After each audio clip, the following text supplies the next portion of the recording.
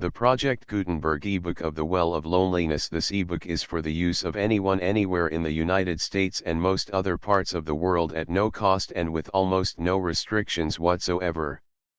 You may copy it, give it away or reuse it under the terms of the Project Gutenberg license included with this ebook or online at www.gutenberg.org. If you are not located in the United States, you will have to check the laws of the country where you are located before using this ebook. Title: The Well of Loneliness. Author: Radclyffe Hall. Commentator: Havelock Ellis. Release date: February 26, 2024. Ebook number 73042. Most recently updated March 20, 2024. Language: English. Original publication: United States, Blue Ribbon Books, 1928. Credits: this ebook was produced by Al Haynes, Jen Haynes and the online distributed Proofreaders Canada team at pgdpcanada.net. Start of the Project Gutenberg ebook The Well of Loneliness, dedicated to Our Three Selves. Other novels by Radclyffe Hall. The Unlit Lamp. Adams Breed. The Master of the House. The Well of Loneliness by Radclyffe Hall with a commentary by Havelock Ellis. Blue Ribbon Books, Garden City, New York. Copyright 1928 by Radclyffe Hall CL. Manufactured in the United States of America. Commentary. I have read The Well of Loneliness with great interest because apart from its fine qualities as a novel by a writer of accomplished art, it possesses a notable psychological and sociological significance. So far as I know, it is the first English novel which presents, in a completely faithful and uncompromising form, one particular aspect of sexual life as it exists among us today. The relation of certain people who, while different from their fellow human beings, are sometimes of the highest character and the finest aptitudes to the often hostile society in which they move, presents difficult and still unsolved problems. The poignant situations which thus arise are here set forth so vividly, and yet with such complete absence of offense, that we must place Radclyffe Hall's book on a high level of distinction. Havelock Ellis. Author's note: all the characters in this book are purely imaginary, and if the author in any instance has used names that may suggest a reference to living persons, she has done so inadvertently. A motor ambulance unit of British women drivers did very fine service upon the Allied front in France during the later months of the war, but although the unit mentioned in this book, of which Stephen Gordon becomes a member, operates in much the same area, it has never had any existence save in the author's imagination. Book 1, Chapter 1:1. Not very far from Upton-on-Severn, between it, in fact, and the Malvern Hills, stands the country seat of the Gordons of Bramley, well timbered, well cottaged, well fenced, and well watered, having, in this latter respect, a stream that forks in exactly the right position to feed two large lakes in the grounds. The house itself is of Georgian red brick, with charming circular windows near the roof.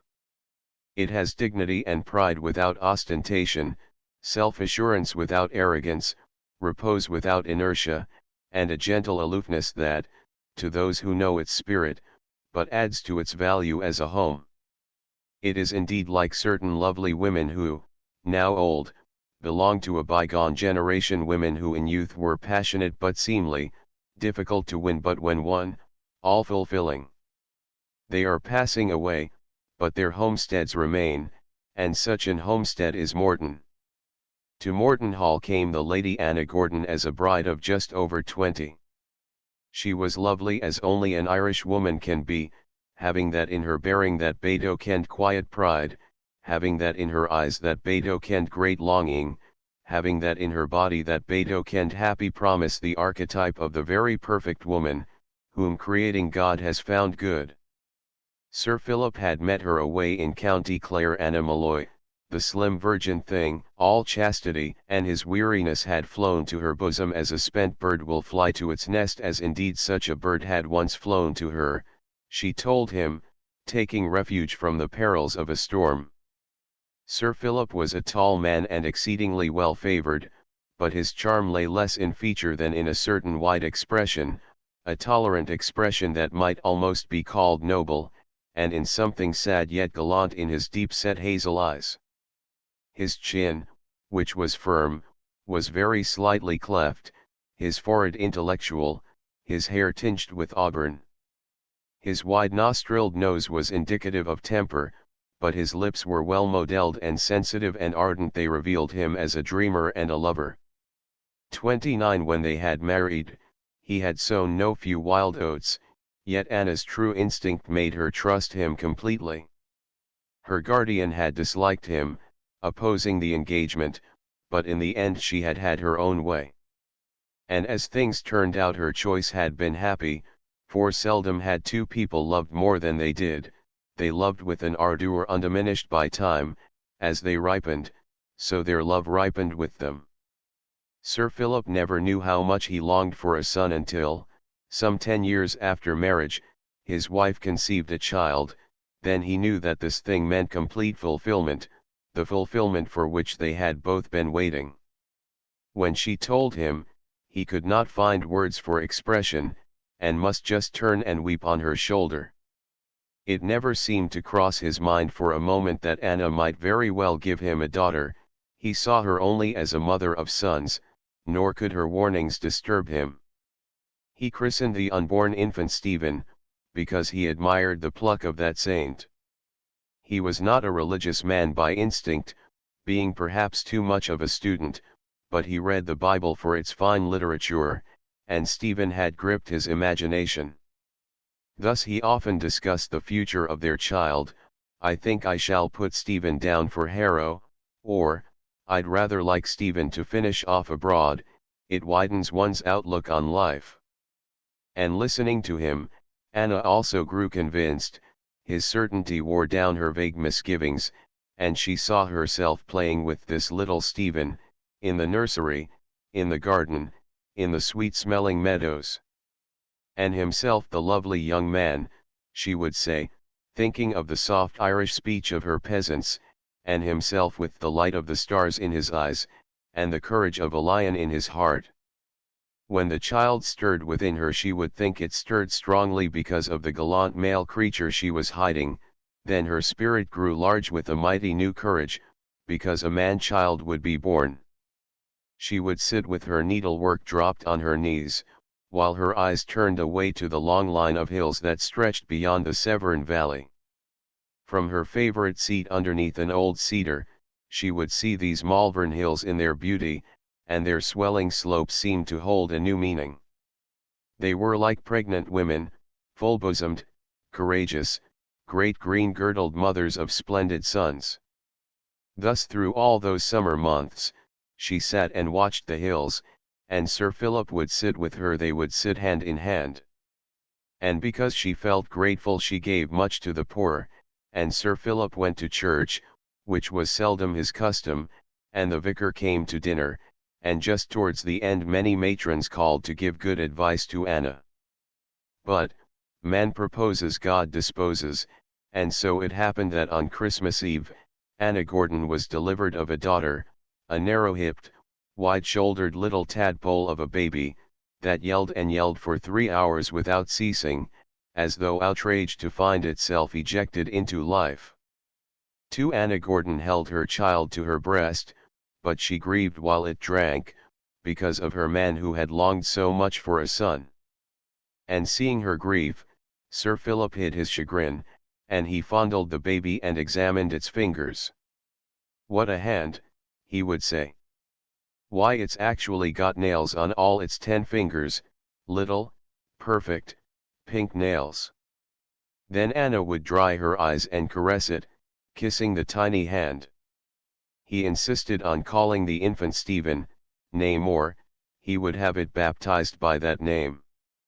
"We've called her Stephen so long," he told Anna, "that I really can't see why we shouldn't go on." Anna felt doubtful, but Sir Philip was stubborn, as he could be at times over whims.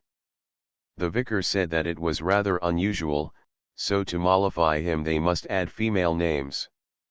The child was baptized in the village church as Stephen Mary Olivia Gertrude, and she throve, seeming strong, and when her hair grew it was seen to be auburn like Sir Philip's.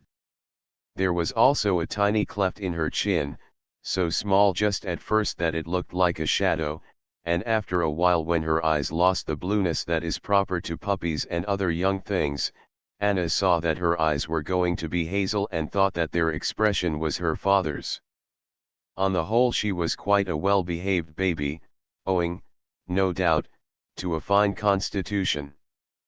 Beyond that first energetic protest at birth she had done very little howling. It was happy to have a baby at Morton, and the old house seemed to become more mellow as the child, growing fast now and learning to walk, staggered or stumbled or sprawled on the floors that had long known the ways of children. Sir Philip would come home all muddy from hunting and would rush into the nursery before pulling off his boots, then down he would go on his hands and knees while Stephen clambered onto his back. Sir Philip would pretend to be well corned up, bucking and jumping and kicking wildly, so that Stephen must cling to his hair or his collar, and thump him with hard little arrogant fists. Anna, attracted by the outlandish hubbub, would find them, and would point to the mud on the carpet. She would say, "Now, Philip, now, Stephen, that's enough. It's time for your tea," as though both of them were children. Then Sir Philip would reach up and disentangle Stephen, after which he would kiss Stephen's mother. The son that they waited for seemed long a-coming, he had not arrived when Stephen was 7. Nor had Anna produced other female offspring. Thus Stephen remained cock of the roost. It is doubtful if any only child is to be envied, for the only child is bound to become introspective, having no one of its own ilk in whom to confide, it is apt to confide in itself. It cannot be said that at 7 years old the mind is beset by serious problems, but nevertheless it is already groping, may already be subject to small fits of dejection, may already be struggling to get a grip on life, on the limited life of its surroundings. At 7 there are miniature loves and hatreds, which, however, loom large and are extremely disconcerting. There may even be present a dim sense of frustration, and Stephen was often conscious of this sense, though she could not have put it into words.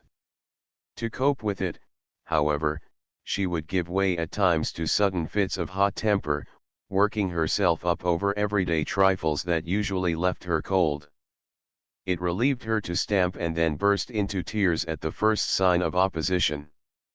After such outbreaks she would feel much more cheerful, would find it almost easy to be docile and obedient. In some vague, childish way she had hit back at life, and this fact had restored her self-respect. Anna would send for her turbulent offspring and would say, "Stephen darling, mother's not really cross, tell mother what makes you give way to these tempers, she'll promise to try to understand if you'll tell her," but her eyes would look cold, though her voice might be gentle, and her hand when it fondled would be tentative, unwilling. The hand would be making an effort to fondle, and Stephen would be conscious of that effort. Then looking up at the calm, lovely face, Stephen would be filled with a sudden contrition, with a sudden deep sense of her own shortcomings. She would long to blurt all this out to her mother, yet would stand there tongue-tied, saying nothing at all. For these two were strangely shy with each other. It was almost grotesque, this shyness of theirs, as existing between mother and child. Anna would feel it, and through her Stephen, young as she was, would become conscious of it, so that they held a little aloof when they should have been drawing together. Stephen, acutely responsive to beauty, would be dimly longing to find expression for a feeling almost amounting to worship, that her mother's face had awakened. But Anna, looking gravely at her daughter, noting the plentiful auburn hair, the brave hazel eyes that were so like her father's, as indeed were the child's whole expression and bearing, would be filled with a sudden antagonism that came very near to anger. She would awake at night and ponder this thing, scourging herself in an access of contrition, accusing herself of hardness of spirit, of being an unnatural mother. Sometimes she would shed slow, miserable tears, remembering the inarticulate Stephen. She would think, I ought to be proud of the likeness, proud and happy and glad when I see it. Then back would come flooding that queer antagonism that amounted almost to anger. It would seem to Anna that she must be going mad, for this likeness to her husband would strike her as an outrage, as though the poor, innocent 7-year-old Stephen were in some way a caricature of Sir Philip, a blemished, unworthy, maimed reproduction. Yet she knew that the child was handsome. But now there were times when the child's soft flesh would be almost distasteful to her, when she hated the way Stephen moved or stood still, hated a certain largeness about her, a certain crude lack of grace in her movements, a certain unconscious defiance. Then the mother's mind would slip back to the days when this creature had clung to her breast, forcing her to love it by its own utter weakness, and at this thought her eyes must fill again, for she came of a race of devoted mothers. The thing had crept on her like a foe in the dark. It had been slow, insidious, deadly. It had waxed strong as Stephen herself had waxed strong, being part, in some way, of Stephen. Restlessly tossing from side to side, Anna Gordon would pray for enlightenment and guidance, would pray that her husband might never suspect her feelings towards his child. All that she was and had been he knew. In all the world she had no other secret save this one most unnatural and monstrous injustice that was stronger than her will to destroy it. And Sir Philip loved Stephen, he idolized her. It was almost as though he divined by instinct that his daughter was being secretly defrauded, was bearing some unmeted burden. He never spoke to his wife of these things, yet watching them together, she grew daily more certain that his love for the child held an element in it that was closely akin to pity. Chapter 2:1 At about this time Stephen first became conscious of an urgent necessity to love. She adored her father, but that was quite different. He was part of herself, he had always been there. She could not envisage the world without him. It was other with Collins, the housemaid. Collins was what was called second of three. She might one day hope for promotion. Meanwhile she was florid, full-lipped, and full-bosomed, rather ample indeed for a young girl of 20, but her eyes were unusually blue and arresting, very pretty inquisitive eyes. Stephen had seen Collins sweeping the stairs for 2 years, and had passed her by quite unnoticed, but one morning, when Stephen was just over 7, Collins looked up and suddenly smiled. Then all in a moment Stephen knew that she loved her, a staggering revelation.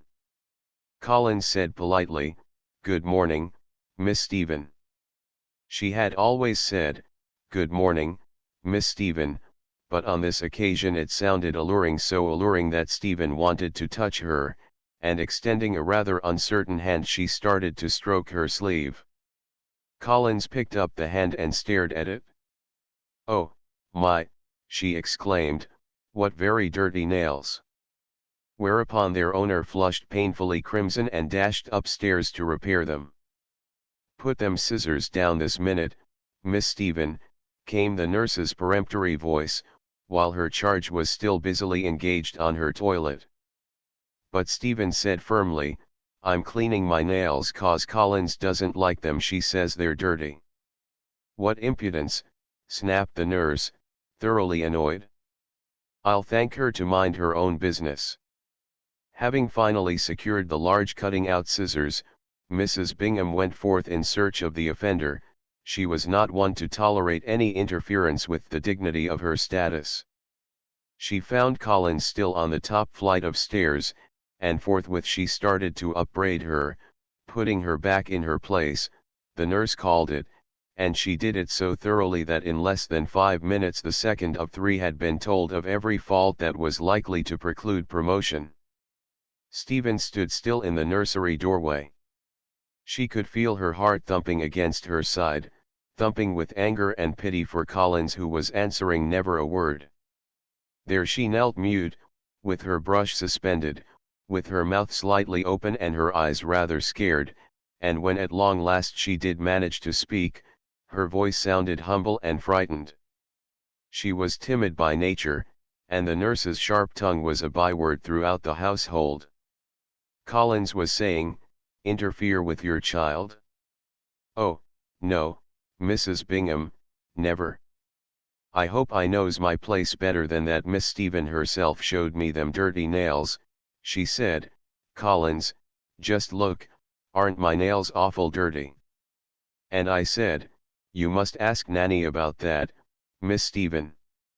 Is it likely that I'd interfere with your work? I'm not that sort, Mrs. Bingham.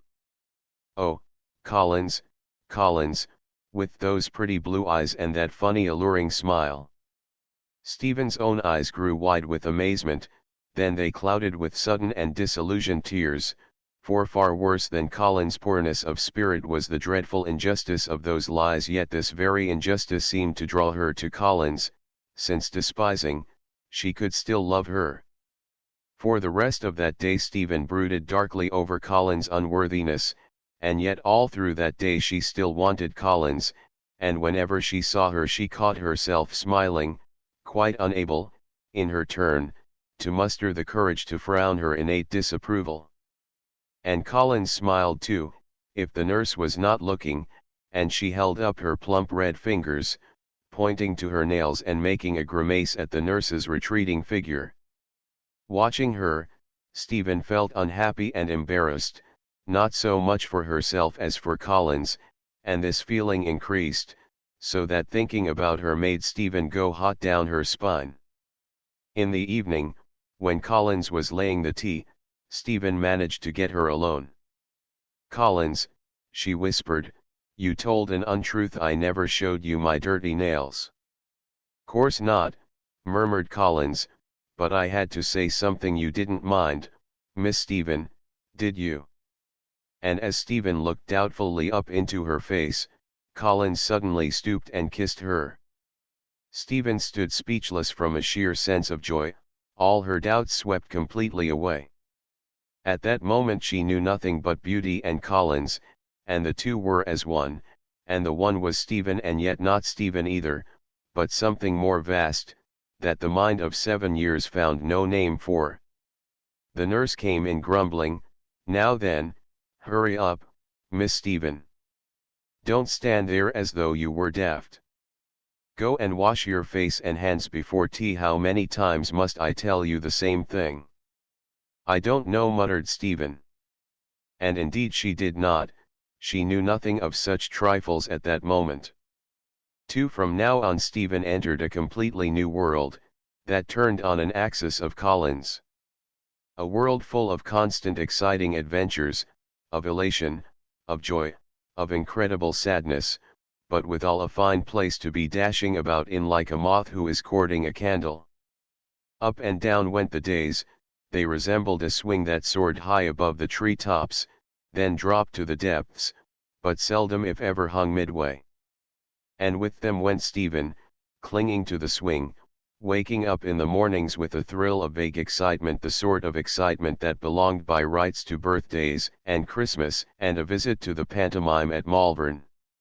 She would open her eyes and jump out of bed quickly, still too sleepy to remember why she felt so elated, but then would come memory. She would know that this day she was actually going to see Collins.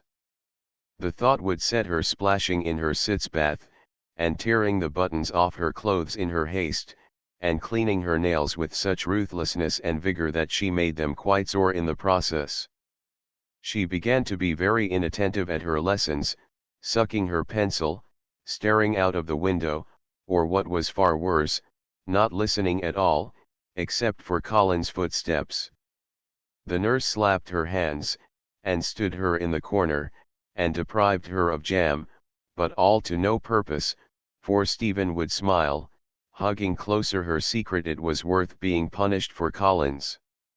She grew restless and could not be induced to sit still even when her nurse read aloud. At one time she had very much liked being read to, especially from books that were all about heroes, but now such stories so stirred her ambition, that she longed intensely to live them. She, Stephen, now longed to be William Tell, or Nelson, or the whole charge of Balaclava, and this led to much foraging in the nursery rag bag, much hunting up of garments once used for charades, much swagger and noise, much strutting and posing, and much staring into the mirror. There ensued a period of general confusion when the nursery looked as though smitten by an earthquake, when the chairs and the floor would be littered with oddments that Stephen had dug out but discarded. Once dressed, however, she would walk away grandly, waving the nurse peremptorily aside, going, as always, in search of Collins, who might have to be stalked to the basement. Sometimes Collins would play up, especially to Nelson. "My, but you do look fine," she would exclaim. And then to the cook, "Do come here, Mrs. Wilson. Doesn't Miss Stephen look exactly like a boy? I believe she must be a boy with them shoulders, and them funny gawky legs she's got on her." And Stephen would say gravely, "Yes, of course I'm a boy. I'm young Nelson, and I'm saying, what is fear, you know, Collins, I must be a boy, 'cause I feel exactly like one, I feel like young Nelson in the picture upstairs." Collins would laugh and so would Mrs. Wilson, and after Stephen had gone they would get talking, and Collins might say, "She is a queer kid, always dressing herself up and play acting, it's funny." But Mrs. Wilson might show disapproval, "I don't hold with such nonsense, not for a young lady. Miss Stephen's quite different from other young ladies, she's got none of their pretty little ways, it's a pity." There were times, however, when Collins seemed sulky when Stephen could dress up as Nelson in vain. "Now, don't bother me, miss, I've got my work to see to," or, "You go and show nurse, yes, I know you're a boy, but I've got my work to get on with. Run away." And Stephen must slink upstairs thoroughly deflated, strangely unhappy and exceedingly humble, and must tear off the clothes she so dearly loved donning, to replace them by the garments she hated. How she hated soft dresses and sashes and ribbons and small coral beads, and open work stockings. Her legs felt so free and comfortable in breeches. She adored pockets too, and these were forbidden, at least really adequate pockets. She would gloom about the nursery because Collins had snubbed her, because she was conscious of feeling all wrong, because she so longed to be someone quite real, instead of just Stephen pretending to be Nelson. In a quick fit of anger she would go to the cupboard, and getting out her dolls would begin to torment them. She had always despised the idiotic creatures which, however, arrived with each Christmas and birthday. "I hate you. I hate you. I hate you," she would mutter, thumping their innocuous faces. But one day, when Collins had been crosser than usual, she seemed to be filled with a sudden contrition. "It's me housemaid's knee," she confided to Stephen, "it's not you, it's me housemaid's knee, dearie." "Is that dangerous?" demanded the child, looking frightened. Then Collins, true to her class, said, "It may be, it may mean an horrible operation, and I don't want no operation." "What's that?" inquired Stephen. "Why, they'd cut me," moaned Collins, "they'd ave to cut me to let out the water." "Oh, Collins. What water?" "The water in me kneecap, you can see if you press it, Miss Stephen." They were standing alone in the spacious night nursery, where Collins was limply making the bed. It was one of those rare and delicious occasions when Stephen could converse with her goddess undisturbed, for the nurse had gone out to post a letter. Collins rolled down a coarse woolen stocking and displayed the afflicted member. It was blotchy and swollen and far from attractive, but Stephen's eyes filled with quick, anxious tears as she touched the knee with her finger. "There now," exclaimed Collins, "see that dent? That's the water." And she added, "It's so painful it fair makes me sick. It all comes from polishing them floors, Miss Stephen, I didn't ought to polish them floors." Stephen said gravely, "I do wish I'd got it, I wish I'd got your housemaid's knee, Collins, 'cause that way I could bear it instead of you. I'd like to be awfully hurt for you, Collins, the way that Jesus was hurt for sinners. Suppose I pray hard, don't you think I might catch it? Or supposing I rub my knee against yours? Lord bless you, laughed Collins, it's not like the measles, no, Miss Stephen, it's caught from them floors. That evening Stephen became rather pensive, and she turned to the child's book of scripture stories and she studied the picture of the Lord on his cross, and she felt that she understood him. She had often been rather puzzled about him, since she herself was fearful of pain when she barked her shins on the gravel in the garden. It was not always easy to keep back her tears, and yet Jesus had chosen to bear pain for sinners, when he might have called up all those angels. Oh, yes, she had wondered a great deal about him, but now she no longer wondered. At bedtime, when her mother came to hear her say her prayers as custom demanded, Stephen's prayers lacked conviction. But when Anna had kissed her and had turned out the light, then it was that Stephen prayed in good earnest with such fervour, indeed, that she dripped perspiration in a veritable orgy of prayer. Please, Jesus, give me a housemaid's knee instead of Collins, do, Lord Jesus. Please, Jesus, I would like to bear all Collins' pain the way you did, and I don't want any angels. I would like to wash Collins in my blood, Lord Jesus. I would like very much to be a savior to Collins. I love her, and I want to be hurt like you were. Please, dear Lord Jesus, do let me. Please give me a knee that's all full of water, so that I can have Collins' operation. I want to have it instead of her, 'cause she's frightened. I'm not a bit frightened. This petition she repeated until she fell asleep, to dream that in some queer way she was Jesus, and that Collins was kneeling and kissing her hand, because she, Stephen, had managed to cure her by cutting off her knee with a bone paper knife and grafting it onto her own. The dream was a mixture of rapture and discomfort, and it stayed quite a long time with Stephen. The next morning she awoke with the feeling of elation that comes only in moments of perfect faith. But a close examination of her knees in the bath revealed them to be flawless except for old scars and a crisp, brown scab from a recent tumble. This, of course, was very disappointing. She picked off the scab, and that hurt her a little, but not, she felt sure, like a real housemaid's knee. However, she decided to continue in prayer, and not to be too easily downhearted. For more than 3 weeks she sweated and prayed, and pestered poor Collins with endless daily questions. Is your knee better yet? Don't you think my knee's swollen? Have you faith? 'Cause I have. Does it hurt you less, Collins? But Collins would always reply in the same way, it's no better, thank you, Miss Stephen. At the end of the 4th week Stephen suddenly stopped praying, and she said to our Lord, you don't love Collins, Jesus, but I do, and I'm going to get housemaid's knee. You see if I don't.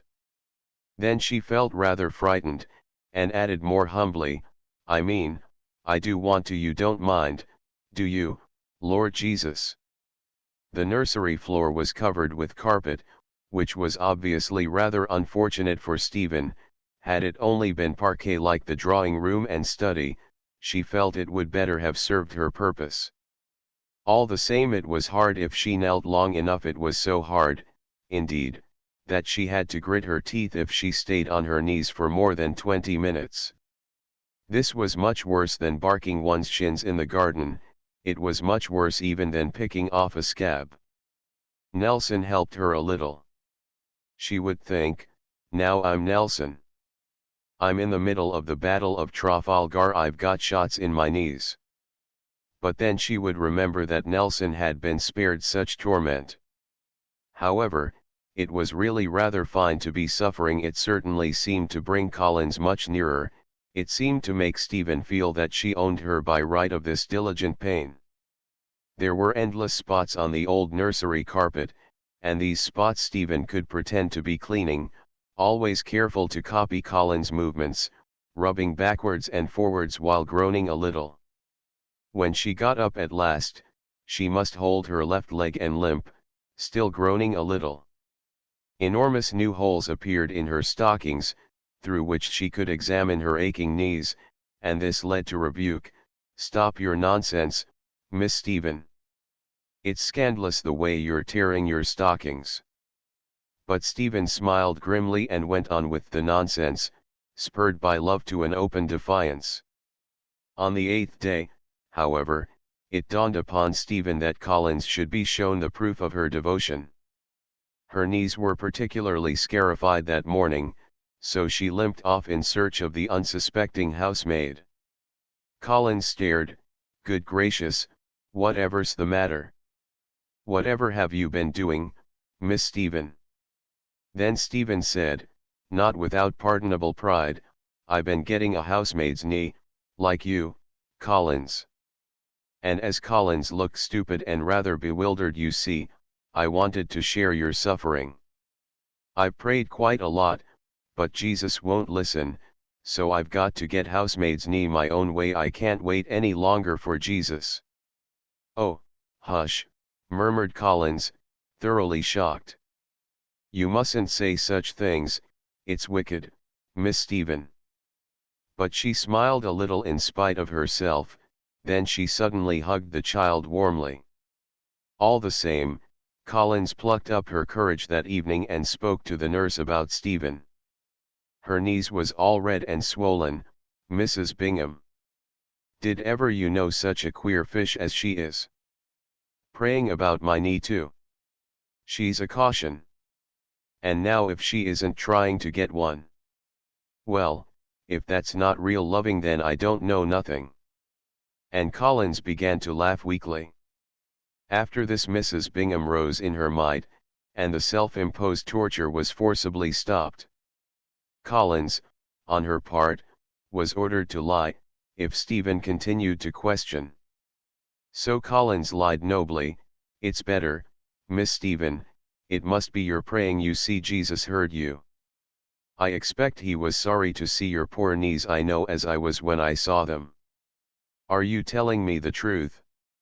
Stephen asked her, still doubting, still mindful of that first day of love's young dream. "Why, of course I'm telling you the truth, Miss Stephen." And with this Stephen had to be content.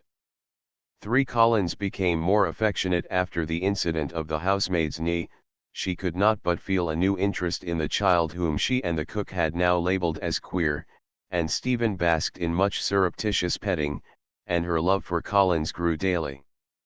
It was spring, the season of gentle emotions, and Stephen, for the first time, became aware of spring.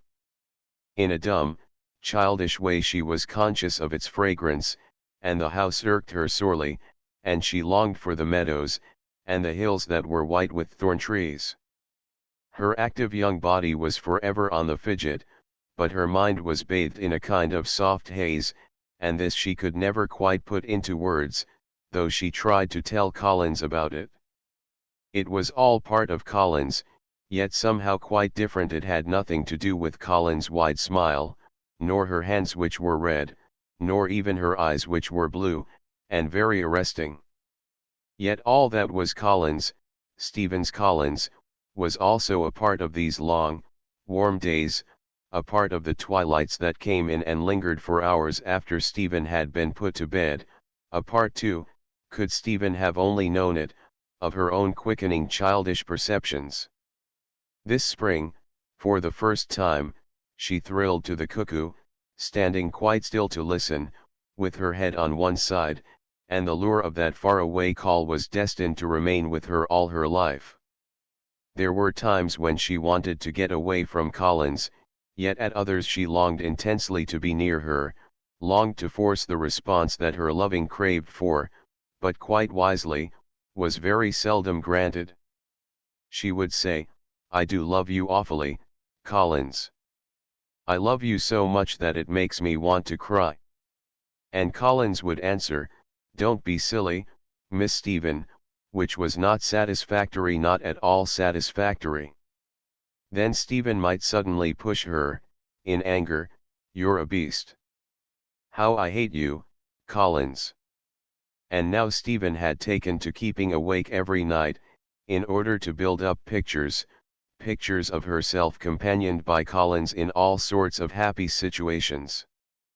Perhaps they would be walking in the garden, hand in hand, or pausing on a hillside to listen to the cuckoo, or perhaps they would be skimming over miles of blue ocean in a queer little ship with a leg of mutton sail, like the one in the fairy story. Sometimes Stephen pictured them living alone in a low thatched cottage by the side of a mill stream. She had seen such a cottage not very far from Upton, and the water flowed quickly and made talking noises. There were sometimes dead leaves on the water. This last was a very intimate picture, full of detail, even to the red china dogs that stood one at each end of the high mantelpiece, and the grandfather clock that ticked loudly. Collins would sit by the fire with her shoes off. "Me feet's that swollen and painful," she would say. Then Stephen would go and cut rich bread and butter, the drawing room kind, little bread and much butter, and would put on the kettle and brew tea for Collins, who liked it very strong and practically boiling, so that she could sip it from her saucer. In this picture it was Collins who talked about loving, and Stephen who gently but firmly rebuked her. There, Collins, don't be silly, you are a queer fish." And yet all the while she would be longing to tell her how wonderful it was, like honeysuckle blossom, something very sweet like that, or like fields smelling strongly of new mown hay, in the sunshine. And perhaps she would tell her, just at the very end, just before this last picture faded. For in these days Stephen clung more closely to her father, and this in a way was because of Collins. She could not have told you why it should be so, she only felt that it was. Sir Philip and his daughter would walk on the hillsides, in and out of the blackthorn and young green bracken. They would walk hand in hand with a deep sense of friendship, with a deep sense of mutual understanding. Sir Philip knew all about wild flowers and berries, and the ways of young foxes and rabbits and such people. There were many rare birds, too, on the hills near Malvern, and these he would point out to Stephen. He taught her the simpler laws of nature, which, though simple, had always filled him with wonder, the law of the sap as it flowed through the branches, the law of the wind that came stirring the sap, the law of bird life and the building of nests, the law of the cuckoo's varying call, which in June changed to cuckoo-cook. He taught out of love for both subject and pupil, and while he thus taught he watched Stephen. Sometimes, when the child's heart would feel full past bearing, she must tell him her problems in small, stumbling phrases. Tell him how much she longed to be different, longed to be someone like Nelson. She would say, "Do you think that I could be a man, supposing I thought very hard or prayed, father?" Then Sir Philip would smile and tease her a little, and would tell her that one day she would want pretty frocks, and his teasing was always excessively gentle, so that it hurt not at all. But at times he would study his daughter gravely, with his strong, cleft chin tightly cupped in his hand. He would watch her at play with the dogs in the garden, watch the curious suggestion of strength in her movements, the long line of her limbs. She was tall for her age, and the poise of her head on her overbroad shoulders. Then perhaps he would frown and become lost in thought, or perhaps he might suddenly call her, "Stephen, come here." She would go to him gladly, waiting expectant for what he should say, but as likely as not he would just hold her to him for a moment, and then let go of her abruptly. Getting up he would turn to the house and his study, to spend all the rest of that day with his books.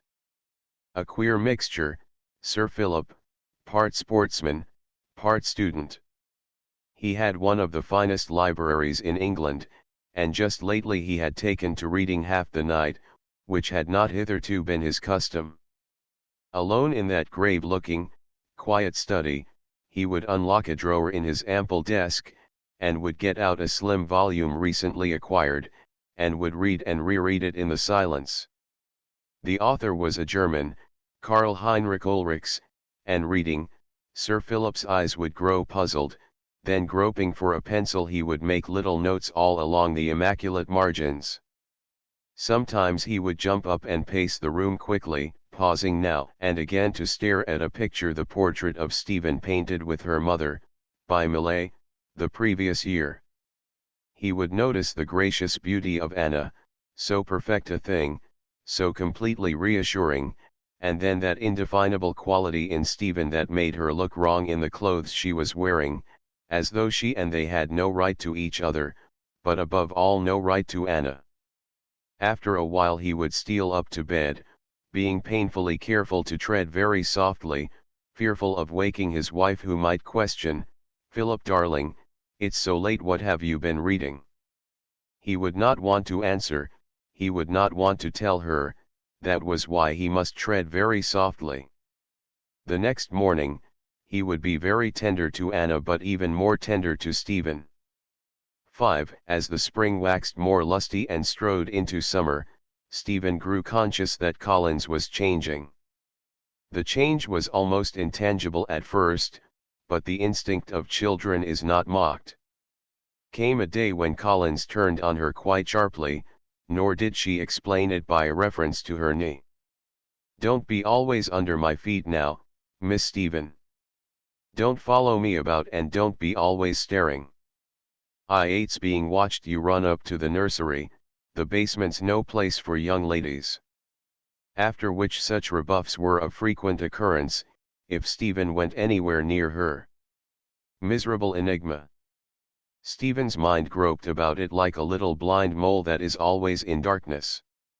She was utterly confounded, while her love grew the stronger for so much hard pruning, and she tried to woo Collins by offerings of bullseyes and chocolate drops, which the maid took because she liked them. Nor was Collins so blameworthy as she appeared, for she, in her turn, was the puppet of emotion. The new footman was tall and exceedingly handsome. He had looked upon Collins with eyes of approval. He had said, "Stop that damned kid hanging around you, if you don't she'll go blabbing about us." And now Stephen knew very deep desolation because there was no one in whom to confide. She shrank from telling even her father. He might not understand, he might smile, he might tease her if he teased her, however gently. She knew that she could not keep back her tears. Even Nelson had suddenly become quite remote. What was the good of trying to be Nelson? What was the good of dressing up any more? What was the good of pretending? She turned from her food, growing pasty and languid, until, thoroughly alarmed, Anna sent for the doctor. He arrived, and prescribed a dose of Gregory powder, finding nothing much wrong with the patient. Stephen tossed off the foul brew without a murmur. It was almost as though she liked it. The end came abruptly, as is often the way, and it came when the child was alone in the garden, still miserably puzzling over Collins, who had been avoiding her for days. Stephen had wandered to an old potting shed, and there, whom should she see but Collins and the footman? They appeared to be talking very earnestly together, so earnestly that they failed to hear her. Then a really catastrophic thing happened, for Henry caught Collins roughly by the wrists, and he dragged her towards him, still handling her roughly, and he kissed her full on the lips. Stephen's head felt suddenly hot and dizzy. She was filled with a blind, uncomprehending rage. She wanted to cry out, but her voice failed completely, so that all she could do was to splutter. But the very next moment she had seized a broken flower pot and had hurled it hard and straight at the footman. It struck him in the face, cutting open his cheek, down which the blood trickled slowly. He stood as though stunned, gently mopping the cut, while Collins stared dumbly at Stephen. Neither of them spoke. They were feeling too guilty. They were also too much astonished. Then Stephen turned and fled from them wildly. Away and away, anyhow, anywhere, so long as she need not see them. She sobbed as she ran and covered her eyes, tearing her clothes on the shrubs in passing, tearing her stockings and the skin of her legs as she lunged against intercepting branches.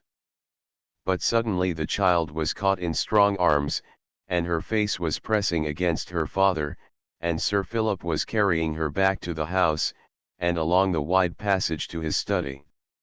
He held her on his knee, forbearing to question, and at first she crouched there like a little dumb creature that had somehow got itself wounded.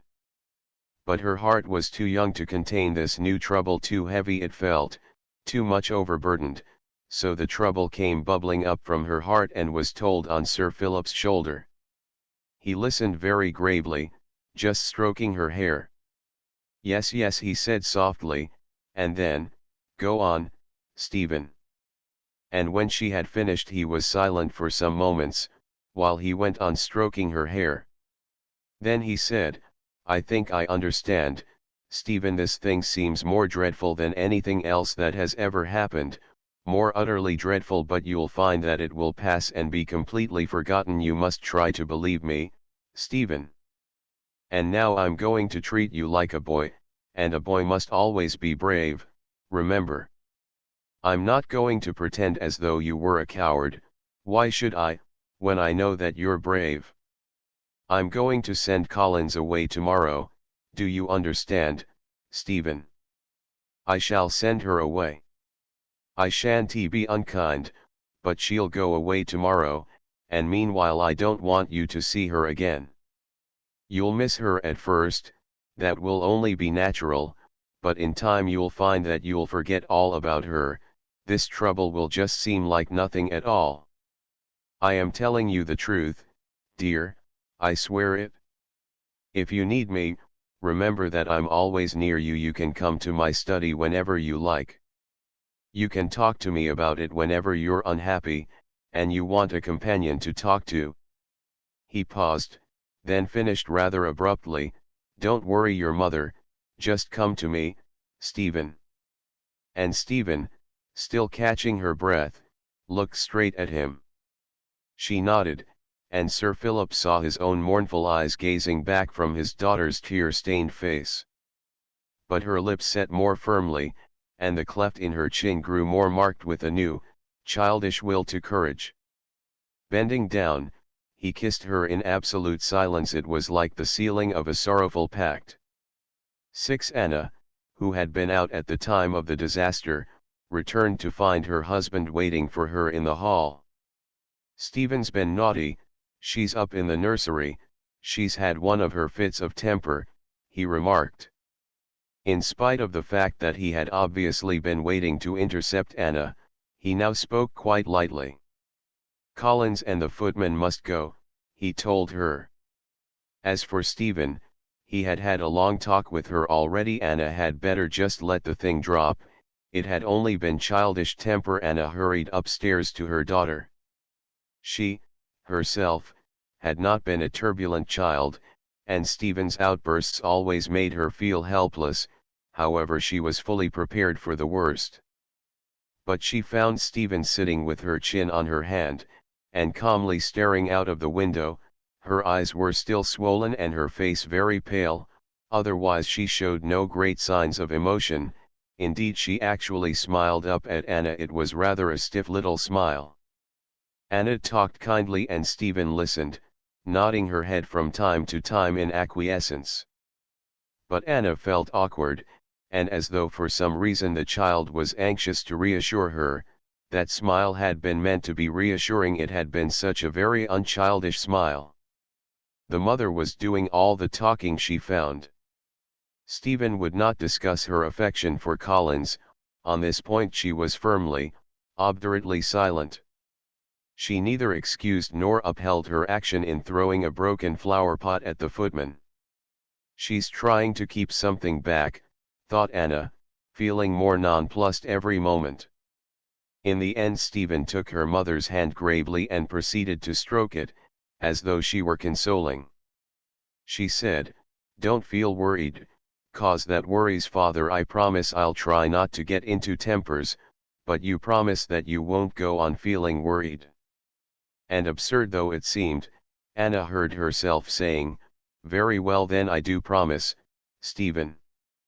Chapter 3. One Stephen never went to her father's study in order to talk of her grief over Collins. A reticence strange in so young a child, together with a new, stubborn pride, held her tongue-tied, so that she fought out her battle alone, and Sir Philip allowed her to do so. Collins disappeared, and with her the footman, and in Collins' stead came a new second housemaid, a niece of Mrs. Bingham's, who was even more timid than her predecessor, and who talked not at all. She was ugly, having small, round black eyes like currants, not inquisitive blue eyes like Collins. With set lips and tight throat, Stephen watched this intruder as she scuttled to and fro doing Collins' duties. She would sit and scowl at poor Winfred darkly, devising small torments to add to her labors, such as stepping on dustpans and upsetting their contents, or hiding away brooms and brushes and slop cloths, until Winfred, distracted, would finally unearth them from the most inappropriate places. "Oh, ever did them slop cloths get in air," she would mutter, discovering them under a nursery cushion. And her face would grow blotched with anxiety and fear as she glanced towards Mrs. Bingham. But at night, when the child lay lonely and wakeful, these acts that had proved a consolation in the morning, having sprung from a desperate kind of loyalty to Collins, these acts would seem trivial and silly and useless, since Collins could neither know of them nor see them, and the tears that had been held in check through the day would well under Stephen's eyelids. Nor could she, in those lonely watches of the night time, pluck up courage enough to reproach the Lord Jesus, who, she felt, could have helped her quite well had he chosen to accord her a housemaid's knee. She would think, "He loves neither me nor Collins, he wants all the pain for himself, he won't share it." And then she would feel contrite, "Oh, I'm sorry, Lord Jesus, 'cause I do know you love all miserable sinners." And the thought that perhaps she had been unjust to Jesus would reduce her to still further tears. Very dreadful indeed were those nights spent in weeping, spent in doubting the Lord and his servant Collins. The hours would drag by in intolerable blackness, that in passing seemed to envelop Stephen's body, making her feel now hot and now cold. The grandfather clock on the stairs ticked so loudly that her head ached to hear its unnatural ticking when it chimed, which it did at the hours and the half-hours. Its voice seemed to shake the whole house with terror, until Stephen would creep down under the bedclothes to hide from she knew not what. But presently, huddled beneath the blankets, the child would be soothed by a warm sense of safety, and her nerves would relax, while her body grew limp with the drowsy softness of bed. Then suddenly a big and most comforting yawn, and another, until darkness and Collins and tall clocks that menaced, and Stephen herself, were all blended and merged into something quite friendly, a harmonious whole, neither fearful nor doubting the blessed illusion we call sleep. 2. In the weeks that followed on Collins' departure, Anna tried to be very gentle with her daughter, having the child more frequently with her, more diligently fondling Stephen. Mother and daughter would walk in the garden, or wander about together through the meadows, and Anna would remember the son of her dreams, who had played with her in those meadows. A great sadness would cloud her eyes for a moment, an infinite regret as she looked down at Stephen, and Stephen, quick to discern that sadness, would press Anna's hand with small, anxious fingers. She would long to inquire what troubled her mother, but would be held speechless through shyness. The scents of the meadows would move those two strangely, the queer, pungent smell from the hearts of dog daisies, the buttercup smell, faintly green like the grass, and then meadowsweet that grew close by the hedges. Sometimes Stephen must tug at her mother's sleeve sharply, intolerable to bear that thick fragrance alone. One day she had said, "Stand still or you'll hurt it, it's all round us, it's a white smell, it reminds me of you." And then she had flushed, and had glanced up quickly, rather frightened in case she should find Anna laughing. But her mother had looked at her curiously, gravely, puzzled by this creature who seemed all contradictions, at one moment so hard, at another so gentle, gentle to tenderness, even. Anna had been stirred, as her child had been stirred, by the breath of the meadowsweet under the hedges, for in this they were one, the mother and daughter, having each in her veins the warm Celtic blood that takes note of such things. Could they only have divined it, such simple things might have formed a link between them. A great will to loving had suddenly possessed Anna Gordon, there in that sunlit meadow had possessed them both as they stood together, bridging the gulf between maturity and childhood. They had gazed at each other as though asking for something, as though seeking for something, the one from the other. Then the moment had passed, they had walked on in silence, no nearer in spirit than before.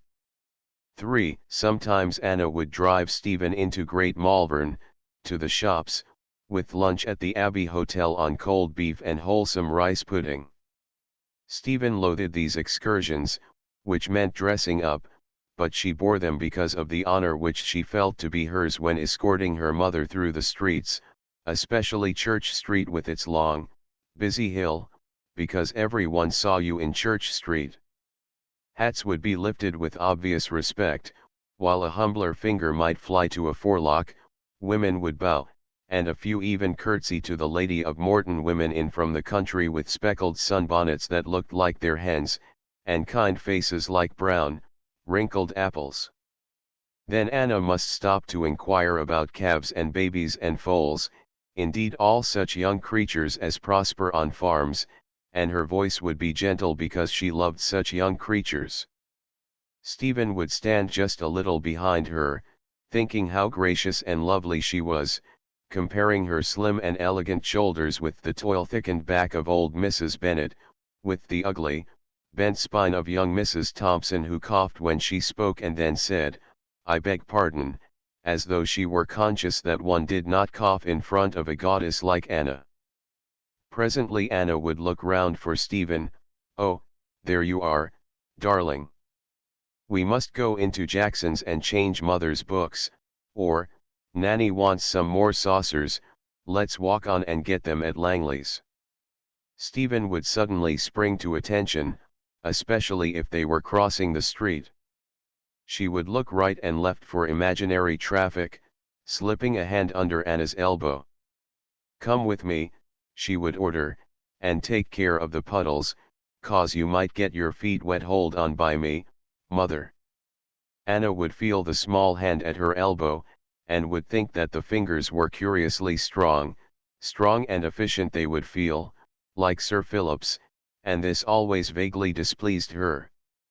Nevertheless she would smile at Stephen while she let the child guide her in and out between the puddles. She would say, "Thank you, dear, you're as strong as a lion," trying to keep that displeasure from her voice. Very protective and careful was Stephen when she and her mother were out alone together. Not all her queer shyness could prevent her protecting, nor could Anna's own shyness save her from protection. She was forced to submit to a quiet supervision that was painstaking, gentle but extremely persistent. And yet was this love? Anna often wondered. It was not, she felt sure, the trusting devotion that Stephen had always felt for her father. It was more like a sort of instinctive admiration, coupled with a large, patient kindness. "If she'd only talk to me as she talks to Philip, I might get to understand her," Anna would muse.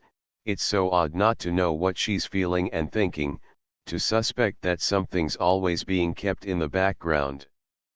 Their drives home from Malvern were usually silent, for Stephen would feel that her task was accomplished, her mother no longer needing her protection now that the coachman had the care of them both, he, and the arrogant-looking grey cobs that were yet so mannerly and gentle.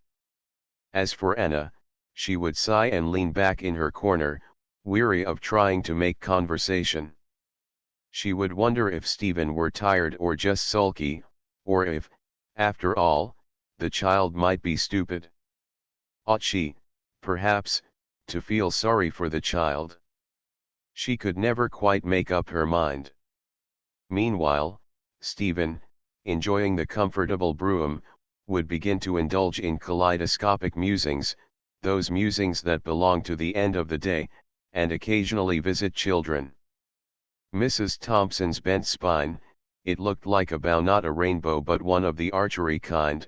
If you stretched a tight string from her feet to her head, could you shoot straight with Mrs. Thompson?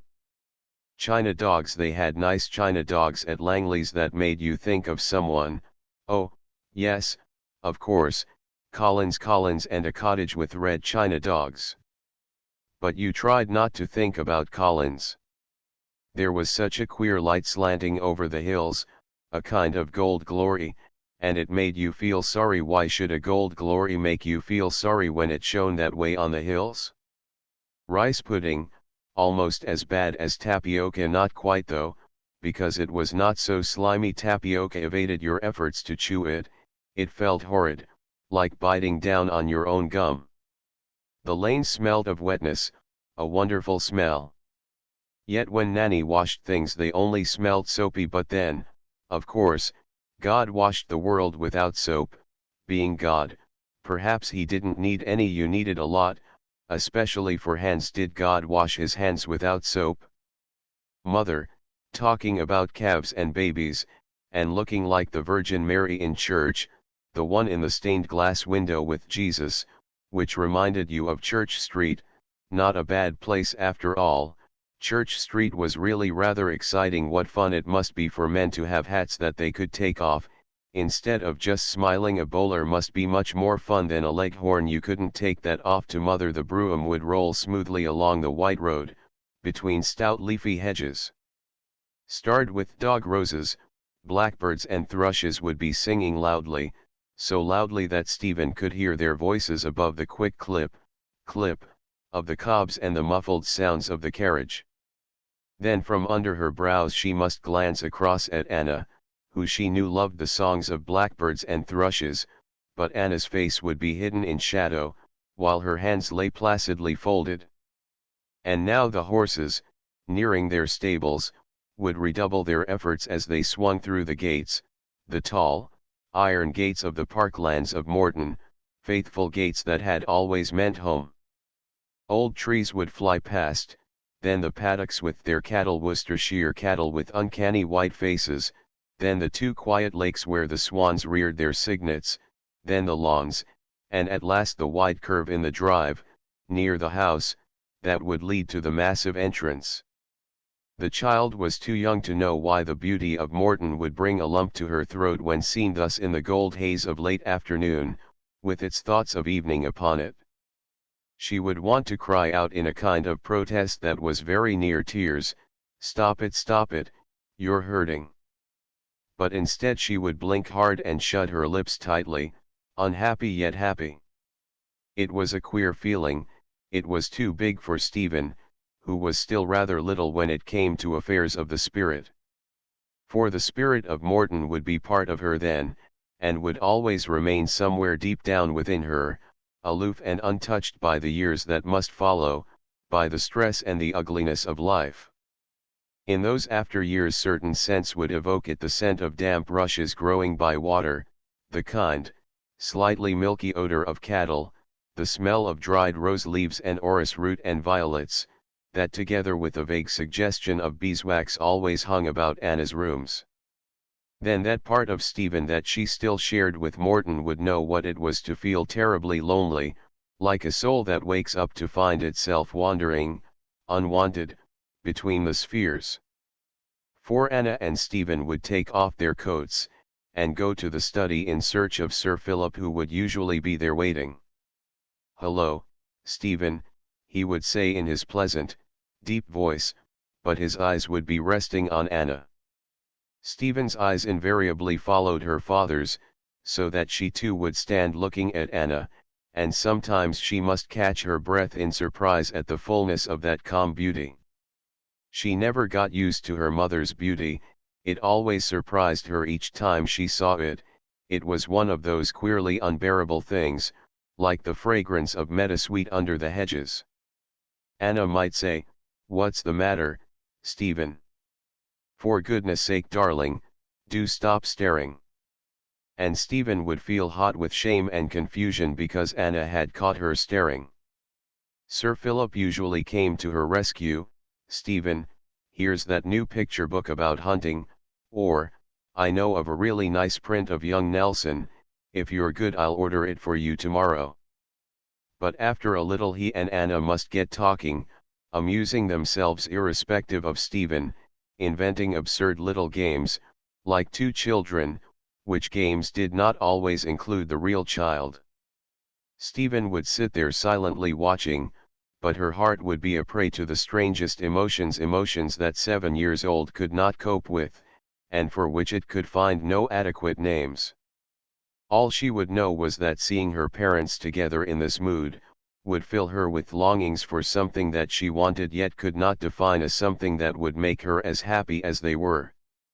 And this something would always be mixed up with Morton, with grave, stately rooms like her father's study, with wide views from windows that let in much sunshine, and the sense of a spacious garden. Her mind would go groping about for a reason, and would find no reason unless it were Collins, but Collins would refuse to fit into these pictures. Even Love must admit that she did not belong there any more than the brushes and buckets and slop cloths belonged in that dignified study. Presently Stephen must go off to her tea, leaving the two grown-up children together, secretly divining that neither of them would miss her, not even her father. Arrived in the nursery she would probably be cross, because her heart felt very empty and tearful, or because, having looked at herself in the glass, she had decided that she loathed her abundant long hair. Snatching at a slice of thick bread and butter, she would upset the milk jug, or break a new teacup, or smear the front of her dress with her fingers, to the fury of Mrs. Bingham. If she spoke at such times it was usually to threaten, "I shall cut all my hair off, you see if I don't," or, "I hate this white dress and I'm going to burn it, it makes me feel idiotic." But once launched she would dig up the grievances of months, going back to the time of the would-be young Nelson, loudly complaining that being a girl spoiled everything, even Nelson. The rest of the evening would be spent in grumbling, because one does grumble when one is unhappy, at least one does grumble when one is 7. Later on it may seem rather useless. At last the hour of the bath would arrive, and still grumbling, Stephen must submit to Mrs. Bingham, fidgeting under the nurse's rough fingers like a dog in the hands of a trimmer. There she would stand pretending to shiver, a strong little figure, narrow-hipped and wide-shouldered, her flanks as wiry and thin as a greyhound's and even more ceaselessly restless. "God doesn't use soap," she might suddenly remark. At which Mrs. Bingham must smile, none too kindly, "Maybe not, Miss Stephen, he don't ave to wash you, if he did he'd need plenty of soap, I'll be bound." The bath over, and Stephen garbed in her nightgown, a long pause would ensue, known as, "waiting for mother," and if mother, for some reason, did not happen to arrive, the pause could be spun out for quite 20 minutes, or for half an hour even, if luck was with Stephen, and the nursery clock not too precise and old-maidish. "Now come on, say your prayers," Mrs. Bingham would order, "and you'd better ask the dear Lord to forgive you, impious I calls it, and you a young lady carrying on because you can't be a boy." Stephen would kneel by the side of the bed, but in such moods as these her prayers would sound angry.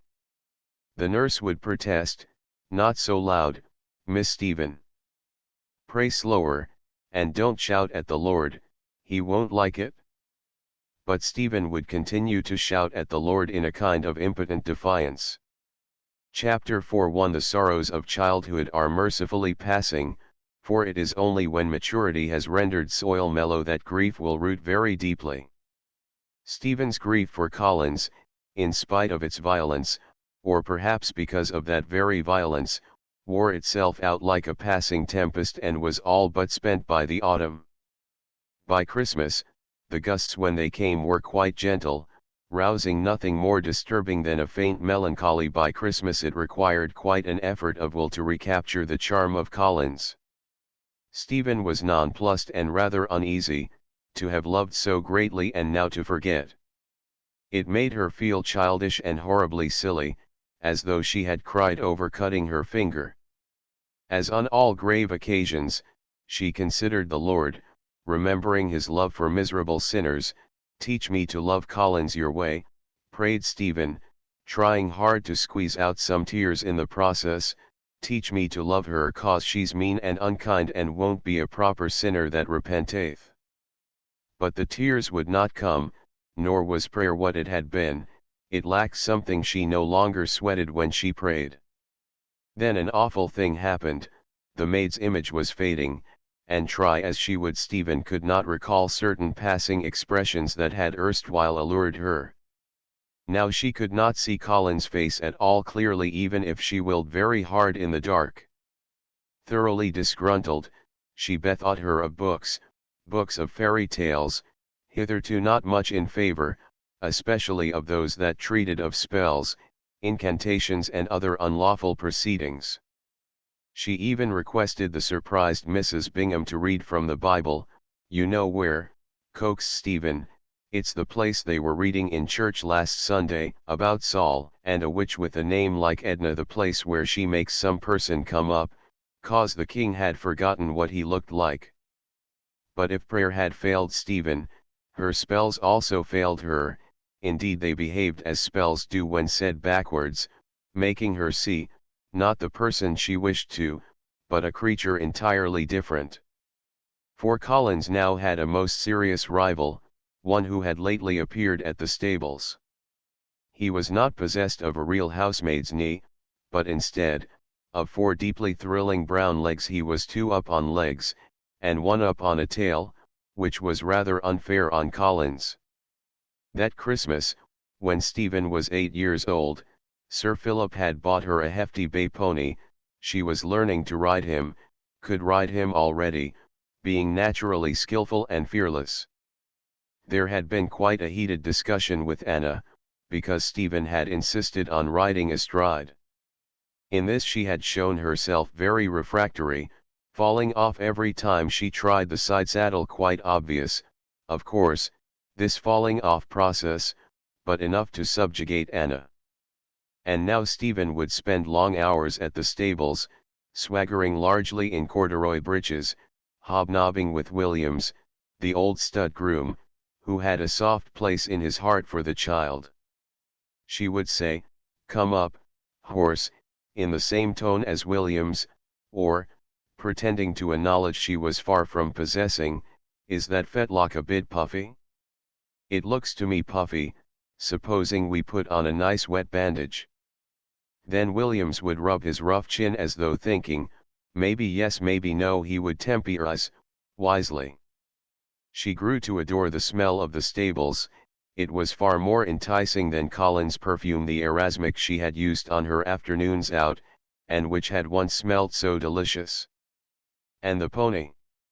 So strong, so entirely fulfilling, with his round, gentle eyes, and his heart big with courage. He was surely more worthy of worship than Collins, who had treated you badly because of the footman.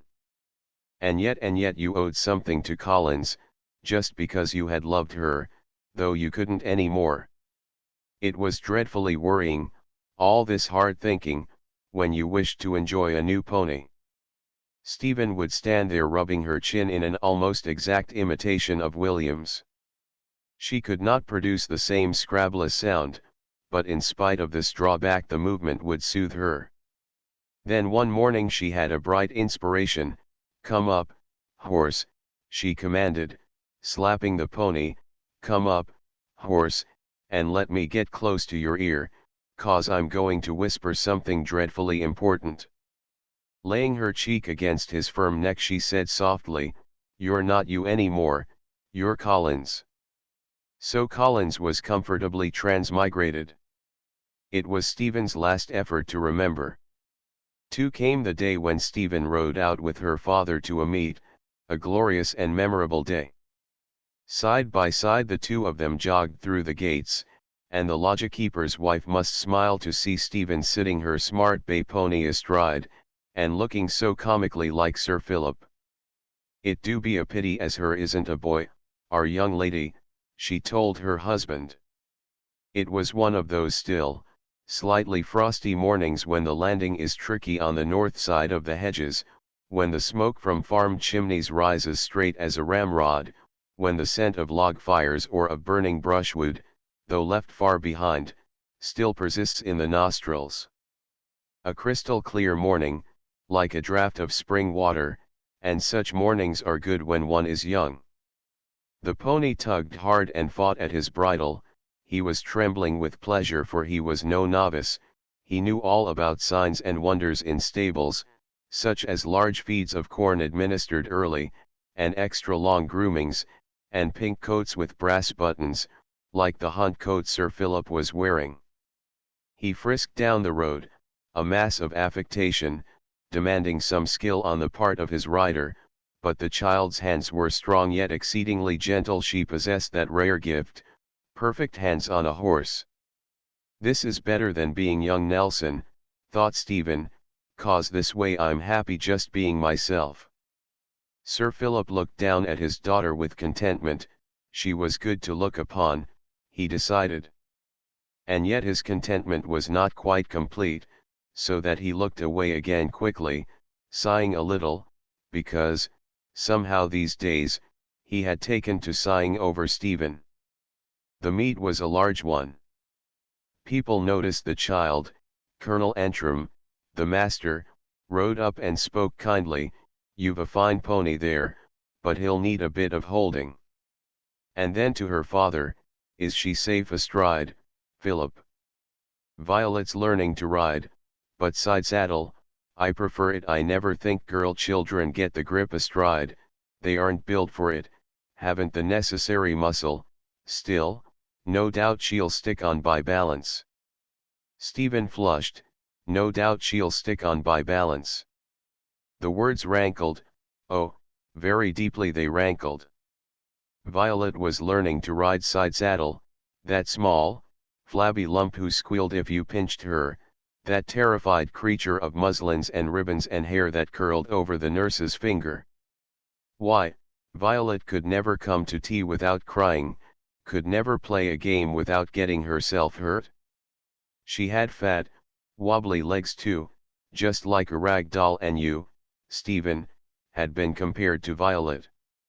Ridiculous, of course, and yet all of a sudden you felt less impressive in your fine riding breeches.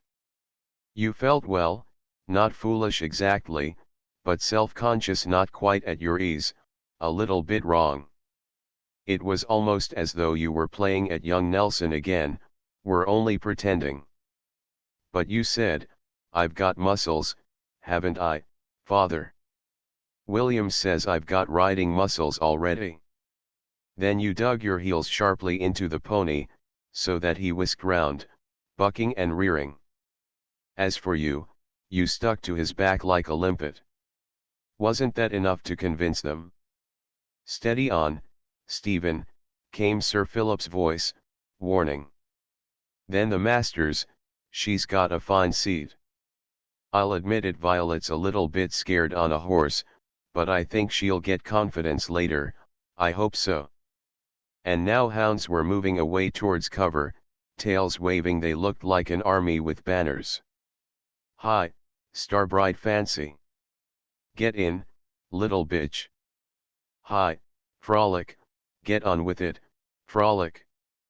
The long lashes shot out with amazing precision, stinging a flank or stroking a shoulder, while the four-legged Amazons closed up their ranks for the serious business ahead.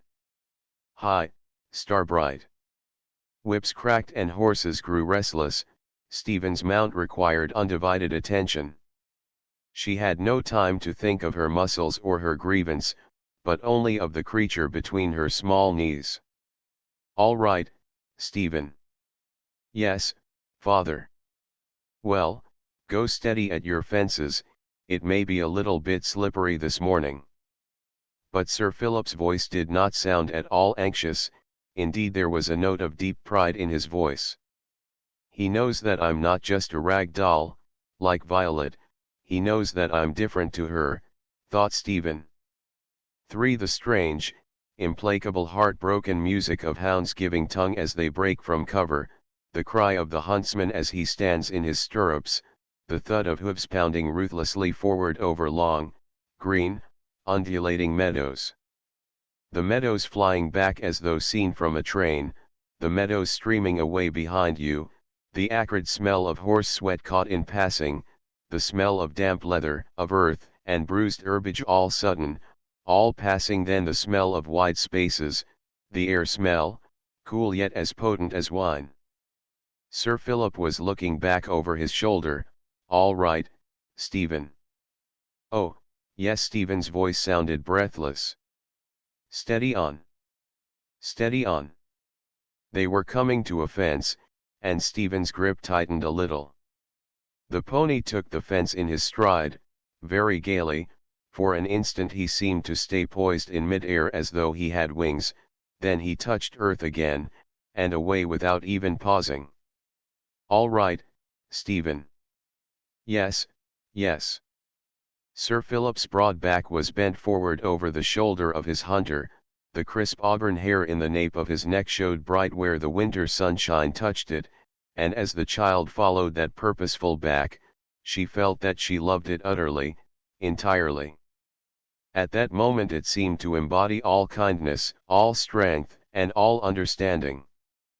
For they killed not so very far from Worcester. It had been a stiff run, the best of the season. Colonel Antrim came jogging along to Stephen, whose prowess had amused and surprised him.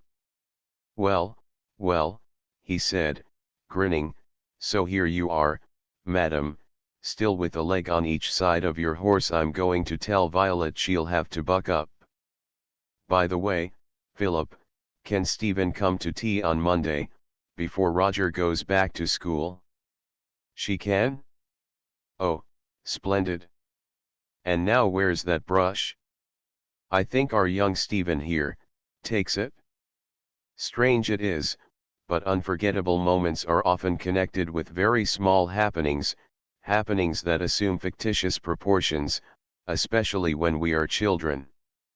If Colonel Antrim had offered Stephen the crown of England on a red velvet cushion, it is doubtful whether her pride would have equalled the pride that she felt when the huntsman came forward and presented her with her first hunting trophy, the rather pathetic, bedraggled little brush, that had weathered so many hard miles. Just for an instant the child's heart misgave her, as she looked at the soft, furry thing in her hand, but the joy of attainment was still hot upon her, and that incomparable feeling of elation that comes from the knowledge of personal courage, so that she forgot the woes of the fox in remembering the prowess of Stephen. Sir Philip fastened the brush to her saddle. "You rode well," he said briefly, then turned to the master. But she knew that that day she had not failed him, for his eyes had been bright when they rested on hers. She had seen great love in those melancholy eyes, together with a curiously wistful expression of which her youth lacked understanding. And now many people smiled broadly at Stephen, patting her pony and calling him a flyer. One old farmer remarked, "He do be a good plucked un, and so be is rider, beggin' your pardon."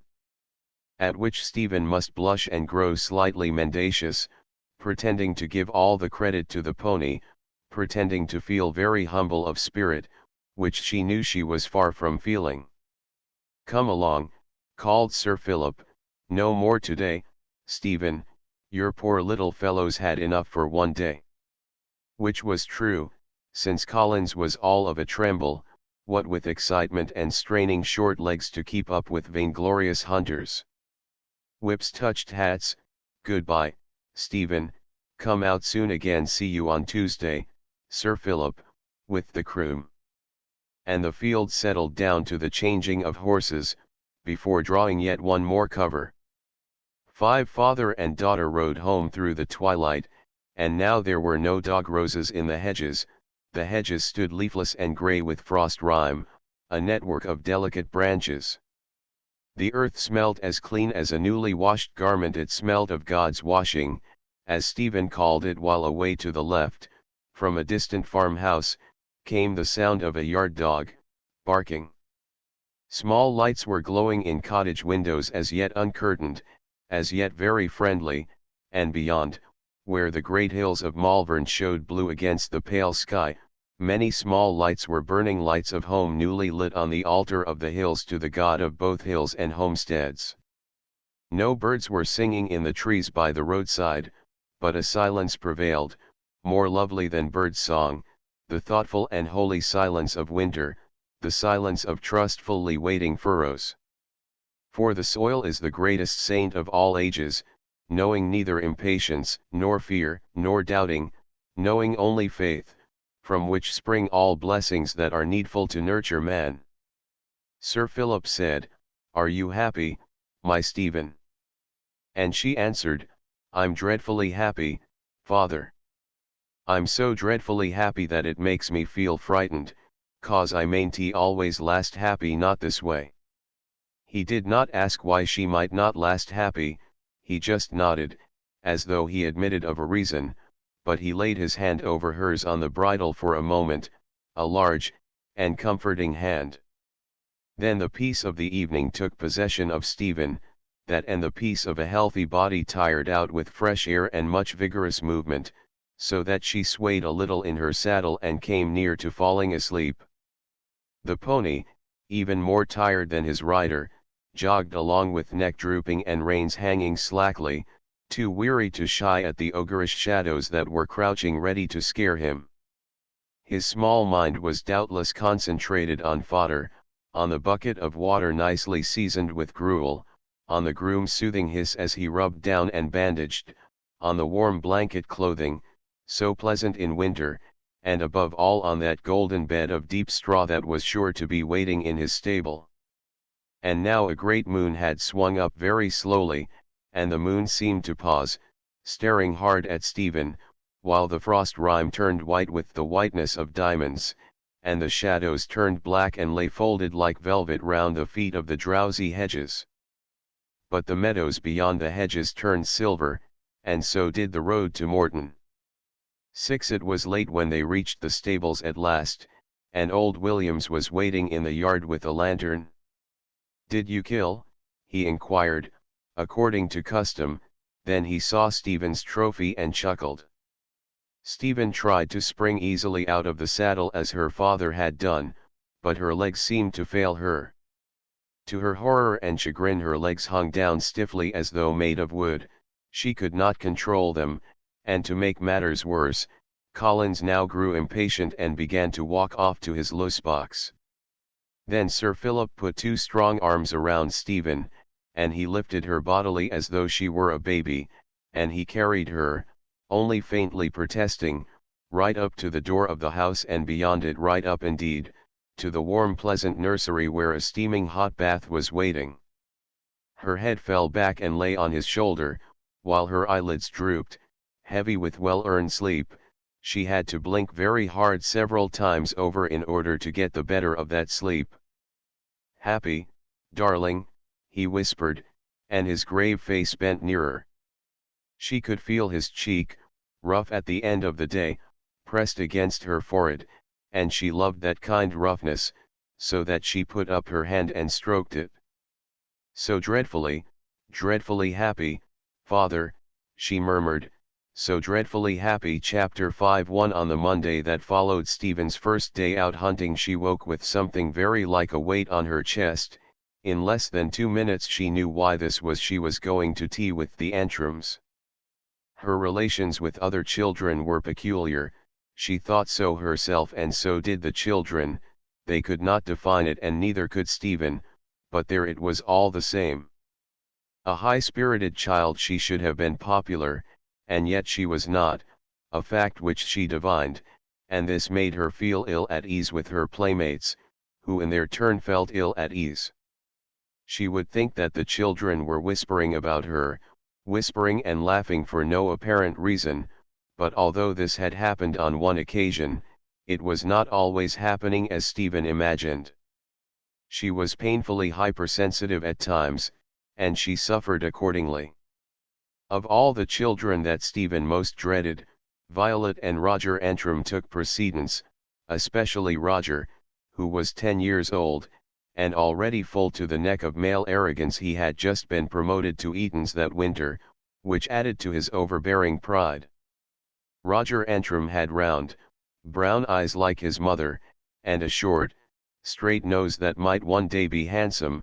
He was rather a thick-set, plump little boy, whose buttocks looked too large in a short Eton jacket, especially when he stuck his hands in his pockets and strutted, which he did very often. Roger was a bully. He bullied his sister, and would dearly have loved to bully Stephen, but Stephen nonplussed him. Her arms were so strong, he could never wrench Stephen's arms backwards like Violet's. He could never make her cry or show any emotion when he pinched her, or tugged roughly at her new hair ribbon, and then Stephen would often beat him at games, a fact which he deeply resented. She could bowl at cricket much straighter than he could. She climbed trees with astonishing skill and prowess, and even if she did tear her skirts in the process, it was obviously cheek for a girl to climb at all. Violet never climbed trees. She stood at the bottom admiring the courage of Roger. He grew to hate Stephen as a kind of rival, a kind of intruder into his especial province. He was always longing to take her down a peg, but being slow-witted he was foolish in his methods. No good daring Stephen, she responded at once, and usually went one better. As for Stephen, she loathed him, and her loathing was increased by a most humiliating consciousness of envy. Yes, despite his shortcomings, she envied young Roger with his thick, clumping boots, his cropped hair and his Etons, envied his school and his masculine companions of whom he would speak grandly as all the other fellows, envied his right to climb trees and play cricket and football, his right to be perfectly natural. Above all, she envied his splendid conviction that being a boy constituted a privilege in life. She could well understand that conviction, but this only increased her envy.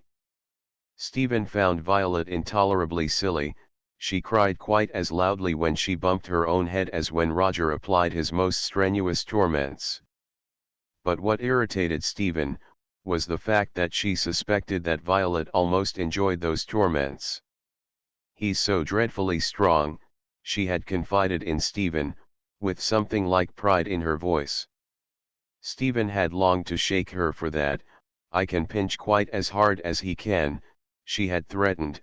"If you think he's stronger than I am, I'll show you." At which Violet had rushed away screaming. Violet was already full of feminine poses. She loved dolls, but not quite so much as she pretended. People said, "Look at Violet, she's like a little mother, it's so touching to see that instinct in a child." Then Violet would become still more touching. She was always thrusting her dolls upon Stephen, making her undress them and put them to bed. "Now you're Nanny, Stephen, and I'm Gertrude's mother, or you can be mother this time if you'd rather. Oh, be careful, you'll break her. Now you've pulled off a button. I do think you might play more like I do." And then Violet knitted, or said that she knitted. Stephen had never seen anything but knots. "Can't you knit?" she would say, looking scornfully at Stephen. "I can. Mother called me a dear little housewife." Then Stephen would lose her temper and speak rudely. "You're a dear little sop, that's what you are." For hours she must play stupid doll games with Violet, because Roger would not always play real games in the garden. He hated to be beaten, yet how could she help it? Could she help throwing straighter than Roger? They had nothing whatever in common, these children, but the Antrims were neighbors, and even Sir Philip, indulgent though he was, insisted that Stephen should have friends of her own age to play with. He had spoken quite sharply on several occasions when the child had pleaded to be allowed to stay at home. Indeed, he spoke sharply that very day at luncheon. "Eat your pudding, please, Stephen, come now, finish it quickly. If all this fuss is about the little Antrims, then father won't have it. It's ridiculous, darling." So Stephen had hastily swallowed her pudding, and escaped upstairs to the nursery. The Antrims lived half a mile from Ledbury, on the other side of the hills. It was quite a long drive to their house from Morton. Stephen was driven over in the dog cart. She sat beside Williams in gloomy silence, with the collar of her coat turned up to her ears. She was filled with a sense of bitter injustice. Why should they insist on this stupid expedition? Even her father had been cross at luncheon because she preferred to stay at home with him. Why should she be forced to know other children? They didn't want her nor she them. And above all the Antrums. That idiotic Violet who was learning to ride side saddle, and Roger strutting about in his Etons, and bragging, always bragging because he was a boy, and their mother who was quite sure to patronize Stephen, because being grown up made her put on a manner. Stephen could hear her infuriating voice, the voice she reserved for children. Ah, here you are, Stephen. Now then, little people, run along and have a good feed in the schoolroom. There's plenty of cake. I knew Stephen was coming. We all know Stephen's capacity for cake. Stephen could hear Violet's timorous giggle and Roger's guffaw as they greeted the sally. She could feel his fat fingers pinching her arm, pinching cruelly, slyly, as he strutted beside her. Then his whisper, "You're a pig. You eat much more than I do, mother said so today, and boys need more than girls." Then Violet, "I'm not very fond of plum cake, it makes me feel sicky, mother says it's indigestion. I could never eat big bits of plum cake like Stephen. Nanny says I'm a dainty feeder." Then Stephen herself, saying nothing at all, but glaring sideways at Roger. The dog cart was slowly climbing British Camp, that long, steep hill out of Little Malvern. The cold air grew colder, but marvelously pure it was, up there above the valleys. The peak of the camp stood out clearly defined by snow that had fallen lightly that morning, and as they breasted the crest of the hill, the sun shone out on the snow. Away to the right lay the valley of the Wye, a long, lovely valley of deep blue shadows, a valley of small homesteads and mothering trees, of soft undulations and wide, restful spaces leading away to a line of dim mountains leading away to the mountains of Wales, that lay just over the border. And because she loved this kind English valley, Stephen's sulky eyes must turn and rest upon it. Not all her apprehension and sense of injustice could take from her eyes the joy of that seeing. She must gaze and gaze, she must let it possess her, the peace, the wonder that lay in such beauty, while the unwilling tears welled up under her lids, she not knowing why they had come there. And now they were trotting swiftly downhill. The valley had vanished, but the woods of East Nor stood naked and lovely, and the forms of their trees were more perfect than forms that are made with hands unless with the hands of God. Stephen's eyes turned again. She could not stay sulky, for these were the woods where she drove with her father. Twice every spring they drove up to these woods and through them to the stretching parkland beyond. There were deer in the park. They would sometimes get out of the dog cart so that Stephen could feed the does. She began to whistle softly through her teeth, an accomplishment in which she took a great pride. Impossible to go on feeling resentful when the sun was shining between the bare branches, when the air was as clear and as bright as crystal, when the cob was literally flying through the air, taking all William's strength to hold him.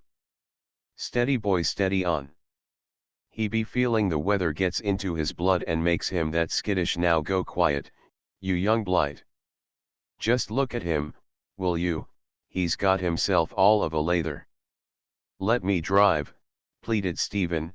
"Oh, please, please, Williams." But Williams shook his head as he grinned at her broadly.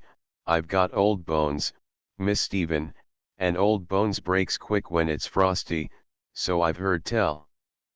Mrs. Antrim was waiting for Stephen in the lounge. She was always waiting to waylay her in the lounge, or so it appeared to Stephen. The lounge was a much overdressed apartment, full of small, useless tables and large, clumsy chairs. You bumped into the chairs and tripped over the tables, at least you did if you were Stephen. There was one deadly pitfall you never could avoid: a huge polar bear skin that lay on the floor. Its stuffed head protruded at a most awkward angle. You invariably stubbed your big toe on that head. Stephen, true to tradition, stubbed her toe rather badly as she blundered towards Mrs. Antrim. "Dear me," remarked her hostess, "you are a great girl. Why, your feet must be double the size of Violet's. Come here and let me have a look at your feet." Then she laughed as though something amused her. Stephen was longing to rub her big toe, but she thought better of it, enduring in silence. "Children," called Mrs. Antrim, "here's Stephen. I'm sure she's as hungry as a hunter." Violet was wearing a pale blue silk frock. Even at 7 she was vain of her appearance. She had cried until she had got permission to wear that particular pale blue frock, which was usually reserved for parties. Her brown hair was curled into careful ringlets, and tied with a very large bow of blue ribbon. Mrs. Antrim glanced quickly from Stephen to Violet with a look of maternal pride. Roger was bulging inside his Etons, his round cheeks were puffed, very pink and aggressive. He eyed Stephen coldly from above a white collar that was obviously fresh from the laundry.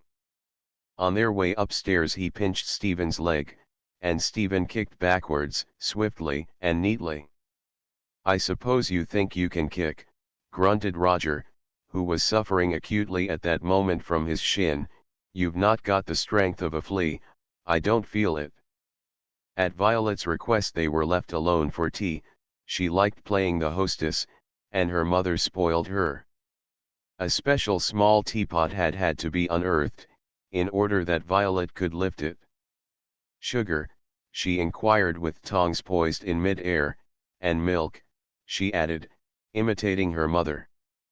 Mrs. Antrim always said, "and milk," in that tone it made you feel that you must be rather greedy. "Oh, chuck it," growled Roger, whose shin was still aching, "you know I want milk and 4 lumps of sugar." Violet's underlip began to tremble, but she held her ground with unexpected firmness. "May I give you a little more milk, Stephen dear? Or would you prefer no milk, only lemon?" "There isn't any lemon and you know it," bawled Roger. "Here, give me my tea or I'll spoil your hair ribbon." He grabbed at his cup and nearly upset it. "Oh, oh," shrilled Violet, "my dress." They settled down to the meal at last, but Stephen observed that Roger was watching. Every mouthful she ate she could feel him watching, so that she grew self-conscious. She was hungry, not having eaten much luncheon, but now she could not enjoy her cake. Roger himself was stuffing like a grampus, but his eyes never left her face. Then Roger, the slow wit in his dealings with Stephen, all but choked in the throes of a great inspiration. "I say, you," he began, with his mouth very full, "what about a certain young lady out hunting? What about a fat leg on each side of her horse like a monkey on a stick, and everybody laughing?" "They were not," exclaimed Stephen, growing suddenly red. "Oh, yes, but they were, though," mocked Roger. Now had Stephen been wise she would have let the thing drop, for no fun is derived from a one-sided contest, but at 8 years old one is not always wise, and moreover her pride had been stung to the quick. She said, "I'd like to see you get the brush. Why, you can't stick on just riding round the paddock. I've seen you fall off jumping nothing but a hurdle. I'd like to see you out hunting."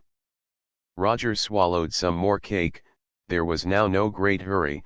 He had thrown his sprat and had landed his mackerel. He had very much feared that she might not be drawn. It was not always easy to draw Stephen. "Well now, listen," he drawled, "and I'll tell you something.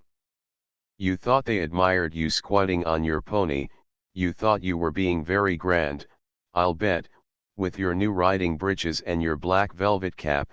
You thought they'd suppose that you looked like a boy, just because you were trying to be one. As a matter of fact, if you really want to know, they were busting their sides. Why, My father said so. He was laughing all the time at your looking so funny on that rotten old pony that's as fat as a porpoise. Why, he only gave you the brush for fun, because you were such a small kid, he said so. He said, I gave Stephen Gordon the brush because I thought she might cry if I didn't. You're a liar, breathed Stephen, who had turned very pale. Oh, am I? Well, you ask father. Do stop, whimpered Violet, beginning to cry. You're horrid, you're spoiling my party. But Roger was launched on his first perfect triumph.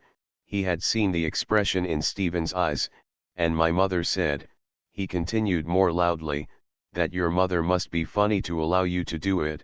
She said it was horrid to let girls ride that way. She said she was awfully surprised at your mother. She said that she'd have thought that your mother had more sense. She said that it wasn't modest.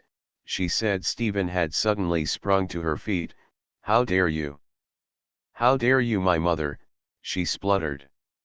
And now she was almost beside herself with rage, conscious only of one overwhelming impulse, and that to bellabore Roger. A plate crashed to the ground and Violet screamed faintly. Roger, in his turn, had pushed back his chair. His round eyes were staring and rather frightened. He had never seen Stephen quite like this before. She was actually rolling up the sleeves of her smock. You cad, she shouted, I'll fight you for this. And she doubled up her fist and shook it at Roger while he edged away from the table. She stood there an enraged and ridiculous figure in her Liberty smock, with her hard, boyish forearms. Her long hair had partly escaped from its ribbon, and the bow sagged down limply, crooked and foolish. All that was heavy in her face sprang into view, the strong line of the jaw, the square, massive brow, the eyebrows, too thick and too wide for beauty. And yet there was a kind of large splendor about her, absurd though she was splendid at that moment, grotesque and splendid, like some primitive thing conceived in a turbulent age of transition. Are you going to fight me, you coward? She demanded, as she stepped round the table and faced her tormentor. But Roger thrust his hands deep into his pockets. I don't fight with girls, he remarked very grandly. Then he sauntered out of the schoolroom. Stephen's own hands fell and hung at her sides, her head drooped, and she stood staring down at the carpet. The whole of her suddenly drooped and looked helpless, as she stood staring down at the carpet. How could you, began Violet, who was plucking up courage. Little girls don't have fights. I don't, I'd be frightened. But Stephen cut her short. I'm going, she said thickly, I'm going home to my father. She went heavily downstairs and out into the lobby, where she put on her hat and coat. Then she made her way round the house to the stables, in search of old Williams and the dog cart. For you're home very early, Stephen, said Anna, but Sir Philip was staring at his daughter's face. What's the matter? He inquired, and his voice sounded anxious. Come here and tell me about it.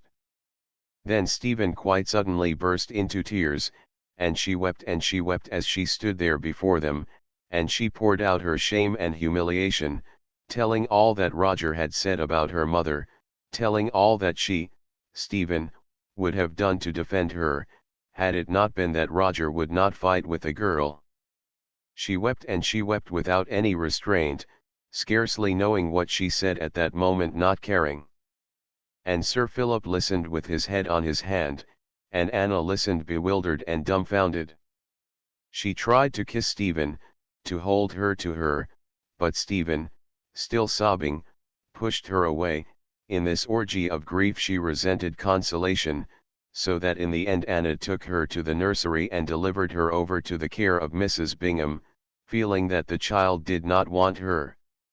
When Anna went quietly back to the study, Sir Philip was still sitting with his head on his hand. She said, It's time you realized, Philip, that if you're Stephen's father, I'm her mother. So far you've managed the child your own way, and I don't think it's been successful. You've treated Stephen as though she were a boy. Perhaps it's because I've not given you a son." Her voice trembled a little, but she went on gravely, "It's not good for Stephen, I know it's not good, and at times it frightens me, Philip." "No, no," he said sharply. But Anna persisted. "Yes, Philip, at times it makes me afraid. I can't tell you why, but it seems all wrong. It makes me feel strange with the child." He looked at her out of his melancholy eyes. "Can't you trust me? Won't you try to trust me, Anna?" But Anna shook her head. "I don't understand, why shouldn't you trust me, Philip?" And then, in his terror for this well-beloved woman, Sir Philip committed the first cowardly action of his life. He who would not have spared himself pain, could not bear to inflict it on Anna. In his infinite pity for Stephen's mother, he sinned very deeply and gravely against Stephen, by withholding from that mother his own conviction that her child was not as other children. "There's nothing for you to understand," he said firmly, "but I like you to trust me in all things." After this they sat talking about the child, Sir Philip very quiet and reassuring. "I've wanted her to have a healthy body," he explained, "that's why I've let her run more or less wild, but perhaps we'd better have a governess now, as you say, a French governess, my dear. If you'd prefer one later on, I've always meant to engage a blue stocking, some woman who's been to Oxford. I want Stephen to have the finest education that care and money can give her." But once again Anna began to protest. "What's the good of it all for a girl?" she argued. "Did you love me any less because I couldn't do mathematics? Do you love me less now because I count on my fingers?" He kissed her. "That's different, you're you," he said, smiling, but a look that she knew well had come into his eyes, a cold, resolute expression, which meant that all persuasion was likely to be unavailing. Presently they went upstairs to the nursery, and Sir Philip shaded the candle with his hand. While they stood together gazing down at Stephen, the child was heavily asleep. "Look, Philip," whispered Anna, pitiful and shaken, "look, Philip, she's got two big tears on her cheek." He nodded, slipping his arm around Anna. "Come away," he muttered, "we may wake her." Chapter 6. Mrs. Bingham departed unmourned and unmourning, and in her stead reigned Mademoiselle Duphat, a youthful French governess with a long, pleasant face that reminded Stephen of a horse. This equine resemblance was fortunate in one way: Stephen took to Mademoiselle Duphat at once, but it did not make for respectful obedience. On the contrary, Stephen felt very familiar, kindly familiar, and quite at her ease. She petted Mademoiselle Duphat. Mademoiselle Duphat was lonely and homesick, and it must be admitted that she liked being petted. Stephen would rush off to get her a cushion, or a footstool, or her glass of milk at 11. "Comme elle est gentille, cette drôle de petite fille, lasi bon cœur," would think Mademoiselle Duphat, and somehow geography would not seem to matter quite so much, or arithmetic either. In vain did Mademoiselle try to be strict, her pupil could always beguile her. Mademoiselle Duphat knew nothing about horses, in spite of the fact that she looked so much like one, and Stephen would complacently entertain her with long conversations anent splints and spavins, cow-hocks and colic, all mixed up together in a kind of wild veterinary jumble. Had Williams been listening, he might well have rubbed his chin, but Williams was not there to listen. As for Mademoiselle Duphat, she was genuinely impressed. "Mais quel type," she was always exclaiming. "Vous êtes déjà un vrai petit Amazon, Stephen, eh?" "Nsce pas," agreed Stephen, who was picking up French. The child showed a real ability for French, and this delighted her teacher. At the end of 6 months she could gabble quite freely, making quick little gestures and shrugging her shoulders. She liked talking French, it rather amused her, nor was she averse to mastering the grammar. What she could not endure were the long, foolish dictees from the edifying bibliothèque rose. Weak in all other respects with Stephen, Mademoiselle Dupat clung to these dictees. The bibliothèque rose became her last trench of authority, and she held it. Les petites filles models, Mademoiselle would announce, while Stephen yawned out her ineffable boredom. Maintenant nous allons retrouver Sophie, where to did we arrive?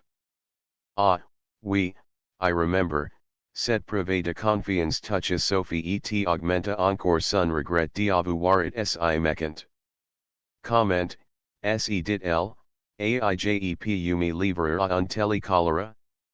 Comment aije et si méchant avec de amis aussi bons qu'elles que jaiici, etsi hardy envers une personne aussi douce, aussi tendre que Madame de Fleurville. From time to time the program would be varied by extracts of an even more edifying nature, and les bons enfants would be chosen for dictation, to the scorn and derision or Stephen. La maman. Dun lui ton cœur, mon Henry, c'est ce que tu pourras lui donner de plus agréable. Mon cœur? Did Henry and de Botonnant's son habit et enivrant sa chemise? Mais comment faire? Il me faudrait un couteau. At which Stephen would giggle. One day she had added a comment of her own in the margin, little beast, he was only shamming, and Mademoiselle, coming on this unawares, had been caught in the act of laughing by her pupil. After which there was naturally less discipline than ever in the schoolroom, but considerably more friendship. However, Anna seemed quite contented, since Stephen was becoming so proficient in French, and observing that his wife looked less anxious these days, Sir Philip said nothing, biding his time. This frank, jaunty slacking on the part of his daughter should be checked later on, he decided.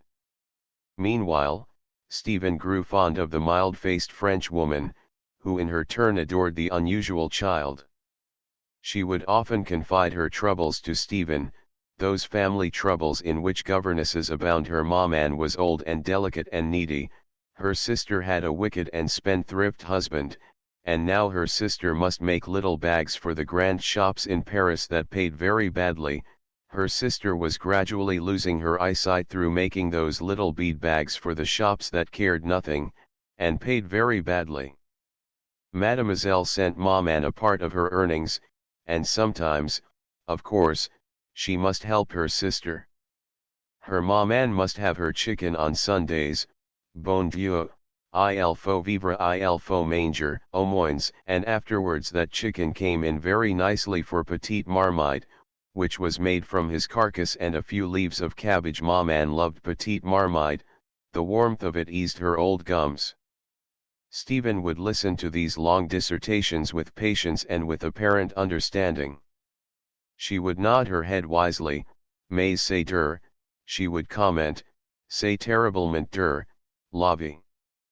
But she never confided her own special troubles, and Mademoiselle Dupat sometimes wondered about her. Est-elle heureuse, cet étrange petit être, she would wonder. Sera-t-elle heureuse plus tard? Qui sait? Two idleness and peace had reigned in the schoolroom for more than 2 years, when ex-Sergeant Smiley sailed over the horizon and proceeded to announce that he taught gymnastics and fencing. From that moment peace ceased to reign in the schoolroom, or indeed anywhere in the house for that matter. In vain did Mademoiselle Dupat protest that gymnastics and fencing thickened the ankles, in vain did Anna express disapproval, Stephen merely ignored them and consulted her father. I want to go in for sandoing, she informed him, as though they were discussing a career. He laughed. Sandoing? Well, and how will you start it? Then Stephen explained about ex-Sergeant Smiley. I see, nodded Sir Philip, you want to learn fencing. And how to lift weights with my stomach, she said quickly. Why not with your large front teeth, he teased her. Oh, well, he added, there's no harm in fencing or gymnastics either, provided, of course, that you don't try to wreck Morton Hall like a Samson wrecking the house of the Philistines. I foresee that might easily happen." Stephen grinned, "but it might hunty if I cut off my hair." "May I cut off my hair?" "Oh, do let me, father." "Certainly not, I prefer to risk it," said Sir Philip, speaking quite firmly. Stephen went pounding back to the schoolroom. "I'm going to those classes," she announced in triumph. "I'm going to be driven over to Malvern next week. I'm going to begin on Tuesday, and I'm going to learn fencing so as I can kill your brother-in-law who's a beast to your sister. I'm going to fight duels for wives in distress, like men do in Paris, and I'm going to learn how to lift pianos on my stomach by expanding something the diapan muscles, and I'm going to cut my hair off," she mendaciously concluded, glancing sideways to observe the effect of this bombshell. "Bon Dieu, soyez clément," breathed Mademoiselle Duphot, casting her eyes to heaven. 3. It was not very long before ex-Sergeant Smiley discovered that in Stephen he had a star pupil. "Some day you ought to make a champion fencer, if you work really hard at it, miss," he told her. Stephen did not learn to lift pianos with her stomach, but as time went on she did become quite an expert gymnast and fencer, and as Mademoiselle Duphot confided to Anna, it was after all very charming to watch her, so supple and young and quick in her movements. "And she fence like an angel," said Mademoiselle fondly. "She fence now almost as well as she ride." Anna nodded. She herself had seen Stephen fencing many times, and had thought it a fine performance for so young a child, but the fencing displeased her, so that she found it hard to praise Stephen. "I hate all that sort of thing for girls," she said slowly. "But she fence like a man, with such power and such grace," babbled Mademoiselle Duphot, the tactless. And now life was full of new interest for Stephen, an interest that centered entirely in her body.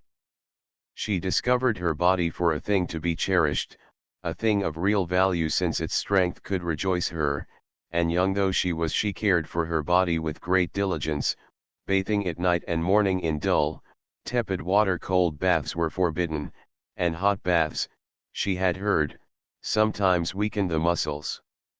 For gymnastics she wore her hair in a pigtail, and somehow that pigtail began to intrude on other occasions. In spite of protests, she always forgot and came down to breakfast with a neat, shining plate, so that Anna gave in the end and said, sighing, "Have your pigtail do, child, if you feel that you must, but I can't say it suits you, Stephen." And Mademoiselle Duphot was foolishly loving. Stephen would stop in the middle of lessons to roll back her sleeves and examine her muscles, then Mademoiselle Duphot, instead of protesting, would laugh and admire her absurd little biceps. Stephen's craze for physical culture increased, and now it began to invade the schoolroom. Dumbbells appeared in the schoolroom bookcases, while half-worn-out gym shoes skulked in the corners. Everything went by the board but this passion of the child's for training her body.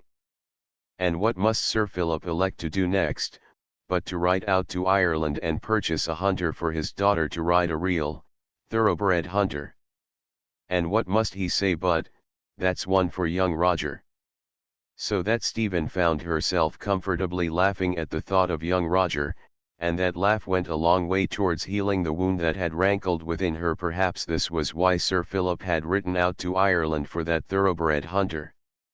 The hunter, when he came, was grey-coated and slender, and his eyes were as soft as an Irish morning, and his courage was as bright as an Irish sunrise, and his heart was as young as the wild heart of Ireland, but devoted and loyal and eager for service, and his name was sweet on the tongue as you spoke it, being Raftery, after the poet. Stephen loved Raftery and Raftery loved Stephen. It was love at first sight, and they talked to each other for hours in his loose box, not in Irish or English, but in a quiet language having very few words but many small sounds and many small movements, which to both of them meant more than words.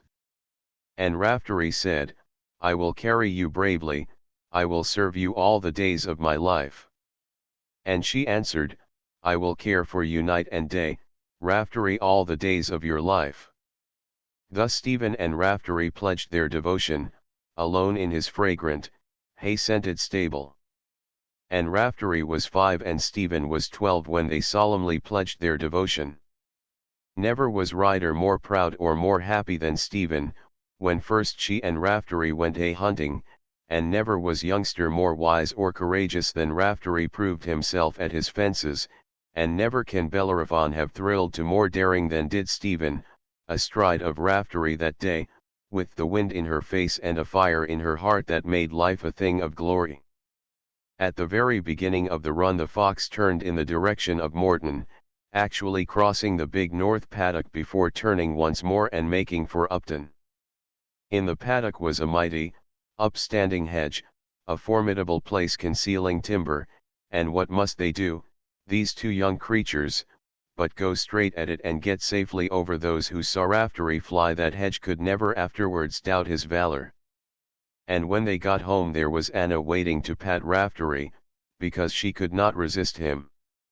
Because, being Irish, her hands loved the feel of fine horse flesh under their delicate fingers, and because she did very much want to be tender to Stephen, and understanding.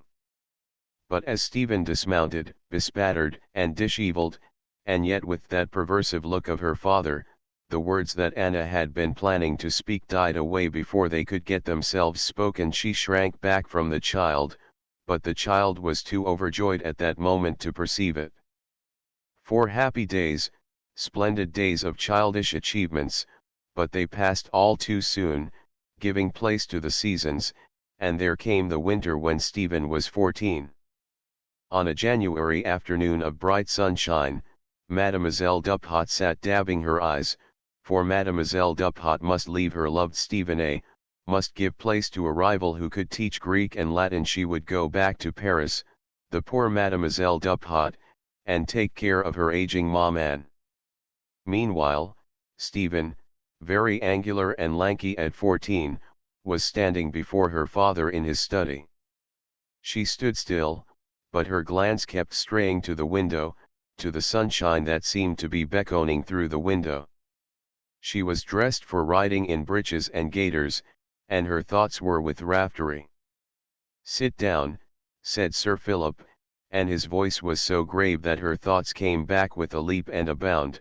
"You and I have got to talk this thing out, Stephen." "What thing, father?" she faltered, sitting down abruptly. "Your idleness, my child. The time has now come when all play and no work will make a dull Stephen, unless we pull ourselves together." She rested her large, shapely hands on her knees and bent forward, searching his face intently. What she saw there was a quiet determination that spread from his lips to his eyes.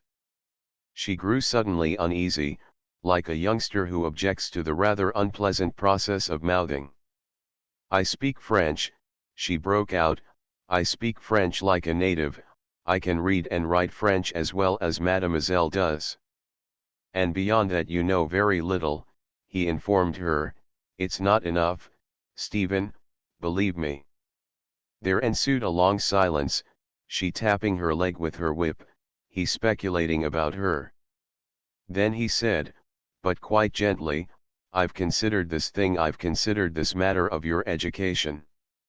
I want you to have the same education, the same advantages as I'd give to my son, that is as far as possible," he added, looking away from Stephen.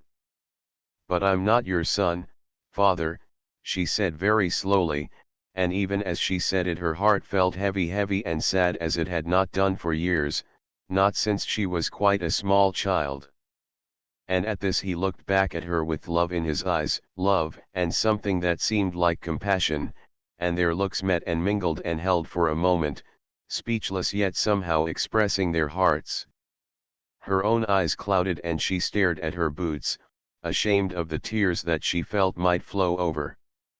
He saw this and went on speaking more quickly, as though anxious to cover her confusion. "You're all the son that I've got," he told her. "You're brave and strong-limbed, but I want you to be wise. I want you to be wise for your own sake, Stephen, because at the best life requires great wisdom. I want you to learn to make friends of your books. Someday you may need them," because he hesitated, "because you mayn't find life at all easy, we none of us do, and books are good friends. I don't want you to give up your fencing and gymnastics or your riding, but I want you to show moderation. You've developed your body, now develop your mind. Let your mind and your muscles help, not hinder each other. It can be done, Stephen. I've done it myself, and in many respects you're like me. I've brought you up very differently from most girls, you must know that. Look at Violet Antrim. I've indulged you, I suppose, but I don't think I've spoiled you, because I believe in you absolutely. I believe in myself too, where you're concerned. I believe in my own sound judgment. But you've now got to prove that my judgment's been sound. We've both got to prove it to ourselves and to your mother. She's been very patient with my unusual methods. I'm going to stand trial now, and she'll be my judge. Help me, I'm going to need all your help. If you fail, then I fail, we shall go down together. But we're not going to fail. You're going to work hard when your new governess comes, and when you're older you're going to become a fine woman. You must, dear. I love you so much that you can't disappoint me." His voice faltered a little, then he held out his hand, and "Stephen, come here, look me straight in the eyes. What is honor, my daughter?" She looked into his anxious, questioning eyes. "You are honor," she said quite simply. 5. When Stephen kissed Mademoiselle Duphat goodbye, she cried, for she felt that something was going that would never come back. Irresponsible childhood. It was going, like Mademoiselle Duphat. Kind Mademoiselle Duphat, so foolishly loving, so easily coerced, so glad to be persuaded, so eager to believe that you were doing your best, in the face of the most obvious lacking. Kind Mademoiselle Duphat, who smiled when she shouldn't, who laughed when she shouldn't, and now she was weeping, but weeping as only a Latin can weep, shedding rivers of tears and sobbing quite loudly. "Chérie mon bébé, petit Joe," she was sobbing, as she clung to the angular Stephen. The tears ran down onto Mademoiselle's tippet, and they wet the poor fur, which already looked jaded, and the fur clogged together, turning black with those tears, so that Mademoiselle tried to wipe it. But the more she wiped it the wetter it grew, since her handkerchief only augmented the trouble, nor was Stephen's large handkerchief very dry either, as she found when she started to help. The old station fly that had come out from Malvern, drove up, and the footman seized Mademoiselle's luggage. It was such meager luggage that he waved back assistance from the driver, and lifted the trunk single-handed. Then Mademoiselle Duphat broke out into English, heaven only knew why, perhaps from emotion. "It's not farewell, it shall not be forever," she sobbed. "You come, but I feel it, to Paris. We meet once more, Stephen, my poor little baby. When you grow up bigger, we two meet once more." And Stephen, already taller than she was, longed to grow small again, just to please Mademoiselle. Then, because the French are a practical people even in moments of real emotion, Mademoiselle found her handbag, and groping in its depths she produced a half-sheet of paper. "The address of my sister in Paris," she said, snuffling, "the address of my sister who makes little bags. If you should hear of anyone, Stephen, any lady who would care to buy one little bag." "Yes, yes, I'll remember," muttered Stephen. At last she was gone, the fly rumbled away down the drive and finally turned the corner. To the end a wet face had been thrust from the window, a wet handkerchief waved despondently at Stephen. The rain must have mingled with Mademoiselle's tears, for the weather had broken and now it was raining. It was surely a desolate day for departure, with the mist closing over the Severn Valley and beginning to creep up the hillsides. Stephen made her way to the empty schoolroom, empty of all save a general confusion, the confusion that stalks in some people's trail. It had always stalked Mademoiselle Duphot. On the chairs, which stood crooked, lay odds and ends meaning nothing: crumpled paper, a broken shoehorn, a well-worn brown glove that had lost its fellow, and likewise two of its buttons. On the table lay a much abused pink blotting pad, from which Stephen had torn off the corners. Unchidden, it was crossed and recrossed with elegant French script until its scarred face had turned purple. And there stood the bottle of purple ink, half empty, and green round its neck with dribbles, and a pen with a nib as sharp as a pinpoint, a thin, peevish nib that jabbed at the paper. Chock-a-block with the bottle of purple ink lay a little piety card of Saint Joseph that had evidently slipped out of Mademoiselle's missal. Saint Joseph looked very respectable and kind, like the fishmonger in Great Malvern. Stephen picked up the card and stared at Saint Joseph. Something was written across his corner. Looking closer, she read the minute handwriting: "Prise pour ma petite Stephen." She put the card away in her desk. The ink and the blotter she hid in the cupboard, together with the peevish steel nib that jabbed paper, and that richly deserved cremation. Then she straightened the chairs and threw away the litter, after which she went in search of a duster. One by one she dusted the few remaining volumes in the bookcase, including the Bibliothèque Rose. She arranged her dictation notebooks in a pile with others that were far less accurately written books of sums, mostly careless and marked with a cross, books of English history, in one of which Stephen had begun to write the history of the horse. Books of geography with Mademoiselle's comments in strong purple ink, grand manque d'attention. And lastly she collected the torn lesson books that had lain on their backs, on their sides, on their bellies, anyhow, anywhere in drawers or in cupboards, but not very often in the bookcase. For the bookcase was harboring quite other things: a motley and most unstudious collection, dumbbells, wooden and iron, of varying sizes, some Indian clubs, one split off at the handle, cotton laces, for gym shoes, the belt of a tunic. And then stable keepsakes, including a headband that Raftery had worn on some special occasion, a miniature horseshoe kicked sky-high by Collins, a half-eaten carrot, now withered and moldy, and two hunting crops that had both lost their lashes and were waiting to visit the saddler. Stephen considered, rubbing her chin, a habit which by now had become automatic. She finally decided on the ample box sofa as a seemly receptacle. Remained only the carrot, and she stood for a long time with it clasped in her hand, disturbed and unhappy. This clearing of decks for stern mental action was certainly very depressing. But at last she threw the thing into the fire, where it shifted distressfully, sizzling and humming. Then she sat down and stared rather grimly at the flames that were burning up Raftery's first carrot. Chapter 7. Soon after the departure of Mademoiselle Duphot, there occurred two distinct innovations at Morton. Miss Puddleton arrived to take possession of the schoolroom, and Sir Philip bought himself a motor car. The motor was a Panhard, and it caused much excitement in the neighbourhood of Upton-on-Severn.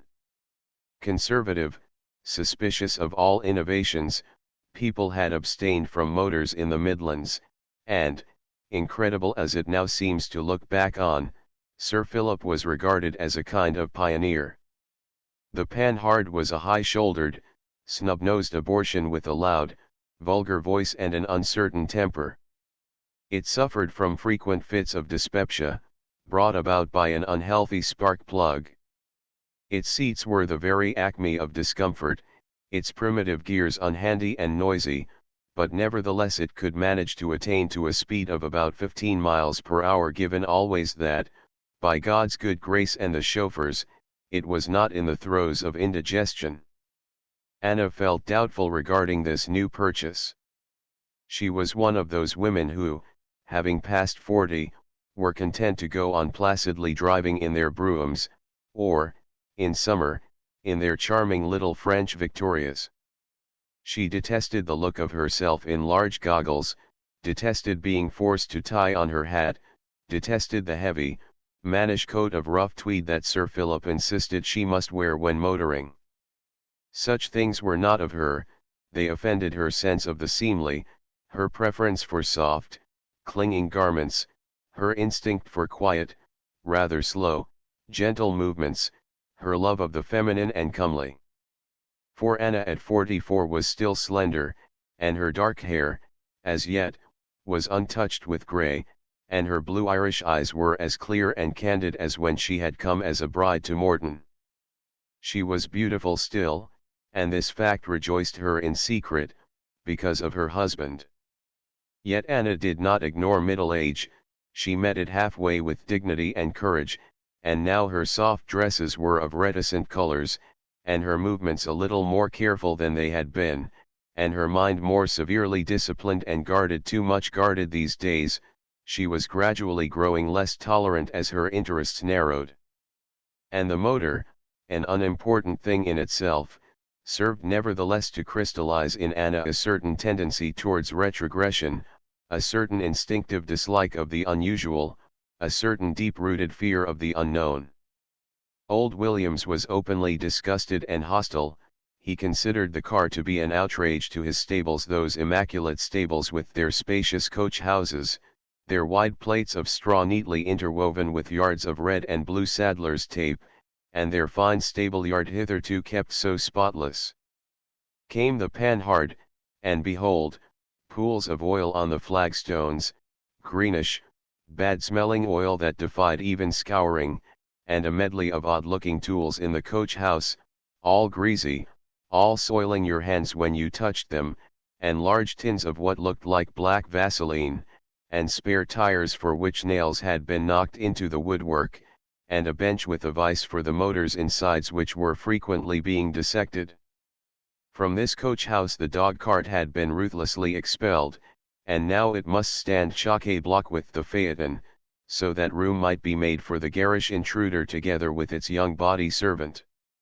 The young body servant was known as a chauffeur. He had come down from London and wore clothes made of leather. He talked Cockney, and openly spat before Williams in the coach-house, then rubbed his foot over the spittle. "I'll 'ave none of your expectoration 'ere in me coach-house, I tells 'ee," bawled Williams, apoplectic with temper. "Oh, come orf it, do, grandpa, we're not in the Ark," was how the new blood answered Williams. There was war to the knife between Williams and Burton, who expressed large disdain of the horses. "Your time's up now, grandpa," he was constantly remarking, "it's all up with the G's, better learn to be a chauffeur." "Opes I'll die afore ever I demean meself that way, you young blight," bawled the outraged Williams. Very angry he grew, and his dinner fermented, dilating his stomach and causing discomfort, so that his wife became anxious about him. "Now don't 'ee go worryin', our Thursday," she coaxed, "us be old, me and you, and the world be progressin'. It be goin' to the devil, that's what it be doin'," groaned Williams, rubbing his stomach. To make matters worse, Sir Philip's behavior was that of a schoolboy with some horrid new contraption. He was caught by his stud groom lying flat on his back with his feet sticking out beneath the bonnet of the motor, and when he emerged there was soot on his cheekbones, on his hair, and even on the tip of his nose. He looked terribly sheepish, and as William said later to his wife, "It were somethin' awful to see I'm all mucked up, and I'm such a neat gentleman, and I'm in a filthy old coat of that Burton's, and that Burton aggrinin' at me and just pwantin', silent, because the master couldn't see I'm, and the master a callin' up familiar like to Burton, I say.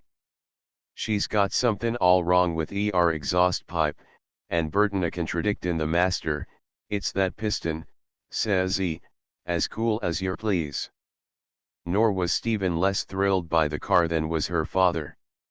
Stephen made friends with the execrable Burton, and Burton, who was only too anxious to gain allies, soon started to teach her the parts of the engine. He taught her to drive too, Sir Philip being willing, and off they would go, the three of them together, leaving Williams to glare at the disappearing motor. "And ye are such a fine 'orse woman and all," he would grumble, rubbing a disconsolate chin. It is not too much to say that Williams felt heartbroken. He was like a very unhappy old baby, quite infantile he was in his fits of bad temper, in his mouthings and his grindings of toothless gums. And all about nothing, for Sir Philip and his daughter had the lure of horseflesh in their very bones, and then there was Raftery, and Raftery loved Stephen, and Stephen loved Raftery. To the motoring, of course, was the most tremendous fun, and it was a very large but indeed when Stephen got home to Morton and the schoolroom, a little grey figure would be sitting at the table correcting an exercise book, or preparing some task for the following morning. The little grey figure might look up and smile, and when it did this its face would be charming, but if it refrained from smiling, then its face would be ugly, too hard and too square in formation except for the brow, which was rounded and shiny like a bare intellectual knee. If the little grey figure got up from the table, you were struck by the fact that it seemed square all over, square shoulders, square hips, a flat, square line of bosom, square tips to the fingers, square toes to the shoes, and all tiny. It suggested a miniature box that was neatly spliced at the corners. Of uncertain age, pale, with iron grey hair, grey eyes, and invariably dressed in dark grey, Miss Puddleton did not look very inspiring, not at all as one having authority, in fact. But on close observation it had to be admitted that her chin, though minute, was extremely aggressive. Her mouth, too, was firm, except when its firmness was melted by the warmth and humour of her smile, a smile that mocked, pitted, and questioned the world, and perhaps Miss Puddleton as well. From the very first moment of Miss Puddleton's arrival, Stephen had had an uncomfortable conviction that this queer little woman was going to mean something, was going to become a fixture.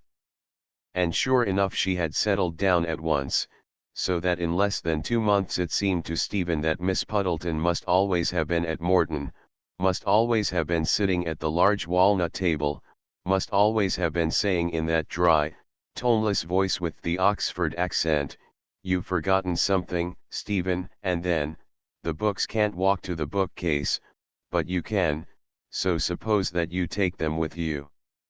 It was truly amazing, the change in the schoolroom.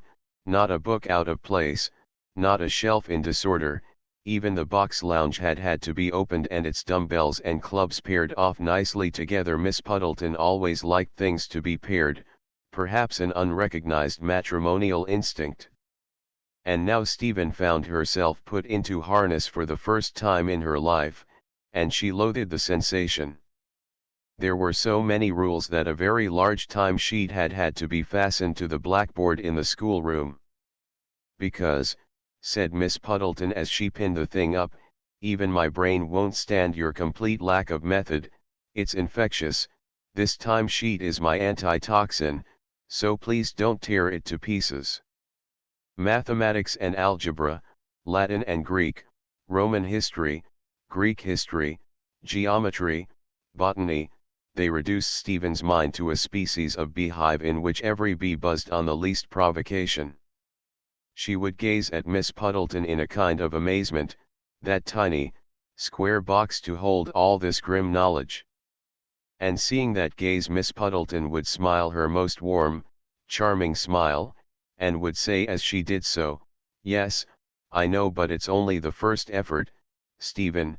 Presently your mind will get neat like the schoolroom, and then you'll be able to find what you want without all this rummaging and bother." But her tasks being over, Stephen must often slip away to visit Raftery in the stables.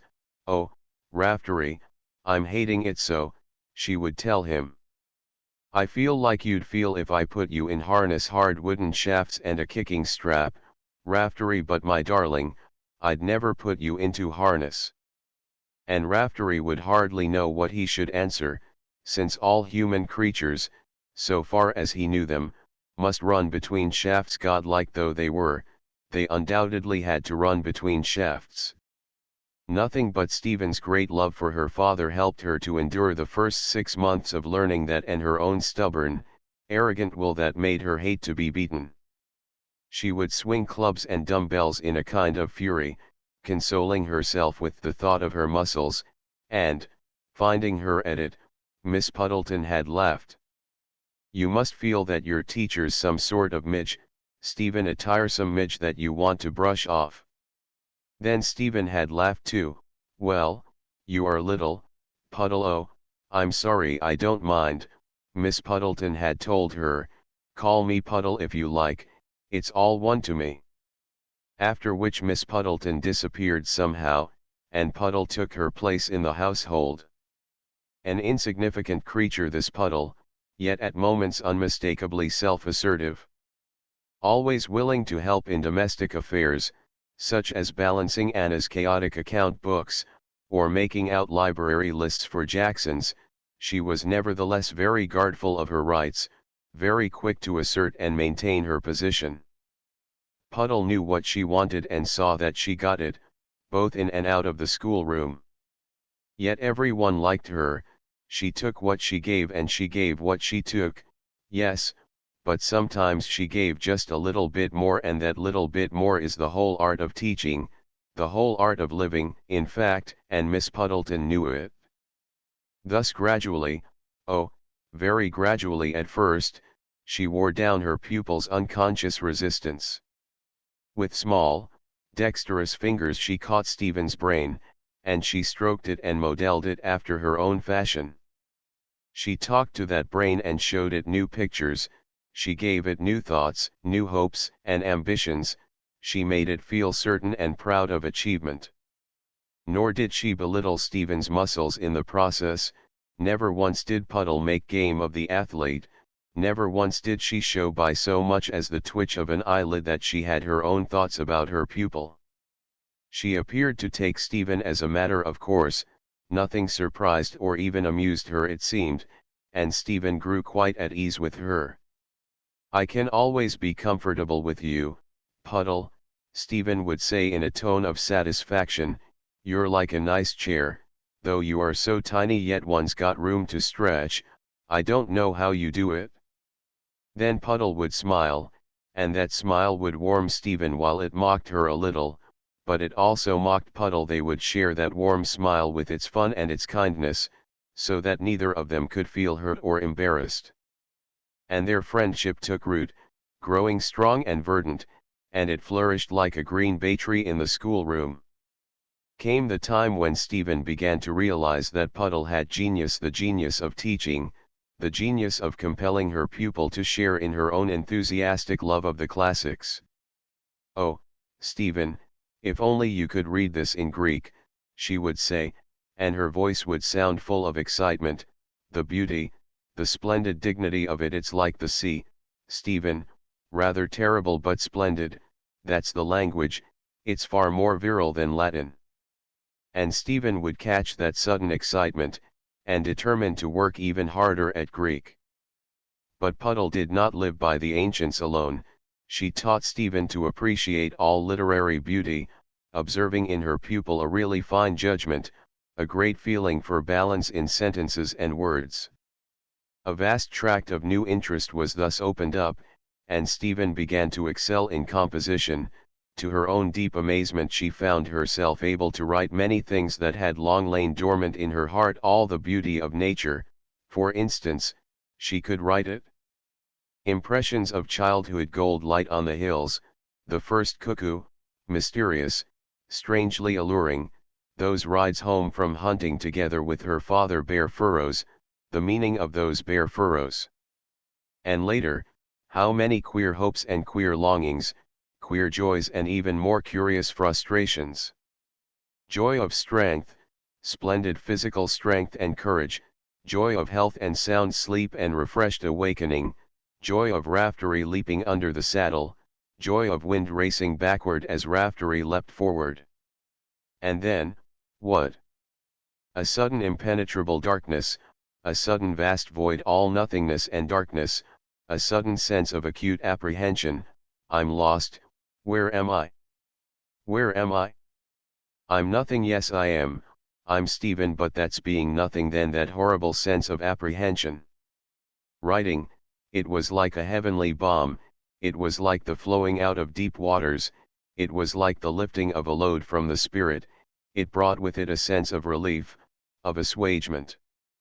One could say things in writing without feeling self-conscious, without feeling shy and ashamed and foolish. One could even write of the days of young Nelson, smiling a very little as one did so. Sometimes Puddle would sit alone in her bedroom reading and rereading Stephen's strange compositions, frowning, or smiling a little in her turn, at those turbulent, youthful outpourings. She would think, here's real talent, real red-hot talent, interesting to find it in that great, athletic creature, but what is she likely to make of her talent? She's a page in the world, if she only knew it. Then Puddle would shake her head and look doubtful, feeling sorry for Stephen and the world in general. 3. This then was how Stephen conquered yet another kingdom, and at 17 was not only athlete but student. 3 years under Puddle's ingenious tuition, and the girl was as proud of her brains as of her muscles, a trifle too proud. She was growing conceited, she was growing self-satisfied, arrogant even, and Sir Philip must tease her. Ask Stephen, she'll tell us. Stephen, what's that reference to Adiamantus? Something about a mind fixed on true being, doesn't it come in Euripides, somewhere? Oh, no, I'm forgetting, of course it's Plato. Really, my Greek is disgracefully rusty. Then Stephen would know that Sir Philip was laughing at her, but very kindly. In spite of her newly acquired book learning, Stephen still talked quite often to Raftery. He was now 10 years old and had grown much in wisdom himself, so he listened with care and attention. You see, she would tell him, it's very important to develop the brain as well as the muscles. I'm now doing both. Stand still, will you, Raftery? Never mind that old corn bin, stop rolling your eye round. It's very important to develop the brain because that gives you an advantage over people, it makes you more able to do as you like in this world, to conquer conditions, Raftery. And Raftery, who was not really thinking of the corn bin, but rolling his eye in an effort to answer, would want to say something too big for his language, which at best must consist of small sounds and small movements, would want to say something about a strong feeling he had that Stephen was missing the truth. But how could he hope to make her understand the age-old wisdom of all the dumb creatures? The wisdom of plains and primeval forests, the wisdom come down from the youth of the world. Chapter 8. At 17 Stephen was taller than Anna, who had used to be considered quite tall for a woman, but Stephen was nearly as tall as her father. Not a beauty this, in the eyes of the neighbors. Colonel Antrim would shake his head and remark, I like plump and compact, it's more taking. Then his wife, who was certainly plump and compact, so compact in her stays that she felt rather breathless, would say, but then Stephen is very unusual, almost almost a wee bit unnatural. Such a pity, poor child, it's a terrible drawback, young men do hate that sort of thing, don't they? But in spite of all this, Stephen's figure was handsome in a flat, broad-shouldered and slim-flanked fashion, and her movements were purposeful, having fine poise. She moved with the easy assurance of the athlete. Her hands, although large for a woman, were slender and meticulously tended. She was proud of her hands. In face she had changed very little since childhood, still having Sir Philip's wide, tolerant expression. What change there was only tended to strengthen the extraordinary likeness between father and daughter, for now that the bones of her face showed more clearly, as the childish fullness had gradually diminished, the formation of the resolute jaw was Sir Philip's. His too the strong chin with its shade of a cleft, the well-modelled, sensitive lips were his also. A fine face, very pleasing, yet with something about it that went ill with the hats on which Anna insisted, large hats trimmed with ribbons or roses or daisies, and supposed to be softening to the features. Staring at her own reflection in the glass, Stephen would feel just a little uneasy. Am I queer looking or not, she would wonder. Suppose I wore my hair more like mother's, and then she would undo her splendid, thick hair, and would part it in the middle and draw it back loosely.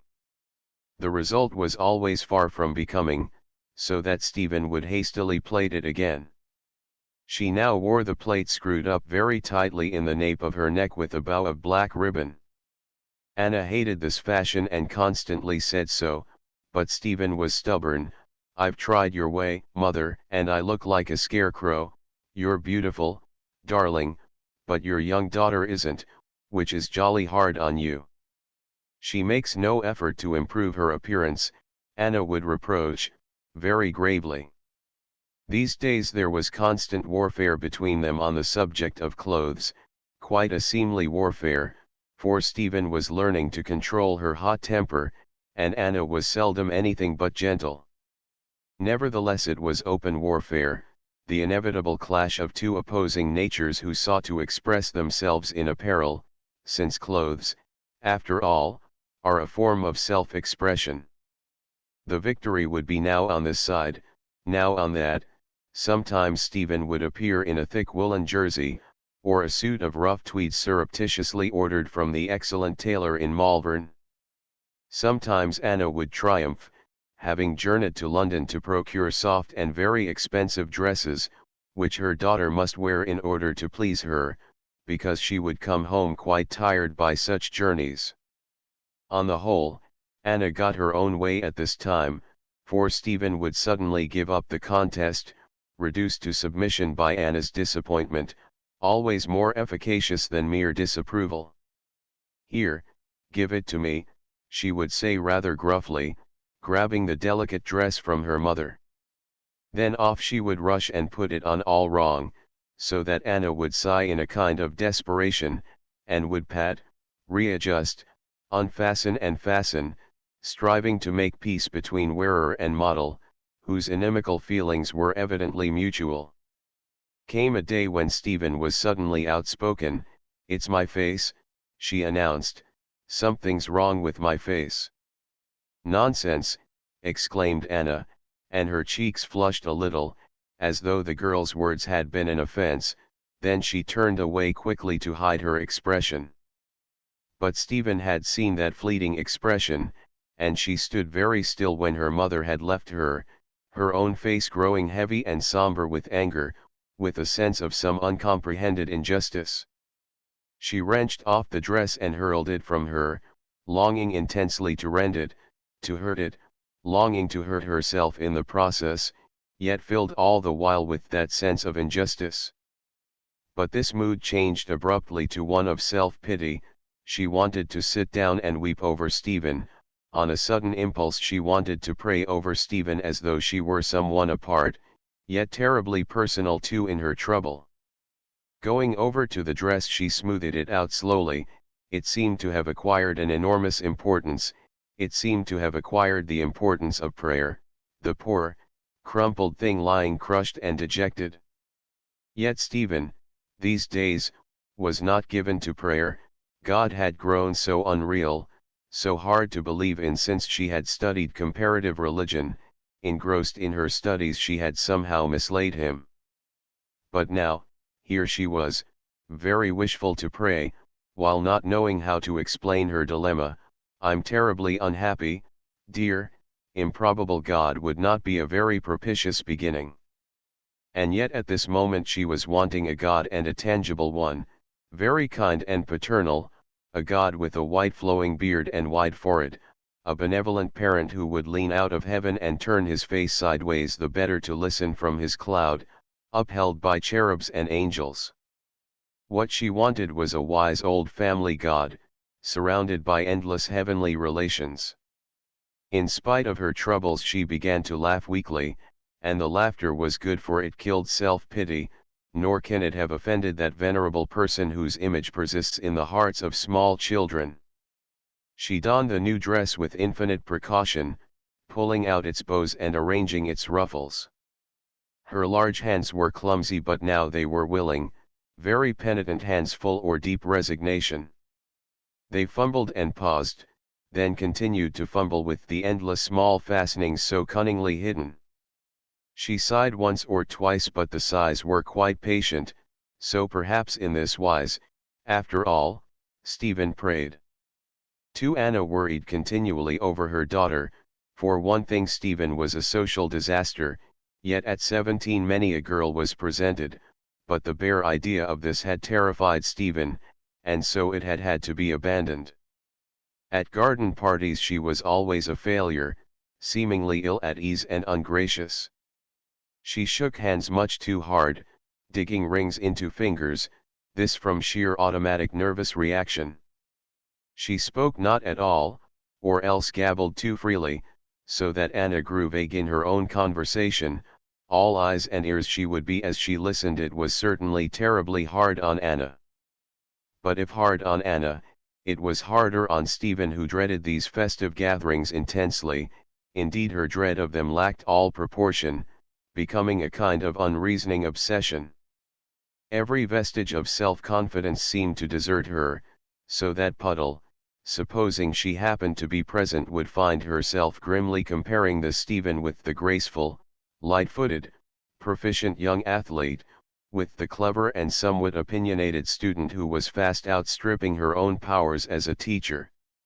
Yes, Puddle would sit there grimly comparing, and would feel not a little uneasy as she did so.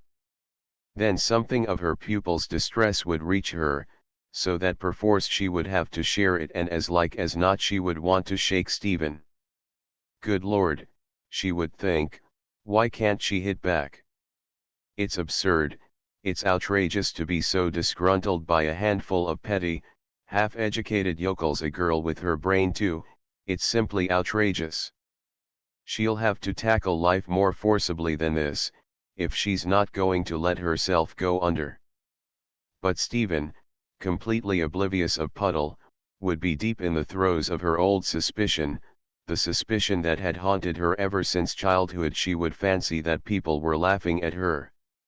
So sensitive was she, that a half-heard sentence, a word, a glance, made her inwardly crumble.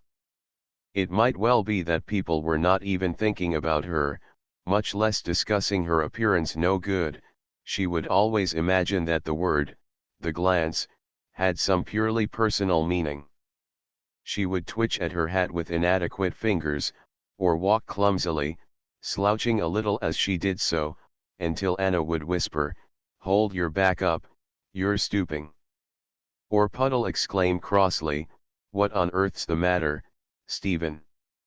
All of which only added to Stephen's tribulation by making her still more self-conscious. With other young girls she had nothing in common, while they, in their turn, found her irritating. She was shy to primness regarding certain subjects, and would actually blush if they happened to be mentioned. This would strike her companions as queer and absurd. After all, between girls surely everyone knew that at times one ought not to get one's feet wet, that one didn't play games, not at certain times. There was nothing to make all this fuss about, surely. To see Stephen Gordon's expression of horror if one so much as threw out a hint on the subject, was to feel that the thing must in some way be shameful, a kind of disgrace, a humiliation. And then she was odd about other things too. There were so many things that she didn't like mentioned. In the end, they completely lost patience with her, and they left her alone with her fads and her fancies, disliking the check that her presence imposed, disliking to feel that they dare not allude to even the necessary functions of nature without being made to feel immodest. But at times Stephen hated her own isolation, and then she would make little awkward advances, while her eyes would grow rather apologetic, like the eyes of a dog who has been out of favor. She would try to appear quite at ease with her companions, as she joined in their light-hearted conversation. Strolling up to a group of young girls at a party, she would grin as though their small jokes amused her, or else listen gravely while they talked about clothes or some popular actor who had visited Malvern. As long as they refrained from too intimate details, she would fondly imagine that her interest passed muster. There she would stand with her strong arms folded, and her face somewhat strained in an effort of attention. While despising these girls, she yet longed to be like them. Yes, indeed, at such moments she longed to be like them. It would suddenly strike her that they seemed very happy, very sure of themselves as they gossiped together. There was something so secure in their feminine conclaves, a secure sense of oneness, of mutual understanding, each in turn understood the other's ambitions. They might have their jealousies, their quarrels even, but always she discerned, underneath, that sense of oneness. Poor Stephen! She could never impose upon them, they always saw through her as though she were a window. They knew well enough that she cared not so much as a jot about clothes and popular actors. Conversation would falter, then die down completely, her presence would dry up their springs of inspiration. She spoiled things while trying to make herself agreeable, they really liked her better when she was grumpy. Could Stephen have met men on equal terms, she would always have chosen them as her companions. She preferred them because of their blunt, open outlook, and with men she had much in common, sport for instance. But men found her too clever if she ventured to expand, and too dull if she suddenly subsided into shyness. In addition to this, there was something about her that antagonized slightly, an unconscious presumption. Shy though she might be, they sensed this presumption, it annoyed them, it made them feel on the defensive. She was handsome but much too large and unyielding both in body and mind, and they liked clinging women. They were oak trees, preferring the feminine ivy. It might cling rather close, it might finally strangle, it frequently did, and yet they preferred it, and this being so, they resented Stephen, suspecting something of the acorn about her. Three Stephen's worst ordeals at this time were the dinners given in turn by a hospitable county. They were long, these dinners, overloaded with courses, they were heavy, being weighted with polite conversation, they were stately, by reason of the family silver, above all they were firmly conservative in spirit, as conservative as the marriage service itself, and almost as insistent upon sex distinction. "Captain Ramsay, will you take Miss Gordon in to dinner?" A politely crooked arm, delighted, Miss Gordon. Then the solemn and very ridiculous procession, animals marching into Noah's Ark 2 by 2, very sure of divine protection, male and female created heathen. Stephen's skirt would be long and her foot might get entangled, and she with but one free hand at her disposal, the procession would stop and she would have stopped it. Intolerable thought, she had stopped the procession. "I'm so sorry, Captain Ramsay. I say, can I help you?" "No, it's really all right, I think I can manage, but oh, the utter confusion of spirit, the humiliating feeling that someone must be laughing, the resentment at having to cling to his arm for support," while Captain Ramsay looked patient. "Not much damage, I think you've just torn the frill, but I often wonder how you women manage. Imagine a man in a dress like that, too awful to think of, imagine me in it." Then a laugh, not unkindly but a trifle self-conscious, and rather more than a trifle complacent. Safely steered to her seat at the long dinner table, Stephen would struggle to smile and talk brightly, while her partner would think, "Lord, she's heavy in hand, I wish I had the mother, now there's a lovely woman." And Stephen would think, "I'm a bore, why is it?"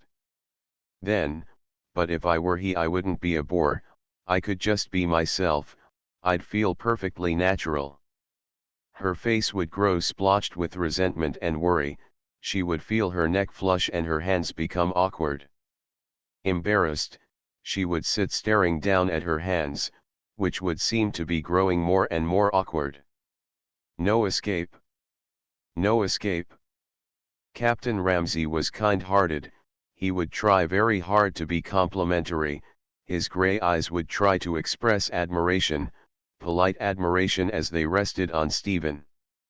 His voice would sound softer and more confidential, the voice that nice men reserve for good women, protective, respectful, yet a little sex-conscious, a little expectant of a tentative response.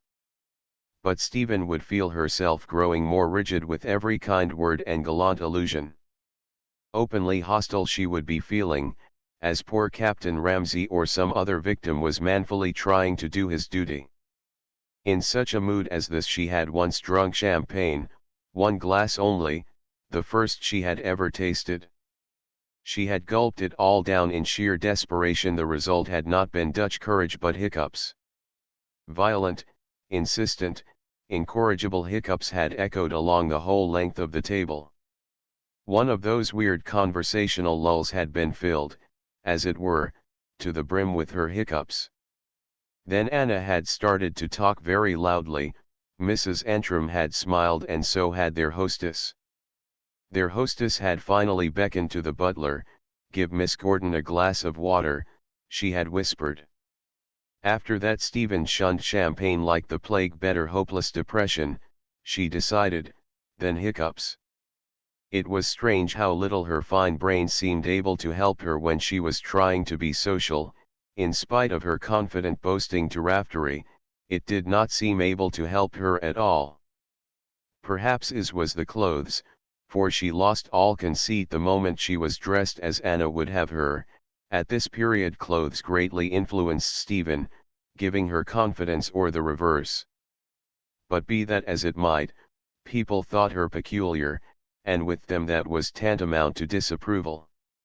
And thus, it was being borne in upon Stephen, that for her there was no real abiding city beyond the strong, friendly old gates of Morton, and she clung more and more to her home and to her father. Perplexed and unhappy she would seek out her father on all social occasions and would sit down beside him. Like a very small child this large muscular creature would sit down beside him because she felt lonely, and because youth most rightly resents isolation, and because she had not yet learned her hard lesson. She had not yet learned that the loneliest place in this world is the no man's land of sex. Chapter 9. Once Sir Philip and his daughter had a new common interest. They could now discuss books and the making of books and the feel and the smell and the essence of books, a mighty bond this, and one full of enchantment. They could talk of these things with mutual understanding. They did so for hours in the father's study, and Sir Philip discovered a secret ambition that had lain in the girl like a seed in deep soil, and he, the good gardener of her body and spirit, hoed the soil and watered the seed of ambition. Stephen would show him her queer compositions, and would wait very breathless and still while he read them. Then one evening he looked up and saw her expression, and he smiled. "So that's it, you want to be a writer? Well, why not? You've got plenty of talent, Stephen. I should be a proud man if you were a writer." After which their discussions on the making of books held an even more vital enchantment. But Anna came less and less often to the study, and she would be sitting alone and idle. Puddle, upstairs at work in the schoolroom, might be swatting at her Greek to keep pace with Stephen, but Anna would be sitting with her hands in her lap in the vast drawing room, so beautifully proportioned, so restfully furnished in old polished walnut, so redolent of beeswax and orris root and violets. All alone in its vastness would Anna be sitting, with her white hands folded and idle. A lovely and most comfortable woman she had been, and still was, in spite of her gentle aging, but not learned. Oh, no, very far from learned. That, indeed, was why Sir Philip had loved her, that was why he had found her so infinitely restful, that was why he still loved her after very many years. Her simplicity was stronger to hold him than learning. But now Anna went less and less often to the study. It was not that they failed to make her feel welcome, but rather that they could not conceal their deep interest in subjects of which she knew little or nothing. What did she know of or care for the classics? What interest had she in the works of Erasmus? Her theology needed no erudite discussion, her philosophy consisted of a home swept and garnished, and as for the poets, she liked simple verses, for the rest her poetry lay in her husband. All this she well knew and had no wish to alter, yet lately there had come upon Anna an aching, a tormenting aching that she dared give no name to.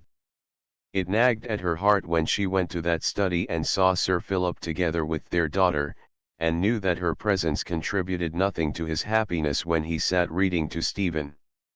Staring at the girl she would see the strange resemblance, the invidious likeness of the child to the father, she would notice their movements so grotesquely alike, their hands were alike, they made the same gestures, and her mind would recoil with that nameless resentment, the while she reproached herself, penitent and trembling.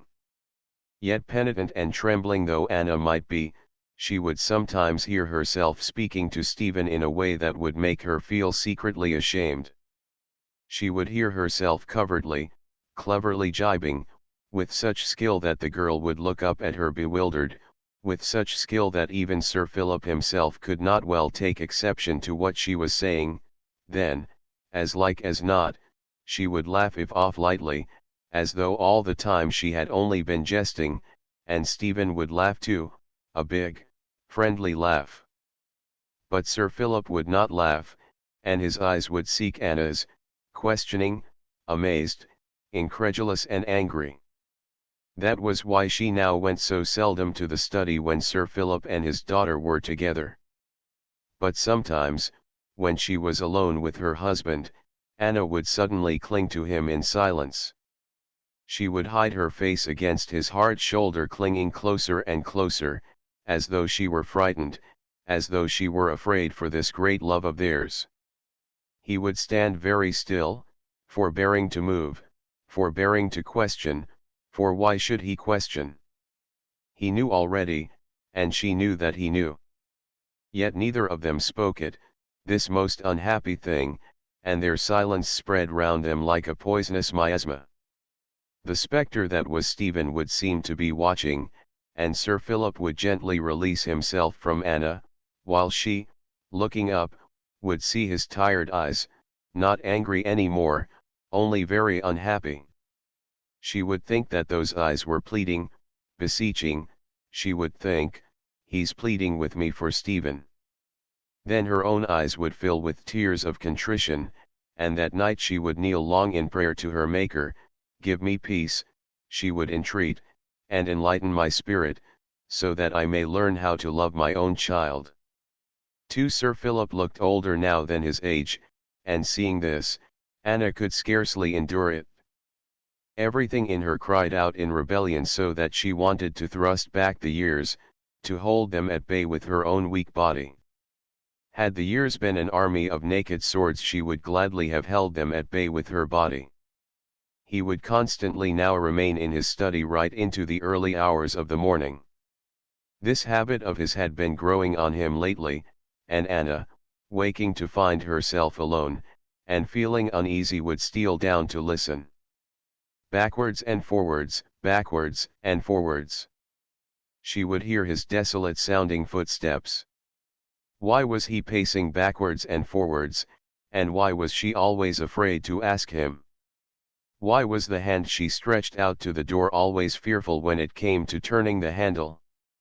Oh, but it was strong, this thing that stood between them, strong with the strength of their united bodies. It had drawn its own life from their youth, their passion, from the splendid and purposeful meaning of their passion. That was how it had leapt full of power into life, and now it had thrust in between them. They were aging, they had little left but their loving, that gentler loving, perhaps the more perfect, and their faith in each other, which was part of that loving, and their peace, which was part of the peace of Morton. Backwards and forwards, backwards and forwards. Those incessant and desolate sounding footsteps. Peace. There was surely no peace in that study, but rather some affliction, menacing, prophetic. Yet prophetic of what? She dared not ask him, she dared not so much as turn the door handle. A haunting premonition of disaster would make her creep away with her question unasked. Then something would draw her, not back to her bedroom, but on up the stairs to the room of their daughter. She would open that door very gently by inches. She would hold her hand so that it shaded the candle, and would stand looking down at the sleeping Stephen as she and her husband had done long ago. But now there would be no little child to look down on, no small helplessness to arouse mother pity. Stephen would be lying very straight, very large, very long, underneath the neatly drawn covers. Quite often an arm would be outside the bedspread, the sleeve having fallen away as it lay there, and that arm would look firm and strong and possessive, and so would the face by the light of the candle. She slept deeply. Her breathing would be even and placid. Her body would be drinking in its fill of refreshment.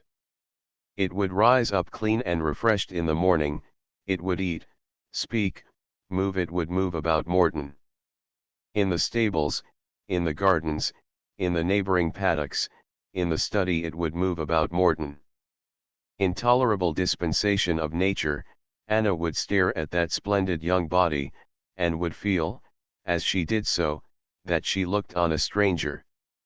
She would scourge her heart and her anxious spirit with memories drawn from this stranger's beginnings. Little you were, so very little, she would whisper, and you sucked from my breast because you were hungry, little, and always so terribly hungry, a good baby though, a contented little baby. And Stephen would sometimes stir in her sleep as though she were vaguely conscious of Anna. It would pass and she would lie quiet again, breathing in those deep, placid draughts of refreshment. Then Anna, still ruthlessly scourging her heart and her anxious spirit, would stoop and kiss Stephen, but lightly and very quickly on the forehead, so that the girl should not be awakened. So that the girl should not wake and kiss back, she would kiss her lightly and quickly on the forehead. 3. The eye of youth is very observant.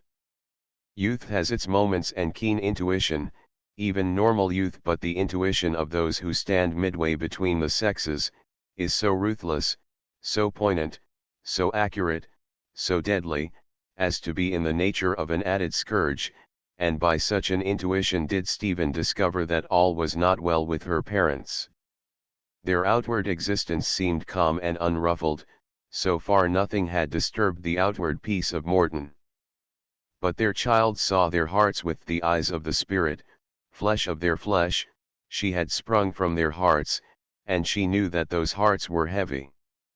They said nothing, but she sensed that some deep, secret trouble was afflicting them both.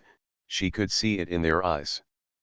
In the words that they left unspoken she could hear it. It would be there, filling the small gaps of silence. She thought that she discerned it in her father's slow movements. Surely his movements had grown slower of late? And his hair was quite grey, it was quite grey all over. She realized this with a slight shock one morning as he sat in the sunlight. It had used to look auburn in the nape of his neck when the sun fell upon it, and now it was dull grey all over. But this mattered little. Even their trouble mattered little in comparison with something more vital, with their love that, she felt, was the only thing that mattered, and that was the thing that now stood most in danger. This love of theirs had been a great glory. All her life she had lived with it side by side, but never until it appeared to be threatened, did she feel that she had really grasped its true meaning. The serene and beautiful spirit of Morton clothed in flesh, yes, that had been its true meaning. Yet that had been only part of its meaning for her. It had meant something greater than Morton. It had stood for the symbol of perfect fulfillment. She remembered that even as a very small child she had vaguely discerned that perfect fulfillment. This love had been glowing like a great friendly beacon, a thing that was steadfast and very reassuring. All unconscious, she must often have warmed herself at it, must have thought out her doubts and her vague misgivings. It had always been their love, the one for the other, she knew this, and yet it had been her beacon. But now those flames were no longer steadfast, something had dared to blemish their brightness. She longed to leap up in her youth and strength and cast this thing out of her holy of holies. The fire must not die and leave her in darkness. And yet she was utterly helpless, and she knew it. All that she did seemed inadequate and childish.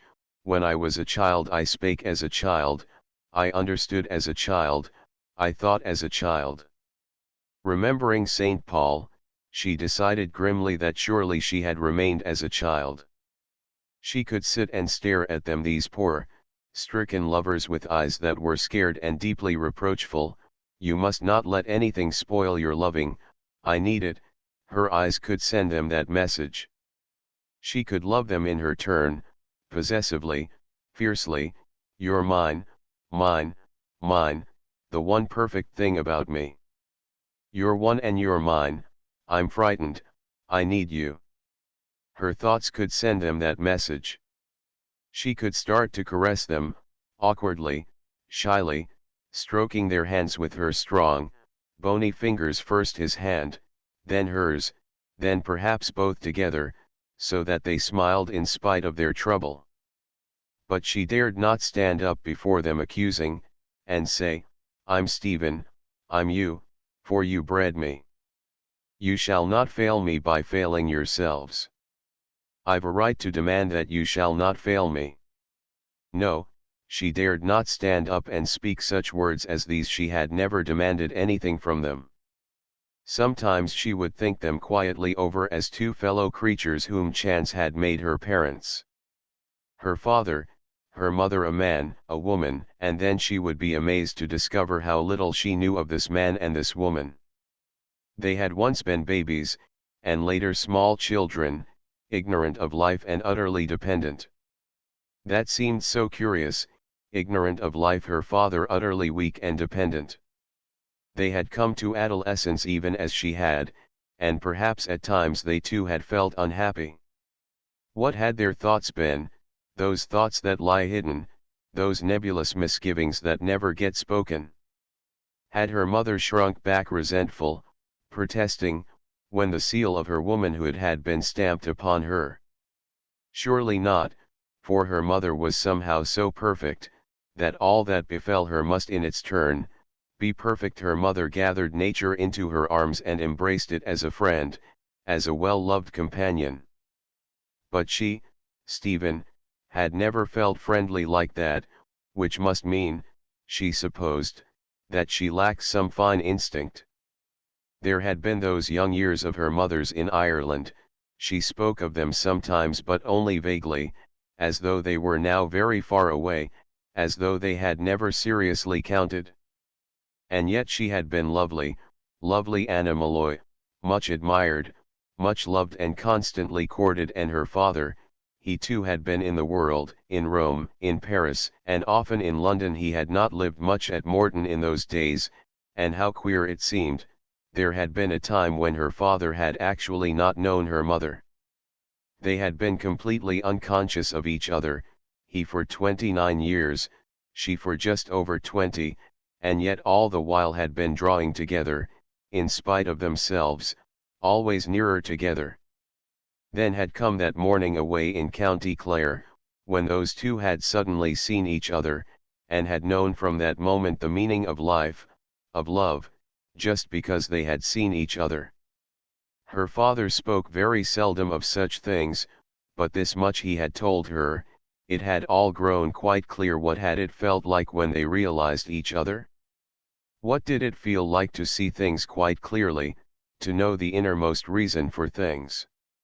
Morton, her mother had come home to Morton, to wonderful, gently enfolding Morton. She had passed for the first time through the heavy white doorway under the shining semicircular fanlight. She had walked into the old square hall with its bearskins, and its pictures of funny, dressed-up looking Gordons, the hall with the whip rack where Stephen kept her whips, the hall with the beautiful iridescent window, that looked over the lawns and herbaceous borders. Then, perhaps hand in hand, they had passed beyond the hall, her father a man, her mother a woman, with their destiny already upon them, and that destiny of theirs had been Stephen. 10 years. For 10 years they had just had each other, and Morton surely wonderful years. But what had they been thinking about all those years? Had they perhaps thought a little about Stephen? Oh, but what could she hope to know of these things, their thoughts, their feelings, their secret ambitions, she, who had not even been conceived, she, who had not yet come into existence? They had lived in a world that her eyes had not looked on, days and nights had slipped into the weeks, months, and years. Time had existed, but she, Stephen, had not.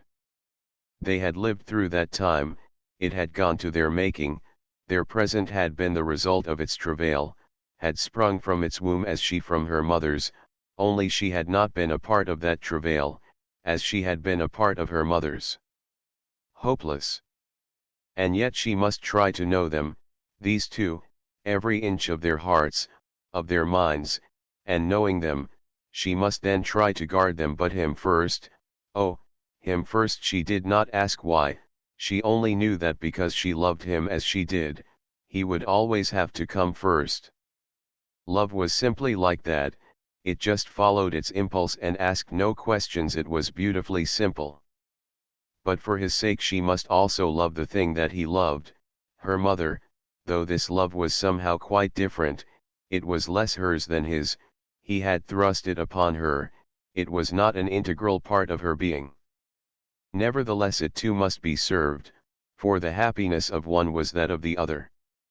They were indivisible, one flesh, one spirit, and whatever it was that had crept in between them was trying to tear asunder this oneness. That was why she, their child, must rise up and help them if she could, for was she not the fruit of their oneness?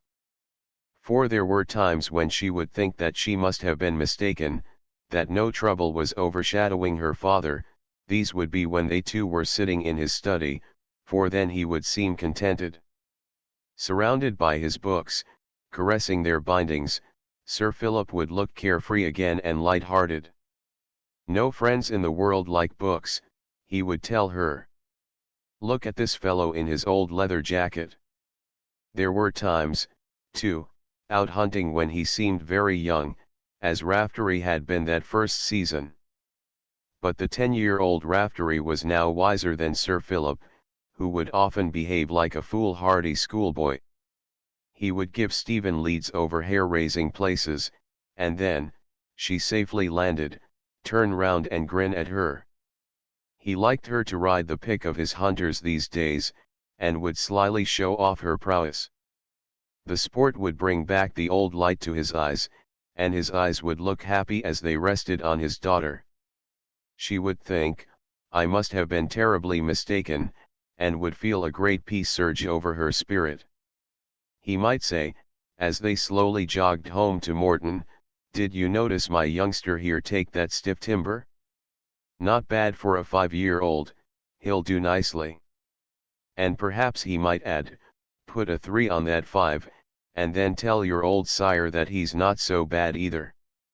I'm 53, Stephen, I'll be going in the wind if I don't knock off smoking quite soon, and that's certain.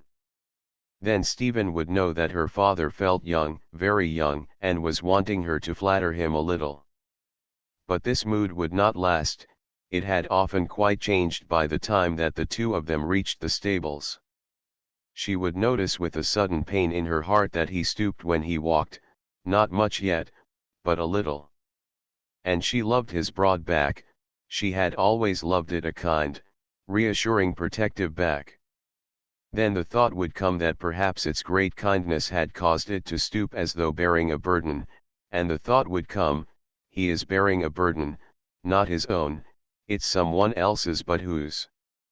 Chapter 10. One Christmas came and with it the girl's 18th birthday, but the shadows that clung round her home did not lessen, nor could Stephen, groping about in those shadows, find a way to win through to the light. Everyone tried to be cheerful and happy, as even sad people will do at Christmas, while the gardeners brought in huge bundles of holly with which to festoon the portraits of Gordon's rich, red-berried holly that came from the hills, and that year after year would be sent down to Morton. The courageous-eyed Gordons looked out from their wreaths unsmiling, as though they were thinking of Stephen. In the hall stood the Christmas tree of her childhood, for Sir Philip loved the old German custom which would seem to insist that even the aged be as children and play with God on his birthday. At the top of the tree swung the little wax Christ child in his spangled nightgown with gold and blue ribbons, and the little wax Christ child bent downwards and sideways because, although small, he was rather heavy, or, as Stephen had thought when she too had been small, because he was trying to look for his presents. In the morning they all went to church in the village, and the church smelled of coldness and freshly bruised green stuff of the laurel and holly and pungent pine branches, that wreathed the oak pulpit and framed the altar, and the anxious-faced eagle who must carry the scriptures on his wings, he too was looking quite festive. Very redolent of England it was, that small church, with its apple-cheeked choirboys in newly washed garments, with its young Oxford parson who in summer played cricket to the glory of God and the good of the county, with its trim congregation of neighbouring gentry who had recently purchased an excellent organ, so that now they could hear the opening bars of the hymns with a feeling of self-satisfaction, but with something else too that came nearer to heaven, because of those lovely old songs of Christmas. The choir raised their sexless, untroubled voices, while shepherds watched their flocks sang the choir, and Anna's soft mezzo mingled and blended with her husband's deep boom and Puddle's soprano. Then Stephen sang too for the sheer joy of singing, though her voice at best was inclined to be husky, while shepherds watched their flocks by night, caroled Stephen for some reason thinking of Raftery. After church the habitual Christmas greetings, Merry Christmas. Merry Christmas. Same to you, many of them. Then home to Morton and the large midday dinner turkey, plum pudding with its crisp brandy butter, and the mince pies that invariably gave Puddle indigestion. Then dessert with all sorts of sweet fruits out of boxes, crystallized fruits that made your hands sticky, together with fruit from the Morton greenhouses, and from somewhere that no one could ever remember, the elegant miniature lady apples that you ate skins and all in 2 bites if you were greedy. A long afternoon spent in waiting for darkness when Anna could light the Christmas tree candles, and no ringing of bells to disturb the servants, not until they must all file in for their presents which were piled up high round the base of the tree on which Anna would light the small candles. Dusk draw the curtains, it was dark enough now, and someone must go and fetch Anna the taper, but she must take care of the little wax Christ child, who liked many lights even though they should melt him. Stephen, climb up, will you, and tie back the Christ child, his toe is almost touching that candle. Then Anna applying the long lighted taper from branch to branch, very slowly and gravely, as though she accomplished some ritual, as though she herself were a ministering priestess. Anna very slender and tall in a dress whose soft folds swept her limbs and lay round her ankles.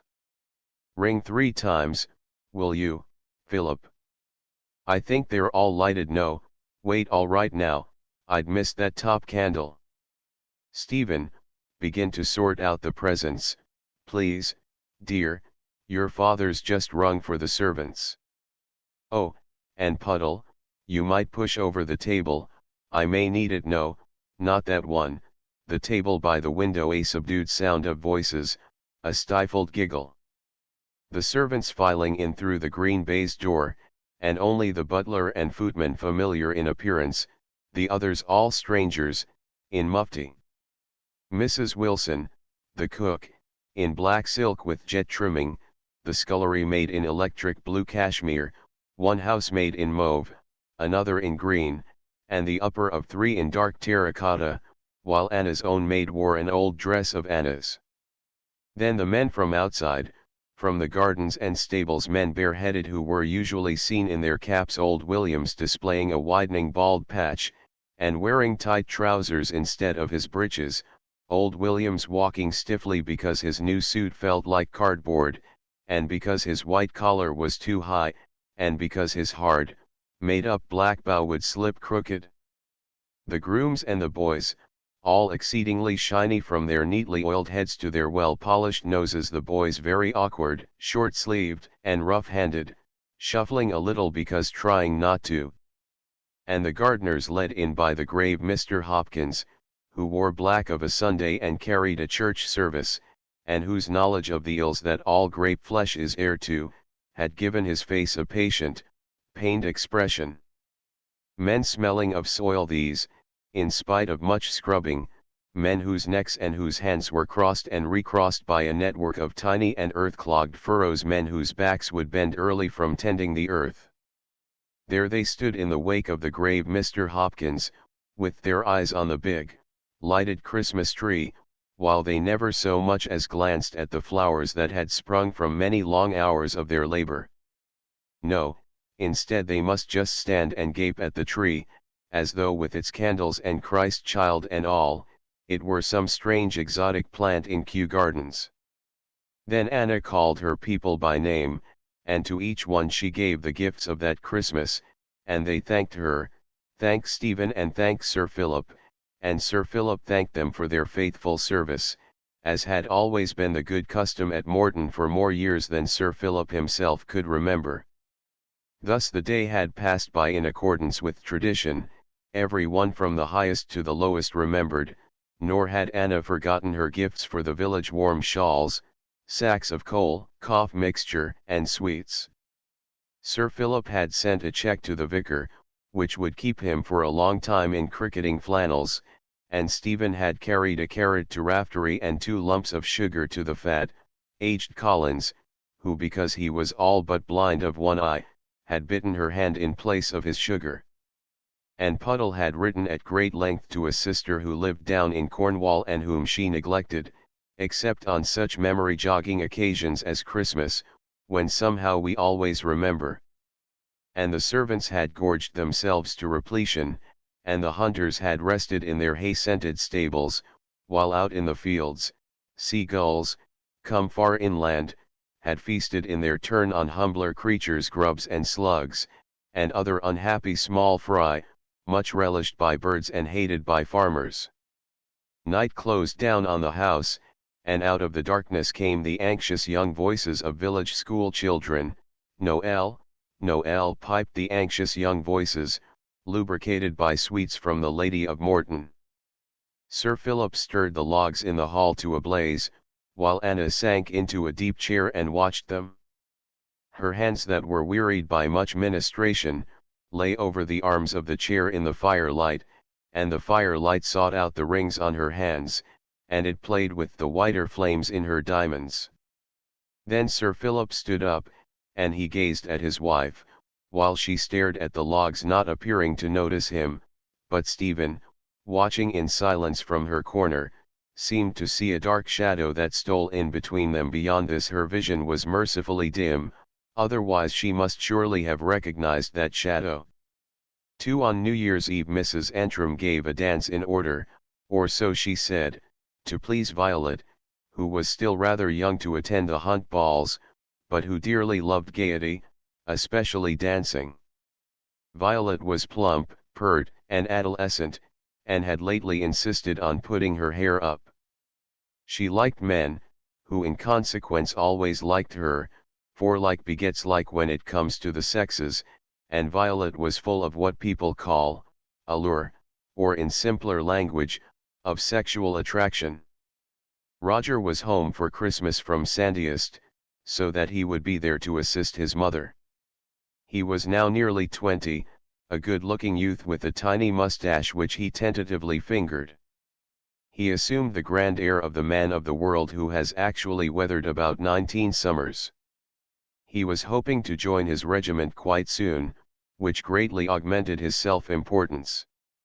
Could Mrs. Antrim have ignored Stephen Gordon's existence, she would almost certainly have done so. She disliked the girl, she had always disliked her. What she called Stephen's queerness aroused her suspicion. She was never quite clear as to what she suspected, but felt sure that it must be something outlandish. A young woman of her age to ride like a man, I call it preposterous, declared Mrs. Antrim. It can safely be said that Stephen at 18 had in no way outgrown her dread of the Antrums. There was only one member of that family who liked her, she knew, and that was the small, henpecked colonel. He liked her because, a fine horseman himself, he admired her skill and her courage out hunting. "It's a pity she's so tall," of course he would grumble, "but she does know a horse and how to stick on one. Now my children might have been brought up at Margate, they're just about fitted to ride the beach donkeys." But Colonel Antrim would not count at the dance, indeed in his own house he very seldom counted. Stephen would have to endure Mrs. Antrim and Violet, and then Roger was home from Sandhurst. Their antagonism had never quite died, perhaps because it was too fundamental. Now they covered it up with a cloak of good manners, but these two were still enemies at heart, and they knew it.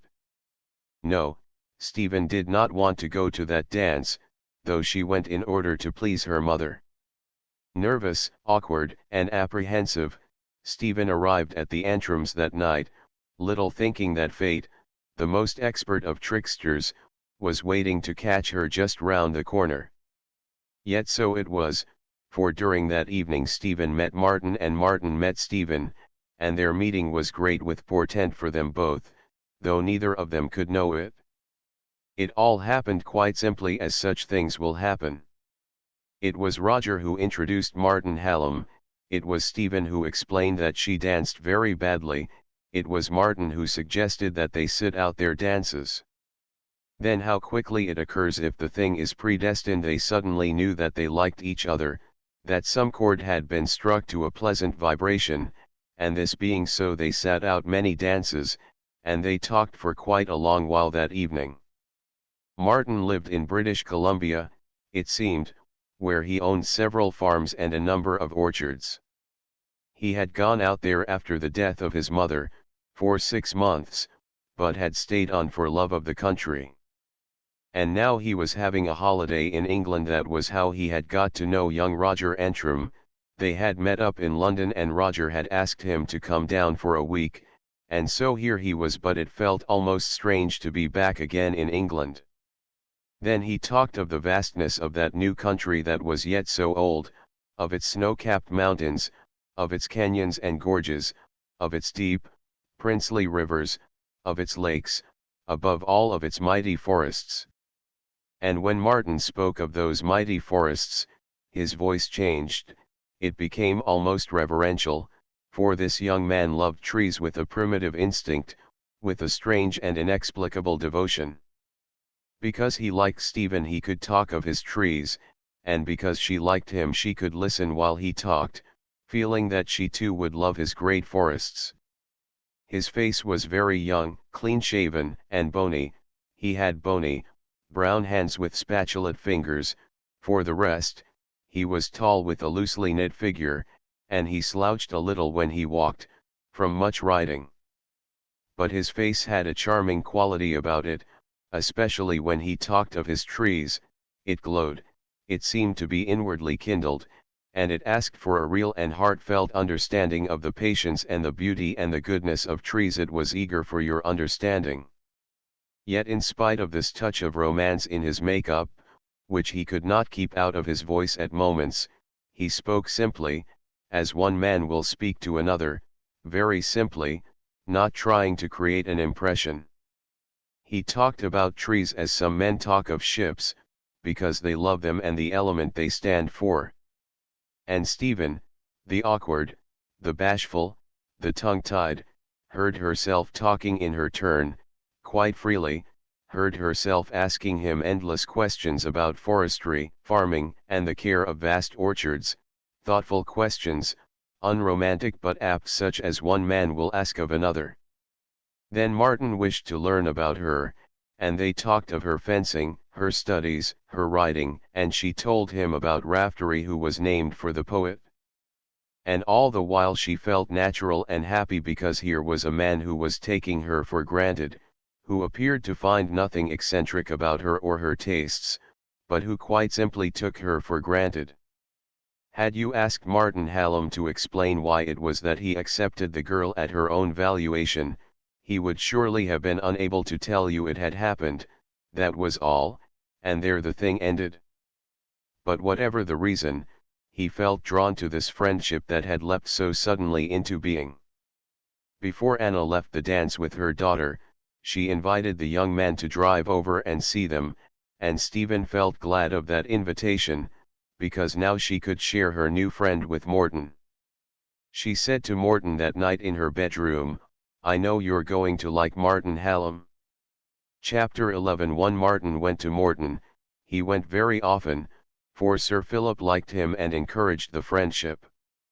Anna liked Martin too, and she made him feel welcome because he was young and had lost his mother. She spoiled him a little, as a woman will spoil who, having no son, must adopt someone else's, so to Anna he went with all his small troubles, and she doctored him when he caught a bad chill out hunting. He instinctively turned to her in such things, but never, in spite of their friendship, to Stephen. Yet now he and Stephen were always together. He was staying on and on at the hotel in Upton, ostensibly staying because of the hunting, in reality staying because of Stephen, who was filling a niche in his life long empty, the niche reserved for the perfect companion. A queer, sensitive fellow this Martin Hallam, with his strange love of trees and primitive forests, not a man to make many intimate friends, and in consequence a man to be lonely. He knew little about books and had been a slack student, but Stephen and he had other things in common. He rode well, and he cared for and understood horses. He fenced well and would quite often now fence with Stephen, nor did he appear to resent it when she beat him. Indeed, he seemed to accept it as natural, and would merely laugh at his own lack of skill. Out hunting, these two would keep close to each other, and would ride home together as far as Upton, or perhaps he would go on to Morton with her, for Anna was always glad to see Martin. Sir Philip gave him the freedom of the stables, and even old Williams forbore to grumble. "'E be trusty, that's what 'e be," declared Williams, "and the horses knows it and acts accordin'." But sport was not all that drew Stephen to Martin, for his mind, like hers, was responsive to beauty, and she taught him the countryside that she loved, from Upton to Castle Morton Common, the common that lies at the foot of the hills. But far beyond Castle Morton she took him. They would ride down the winding lane to Bromsborough, then crossing the small stream at Clincher's Mill, jog home through the bare winter woods of East Nor. And she taught him the hills whose plentiful bosoms had made Anna think of green-girdled mothers, mothers of sons, as she sat and watched them, great with the child who should have been her son. They climbed the venerable Worcestershire beacon that stands guardian of all the 7 Malverns, or wandered across the hills of the Wells to the old British camp above the Wye Valley.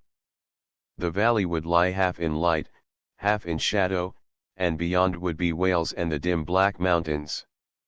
Then Stephen's heart would tighten a little, as it always had done because of that beauty, so that one day she said, "When I was a child, this used to make me want to cry, Martin." And he answered, "Some part of us always sheds tears when we see lovely things, they make us regretful." But when she asked him why this should be, he shook his head slowly, unable to tell her. Sometimes they walked through Hollybush woods, then on up Ragged Stone, a hill grim with legend. Its shadow would bring misfortune or death to those it fell on, according to legend. Martin would pause to examine the thorn trees, ancient thorns that had weathered many a hard winter. He would touch them with gentle, pitying fingers. "Look, Stephen, the courage of these old fellows. They're all twisted and crippled, it hurts me to see them, yet they go on patiently doing their bit. Have you ever thought about the enormous courage of trees?" "I have, and it seems to me amazing. The Lord dumps them down and they've just got to stick it, no matter what happens. That must need some courage." And one day he said, "Don't think me quite mad, but if we survive death, then the trees will survive it. There must be some sort of a forest heaven for all the faithful of trees. I expect they take their birds along with them, why not? and in death they were not divided. Then he laughed, but she saw that his eyes were quite grave, so she asked him, "Do you believe in God, Martin?" And he answered, "Yes, because of his trees." "Don't you?" "I'm not sure. Oh, my poor, blind Stephen. Look again, go on looking until you do believe." They discussed many things quite simply together, for between these two was no vestige of shyness. His youth met hers and walked hand in hand with it, so that she knew how utterly lonely her own youth had been before the coming of Martin. She said, "You're the only real friend I've ever had, except father. Our friendship's so wonderful, somehow we're like brothers, we enjoy all the same sort of things." He nodded, "I know, a wonderful friendship." The hills must let Stephen tell him their secrets, the secrets of bypaths most cunningly hidden, the secrets of small, unsuspected green hollows, the secrets of ferns that live only by hiding. She might even reveal the secrets of birds, and show him the playground of shy, spring cuckoos. They fly quite low up here, one can see them. Last year a couple flew right past me, calling. If you were not going away so soon, Martin, we'd come later on. I'd love you to see them. And I'd love you to see my huge forests," he told her. "Why can't you come back to Canada with me? What rot it is, all this damned convention, we're such pals you and I'll be desperately lonely. Lord, what a fool of a world we live in." And she said quite simply, "I'd love to come with you." Then he started to tell her about his huge forests, so vast that their greenness seemed almost eternal. Great trees he told of, erect, towering firs, many centuries old and their girth that of giants. And then there were all the humbler tree folk whom he spoke of as friends that were dear and familiar, the hemlocks that grow by the courses of rivers, in love with adventure and clear running water, the slender white spruces that border the lakes, the red pines, that glow like copper in the sunset. Unfortunate trees these beautiful red pines, for their tough, manly wood is coveted by builders. "But I won't have my roof tree hacked from their sides," declared Martin. "I'd feel like a positive assassin." Happy days spent between the hills and the stables, happy days for these two who had always been lonely until now, and now this wonderful friendship. There had never been anything like it for Stephen. Oh, but it was good to have him beside her, so young, so strong and so understanding. She liked his quiet voice with its careful accent, and his thoughtful blue eyes that moved rather slowly, so that his glance when it came slowly. Sometimes she would meet his glance halfway, smiling. She who had longed for the companionship of men, for their friendship, their goodwill, their toleration, she had it all now and much more in Martin, because of his great understanding. She said to Puddle one night in the schoolroom, "I've grown fond of Martin. Isn't that queer after only a couple of months of friendship? But he's different somehow when he's gone. I shall miss him." And her words had the strangest effect on Puddle, who quite suddenly beamed at Stephen and kissed her. Puddle, who never betrayed her emotions, quite suddenly beamed at Stephen and kissed her. Two people gossiped a little because of the freedom allowed Martin and Stephen by her parents, but on the whole they gossiped quite kindly, with a great deal of smiling and nodding of heads. After all, the girl was just like other girls. They almost ceased to resent her.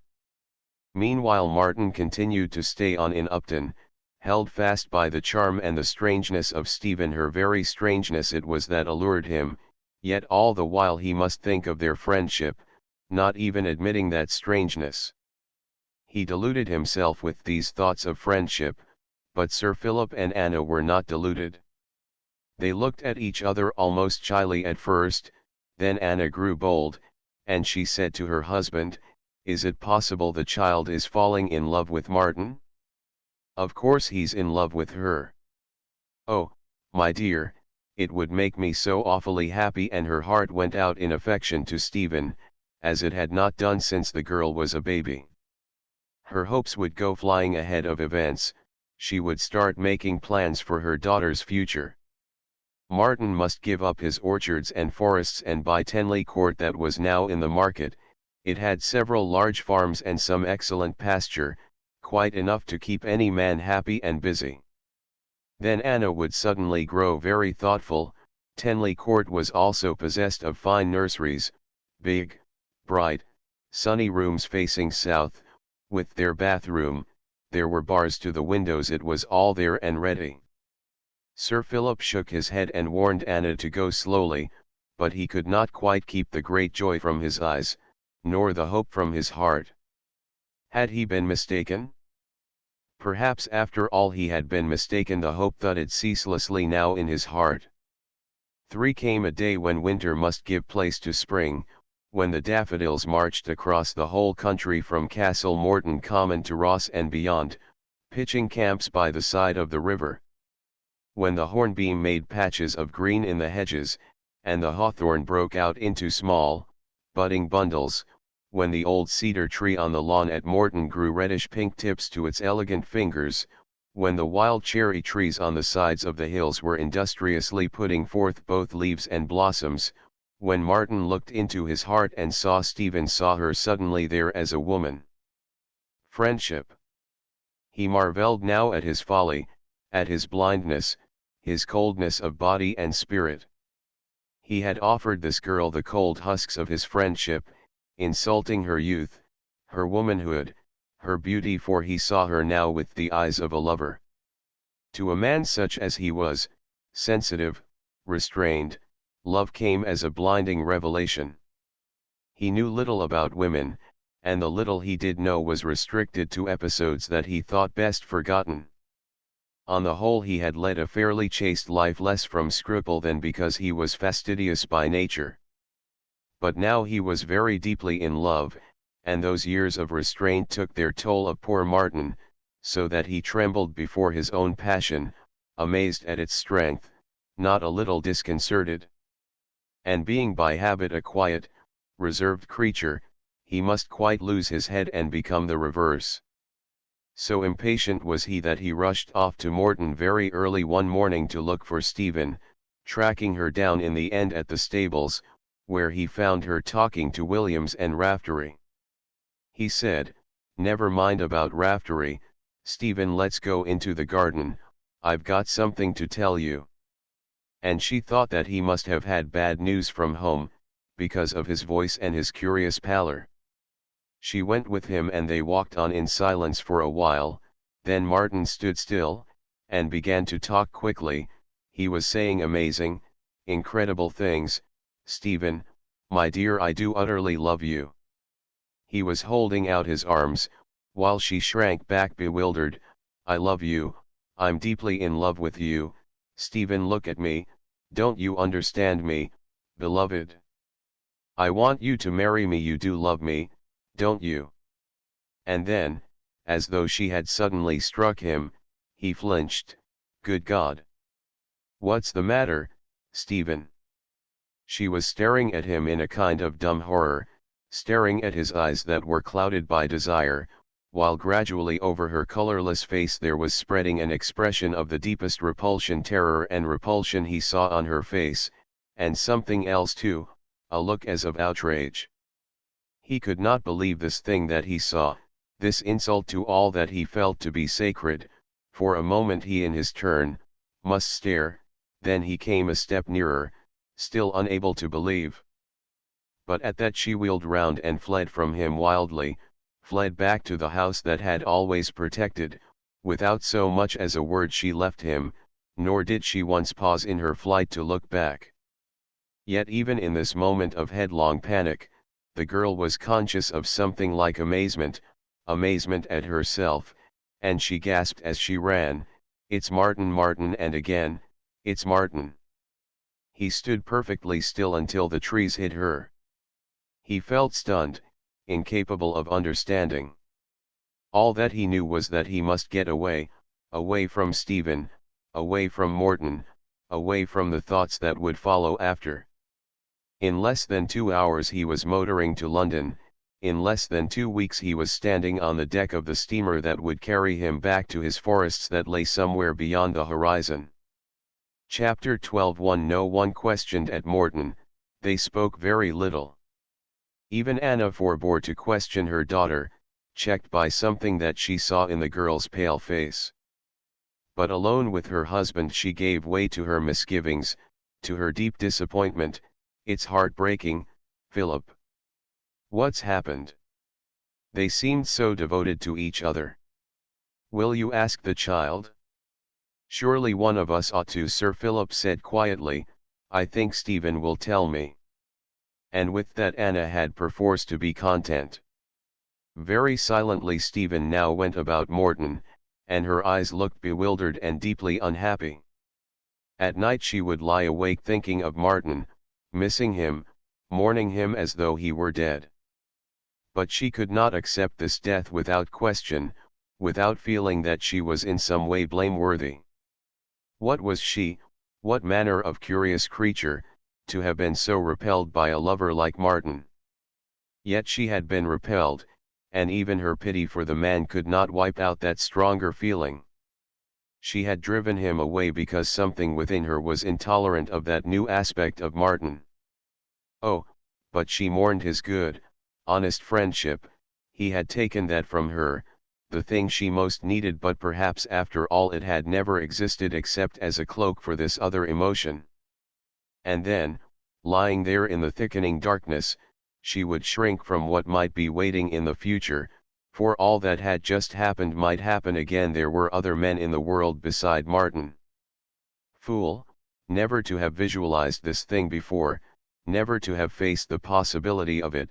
Now she understood her resentment of men when their voices grew soft and insinuating.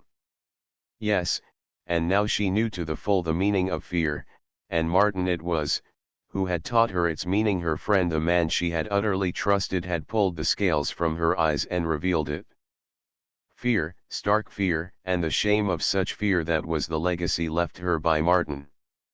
And yet he had made her so happy at first, she had felt so contented, so natural with him, but that was because they had been like two men, companions, sharing each other's interests. And at this thought her bitterness would all but flow over. It was cruel, it was cowardly of him to have deceived her, when all the time he had only been waiting for the chance to force this other thing on her. But what was she? Her thoughts, slipping back to her childhood, would find many things in her past that perplexed her.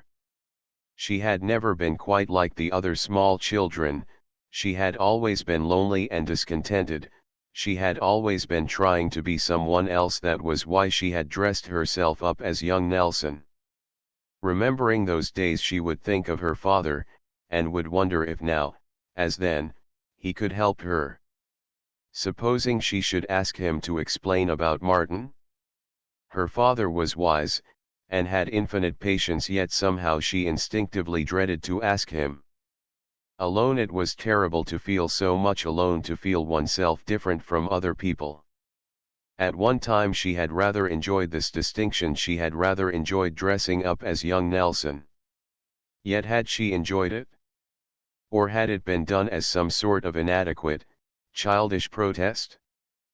But if so, against what had she been protesting when she strutted about the house, masquerading? In those days she had wanted to be a boy. Had that been the meaning of the pitiful young Nelson? And what about now? She had wanted Martin to treat her as a man, had expected it of him. The questions to which she could find no answers, would pile themselves up and up in the darkness, oppressing, stifling by sheer weight of numbers, until she would feel them getting her under. I don't know, oh, God, I don't know, she would mutter, tossing as though to fling off those questions. Then one night towards dawn she could bear it no longer, her dread must give place to her need of consolation. She would ask her father to explain her to herself, she would tell him her deep desolation over Martin. She would say, is there anything strange about me, father, that I should have felt as I did about Martin? And then she would try to explain very calmly what it was she had felt, the intensity of it. She would try to make him understand her suspicion that this feeling of hers was a thing fundamental, much more than merely not being in love, much more than not wanting to marry Martin.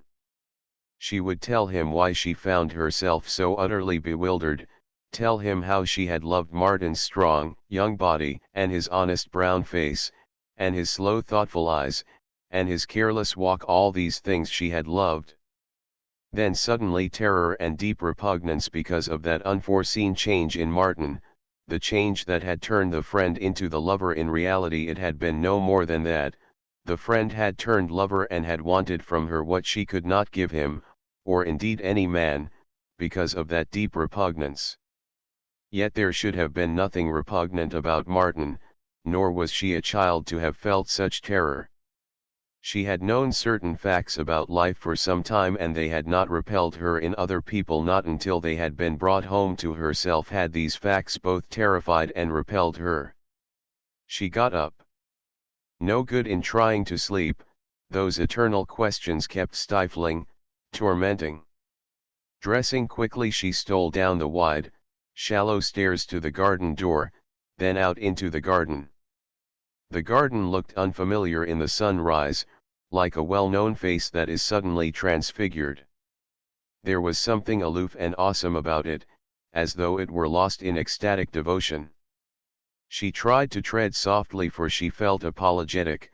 She and her troubles were there as intruders. Their presence disturbed this strange hush of communion, this oneness with something beyond their knowledge, that was yet known and loved by the soul of the garden. A mysterious and wonderful thing, this oneness, pregnant with comfort. Could she know its true meaning? She felt this somewhere deep down in herself, but try as she would her mind could not grasp it. Perhaps even the garden was shutting her out of its prayers, because she had sent away Martin. Then a thrush began to sing in the cedar, and his song was full of wild jubilation. "Stephen, look at me, sang the thrush, "I'm happy, it's all very simple." There was something heartless about that singing which only served to remind her of Martin. She walked on disconsolate, thinking deeply. He had gone, he would soon be back in his forests. She had made no effort to keep him beside her because he had wanted to be her lover. "Stephen, look at us, sang the birds, "we're happy, it's all very simple." Martin walking in dim, green places. She could picture his life away in the forests, a man's life, good with the goodness of danger, a primitive, strong, imperative thing, a man's life, the life that should have been hers. And her eyes filled with heavy, regretful tears, yet she did not quite know for what she was weeping. She only knew that some great sense of loss, some great sense of incompleteness possessed her, and she let the tears trickle down her face, wiping them off one by one with her finger. And now she was passing the old potting shed where Collins had lain in the arms of the footman. Choking back her tears, she paused by the shed, and tried to remember the girl's appearance. Gray eyes, no, blue, and a roundabout figure, plump hands, with soft skin always puckered from soap suds, a housemaid's knee that had pained very badly. "See that dent? That's the water. It fair makes me sick." Then a queer little girl dressed up as young Nelson. "I'd like to be awfully hurt for you, Collins, the way that Jesus was hurt for sinners." The potting shed smelling of earth and dampness, sagging a little on one side, lopsided, Collins lying in the arms of the footman, Collins being kissed by him, wantonly, crudely, a broken flower pot in the hand of a child, rage, deep rage, a great anguish of spirit, blood on a face that was pale with amazement, very bright red blood that kept trickling and trickling, flight, wild, inarticulate flight, away and away, anyhow, anywhere, the pain of torn skin, the rip of torn stockings. She had not remembered these things for years. She had thought that all this had been quite forgotten. There was nothing to remind her of Collins these days but a fat, half-blind, and pampered old pony. Strange how these memories came back this morning, She had lain in bed lately trying to recapture the childish emotions aroused in her by Collins and had failed, yet this morning they came back quite clearly. But the garden was full of a new memory now, it was full of the sorrowful memory of Martin.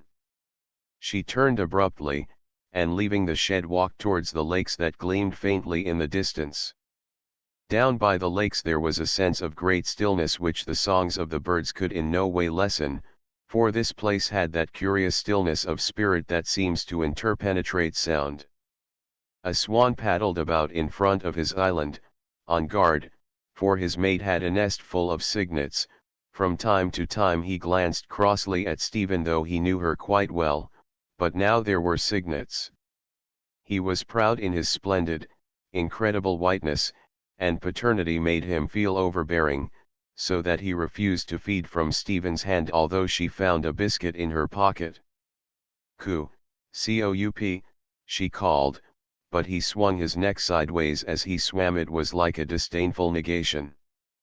"Perhaps he thinks I'm a freak," she mused grimly, feeling more lonely because of the swan. The lakes were guarded by massive old beech trees, and the beech trees stood ankle-deep in their foliage, a lovely and luminous carpet of leaves they had spread on the homely brown earth of Morton. Each spring came new little shuttles of greenness that in time added warp and woof to the carpet, so that year by year it grew softer and deeper, and year by year it glowed more resplendent. Stephen had loved this spot from her childhood, and now she instinctively went to it for comfort, but its beauty only added to her melancholy, for beauty can wound like a two-edged sword. She could not respond to its stillness of spirit, since she could not lull her own spirit to stillness. She thought, "I shall never be one with great peace any more, I shall always stand outside the stillness wherever there is absolute stillness and peace in this world, I shall always stand just outside it." And as though these thoughts were in some way prophetic, she inwardly shivered a little. Then what must the swan do but start to hiss loudly, just to show her that he was really a father. "Peter," she reproached him, "I won't hurt your babies, can't you trust me? I fed you the whole of last winter." But apparently Peter could not trust her at all, for he squawked to his mate who came out through the bushes, and she hissed in her turn, flapping strong angry wings, which meant in mere language, "Get out of this, Stephen, you clumsy, inadequate, ludicrous creature, you destroyer of nests, you disturber of young, you great wingless blot on a beautiful morning." Then they both hissed together, "Get out of this, Stephen." So Stephen left them to the care of their cygnets. Remembering Raftery, she walked to the stables, where all was confusion and purposeful bustle. Old Williams was ruthlessly out on the warpath. He was scolding, "Drat the boy, what be 'e a doin'? Come on, do. Hurry up, get them 2 horses bridled, and don't go forgettin' their kneecaps this mornin', and that bucket there don't belong where it's standin', nor that broom. Did Jim take the roan to the blacksmith's? God almighty, why not? Our shoes is like paper. You Jim, don't you go on ignorin' my orders. If you do, come on, boy, got them 2 horses ready? Right, well then, up you go. You don't want no saddle, like as not you'd give I'm a gall if you add one." The sleek, good-looking hunters were led out in clothing, for the early spring mornings were still rather nippy, and among them came Raftery, slender and skittish. He was wearing his hood, and his eyes peered out bright as a falcon's from the 2 neatly braided eye holes. From a couple more holes in the top of his head dress, shot his small, pointed ears, which now worked with excitement. "Hold on," bellowed Williams, "what the 'ell be you doin'? Quick, shorten 'is bridle, you're not in a circus." And then seeing Stephen, "Beg pardon, Miss Stephen, but it be a fair crime not to lead that horse close, and I'm all corned up until 'e's fair dancin'." They stood watching Raftery skip through the gates. Then old Williams said softly, do be a wonder more nor 50-odd years ave I worked in the stables, and never no beast ave I loved like Raftery. But he's no common horse, he be some sort of Christian, and a better one too than a good few I knows on. And Stephen answered, perhaps he's a poet like his namesake. I think if he could write he'd write verses.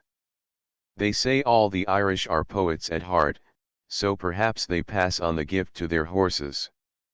Then the two of them smiled, each a little embarrassed, but their eyes held great friendship the one for the other, a friendship of years now cemented by Raftery whom they loved, and small wonder, for assuredly never did more gallant or courteous horse step out of stable.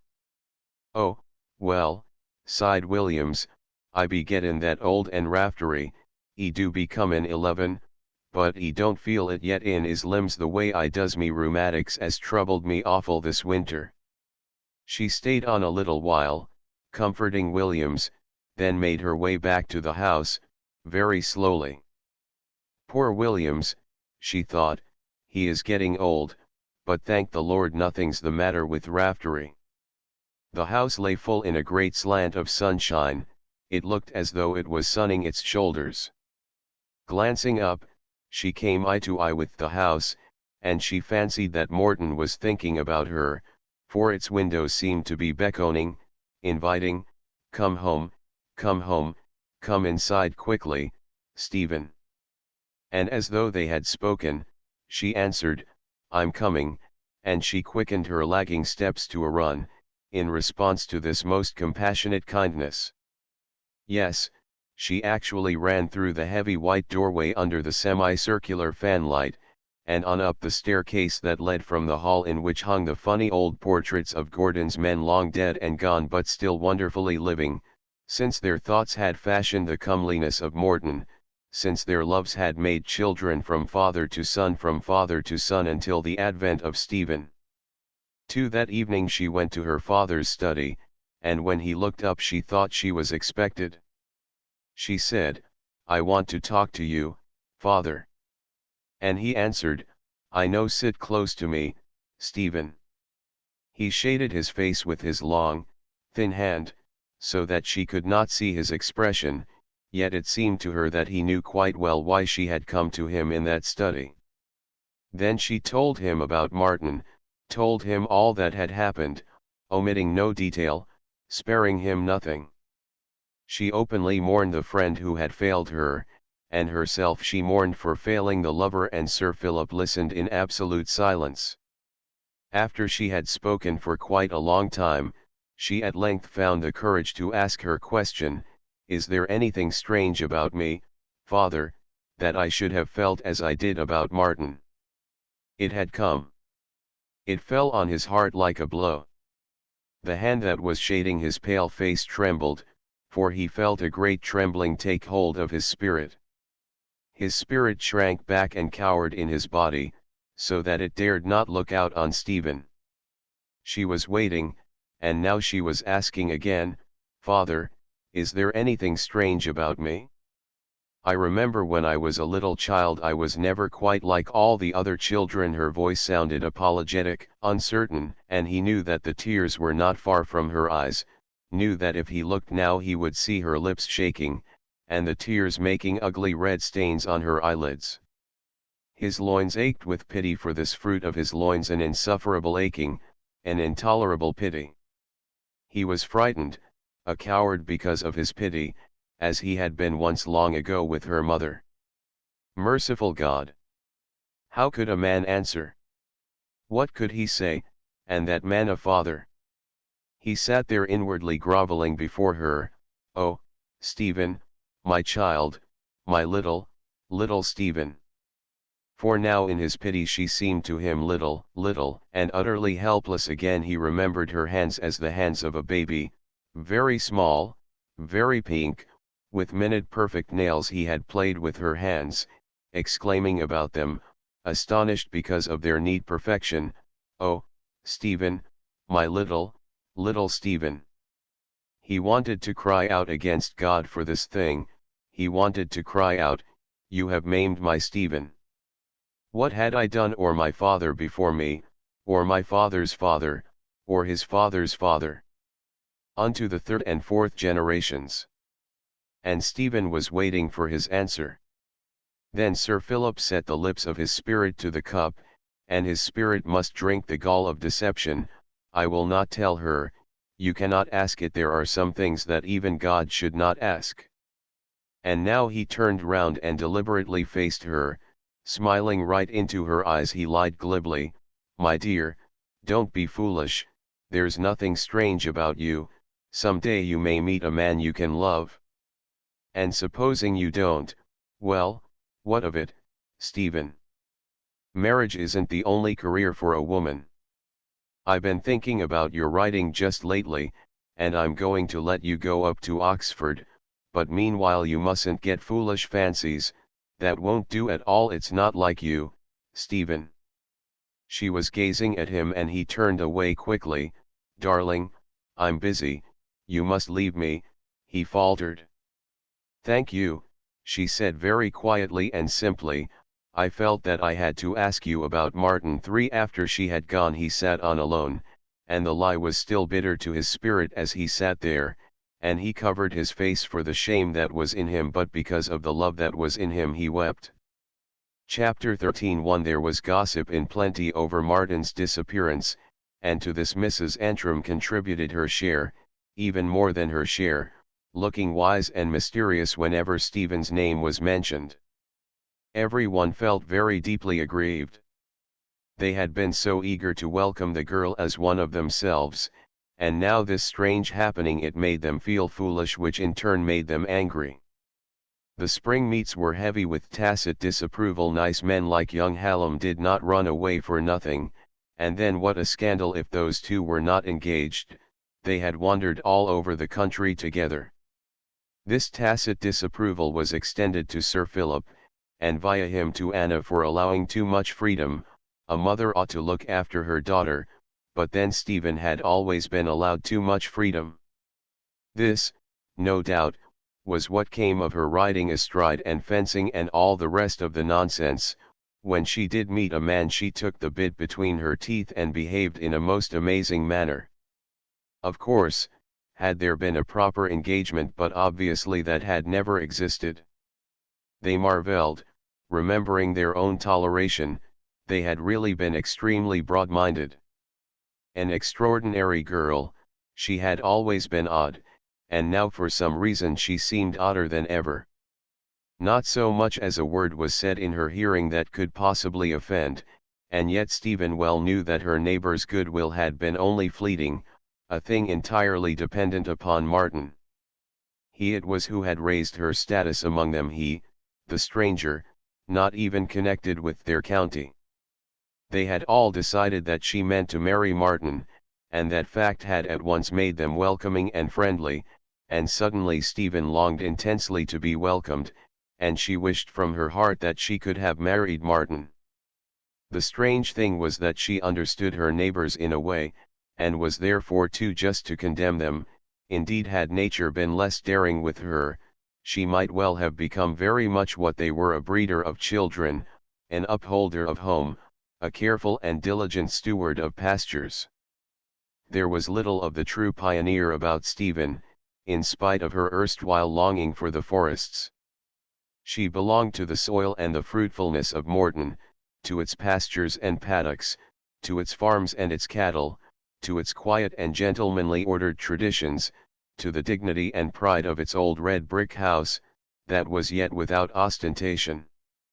To these things she belonged and would always belong by right of those past generations of Gordons whose thoughts had fashioned the comeliness of Morton, whose bodies had gone to the making of Stephen. Yes, she was of them, those bygone people. They might spurn her, the lusty breeders of sons that they had been, they might even look down from heaven with raised eyebrows, and say, we utterly refuse to acknowledge this curious creature called Stephen. But for all that they could not drain her of blood, and her blood was theirs also, so that do what they would they could never completely rid themselves of her, nor she of them. They were one in their blood. But Sir Philip, that other descendant of theirs, found little excuse for his critical neighbors. Because he loved much he must equally suffer, consuming himself at times with resentment. And now when he and Stephen were out hunting he would be on his guard, very anxious and watchful lest any small incident should occur to distress her, lest at any time she should find herself lonely.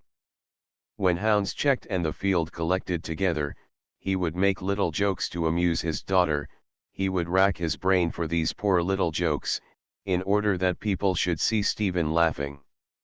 Sometimes he would whisper, "Let 'em have it hot, Stephen, that youngster you're on loves a good bit of timber, don't mind me, I know you won't damage his knees, just you give 'em a lead and let's see if they'll catch you." And because it was seldom indeed that they caught her, his sore heart would know a fleeting contentment. Yet people begrudged her even this triumph, pointing out that the girl was magnificently mounted, anyone could get there on that sort of horse, they would murmur, when Stephen was out of hearing. But small Colonel Antrim, who was not always kind, would retort if he heard them, "Damn it, no, it's the riding. The girl rides, that's the point, as for some of you others," and then he would let loose a flood of foul language. "If some bloody fools that I know rode like Stephen, we'd have bloody well less to pay to the farmers," and much more he would say to the same effect, with rich oaths interlarding his every sentence. The foulest-mouthed master in the whole British Isles he was said to be, this small Colonel Antrim. Oh, but he dearly loved a fine rider, and he cursed and he swore his appreciation. Even in the presence of a sporting bishop one day, he had failed to control his language. Indeed, he had sworn in the face of the bishop with enthusiasm, as he pointed to Stephen. An ineffectual and henpecked little fellow in his home, he was hardly allowed to say damn. He was never permitted to smoke a cigar outside of his dark, inhospitable study. He must not breed Norwich canaries, which he loved, because they brought mice, declared Mrs. Antrim. He must not keep a pet dog in the house, and the pink un was anathema because of Violet. His taste in art was heavily censored, even on the walls of his own water closet, where nothing might hang but a family group taken 16 odd years ago with the children. On Sundays he sat in an uncomfortable pew while his wife chanted psalms in the voice of a peacock. "O come, let us sing unto the Lord," she would chant, as she heartily rejoiced in the strength of her salvation. All this and a great deal more he endured. Indeed, most of his life was passed in endurance. Had it not been for those red-letter days out hunting, he might well have become melancholic from boredom. But those days, when he actually found himself master, went far to restore his anemic manhood, and on them he would speak the good English language as some deep-seated complex knew it ought to be spoken, ruddily, roundly, explosively spoken, with elation, at times with total abandon. Especially if he should chance to remember Mrs. Antrim, would he speak it with total abandon. But his oaths could not save Stephen now from her neighbors. Nothing could do that since the going of Martin, for quite unknown to themselves they feared her. It was fear that aroused their antagonism. In her they instinctively sensed an outlaw, and theirs was the task of policing nature. Too, in her vast drawing room so beautifully proportioned, Anna would sit with her pride sorely wounded, dreading the thinly veiled questions of her neighbors, dreading the ominous silence of her husband.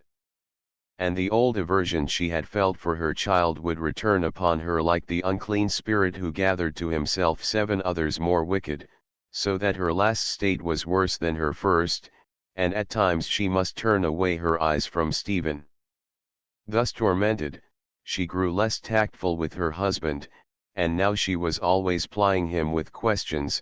"But why can't you tell me what Stephen said to you, Philip, that evening when she went to your study?"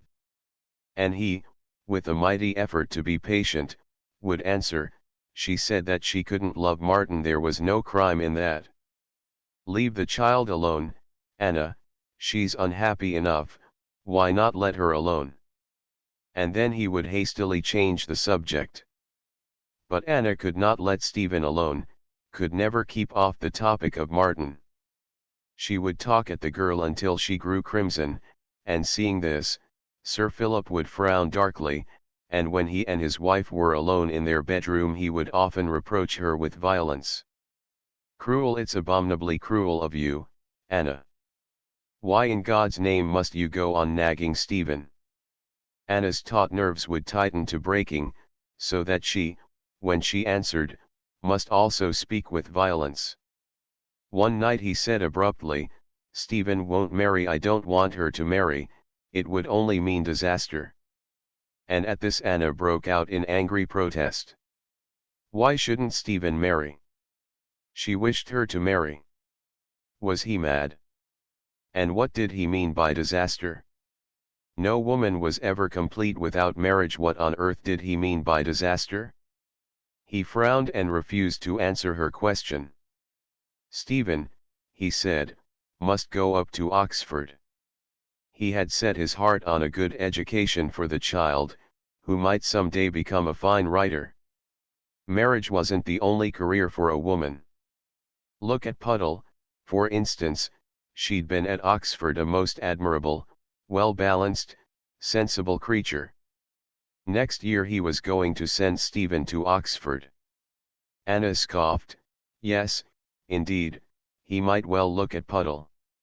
She was what came of this higher education, a lonely, unfulfilled, middle-aged spinster. Anna didn't want that kind of life for her daughter. And then, it's a pity you can't be frank, Philip, about what was said that night in your study. I feel that there's something you're keeping back from me. It's so unlike Martin to behave as he has done.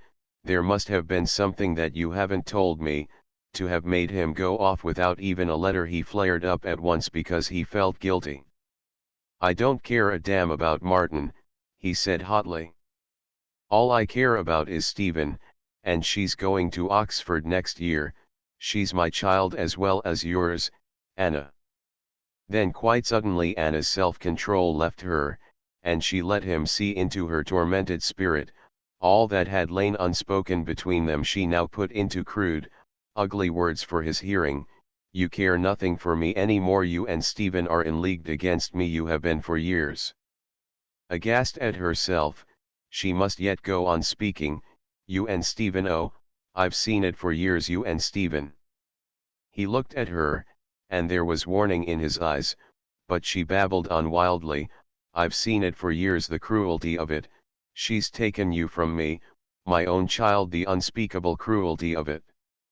"Cruelty, yes, but not Stephen's, Anna. It's yours, for in all the child's life you've never loved her." Ugly, degrading, rather terrible half-truths, and he knew the whole truth, yet he dared not speak it. It is bad for the soul to know itself a coward. It is apt to take refuge in mere wordy violence. "Yes, you, her mother, you persecute Stephen, you torment her. I sometimes think you hate her." "Philip, good God." "Yes, I think you hate her, but be careful, Anna, for hatred breeds hatred, and remember I stand for the rights of my child. If you hate her you've got to hate me. She's my child. I won't let her face your hatred alone." Ugly, degrading, rather terrible half-truths. Their hearts ached while their lips formed recriminations. Their hearts burst into tears while their eyes remained dry and accusing, staring in hostility and anger. Far into the night they accused each other, they who before had never seriously quarreled, and something very like the hatred he spoke of leapt out like a flame that seared them at moments. "Stephen, my own child, she's come between us. It's you who have thrust her between us, Anna." Mad, it was madness. They were such faithful lovers, and their love it was that had fashioned their child.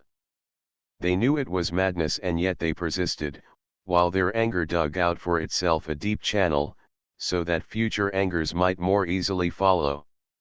They could not forgive and they could not sleep, for neither could sleep without the other's forgiveness, and the hatred that leapt out at moments between them would be drowned in the tears that their hearts were shedding.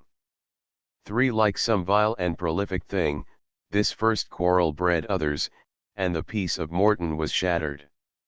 The house seemed to mourn, and withdraw into itself, so that Stephen went searching for its spirit in vain.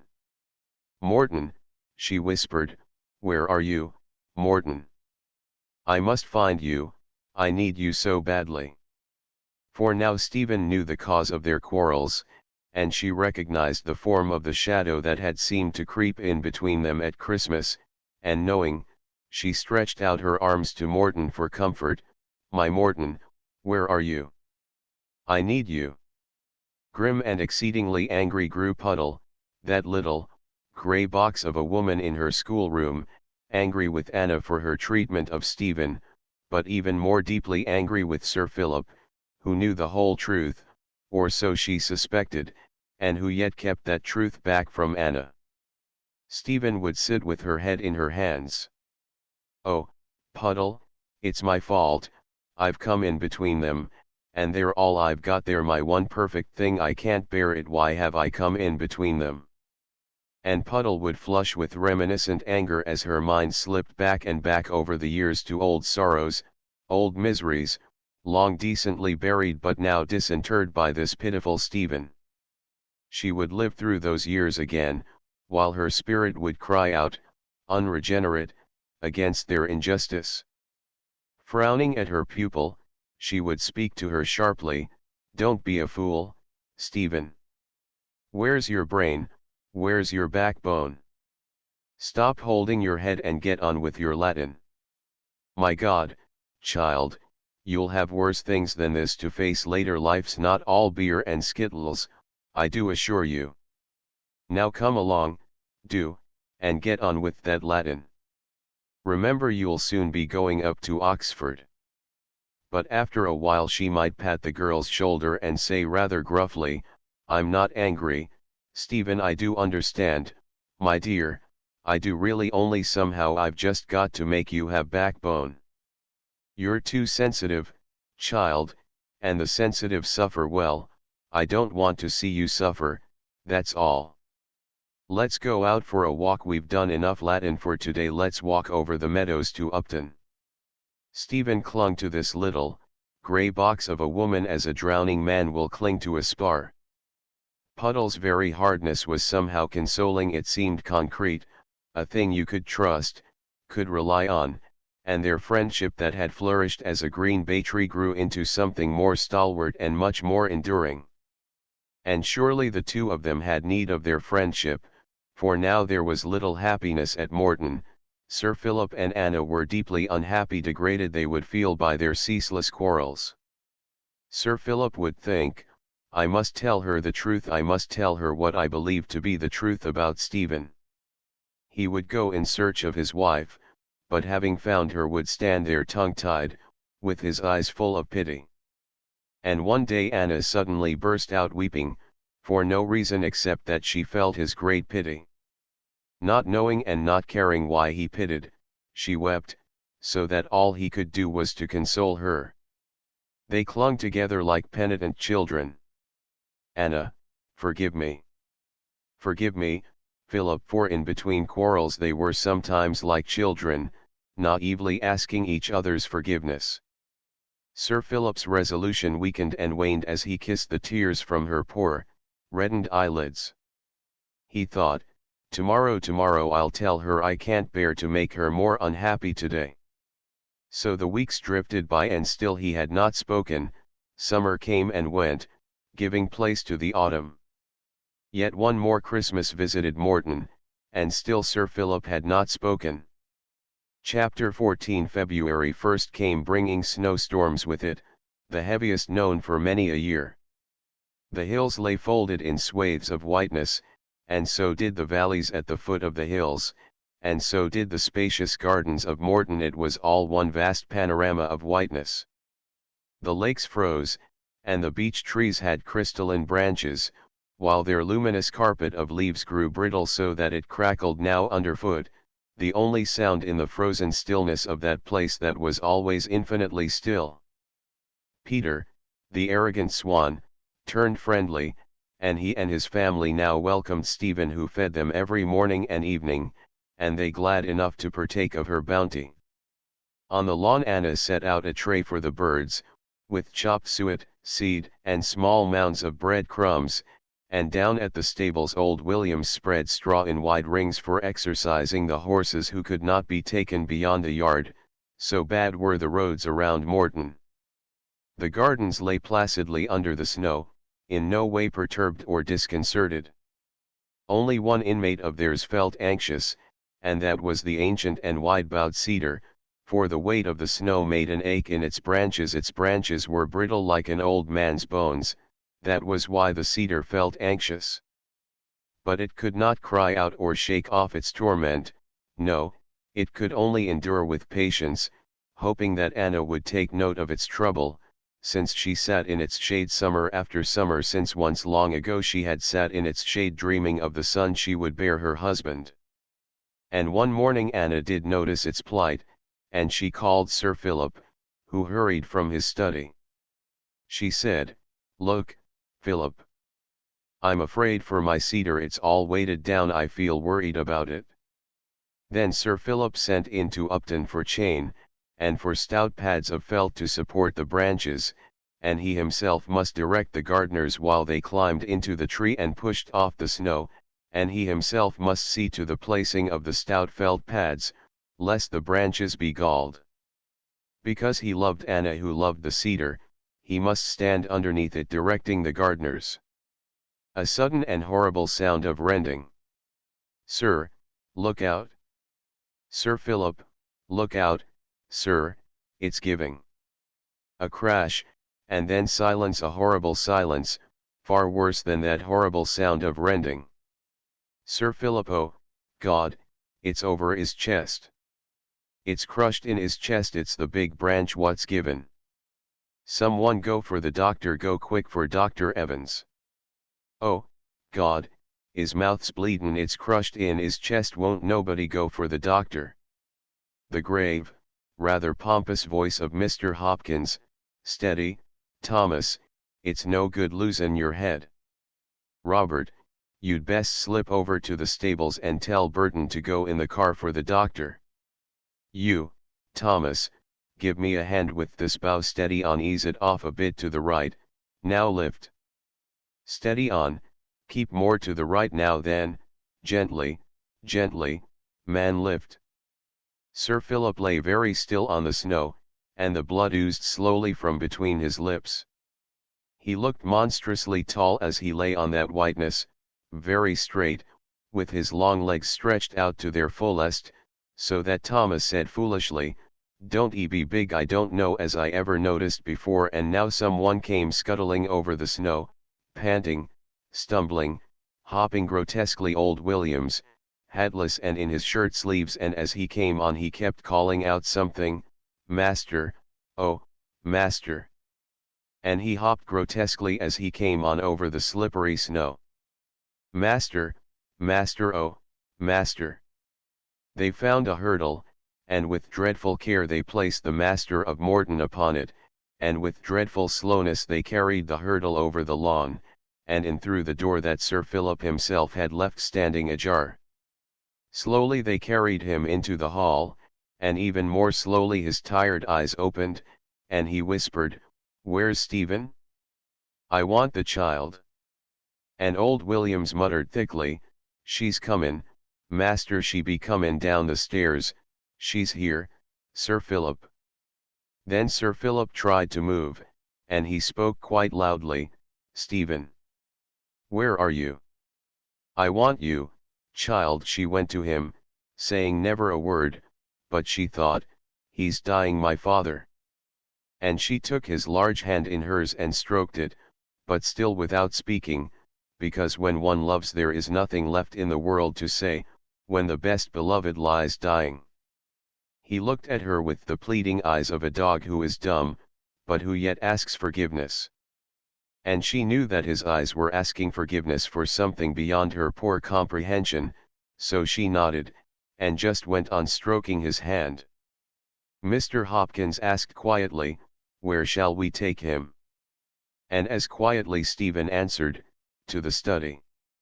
Then she herself led the way to the study, walking steadily, just as though nothing had happened, just as though when she got there she would find her father lolling back in his armchair, reading. But she thought all the while, he's dying, my father, only the thought seemed unreal, preposterous. It seemed like the thinking of somebody else, a thing so unreal as to be preposterous. Yet when they had set him down in the study, her own voice it was that she heard giving orders. "Tell Miss Puddleton to go at once to my mother and break the news gently. I'll stay with Sir Philip. One of you please send a housemaid to me with a sponge and some towels and a basin of cold water. Burton's gone for Dr. Evans, you say? That's quite right. Now I'd like you to go up and fetch down a mattress, the one from the blue room will do, get it quickly. Bring some blankets as well and a couple of pillows, and I may need a little brandy." They ran to obey, and before very long she had helped to lift him onto the mattress. He groaned a little, then he actually smiled as he felt her strong arms around him. She kept wiping the blood away from his mouth, and her fingers were stained. She looked at her fingers, but without comprehension. They could not be hers like her thoughts, they must surely be somebody else's. But now his eyes were growing more restless. He was looking for someone, he was looking for her mother. "Have you told Miss Puddleton, Williams?"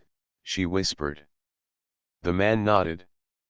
Then she said, "Mother's coming, darling, you lie still," and her voice was softly persuasive as though she were speaking to a small, suffering child.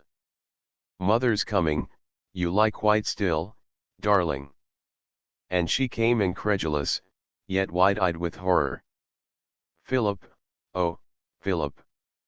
She sank down beside him and laid her white face against his on the pillow. My dear, it's most terribly hurt. You try to tell me where it hurts, try to tell me, beloved."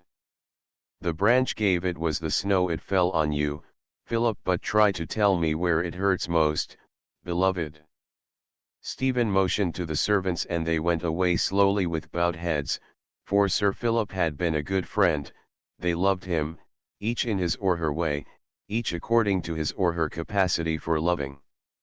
And always that terrible voice went on speaking, terrible because it was quite unlike Anna's. It was toneless, and it asked and re-asked the same question, "Try to tell me where it hurts most, beloved." But Sir Philip was fighting the battle of pain, of intense, irresistible, unmanning pain. He lay silent, not answering Anna. Then she coaxed him in words soft with memories of her country. "And you the loveliest man," she whispered, "and you with the light of God in your eyes." But he lay there unable to answer. And now she seemed to forget Stephen's presence, for she spoke as one lover will speak with another, foolishly, fondly, inventing small names, as one lover will do for another. And watching them Stephen beheld a great marvel, for he opened his eyes and his eyes met her mother's, and a light seemed to shine over both their poor faces, transfiguring them with something triumphant, with love. Thus those two rekindled the beacon for their child in the shadow of the valley of death. It was late afternoon before the doctor arrived. He had been out all day and the roads were heavy. He had come the moment he received the news, come as fast as a car clogged with snow could bring him. He did what he could, which was very little, for Sir Philip was conscious and wished to remain so. He would not permit them to ease his pain by administering drugs. He could speak very slowly. "No, not that, something urgent I want to say." "No drugs, I know I'm dying, Evans." The doctor adjusted the slipping pillows, then turning he whispered carefully to Stephen. "Look after your mother. He's going, I think it can't be long now. I'll wait in the next room. If you need me you've only got to call me." "Thank you," she answered, "if I need you I'll call you."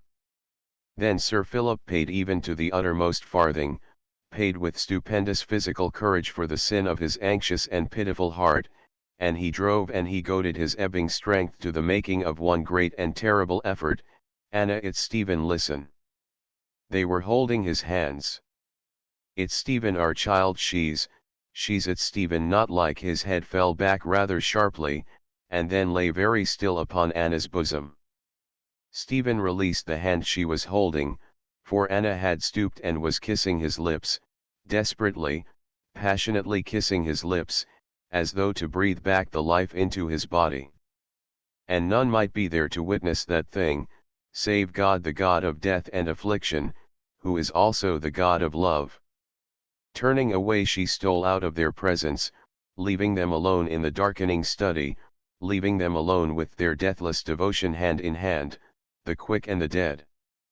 Book 2, Chapter 15. 1. Sir Philip's death deprived his child of three things: of companionship, of mind born of real understanding, of a stalwart barrier between her and the world, and above all of love, that faithful love that would gladly have suffered all things for her sake, in order to spare her suffering.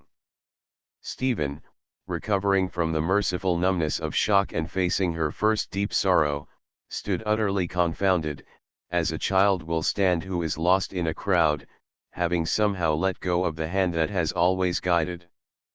Thinking of her father, she realized how greatly she had leaned on that man of deep kindness, how sure she had felt of his constant protection, how much she had taken that protection for granted. And so, together with her constant grieving, with the ache for his presence that never left her, came the knowledge of what real loneliness felt like. She would marvel, remembering how often in his lifetime she had thought herself lonely, when by stretching out a finger she could touch him, when by speaking she could hear his voice, when by raising her eyes she could see him before her. And now also she knew the desolation of small things, the power to give infinite pain that lies hidden in the little inanimate objects that persist, in a book, in a well-worn garment, in a half-finished letter, in a favorite armchair. She thought, they go on, they mean nothing at all, and yet they go on, and the handling of them was anguish, and yet she must always touch them. How queer, this old armchair has outlived him, an old chair, and feeling the creases in its leather, the dent in its back where her father's head had lain, she would hate the inanimate thing for surviving, or perhaps she would love it and find herself weeping. Morton had become a place of remembering that closed round her and held her in its grip of remembrance. It was pain, yet now more than ever she adored it, every stone, every blade of grass in its meadows. She fancied that it too grieved for her father and was turning to her for comfort. Because of Morton the days must go on, all their trifling tasks must be duly accomplished. At times she might wonder that this should be so, might be filled with a fleeting sense of resentment, but then she would think of her home as a creature dependent upon her and her mother for its needs, and the sense of resentment would vanish. Very gravely she listened to the lawyer from London. "The place goes to your mother for her lifetime," he told her. "On her death, of course, it becomes yours, Miss Gordon. But your father made a separate provision: when you're 21, in about 2 years' time, you'll inherit quite a considerable income." She said, "Will that leave enough money for Morton?" "More than enough," he reassured her, smiling. In the quiet old house there was discipline and order. Death had come and gone, yet these things persisted.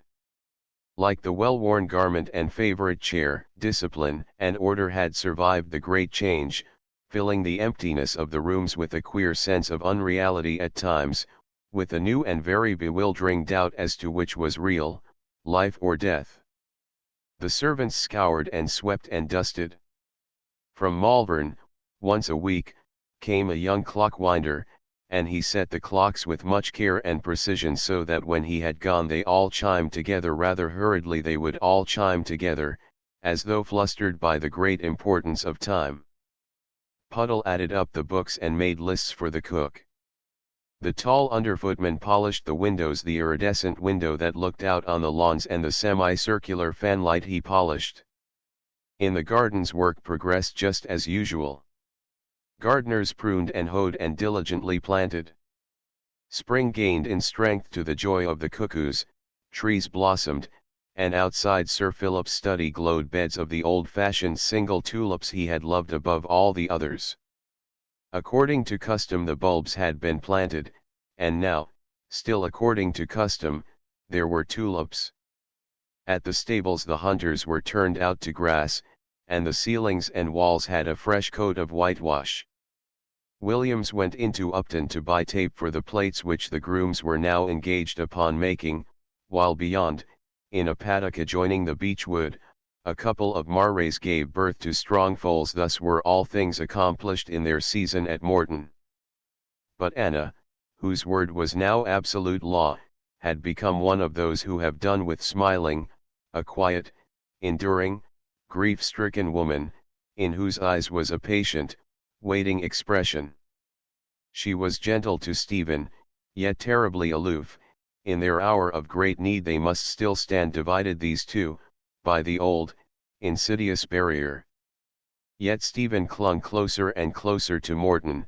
She had definitely given up all idea of Oxford. In vain did Puddle try to protest, in vain did she daily remind her pupil that Sir Philip had set his heart on her going. No good, for Stephen would always reply, "Morton needs me, father would want me to stay, because he taught me to love it." And Puddle was helpless. What could she do, bound as she was by the tyranny of silence? She dared not explain the girl to herself, dared not say, "For your own sake you must go to Oxford, you'll need every weapon your brain can give you, being what you are you'll need every weapon," for then certainly Stephen would start to question, and her teacher's very position of trust would forbid her to answer those questions. Outrageous, Puddle would feel it to be, that willfully selfish tyranny of silence evolved by a crafty old ostrich of a world for its own well-being and comfort. The world hid its head in the sands of convention, so that seeing nothing it might avoid truth.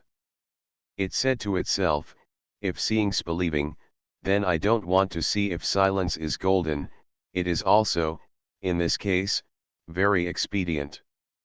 There were moments when Puddle would feel sorely tempted to shout out loud at the world. Sometimes she thought of giving up her post, so weary was she of fretting over Stephen. She would think, "What's the good of my worrying myself sick? I can't help the girl, but I can help myself. Seems to me it's a matter of pure self-preservation." Then all that was loyal and faithful in her would protest, "Better stick it, she'll probably need you one day and you ought to be here to help her." So Puddle decided to stick it.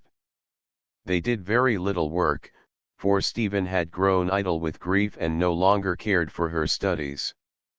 Nor could she find consolation in her writing, for sorrow will often do one of two things: it will either release the springs of inspiration, or else it will dry up those springs completely, and in Stephen's case it had done the latter.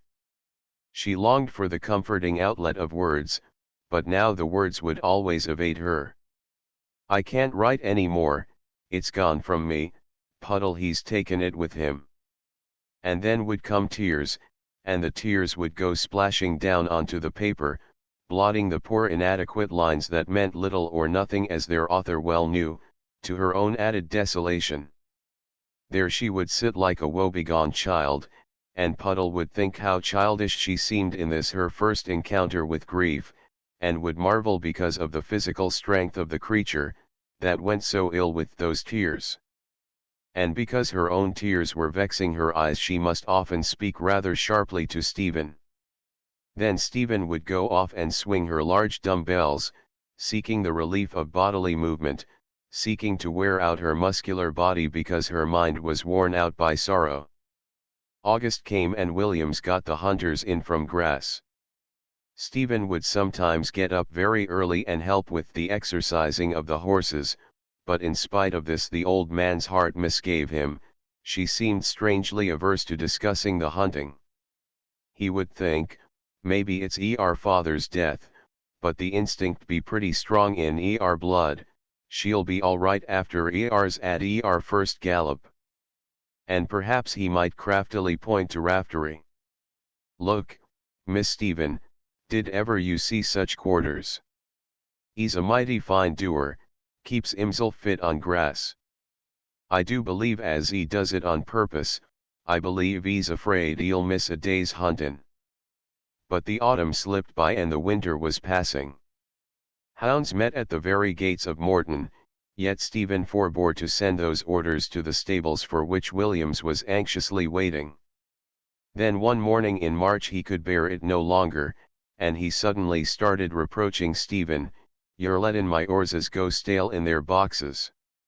It's a scandal, Miss Stephen, and you such a rider, and our stables the finest bar none in the county, and your father so almighty proud of your ridin'. And then, Miss Stephen, you'll not give it up? Won't yer hunt Raftery day after tomorrow?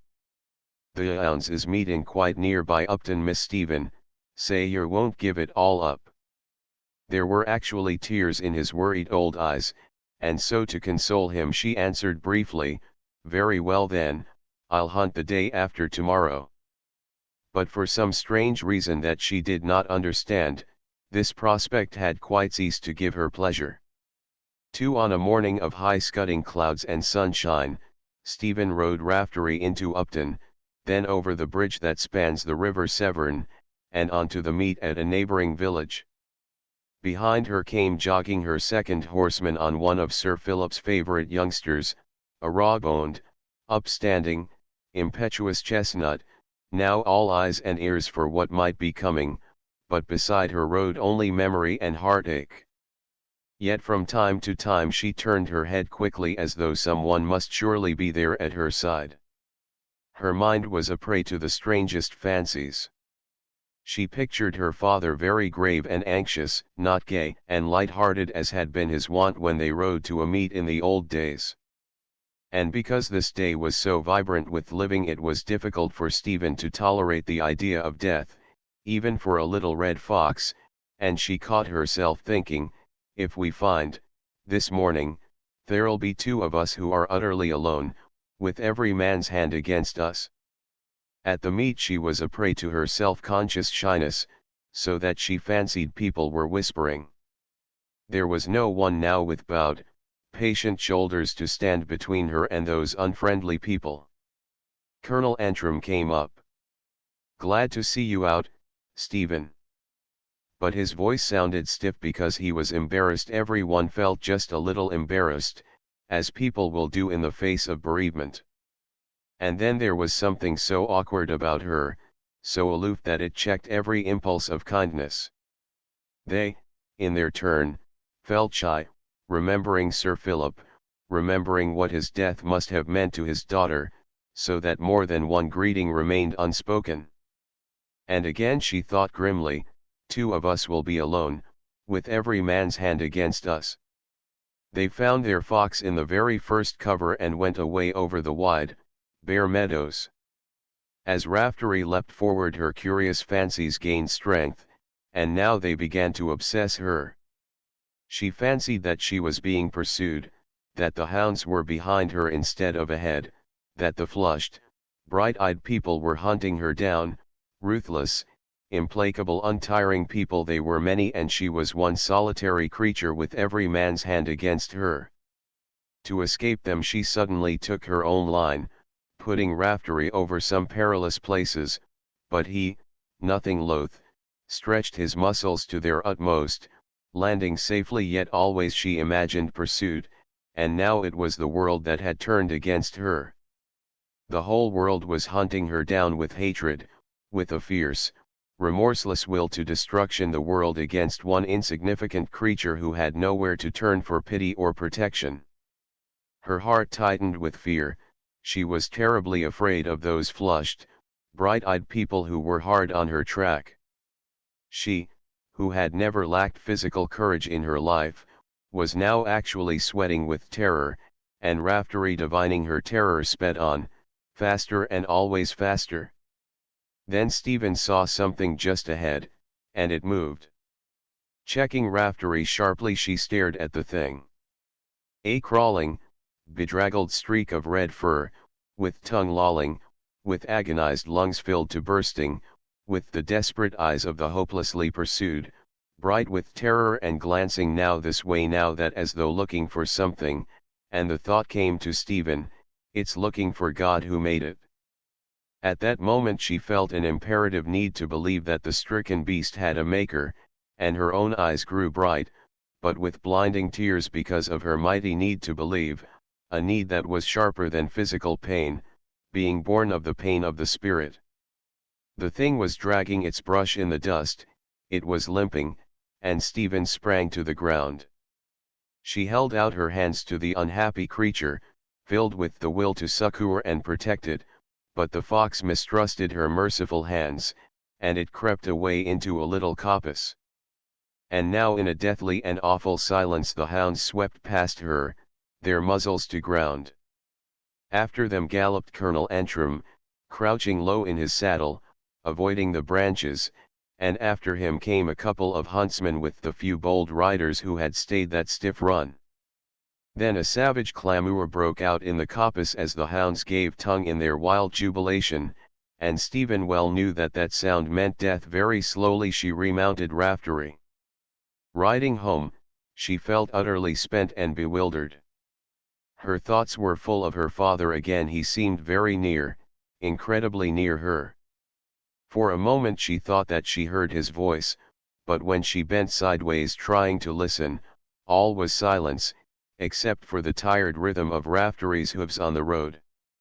As her brain grew calmer, it seemed to Stephen that her father had taught her all that she knew. He had taught her courage and truth and honor in his life, and in death he had taught her mercy. The mercy that he had lacked he had taught her through the mighty adventure of death. With a sudden illumination of vision, she perceived that all life is only one life, that all joy and all sorrow are indeed only one, that all death is only one dying. And she knew that because she had seen a man die in great suffering, yet with courage and love that are deathless, she could never again inflict wanton destruction or pain upon any poor, hapless creature. And so it was that by dying to Stephen, Sir Philip would live on in the attribute of mercy that had come that day to his child. But the body is still very far from the spirit, and it clings to the primitive joys of the earth, to the sun and the wind and the good rolling grasslands, to the swift elation of reckless movement, so that Stephen, feeling Raftery between her strong knees, was suddenly filled with regret. Yes, in this her moment of spiritual insight she was infinitely sad, and she said to Raftery, "We'll never hunt any more, we two, Raftery, will never go out hunting together any more." And because in his own way he had understood her, she felt his sides swell with a vast, resigned sigh, heard the creaking of damp girth leather as he sighed because he had understood her. For the love of the chase was still hot in Raftery, the love of splendid, unforeseen danger, the love of crisp mornings and frost-bound evenings, and of long, dusky roads that always led home. He was wise with the age-old wisdom of the beasts, it is true, but that wisdom was not guiltless of slaying, and deep in his gentle and faithful mind lurked a memory bequeathed him by some wild forebear. A memory of vast and unpeopled spaces, of fierce open nostrils and teeth bared in battle, of hoofs that struck death with every sure blow, of a great untamed mane that streamed out like a banner, of the shrill and incredibly savage war cry that accompanied that gallant banner.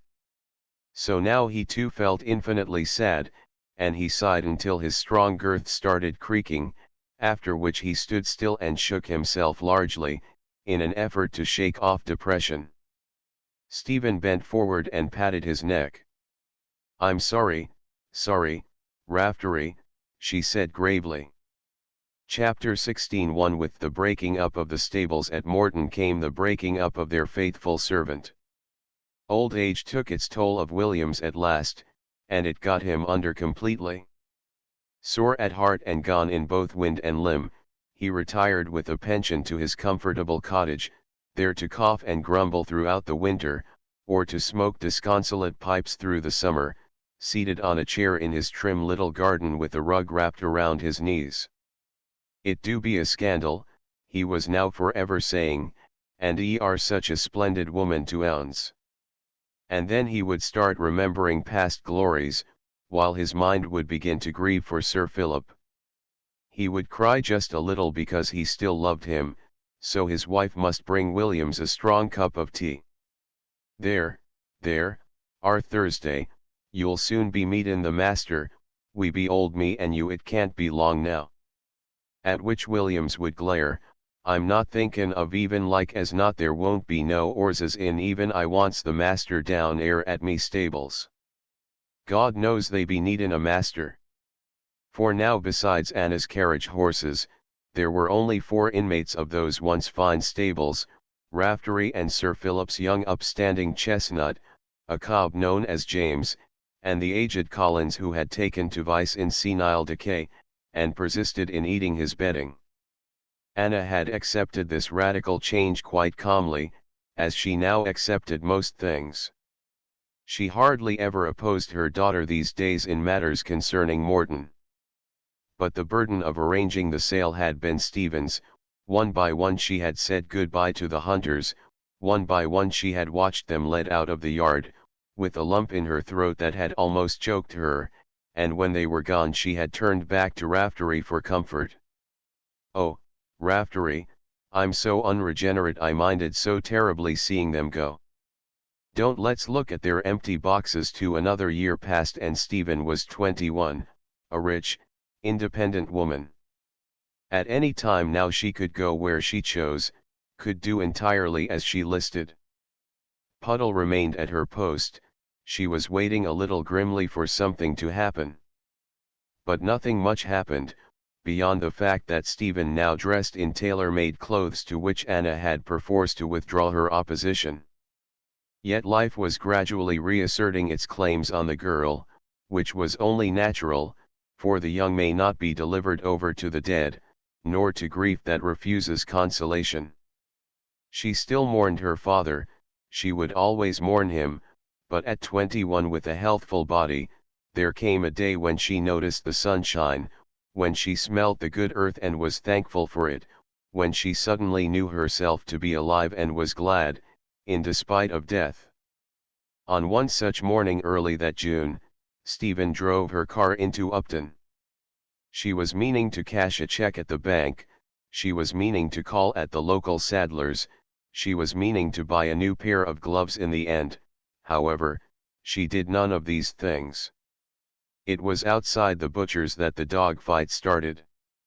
The butcher owned an old rip of an Airedale, and the Airedale had taken up his post in the doorway of the shop, as had long been his custom.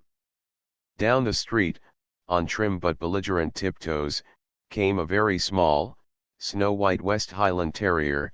Perhaps he was looking for trouble, and if so he certainly got it in less than 2 minutes. His yells were so loud that Stephen stopped the car and turned round in her seat to see what was happening. The butcher ran out to swell the confusion by shouting commands that no one obeyed. He was trying to grasp his dog by the tail, which was short and not at all handy for grasping. And then, as it seemed from nowhere at all, there suddenly appeared a very desperate young woman. She was carrying her parasol as though it were a lance with which she intended to enter the battle. Her wails of despair rose above the dog's yells. "Tony! My Tony! Won't anyone stop them? My dog's being killed, won't any of you stop them?" And she actually tried to stop them herself, though the parasol broke at the first encounter. But Tony, while yelling, was as game as a ferret, and, moreover, the Airedale had him by the back, so Stephen got hastily out of the car. It seemed only a matter of moments for Tony. She grabbed the old rip by the scruff of his neck, while the butcher dashed off for a bucket of water. The desperate young woman seized her dog by a leg, she pulled, Stephen pulled, they both pulled together. Then Stephen gave a punishing twist which distracted the Airedale. He wanted to bite her, having only one mouth. He must let go of Tony, who was instantly clasped to his owner's bosom. The butcher arrived on the scene with his bucket while Stephen was still clinging to the Airedale's collar. "I'm so sorry, Miss Gordon, I do hope you're not hurt." I'm all right. Here, take this grey devil and thrash him, he's no business to eat up a dog half his size. Meanwhile, Tony was dripping all over with gore, and his mistress, it seemed, had got herself bitten. She alternately struggled to staunch Tony's wounds and to suck her own hand which was bleeding freely. Better give me your dog and come across to the chemist, your hand will want dressing, remarked Stephen. Tony was instantly put into her arms, with a rather pale smile that suggested a breakdown. It's quite all right now, said Stephen quickly, very much afraid the young woman meant to cry. Will he live, do you think? Inquired a weak voice. Yes, of course, but your hand come along to the chemist. Oh, never mind that, I'm thinking of Tony. He's all right. We'll take him straight off to the vet when your hand's been seen to, there's quite a good one. The chemist applied fairly strong carbolic, the hand had been bitten on 2 of the fingers, and Stephen was impressed by the pluck of this stranger, who set her small teeth and endured in silence. The hand bandaged, they drove along to the vet, who was fortunately in and could sew up poor Tony. Stephen held his front paws, while his mistress held his head as best she could in her own maimed condition. She kept pressing his face against her shoulder, presumably so that he should not see the needle. Don't look, darling, you mustn't look at it, honey. Stephen heard her whispering to Tony. At last he too was carbolicked and bandaged, and Stephen had time to examine her companion. It occurred to her that she had better introduce herself, so she said, I'm Stephen Gordon. And I'm Angela Crosby, came the reply, we've taken the Grange, just the other side of Upton. Angela Crosby was amazingly blonde, her hair was not so much golden as silver. She wore it cut short like a medieval page, it was straight, and came just to the lobes of her ears, which at that time of pompadours and much curling gave her an unusual appearance. Her skin was very white, and Stephen decided that this woman would never have a great deal of color, nor would her rather wide mouth be red, it would always remain the tint of pale coral. All the color that she had seemed to lie in her eyes, which were large and fringed with long fair lashes. Her eyes were of rather an unusual blue that almost seemed to be tinted with purple, and their candid expression was that of a child. Very innocent it was, a trustful expression. And Stephen, as she looked at those eyes, felt indignant, remembering the gossip she had heard about the Crosbys. The Crosbys, as she knew, were deeply resented. He had been an important Birmingham magnate who had lately retired from some hardware concern, on account of his health, or so ran the gossip. His wife, it was rumored, had been on the stage in New York, so that her antecedents were doubtful. No one really knew anything at all about her, but her curious hair gave grounds for suspicion. An American wife who had been an actress was a very bad asset for Crosby. Nor was Crosby himself a prepossessing person, when judged by the county's standards, he bounded. Moreover, he showed signs of unpardonable meanness. His subscription to the hunt had been a paltry 5 guineas. He had written to say that his very poor health would preclude his hunting, and had actually added that he hoped the hunt would keep clear of his covers. And then everyone felt a natural resentment that the Grange should have had to be sacrificed for money. Quite a small Tudor house it was, yet very perfect. But Captain Ramsay, its erstwhile owner, had died recently, leaving large debts behind him, so his heir, a young cousin who lived in London, had promptly sold to the first wealthy bidder, hence the advent of Mr. Crosby. Stephen, looking at Angela, remembered these things, but they suddenly seemed devoid of importance, for now those childlike eyes were upon her, and Angela was saying, I don't know how to thank you for saving my Tony, it was wonderful of you. If you hadn't been there they'd have let him get killed, and I'm just devoted to Tony. Her voice had the soft, thick drawl of the South, an indolent voice, very lazy and restful. It was quite new to Stephen, that soft, southern drawl, and she found it unexpectedly pleasant. Then it dawned on the girl that this woman was lovely. She was like some queer flower that had grown up in darkness, like some rare, pale flower without blemish or stain, and Stephen said, flushing, "I was glad to help you. I'll drive you back to the Grange, if you'll let me." "Why, of course we'll let you," came the prompt answer. "Tony says he'll be most grateful, don't you, Tony?" Tony wagged his tail rather faintly. Stephen wrapped him up in a motor rug at the back of the car, where he lay as though prostrate. Angela she placed in the seat beside herself, helping her carefully as she did so. Presently Angela said, "Thanks to Tony I've met you at last. I've been longing to meet you." And she stared rather disconcertingly at Stephen, then smiled as though something she saw had amused her. Stephen wondered why anyone should have longed to meet her. Feeling suddenly shy, she became suspicious. "Who told you about me?" she asked abruptly. "Mrs. Antrim, I think. Yes, it was Mrs. Antrim. She said you were such a wonderful rider, but that now, for some reason, you'd given up hunting." "Oh, yes, and she said you fenced like a man." "Do you fence like a man?" "I don't know," muttered Stephen. "Well, I'll tell you whether you do when I've seen you. My father was quite a well-known fencer at one time, so I learned a lot about fencing in the States. Perhaps someday, Miss Gordon, you'll let me see you." By now Stephen's face was the color of a beetroot, and she gripped the wheel as though she meant to hurt it. She was longing to turn round and look at her companion. The desire to look at her was almost overwhelming, but even her eyes seemed too stiff to move, so she gazed at the long dusty road in silence.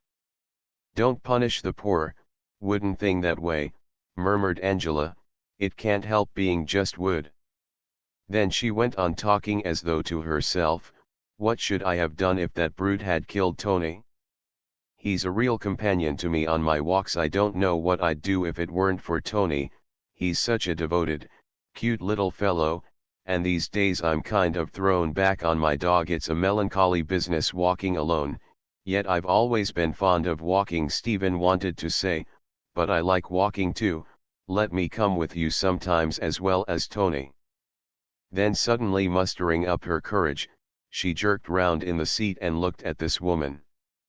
As their eyes met and held each other for a moment, something vaguely disturbing stirred in Stephen, so that the car made a dangerous swerve. "I'm sorry," she said quickly, "that was rotten bad driving." But Angela did not answer. 3 Ralph Crosby was standing at the open doorway as the car swung up and came to a halt. Stephen noticed that he was immaculately dressed in a grey tweed suit that by rights should have been shabby. But everything about him looked aggressively new. His very hair had a quality of newness. It was thin brown hair that shone as though polished. "I wonder if he puts it out with his boots," thought Stephen, surveying him with interest. He was one of those rather indefinite men, who are neither short nor tall, fat nor thin, old nor young, good-looking nor actually ugly.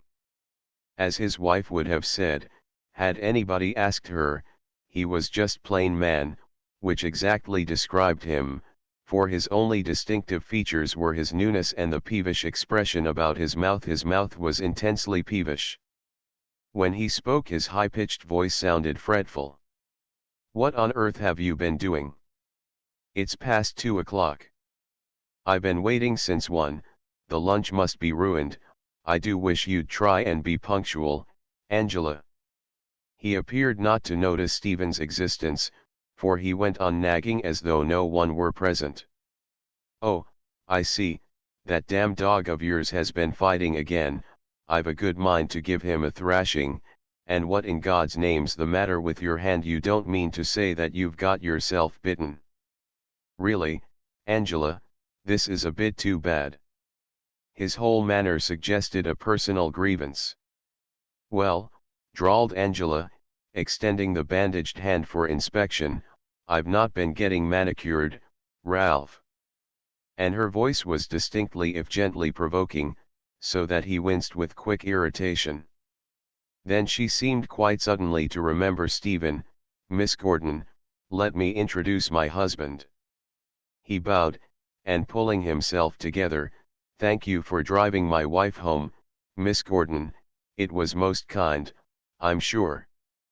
But he did not seem friendly, he kept glaring at Angela's dog-bitten hand, and his tone, Stephen thought, was distinctly ungracious.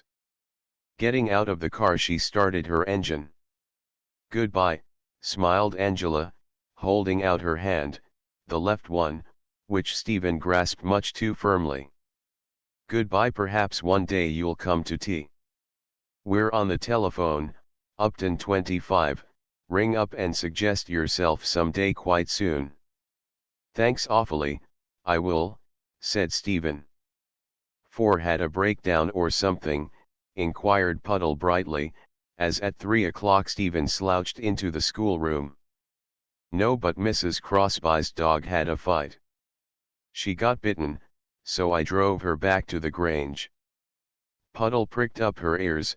"What's she like?" "I've heard rumors." "Well, she's not at all like them," snapped Stephen. There ensued a long silence while Puddle considered, but consideration does not always bring wise counsel, and now Puddle made a really bad break. "She's pretty impossible, isn't she, Stephen? They say he unearthed her somewhere in New York. Mrs. Antrim says she was a music hall actress. I suppose you were obliged to give her a lift, but be careful, I believe she's fearfully pushing." Stephen flared up like an emotional schoolgirl. "I'm not going to discuss her if that's your opinion. Mrs. Crosby is quite as much a lady as you are, or any of the others round here, for that matter. I'm sick unto death of your beastly gossip." And turning abruptly she strode from the room. "Oh, Lord," murmured Puddle, frowning. 5 That evening Stephen rang up the Grange. "Is that Upton 25? It's Miss Gordon speaking." "No, no, Miss Gordon, speaking from Morton. How is Mrs. Crosby and how is the dog? I hope Mrs. Crosby's hand isn't very painful?" "Yes, of course I'll hold on while you go and inquire." She felt shy, yet unusually daring. Presently the butler came back and said gravely that Mrs. Crosby had just seen the doctor and had now gone to bed, as her hand was aching, but that Tony felt better and sent his love. He added, "Madam says would you come to tea on Sunday? She'd be very glad indeed if you would." And Stephen answered, "Will you thank Mrs. Crosby and tell her that I'll certainly come on Sunday?" Then she gave the message all over again, very slowly, with pauses.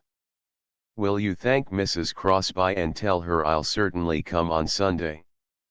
Do you quite understand? Have I made it quite clear? Say I'm coming to tea on Sunday." Chapter 17. It was only 5 days till Sunday, yet for Stephen those 5 days seemed like as many years. Every evening now she rang up the Grange to inquire about Angela's hand and Tony, so that she grew quite familiar with the butler, with his quality of voice, with his habit of coughing, with the way he hung up the receiver. She did not stop to analyze her feelings, she only knew that she felt exultant for no reason at all. She was feeling exultant, very much alive too and full of purpose, and she walked for miles alone on the hills, unable to stay really quiet for a moment. She found herself becoming acutely observant, and now she discovered all manner of wonders, the network of veins on the leaves, for instance, and the delicate hearts of the wild dog roses, the uncertain shimmering flight of the larks as they fluttered up singing, close to her feet. But above all she rediscovered the cuckoo. It was June, so the cuckoo had changed his rhythm. She must often stand breathlessly still to listen, cuckoo cook, cuckoo cook, all over the hills, and at evening the songs of blackbirds and thrushes. Her wanderings would sometimes lead her to the places that she and Martin had visited together, only now she could think of him with affection, with toleration, with tenderness even. In a curious way she now understood him as never before, and in consequence condoned. It had just been some rather ghastly mistake, his mistake, yet she understood what he must have felt, and thinking of Martin she might grow rather frightened. What if she should ever make such a mistake? But the fear would be driven into the background by her sense of well-being, her fine exaltation. The very earth that she trod seemed exalted, and the green, growing things that sprang out of the earth, and the birds, cuckoo-cook, all over the hills, and at evening the songs of blackbirds and thrushes. She became much more anxious about her appearance. For 5 mornings she studied her face in the glass as she dressed. After all, she was not so bad looking. Her hair spoiled her a little, it was too thick and long, but she noticed with pleasure that at least it was wavy. Then she suddenly admired the color of her hair. Opening cupboard after cupboard she went through her clothes. They were old, for the most part distinctly shabby. She would go into Malvern that very afternoon and order a new flannel suit at her tailor's. The suit should be grey with a little white pinstripe, and the jacket, she decided, must have a breast pocket. She would wear a black tie, no, better a grey one to match the new suit with the little white pinstripe. She ordered not one new suit but 3, and she also ordered a pair of brown shoes. Indeed, she spent most of the afternoon in ordering things for her personal adornment. She heard herself being ridiculously fussy about details, disputing with her tailor over buttons, disputing with her bootmaker over the shoes, their thickness of sole, their amount of broguing, disputing regarding the match of her ties with the young man who sold her handkerchiefs and neckties, for such trifles had assumed an enormous importance. She had, in fact, grown quite long-winded about them. That evening she showed her smart neckties to Puddle, whose manner was most unsatisfactory. She grunted. And now someone seemed to be always near Stephen, someone for whom these things were accomplished: the purchase of the 3 new suits, the brown shoes, the 6 carefully chosen, expensive neckties. Her long walks on the hills were a part of this person, as were also the hearts of the wild dog roses, the delicate network of veins on the leaves, and the queer June break in the cuckoo's rhythm. The night, with its large summer stars and its silence, was pregnant with a new and mysterious purpose, so that lying at the mercy of that age-old purpose, Stephen would feel little shivers of pleasure creeping out of the night and into her body. She would get up and stand by the open window, thinking always of Angela Crosby. Sunday came, and with it church in the morning, then 2 interminable hours after lunch, during which Stephen changed her necktie 3 times, and brushed back her thick chestnut hair with water, and examined her shoes for imaginary dust, and finally gave a hard rub to her nails with a nail pad snatched brusquely away from Puddle. When the moment for departure arrived at last, she said rather tentatively to Anna, "Aren't you going to call on the Crosbys, mother?" Anna shook her head. "No, I can't do that, Stephen. I go nowhere these days, you know that, my dear." But her voice was quite gentle, so Stephen said quickly, "Well then, may I invite Mrs. Crosby to Morton?" Anna hesitated a moment, then she nodded. "I suppose so, that is if you really wish to." The drive only took about 20 minutes, for now Stephen was so nervous that she positively flew. She, who had been puffed up with elation and self-satisfaction, was crumbling completely. In spite of her careful new necktie, she was crumbling at the mere thought of Angela Crosby.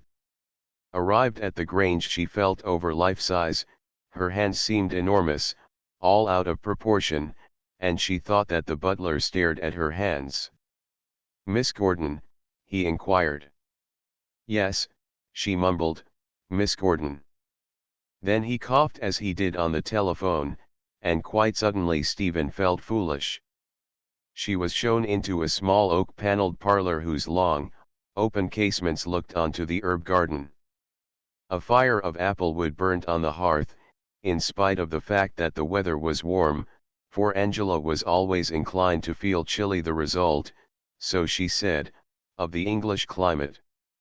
The fire gave off rather a sweet, pungent odor, the odor of slightly damp logs and dry ashes.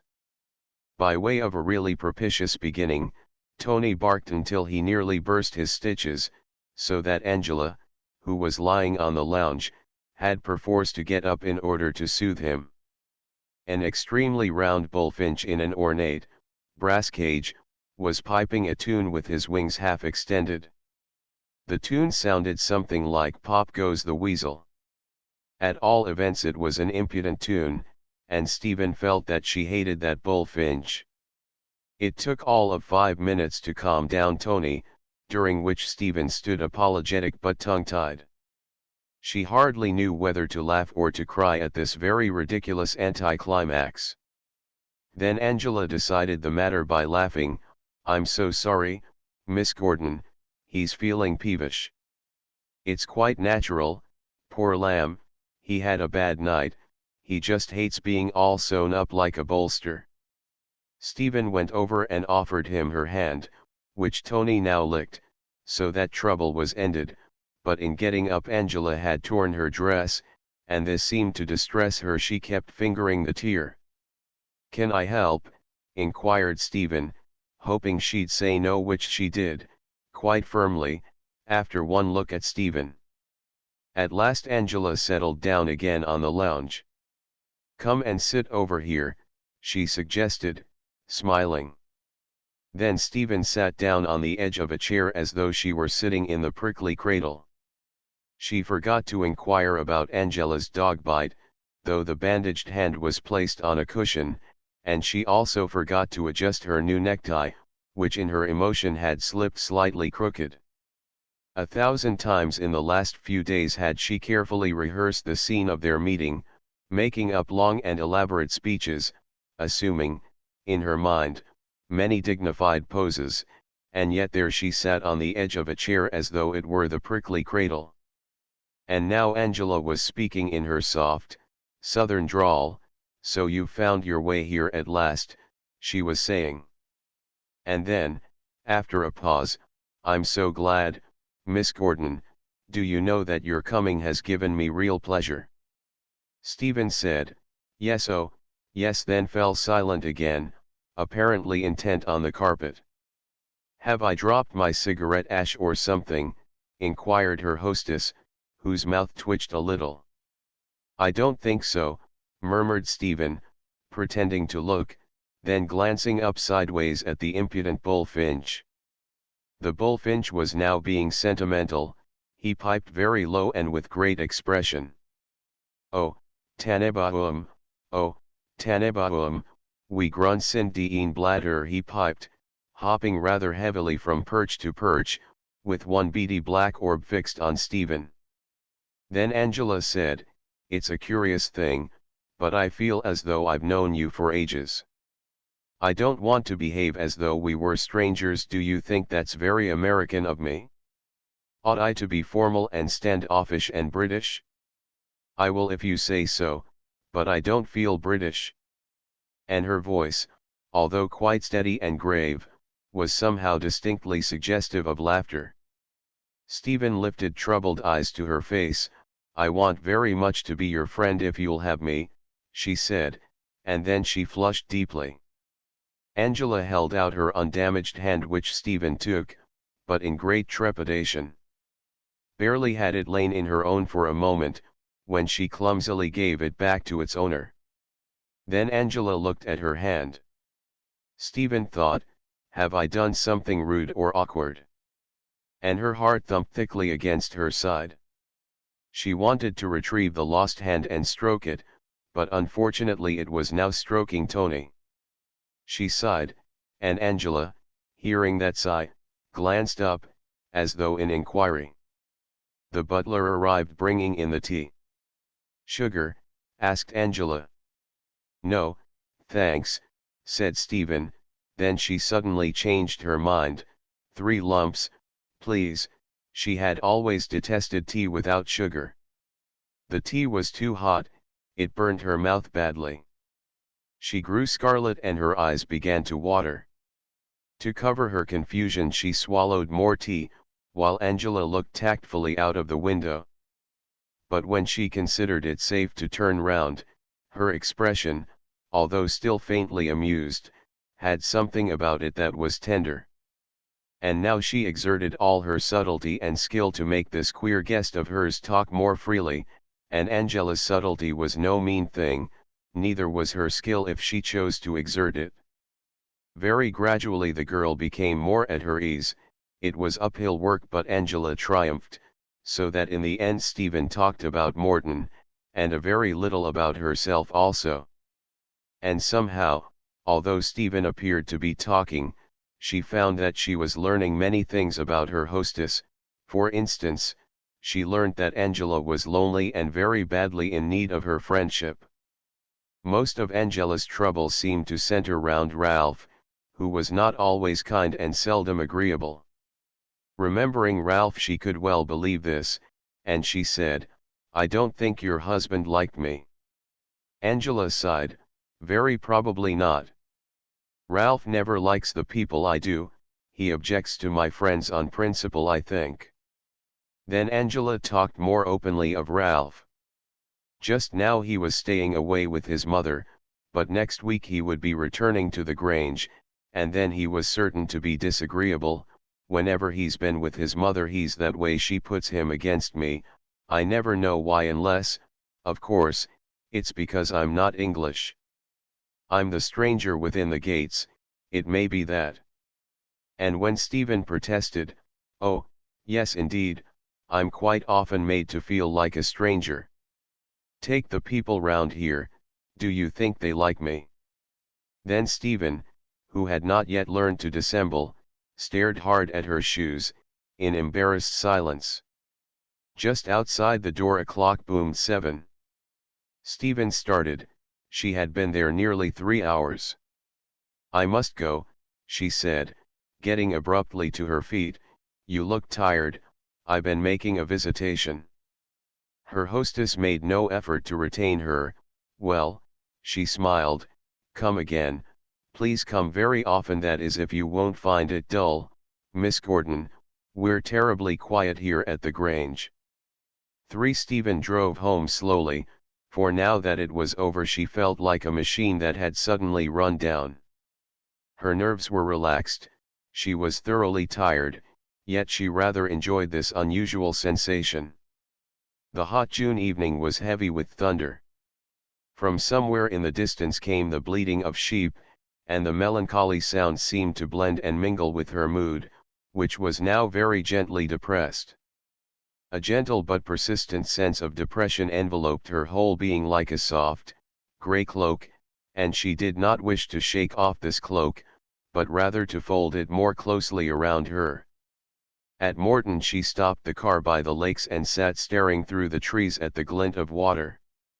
For a long while she sat there without knowing why, unless it was that she wished to remember. But she found that she could not even be certain of the kind of dress that Angela had worn. It had been of some soft stuff, that much she remembered, so soft that it had easily torn. For the rest her memories of it were vague, though she very much wanted to remember that dress. A faint rumble of thunder came out of the west, where the clouds were banking up ominously purple. Some uncertain and rather hysterical swallows flew high and then low at the sound of the thunder. Her sense of depression was now much less gentle, it increased every moment, turning to sadness. She was sad in spirit and mind and body. Her body felt dejected, she was sad all over. And now someone was whistling down by the stables, old Williams, she suspected, for the whistle was tuneless. The loss of his teeth had disgruntled his whistle. Yes, she was sure that that must be Williams. A horse whinnied as one bucket clanked against another. Sounds came clearly this evening, they were watering the horses. Anna's young carriage horses would be pawing their straw, impatient because they were feeling thirsty. Then a gate slammed. That would be the gate of the meadow where the heifers were pastured. It was yellow with kingcups. One of the men from the home farm was going his rounds, securing all gates before sunset. Something dropped on the bonnet of the car with a ping. Looking up, she met the eyes of a squirrel. He was leaning well forward on his tiny front paws, peering crossly. He had dropped his nut on the bonnet.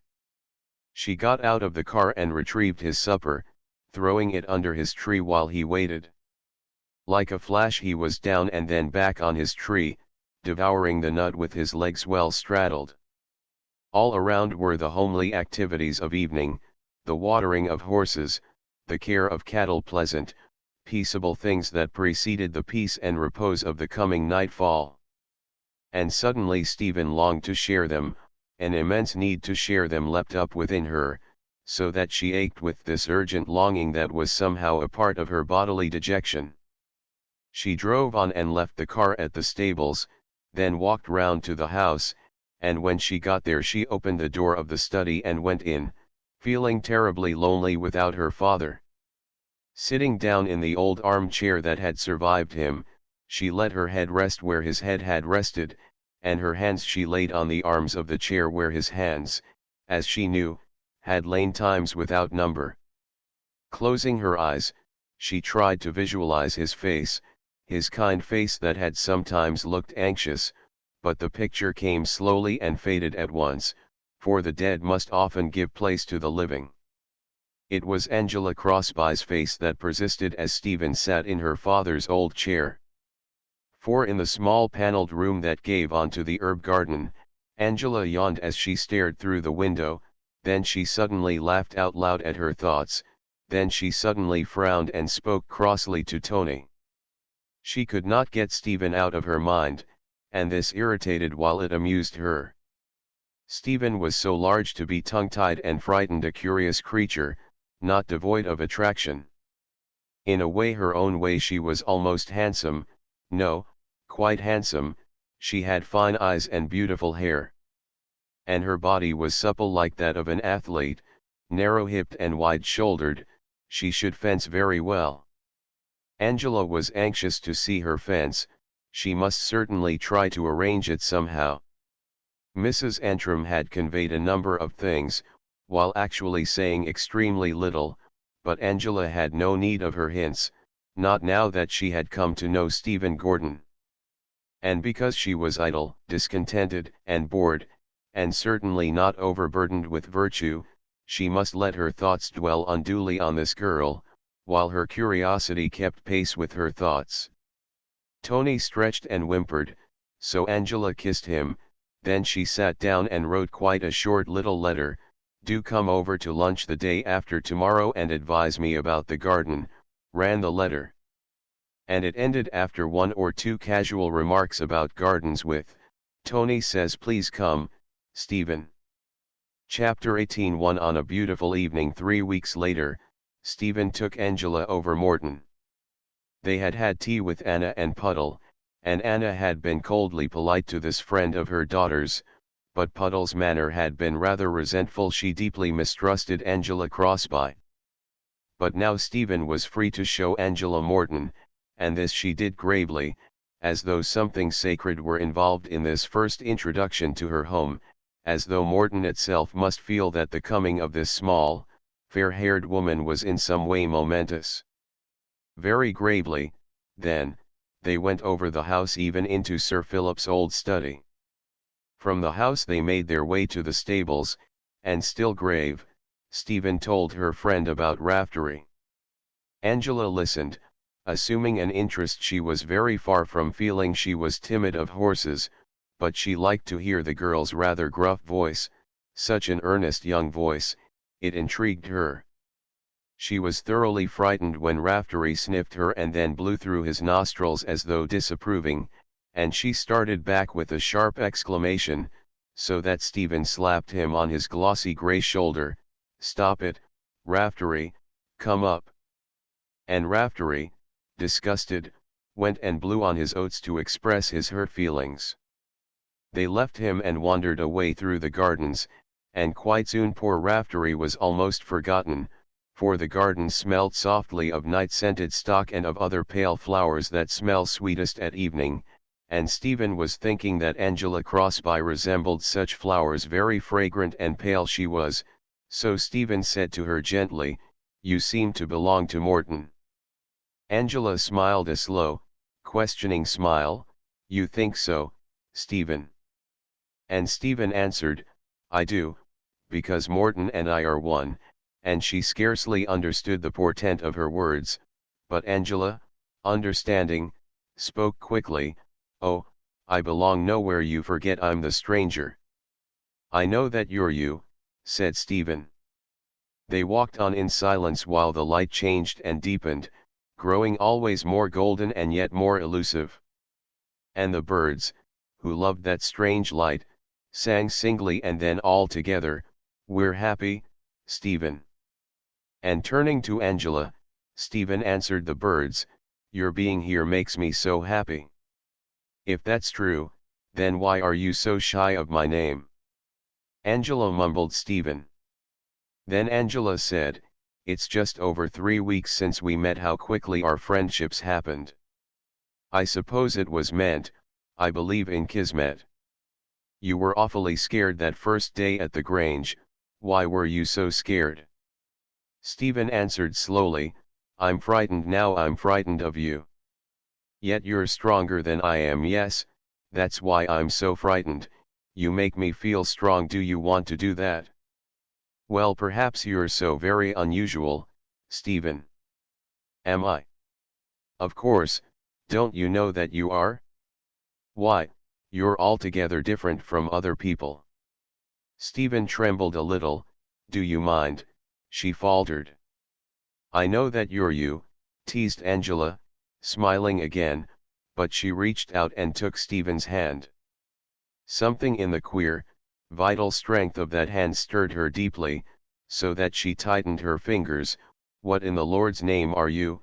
she murmured. "I don't know." "Go on holding like that to my hand. Hold it tighter. I like the feel of your fingers." "Stephen, don't be absurd." "Go on holding my hand. I like the feel of your fingers."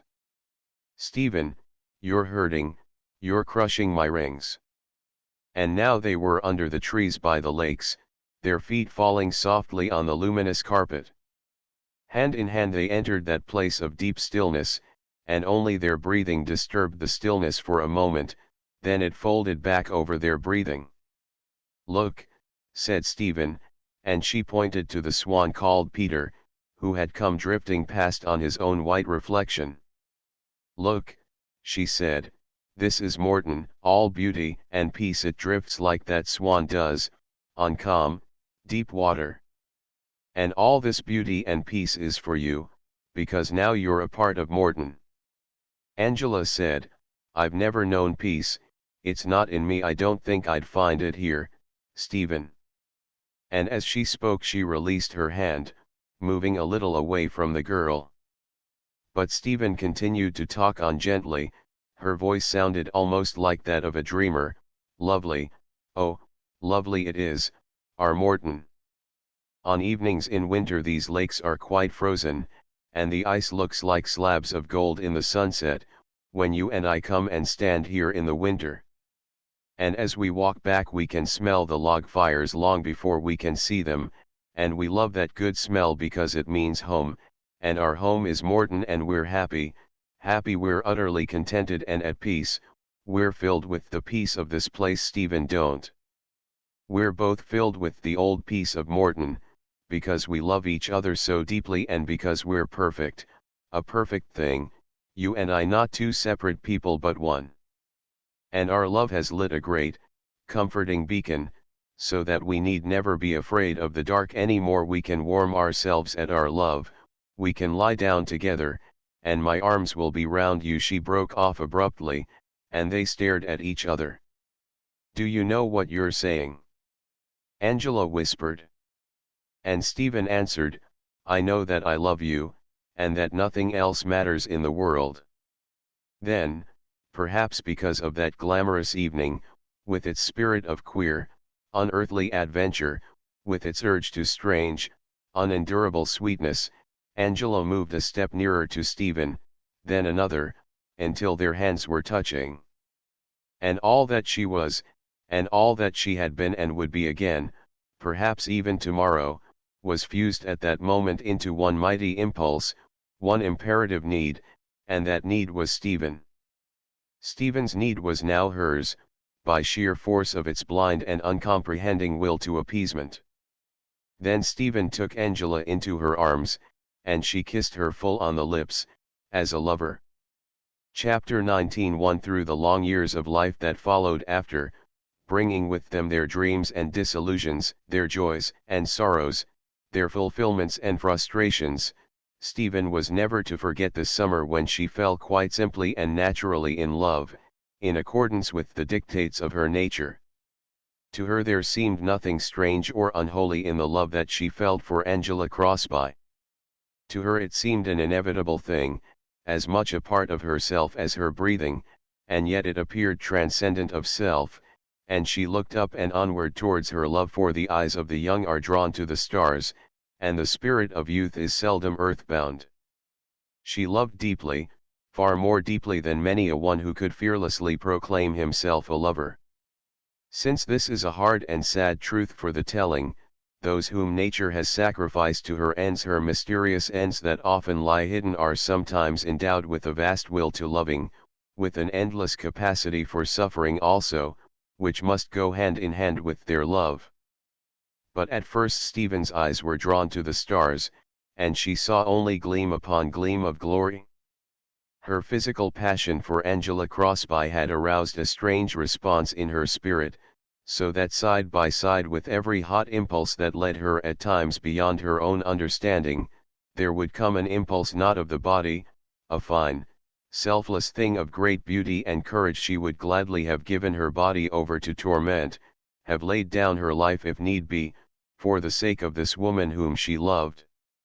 And so blinded was she by those gleams of glory which the stars fling into the eyes of young lovers, that she saw perfection where none existed, saw a patient endurance that was purely fictitious, and conceived of a loyalty far beyond the limits of Angela's nature.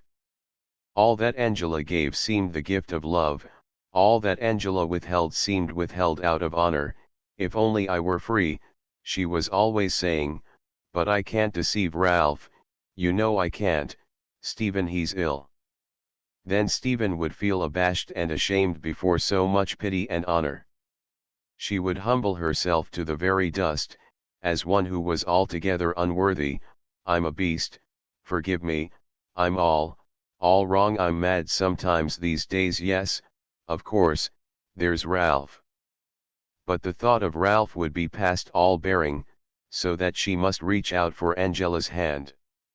Then, as likely as not, they would draw together and start kissing, and Stephen would be utterly undone by those painful and terribly sterile kisses. God, she would mutter, I want to get away. At which Angela might weep, don't leave me, Stephen.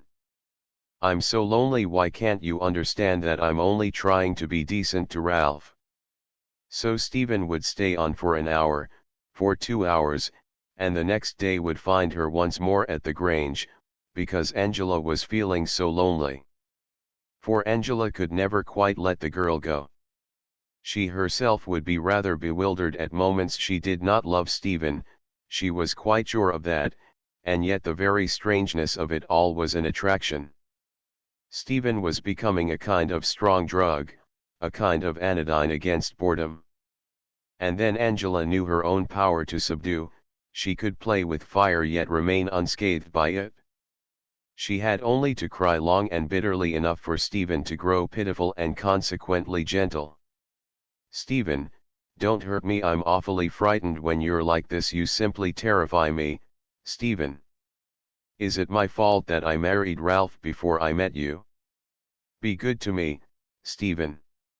And then would come tears, so that Stephen must hold her as though she were a child, very tenderly, rocking her backwards and forwards. They took to driving as far as the hills, taking Tony with them. He liked hunting the rabbits, and while he leapt wildly about in the air to land on nothing more vital than herbage, they would sit very close to each other and watch him. Stephen knew many places where lovers might sit like this, unashamed, among those charitable hills. There were times when a numbness descended upon her as they sat there, and if Angela kissed her cheek lightly, she would not respond, would not even look round, but would just go on staring at Tony. Yet at other times she felt queerly uplifted, and turning to the woman who leaned against her shoulder, she said suddenly one day, "Nothing matters up here. You and I are so small, we're smaller than Tony. Our love's nothing but a drop in some vast sea of love. It's rather consoling, don't you think so, beloved?" But Angela shook her head. "No, my Stephen, I'm not fond of vast seas, I'm of the earth, earthy, and then, kiss me, Stephen." So Stephen must kiss her many times, for the hot blood of youth stirs quickly, and the mystical sea became Angela's lips that so eagerly gave and took kisses. But when they got back to the Grange that evening, Ralph was there. He was hanging about in the hall. He said, "Had a nice afternoon, you two women? Been motoring Angela round the hills, Stephen, or what?" He had taken to calling her Stephen, but his voice just now sounded sharp with suspicion as his rather weak eyes peered at Angela, so that for her sake Stephen must lie, and lie well, nor would this be for the first time either. "Yes, thanks," she lied calmly, "we went over to Tewkesbury and had another look at the Abbey. We had tea in the town. I'm sorry we're so late, the carburetor choked, I couldn't get it right at first, my car needs a good overhauling." Lies, always lies. She was growing proficient at the glib kind of lying that pacified Ralph, or at all events left him with nothing to say, nonplussed and at a distinct disadvantage. She was suddenly seized with a kind of horror, she felt physically sick at what she was doing. Her head swam and she caught the jamb of the door for support. At that moment she remembered her father. Two days later, as they sat alone in the garden at Morton, Stephen turned to Angela abruptly, "I can't go on like this, it's vile, somehow it's beastly, it's soiling us both, can't you see that?" Angela was startled. "What on earth do you mean? You and me and then Ralph? I tell you it's beastly. I want you to leave him and come away with me." "Are you mad?" "No, I'm sane. It's the only decent thing, it's the only clean thing. We'll go anywhere you like, to Paris, to Egypt, or back to the States. For your sake I'm ready to give up my home. Do you hear? I'm ready to give up even Morton. But I can't go on lying about you to Ralph. I want him to know how much I adore you. I want the whole world to know how I adore you. Ralph doesn't understand the first rudiments of loving, he's a nagging, mean-minded cur of a man, but there's one thing that even he has a right to, and that's the truth. I'm done with these lies. I shall tell him the truth, and so will you, Angela, and after we've told him we'll go away, and we'll live quite openly together, you and I, which is what we owe to ourselves and our love." Angela stared at her, white and aghast. "You are mad," she said slowly, "you're raving mad." "Tell him what? Have I let you become my lover? You know that I've always been faithful to Ralph, you know perfectly well that there's nothing to tell him beyond a few rather schoolgirlish kisses. Can I help it if you're what you obviously are? Oh, no, my dear, you're not going to tell Ralph. You're not going to let all hell loose around me just because you want to save your own pride by pretending to Ralph that you've been my lover. If you're willing to give up your home, I'm not willing to sacrifice mine, understand that, please. Ralph's not much of a man, but he's better than nothing, and I've managed him so far without any trouble. The great thing with him is to blaze a false trail, that distracts his mind, it works like a charm. He'll follow any trail that I want him to follow. You leave him to me, I know my own husband a darn sight better than you do, Stephen, and I won't have you interfering in my home." She was terribly frightened, too frightened to choose her words, to consider their effect upon Stephen, to consider anyone but Angela Crosby, who stood in such dire and imminent peril. So she said yet again, only now she spoke loudly, "I won't have you interfering in my home." Then Stephen turned on her, white with passion. You, she stuttered, "you're unspeakably cruel. You know how you make me suffer and suffer because I love you the way I do, and because you like the way I love you, you drag the love out of me day after day. Can't you understand that I love you so much that I'd give up Morton? Anything I'd give up the whole world. Angela, listen, I'd take care of you always. Angela, I'm rich, I'd take care of you always. Why won't you trust me? Answer me why? Don't you think me fit to be trusted?" She spoke wildly, scarcely knowing what she said. She only knew that she needed this woman with a need so intense that, worthy or unworthy, Angela was all that counted at that moment.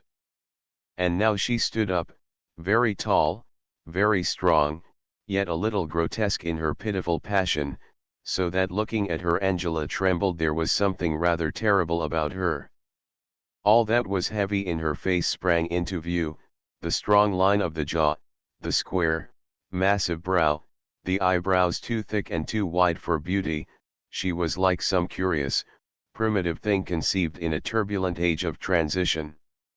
"Angela, come very far away anywhere, only come with me soon tomorrow." Then Angela forced herself to think quickly, and she said just 5 words, "Could you marry me, Stephen?" She did not look at the girl as she said it, that she could not do, perhaps out of something that, for her, was the nearest she would ever come to pity. There ensued a long, almost breathless silence, while Angela waited with her eyes turned away. A leaf dropped, and she heard its minute, soft falling, heard the creak of the branch that had let fall its leaf as a breeze passed over the garden. Then the silence was broken by a quiet, dull voice, that sounded to her like the voice of a stranger. "No," it said very slowly, "no, I couldn't marry you, Angela." And when Angela at last gained the courage to look up, she found that she was sitting there alone. Chapter 21. For 3 weeks they kept away from each other, neither writing nor making any effort to meet. Angela's prudence forbade her to write, litera scripta manet, a good motto, and one to which it was wise to adhere when dealing with a firebrand like Stephen. Stephen had given her a pretty bad scare. She realized the necessity for caution. Still, thinking over that incredible scene, she found the memory rather exciting. Deprived of her anodyne against boredom, she looked upon Ralph with unfriendly eyes, while he, poor, inadequate, irritable devil, with his vague suspicions and his chronic dyspepsia, did little enough to divert his wife. His days, and a fairly large part of his nights as well, were now spent in nagging. He nagged about Tony, who, as ill luck would have it, had decided that the garden was rampant with moles. "If you can't keep that bloody dog in order, he goes.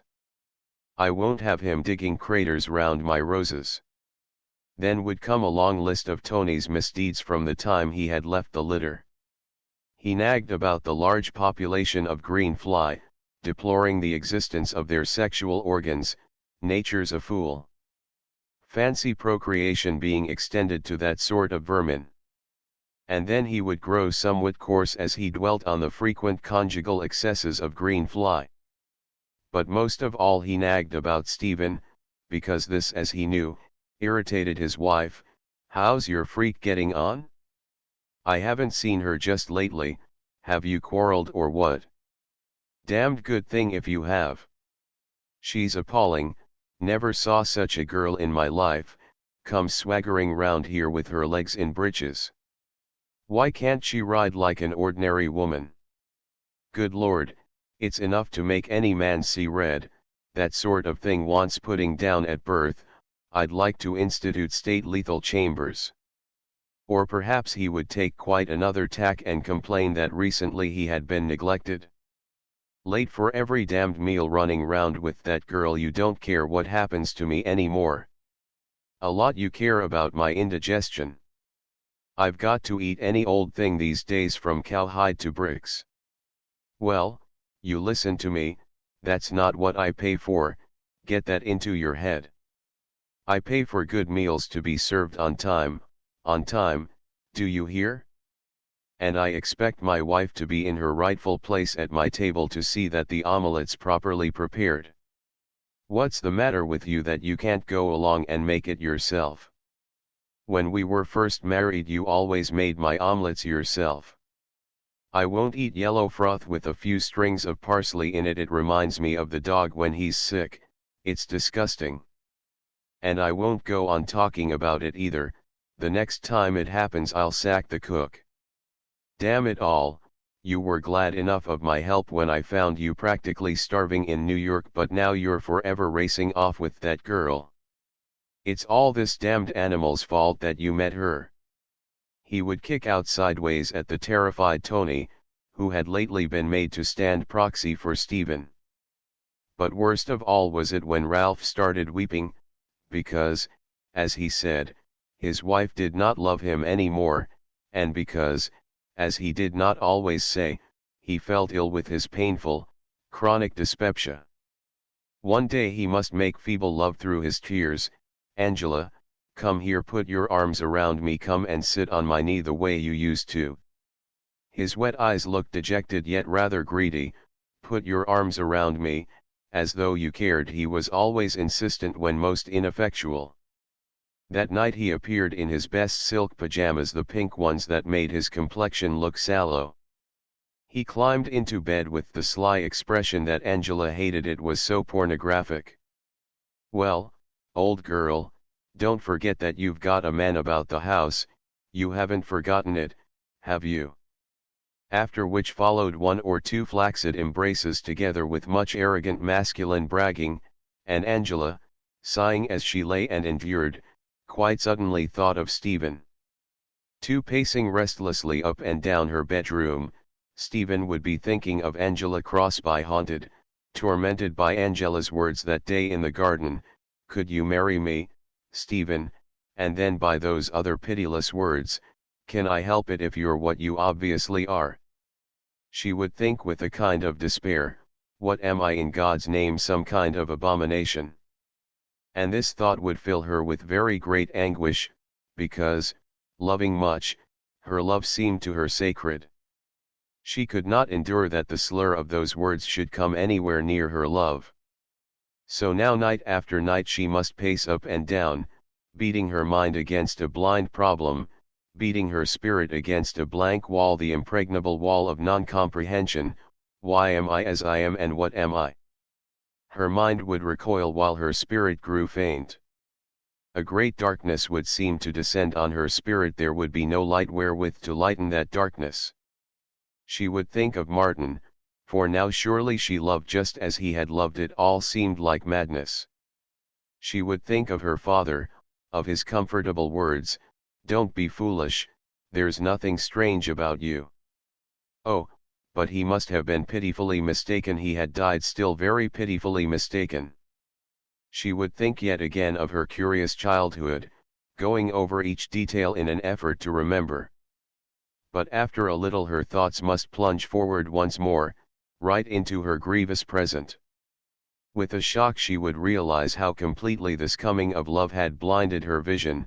She had stared at the glory of it so long that not until now had she seen its black shadow. Then would come the most poignant suffering of all, the deepest, the final humiliation. Protection she could never offer, protection to the creature she loved. Could you marry me, Stephen? She could neither protect nor defend nor honor by loving. Her hands were completely empty. She who would gladly have given her life, must go empty-handed to love, like a beggar. She could only debase what she longed to exalt, defile what she longed to keep pure and untarnished. The night would gradually change to dawn, and the dawn would shine in at the open windows, bringing with it the intolerable singing of birds. Stephen, look at us, we're happy. Away in the distance there would be a harsh crying, the wild, harsh crying of swans by the lakes, the swan called Peter, protecting, defending his mate against some unwelcome intruder. From the chimneys of William's comfortable cottage smoke would rise very dark, the first smoke of the morning. Home, that meant home and two people together, respected because of their honorable living. Two people who had had the right to love in their youth, and whom old age had not divided. Two poor and yet infinitely enviable people, without stain, without shame in the eyes of their fellows. Proud people who could face the world unafraid, having no need to fear that world's execration. Stephen would fling herself down on the bed, completely exhausted by the night's bitter vigil. 3. There was someone who went every step of the way with Stephen during those miserable weeks, and this was the faithful and anxious Puddle, who could have given much wise advice had Stephen only confided in her. But Stephen hid her trouble in her heart for the sake of Angela Crosby. With an ever-increasing presage of disaster, Puddle now stuck to the girl like a leech, getting little enough in return for her trouble. Stephen deeply resented this close supervision. "Can't you leave me alone?" "No, of course I'm not ill," she would say, with a quick spurt of temper. But Puddle, divining her illness of spirit together with its cause, seldom left her alone. She was frightened by something in Stephen's eyes, an incredulous, questioning, wounded expression, as though she were trying to understand why it was that she must be so grievously wounded. Again and again Puddle cursed her own folly for having shown such open resentment of Angela Crosby. The result was that now Stephen never discussed her, never mentioned her name unless Puddle clumsily dragged it in, and then Stephen would change the subject. And now more than ever Puddle loathed and despised the conspiracy of silence that forbade her to speak frankly. The conspiracy of silence that had sent the girl forth unprotected, right into the arms of this woman. A vain, shallow woman in search of excitement, and caring less than nothing for Stephen. There were times when Puddle felt almost desperate, and one evening she came to a great resolution. She would go to the girl and say, I know all about it, you can trust me, Stephen." And then she would counsel and try to give courage. "You're neither unnatural, nor abominable, nor mad, you're as much a part of what people call nature as anyone else, only you're unexplained as yet, you've not got your niche in creation. But someday that will come, and meanwhile don't shrink from yourself, but just face yourself calmly and bravely. Have courage, do the best you can with your burden. But above all be honorable. Cling to your honor for the sake of those others who share the same burden. For their sakes show the world that people like you and they can be quite as selfless and fine as the rest of mankind. Let your life go to prove this. It would be a really great life work, Stephen."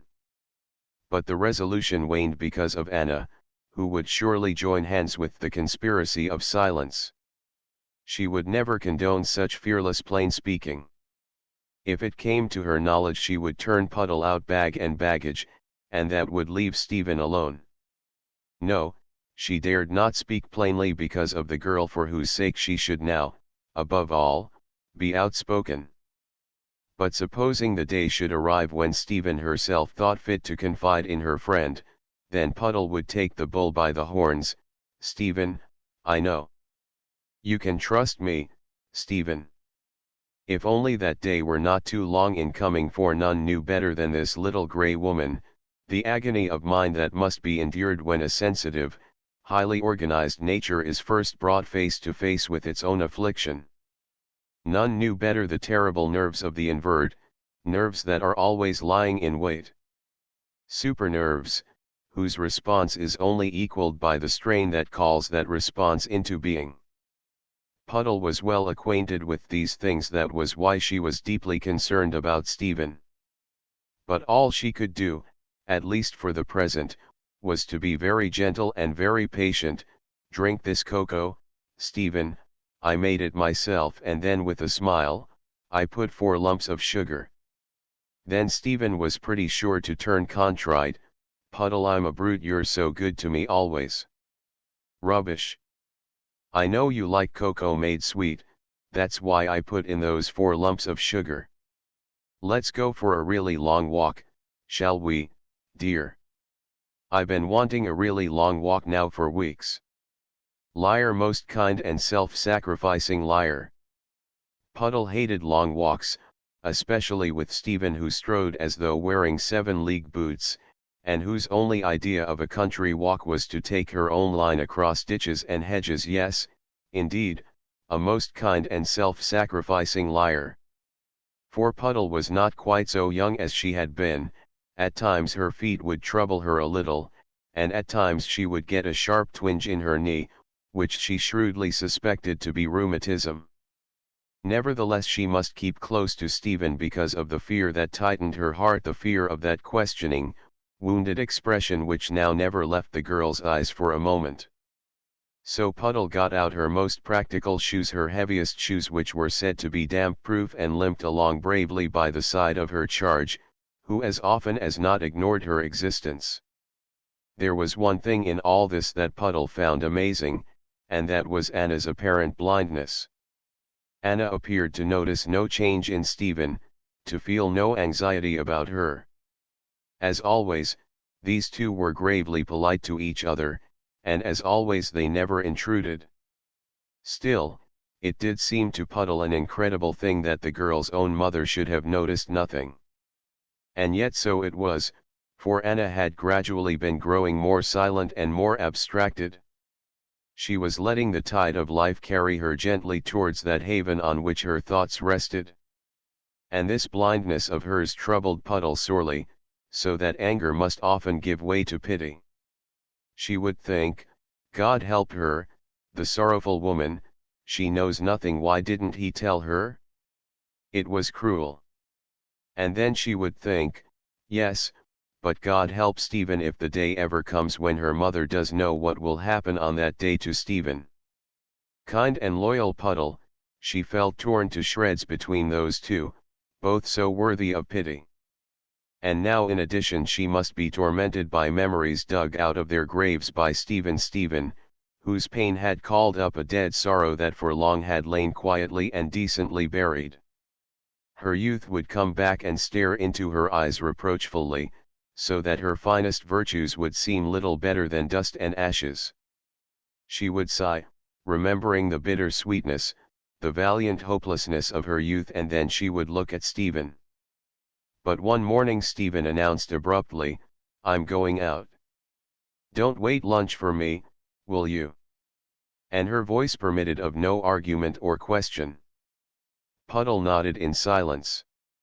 She had no need to question, she knew only too well where Stephen was going. For with head bowed by her mortification of spirit, Stephen rode once more to the Grange. And from time to time as she rode she flushed deeply because of the shame of what she was doing. But from time to time her eyes filled with tears because of the pain of her longing. She left the cob with a man at the stables, then made her way round to the old herb garden, and there she found Angela sitting alone in the shade with a book which she was not reading. Stephen said, I've come back. And then without waiting, I'll do anything you want, if you'll let me come back. And even as she spoke those words her eyes fell. But Angela answered, you had to come back because I've been wanting you, Stephen.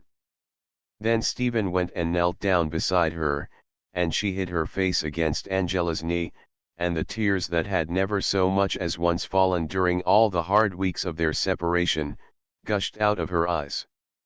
She cried like a child, with her face against Angela's knee. Angela let her cry on for a while, then she lifted the tear-stained face and kissed it. Oh, Stephen, Stephen, get used to the world, it's a horrible place full of horrible people, but it's all there is, and we live in it, don't we? So we've just got to do as the world does, my Stephen. And because it seemed strange and rather pathetic that this creature should weep, Angela was stirred to something very like love for a moment. Don't cry any more, don't cry, Honey, she whispered, we're together, nothing else really matters. And so it began all over again. 5. Stephen stayed on to lunch, for Ralph was in Worcester. He came home a good 2 hours before tea time to find them together among his roses. They had followed the shade when it left the herb garden. "Oh, it's you," he exclaimed as his eye lit on Stephen, and his voice was so naively disappointed, so full of dismay at her reappearance, that just for a second she felt sorry for him. "Yes, it's me," she replied, not quite knowing what to say. He grunted, and went off for his pruning knife, with which he was soon amputating roses. But in spite of his mood he remained a good surgeon, cutting dexterously, always above the leaf bud, for the man was fond of his roses. And knowing this, Stephen must play on that fondness, since now it was her business to cajole him into friendship. A degrading business, but it had to be done for Angela's sake, lest she suffer through loving. "Unthinkable that could you marry me, Stephen." "Ralph, look here," she called, "Mrs. John Lang's got broken. We may be in time if we bind her with base." "Oh, dear, has she?" He came hurrying up as he spoke.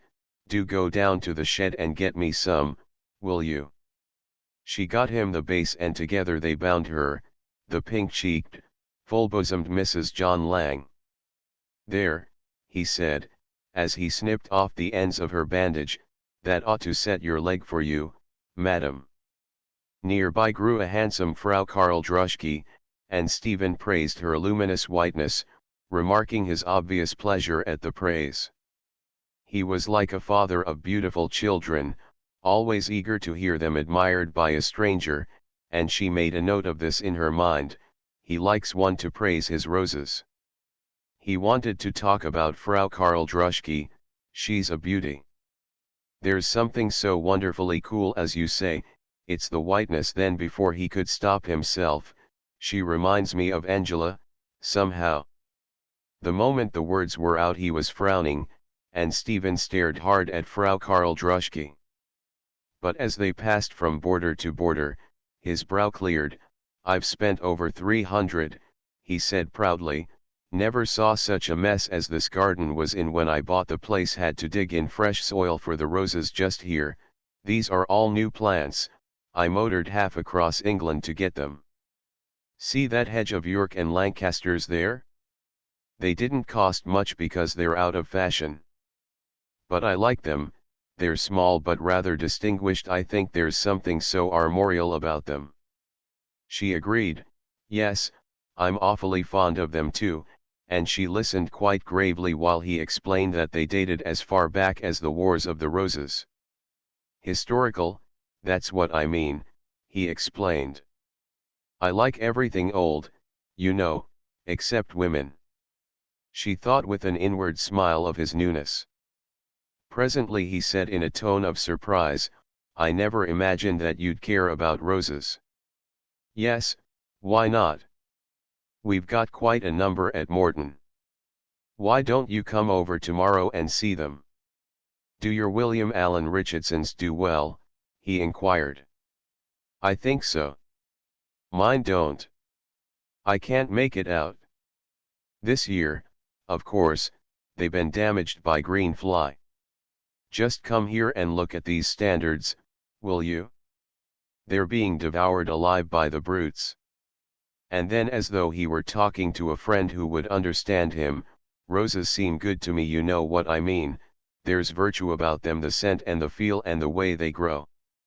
I always had some on the desk in my office. They seem to brighten up the whole place, no end." He started to ink in the names on the labels with a gold fountain pen which he took from his pocket. "Yes," he murmured, as he bent his face over the labels, "yes, I always had 3 or 4 on my desk. But Birmingham's a foul sort of place for roses." And hearing him, Stephen found herself thinking that all men had something simple about them, something that took pleasure in the things that were blameless, that longed, as it were, to contact with nature. Martin had loved huge, primitive trees, and even this mean little man loved his roses. Angela came strolling across the lawn. "Come, you two," she called gaily, "tea's waiting in the hall." Stephen flinched. "Come, you two," the words jarred on, and she knew that Angela was thoroughly happy, for when Ralph was out of earshot for a moment she whispered, "You were clever about his roses." At tea Ralph relapsed into sulky silence. He seemed to regret his erstwhile good humor. And he ate quite a lot, which made Angela nervous. She dreaded his attacks of indigestion, which were usually accompanied by attacks of bad temper. Long after they had all finished tea he lingered, until Angela said, "Oh, Ralph, that lawn-mower. Pratt asked me to tell you that it won't work at all. He thinks it had better go back to the makers. Will you write about it now before the post goes?" "I suppose so," he muttered, but he left the room slowly. Then they looked at each other and drew close together, guiltily, starting at every sound. "Stephen, be careful, for God's sake, Ralph." So Stephen's hands dropped from Angela's shoulders, and she set her lips hard, for no protest must pass them any more. They had no right to protest. Chapter 21. That autumn the Crosbys went up to Scotland, and Stephen went to Cornwall with her mother.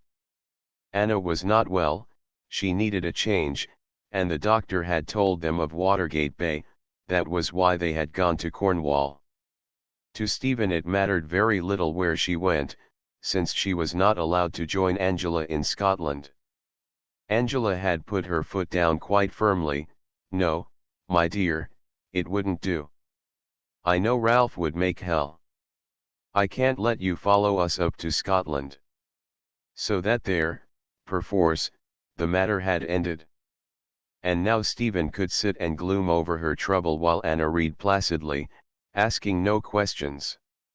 She seldom worried her daughter with questions, seldom even evinced any interest in her letters. From time to time Puddle would write from Morton, and then Anna would say, recognizing the writing, "Is everything all right?" And Stephen would answer, "Yes, mother, Puddle says everything's all right." As indeed it was at Morton. But from Scotland news seemed to come very slowly. Stephen's letters would quite often go unanswered, and what answers she received were unsatisfactory, for Angela's caution was a very strict censor. Stephen herself must write with great care, she discovered, in order to pacify that censor.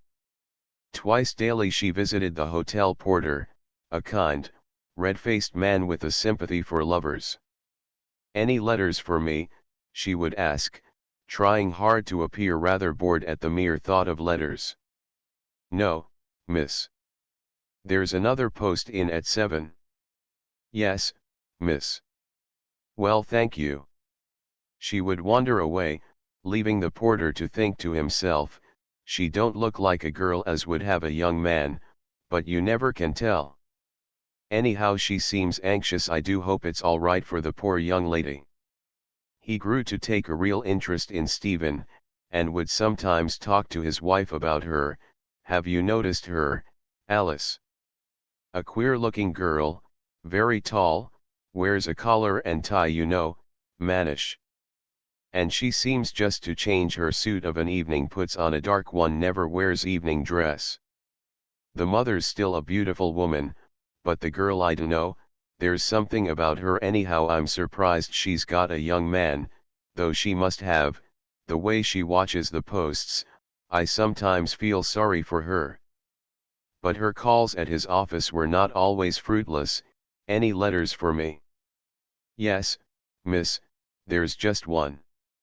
He would look at her with a paternal expression, glad enough to think that her young man had written, and Stephen, divining his thoughts from his face, would feel embarrassed and angry.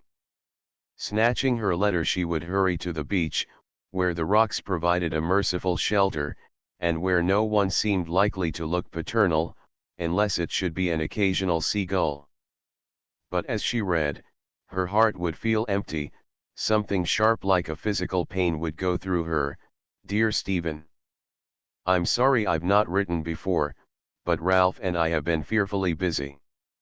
We're having a positive social orgy up here.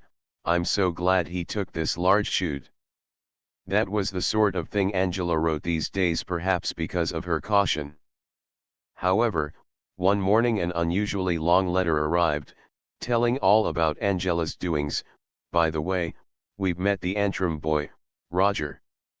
He's been staying with some people that Ralph knows quite well, the Peacocks. They've got a wonderful old castle. I think I must have told you about them. Here followed an elaborate description of the castle, together with the ancestral tree of the Peacocks. Then, Roger has talked quite a lot about you. He says he used to tease you when you were children. He says that you wanted to fight him one day. That made me laugh awfully. It's so like you, Stephen. He's a good-looking person and rather a nice one.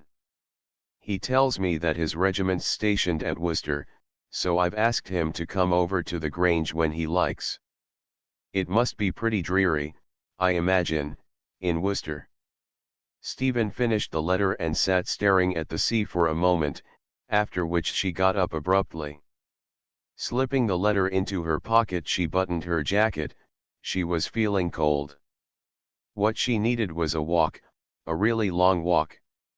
She set out briskly in the direction of Newquay. During those long, anxious weeks in Cornwall, it was borne in on Stephen as never before how wide was the gulf between her and her mother, how completely they two must always stand divided. Yet looking at Anna's quiet aging face, the girl would be struck afresh by its beauty, a beauty that seemed to have mollified the years, to have risen triumphant over time and grief. And now, as in the days of her childhood, that beauty would fill her with a kind of wonder, so calm it was, so assured, so complete. Then her mother's deep eyes, blue like distant mountains, and now with that far-away look in their blueness, as though they were gazing into the distance.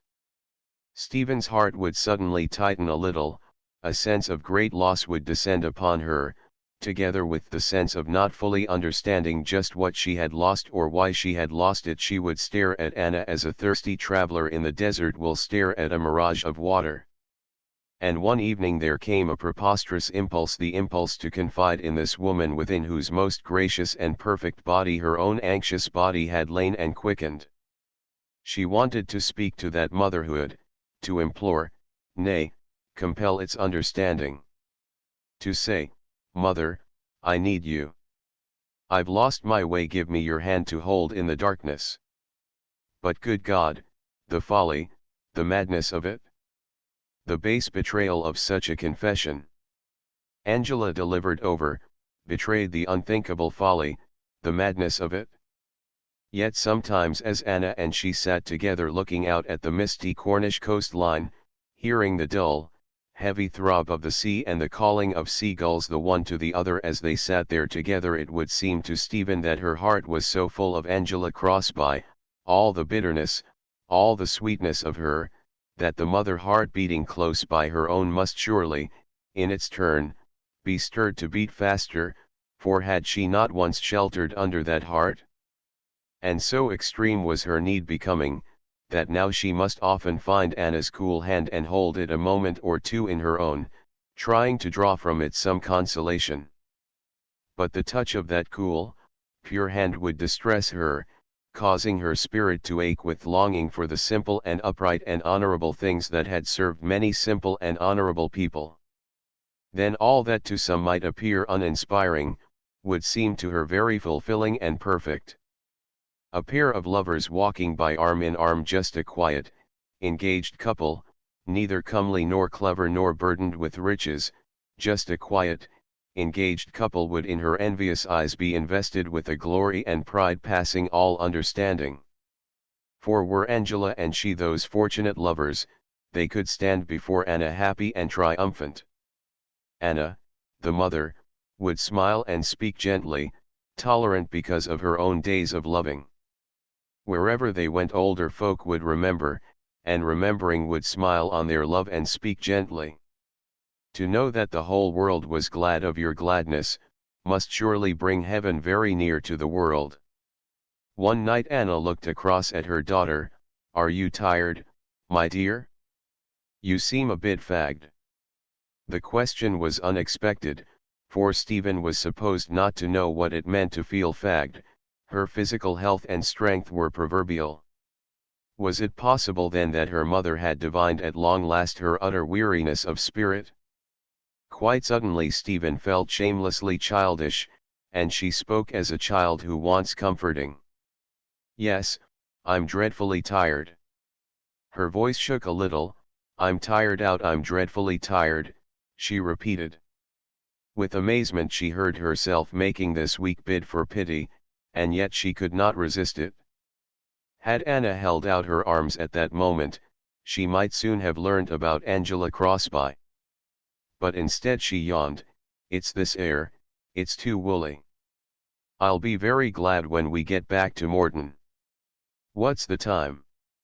"I'm almost asleep already. Let's go up to our beds, don't you think so, Stephen?"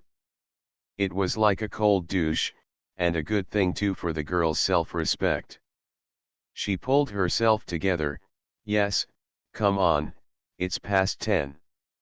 I detest this soft air." And she flushed, remembering that weak bid for pity. 3. Stephen left Cornwall without a regret. Everything about it had seemed to her depressing. Its rather grim beauty, which at any other time would have deeply appealed to her virile nature, had but added to the gloom of those interminable weeks spent apart from Angela Crosby. For her perturbation had been growing apace. She was constantly oppressed by doubts and vague fears, bewildered, uncertain of her own power to hold, uncertain too, of Angela's will to be held by this dangerous yet bloodless loving. Her defrauded body had been troubling her sorely, so that she had tramped over beach and headland, cursing the strength of the youth that was in her, trying to trample down her hot youth and only succeeding in augmenting its vigor. But now that the ordeal had come to an end at last, she began to feel less despondent. In a week's time Angela would get back from Scotland, then at least the hunger of the eyes could be appeased, a terrible thing, that hunger of the eyes for the sight of the well-loved being. And then Angela's birthday was drawing near, which would surely provide an excuse for a present. She had sternly forbidden the giving of presents, even humble keepsakes, on account of Ralph. Still, a birthday was different, and in any case Stephen was quite determined to risk it. For the impulse to give that is common to all lovers, was in her attaining enormous proportions, so that she visualized Angela decked in diadems worthy of Cleopatra, so that she sat and stared at her bank book with eyes that grew angry when they lit on her balance. What was the good of plenty of money if it could not be spent on the person one loved? Well, this time it should be so spent, and spent largely. No limit was going to be set to this present. An unworthy and tiresome thing, money, at best, but it can at least ease the heart of the lover.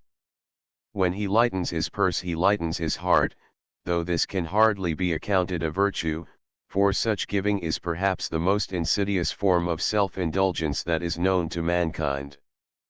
For Stephen had said quite casually to Anna, "Suppose we stay 3 or 4 days in London on our way back to Morton. You could do some shopping." Anna had agreed, thinking of her house linen which wanted renewing, but Stephen had been thinking of the jewelers' shops in Bond Street. And now here they actually were in London, established at a quiet and expensive hotel, but the problem of Angela's birthday present had, it seemed, only just begun for Stephen. She had not the least idea what she wanted, or what Angela wanted, which was far more important, and she did not know how to get rid of her mother, who appeared to dislike going out unaccompanied. For 3 days of the 4 Stephen fretted and fumed. Never had Anna seemed so dependent.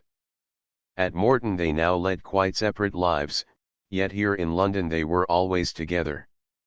Scheme as she might, she could find no excuse for a solitary visit to Bond Street. However, on the morning of the 4th and last day, Anna succumbed to a devastating headache. Stephen said, "I think I'll go and get some air. If you really don't need me, I'm feeling energetic." "Yes, do. I don't want you to stay in," groaned Anna, who was longing for peace and an aspirin tablet. Once out on the pavement, Stephen hailed the first taxi she met. She was quite absurdly elated. "Drive to the Piccadilly end of Bond Street," she ordered, as she jumped in and slammed the door. Then she put her head quickly out of the window, "And when you get to the corner, please stop." "I don't want you to drive along Bond Street, I'll walk." "I want you to stop at the Piccadilly corner." But when she was actually standing on the corner, the left-hand corner, she began to feel doubtful as to which side of Bond Street she ought to tackle first. Should she try the right side or keep to the left? She decided to try the right side. Crossing over, she started to walk along slowly. At every jeweler's shop she stood still and gazed at the wares displayed in the window. Now she was worried by quite a new problem, the problem of stones. There were so many kinds. Emeralds or rubies, or perhaps just plain diamonds. Well, certainly neither emeralds nor rubies. Angela's coloring demanded whiteness. Whiteness, she had it. Pearls, no, one pearl, one flawless pearl and set as a ring. Angela had once described such a ring with envy, but alas, it had been born in Paris. People stared at the masculine-looking girl who seemed so intent upon feminine adornments. And someone, a man, laughed and nudged his companion, "Look at that." "What is it?" "My God." "What indeed?" She heard them and suddenly felt less elated as she made her way into the shop. She said rather loudly, "I want a pearl ring." "A pearl ring? What kind, madam?" She hesitated, unable now to describe what she did want. "I don't quite know, but it must be a large one." "For yourself?" And she thought that the man smiled a little. Of course he did nothing of the kind, but she stammered, "No, oh, no, it's not for myself, it's for a friend. She's asked me to choose her a large pearl ring." To her own ears the words sounded foolish and flustered. There was nothing in that shop that fulfilled her requirements, so once more she must face the guns of Bond Street. Now she quickened her steps and found herself striding, modifying her pace. She found herself dawdling, and always she was conscious of people who stared, or whom she imagined were staring. She felt sure that the shop assistants looked doubtful when she asked for a large and flawless pearl ring, and catching a glimpse of her reflection in a glass, she decided that naturally they would look doubtful. Her appearance suggested neither pearls nor their price. She slipped a surreptitious hand into her pocket, gaining courage from the comforting feel of her checkbook. When the east side of the thoroughfare had been exhausted, she crossed over quickly and made her way back towards her original corner. By now she was rather depressed and disgruntled. Supposing that she should not find what she wanted in Bond Street? She had no idea where else to look. Her knowledge of London was far from extensive. But apparently the gods were feeling propitious, for a little further on she paused in front of a small, and as she thought, quite humble shop. As a matter of fact it was anything but humble, hence the bars halfway up its unostentatious window. Then she stared, for there on a white velvet cushion lay a pearl that looked like a round gleaming marble, a marble attached to a slender circlet of platinum, some sort of celestial marble. It was just such a ring as Angela had seen in Paris, and had since never ceased to envy. The person behind this counter was imposing. He was old, and wore glasses with tortoise-shell rims. "Yes, madam, it's a very fine specimen indeed. The setting's French, just a thin band of platinum, there's nothing to detract from the beauty of the pearl." He lifted it tenderly off its cushion, and as tenderly Stephen let it rest on her palm. It shone whiter than white against her skin, which by contrast looked sunburnt and weather-beaten. Then the dignified old gentleman murmured the price, glancing curiously at the girl as he did so, but she seemed to be quite unperturbed, so he said, "Will you try the effect of the ring on your finger?" At this, however, his customer flushed. "It wouldn't go anywhere near my finger. I can have it enlarged to any size you wish." "Thanks, but it's not for me, it's for a friend." "Have you any idea what size your friend takes, say in gloves? Is her hand large or small, do you think?" Stephen answered promptly, "It's a very small hand," then immediately looked and felt rather self-conscious. And now the old gentleman was openly staring. "Excuse me," he murmured, "an extraordinary likeness." Then more boldly, "Do you happen to be related to Sir Philip Gordon of Morton Hall, who died, it must be about 2 years ago, from some accident?" "I believe a tree fell. Oh, yes, I'm his daughter," said Stephen. He nodded and smiled. Of course, you couldn't be anything but his daughter." "You knew my father?" she inquired, in surprise. "Very well, Miss Gordon, when your father was young. In those days Sir Philip was a customer of mine. I sold him his first pearl studs while he was at Oxford, and at least 4 scarf pins, a bit of a dandy. Sir Philip was up at Oxford. But what may interest you is the fact that I made your mother's engagement ring for him, a large half-hoop of very fine diamonds." "Did you make that ring?" "I did, Miss Gordon. I remember quite well his showing me a miniature of Lady Anna. I remember his words. He said, 'She's so pure that only the purest stones are fit to touch her finger.' You see, he'd known me ever since he was at Eton. That's why he spoke of your mother to me. I felt deeply honored." "Ah, yes, dear, your father was young then and very much in love." She said suddenly, "Is this pearl as pure as those diamonds?" And he answered, "It's without a blemish." Then she found her check-book and he gave her his pen with which to write out the very large check. "Wouldn't you like some reference?"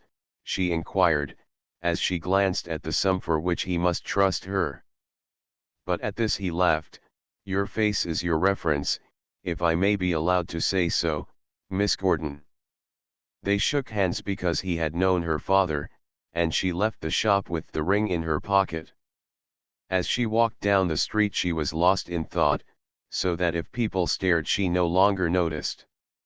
In her ears kept sounding those words from the past, those words of her father's when long ago he too had been a young lover. "She's so pure that only the purest stones are fit to touch her finger." Chapter 22. When they got back to Morton there was Puddle in the hall, with that warm smile of hers, always just a little mocking yet pitiful too, that queer composite smile that made her face so arresting. And the sight of this faithful little grey woman brought home to Stephen the fact that she had missed her. She had missed her, she found, out of all proportion to the size of the creature, which seemed to have diminished. Coming back to it after those weeks of absence, Puddle's smallness seemed to be even smaller, and Stephen could not help laughing as she hugged her. Then she suddenly lifted her right off her feet with as much ease as though she had been a baby.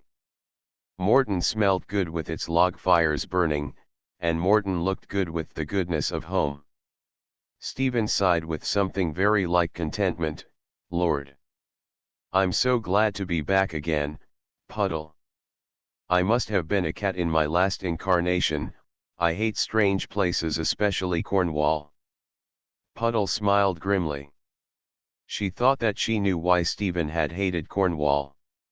After tea Stephen wandered about the house, touching first this, then that, with affectionate fingers.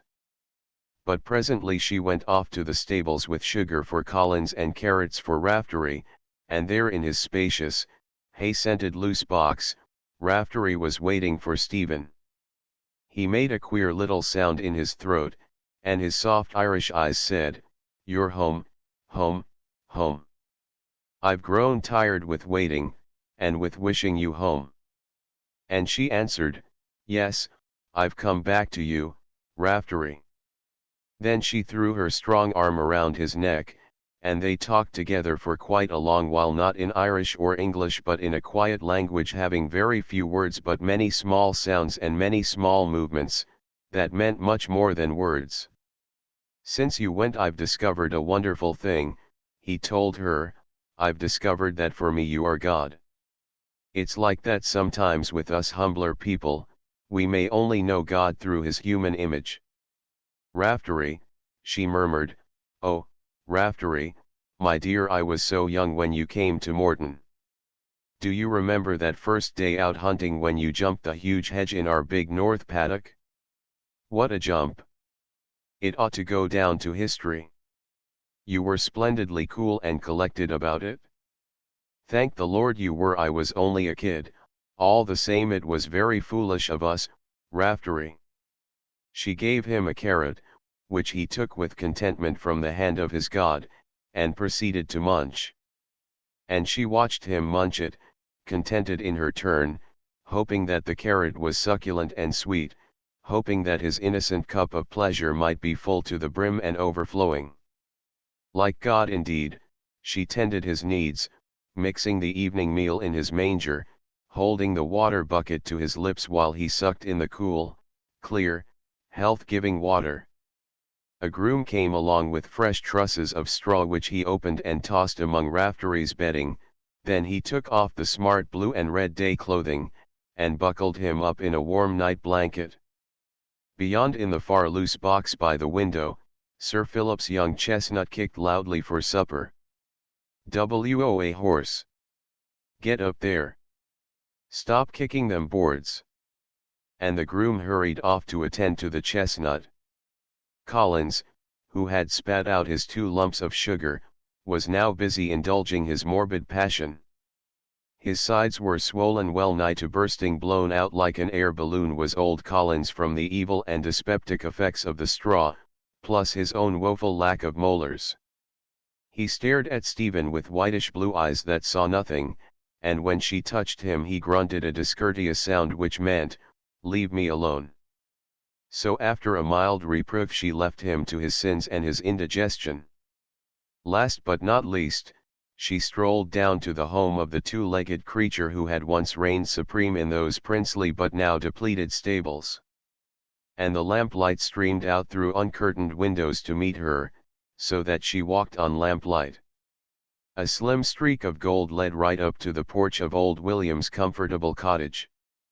She found him sitting with the Bible on his knees, peering crossly down at the scriptures through his glasses. He had taken to reading the scriptures aloud to himself, a melancholy occupation. He was at this now. As Stephen entered she could hear him mumbling from Revelation, and the heads of the horses were as the heads of lions, and out of their mouths issued fire and smoke and brimstone. He looked up, and hastily twitched off his glasses. "Miss Stephen." "Sit still, stop where you are, Williams." But Williams had the arrogance of the humble. He was proud of the stern traditions of his service, and his pride forbade him to sit in her presence, in spite of their long and kind years of friendship. Yet when he spoke he must grumble a little, as though she were still the very small child who had swaggered round the stables rubbing her chin, imitating his every expression and gesture. "You didn't ought to have no 'orzes, Miss Stephen, the way you runs off and leaves them," he grumbled. "Raftery's been off his feed these last days. I been talkin' to that Jim what you set such store by. Impudent young blight," he answered me back like as though I'd no right to express me opinion. But I says to him, "You just wait, lad," I says, "you wait until I gets old of Miss Stephen." For Williams could never keep clear of the stables, and could never refrain from nagging when he got there. Deposed he might be, but not yet defeated even by old age, as grooms knew to their cost. The tap of his heavy oak stick in the yard was enough to send Jim and his underling flying to hide curry combs and brushes out of sight. Williams needed no glasses when it came to disorder. Be this place e'er a stable or be it a pigsty, I wonder, was now his habitual greeting. His wife came bustling in from the kitchen. "Sit down, Miss Stephen," and she dusted a chair. Stephen sat down and glanced at the Bible where it lay, still open, on the table. "Yes," said Williams dourly, as though she had spoken, "I'm reduced to readin' about evenly 'orses. A nice endin' that for a man like me, what's been in the service of Sir Philip Gordon, what's 'ad his legs across the best 'unters as ever was seen in this county or any. And I don't believe in them lion-headed beasts breathin' fire and brimstone, it's all age and nature. Whoever it was wrote them revelations, can't never have been inside of a stable. I don't believe in no evenly 'orses, neither there won't be no 'orses in even, and a good thing too, judgin' by the description. I'm surprised at you, Ar Thursday, bein' so disrespectful to the book," his wife reproached him gravely. "Well, it ain't no encyclopedia to the stable, and that's a sure thing," grinned Williams. Stephen looked from one to the other. They were old, very old, fast approaching completion. Quite soon their circle would be complete, and then Williams would be able to tackle St. John on the points of those heavenly horses. Mrs. Williams glanced apologetically at her. "Excuse Miss Stephen, 'e's gettin' rather childish. 'E won't read no pretty parts of the book, all 'e'll read is them parts about chariots and such like. All what's to do with 'orses 'e reads, and then 'e's so unbelievin' it's awful." But she looked at her mate with the eyes of a mother, very gentle and tolerant eyes. And Stephen, seeing those two together, could picture them as they must once have been, in the halcyon days of their youthful vigor. For she thought that she glimpsed through the dust of the years, a faint flicker of the girl who had lingered in the lanes when the young man Williams and she had been courting. And looking at Williams as he stood before her twitching and bowed, she thought that she glimpsed a faint flicker of the youth, very stalwart and comely, who had bent his head downwards and sideways as he walked and whispered and kissed in the lanes. And because they were old yet undivided, her heart ached, not for them but rather for Stephen. Her youth seemed as dross when compared to their honorable age, because they were undivided. She said, "Make him sit down, I don't want him to stand." And she got up and pushed her own chair towards him. But old Mrs. Williams shook her white head slowly. "No, Miss Stephen, 'e wouldn't sit down in your presence. Beggin' your pardon, it would 'urt our Thursday's feelin's to be made to sit down, it would make 'im feel as his days of service was really over." "I don't need to sit down," declared Williams. So Stephen wished them both a good night, promising to come again very soon, and Williams hobbled out to the path which was now quite golden from border to border, for the door of the cottage was standing wide open and the glow from the lamp streamed over the path. Once more she found herself walking on lamplight, while Williams, bareheaded, stood and watched her departure. Then her feet were caught up and entangled in shadows again, as she made her way under the trees. But presently came a familiar fragrance, logs burning on the wide, friendly hearths of Morton. Logs burning, quite soon the lakes would be frozen and the ice looks like slabs of gold in the sunset, when you and I come and stand here in the winter, and as we walk back we can smell the log fires long before we can see them, and we love that good smell because it means home, and our home is Morton because it means home, and our home is Morton. Oh, intolerable fragrance of log fires burning. Chapter 23. 1. Angela did not return in a week. She had decided to remain another fortnight in Scotland. She was staying now with the Peacocks, it seemed, and would not get back until after her birthday. Stephen looked at the beautiful ring as it gleamed in its little white velvet box, and her disappointment and chagrin were childish. But Violet Antrim, who had also been staying with the Peacocks, had arrived home full of importance. She walked in on Stephen one afternoon to announce her engagement to young Alec Peacock. She was so much engaged and so haughty about it that Stephen, whose nerves were already on edge, was very soon literally itching to slap her. Violet was now able to look down on Stephen from the height of her newly gained knowledge of men. Knowing Alec, she felt that she knew the whole species. "It's a terrible pity you dress as you do, my dear," she remarked, with the manner of 60, "a young girl's so much more attractive when she's soft. Don't you think you could soften your clothes just a little? I mean, you do want to get married, don't you? No woman's complete until she's married. After all, no woman can really stand alone, she always needs a man to protect her." Stephen said, "I'm all right, getting on nicely, thank you." "Oh, no, but you can't be," Violet insisted. "I was talking to Alec and Roger about you, and Roger was saying it's an awful mistake for women to get false ideas into their heads. He thinks you've got rather a bee in your bonnet. He told Alec that you'd be quite a womanly woman if you'd only stop trying to ape what you're not." Presently she said, staring rather hard, "That Mrs. Crosby, do you really like her? Of course I know you're friends and all that, but why are you friends? You've got nothing in common. She's what Roger calls a thorough man's woman. I think myself she's a bit of a climber. Do you want to be used as a scaling ladder for storming the fortifications of the county? The Peacocks have known old Crosby for years, he's a wonderful shot for an ironmonger, but they don't care for her very much. I believe Alec says she's man-mad, whatever that means. Anyhow, she seems desperately keen about Roger."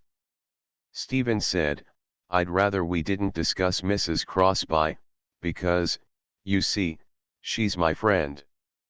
And her voice was as icy cold as her hands.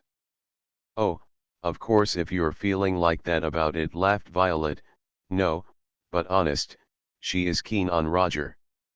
When Violet had gone, Stephen sprang to her feet, but her sense of direction seemed to have left her, for she struck her head a pretty sharp blow against the side of a heavy bookcase. She stood swaying with her hands pressed against her temples. Angela and Roger Antrim, those two, but it couldn't be. Violet had been purposely lying. She loved to torment, she was like her brother, a bully, a devil who loved to torment. It couldn't be. Violet had been lying. She steadied herself and, leaving the room and the house, went and fetched her car from the stables. She drove to the telegraph office at Upton. "Come back, I must see you at once," she wired, taking great care to prepay the reply, lest Angela should find an excuse for not answering. The clerk counted the words with her stump of a pencil, then she looked at Stephen rather strangely. The next morning came Angela's frigid answer, "Coming home Monday fortnight, not 1 day sooner please. No more wires." Ralph very much upset. Stephen tore the thing into 100 fragments and then hurled it away. She was suddenly shaking all over with uncontrollable anger. Right up to the moment of Angela's return, that hot anger supported Stephen. It was like a flame that leapt through her veins, a flame that consumed and yet stimulated, so that she purposely fanned the fire from a sense of self-preservation. Then came the actual day of arrival. Angela must be in London by now. She would certainly have travelled by the night express. She would catch the 12.47 to Malvern and then motor to Upton. It was nearly 12. It was afternoon. At 3:17 Angela's train would arrive at Great Malvern. It had arrived now. In about 20 minutes she would drive past the very gates of Morton. 4:30. Angela must have got home. She was probably having tea in the parlour, in the little oak parlour with its piping bullfinch whose cage always stood near the casement window. A long time ago, a lifetime ago, Stephen had blundered into that parlour, and Tony had barked, and the bullfinch had piped a sentimental old German tune, but that was surely a lifetime ago. 5 o'clock. Violet Antrim had obviously lied. She had lied on purpose to torment Stephen, Angela and Roger. It couldn't be. Violet had lied because she liked to torment. 5:15. What was Angela doing now? She was near, just a few miles away. Perhaps she was ill, as she had not written. Yes, that must be it. Of course Angela was ill. The persistent, aching hunger of the eyes.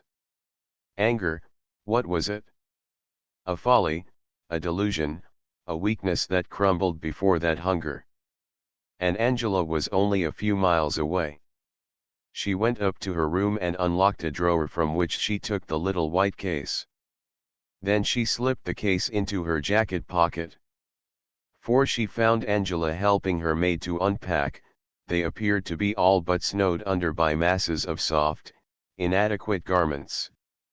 The bedroom smelled strongly of Angela's scent, which was heavy yet slightly pungent. She glanced up from a tumbled heap of silk stockings. "Hello, Stephen." Her greeting was casually friendly. Stephen said, "Well, how are you after all these weeks?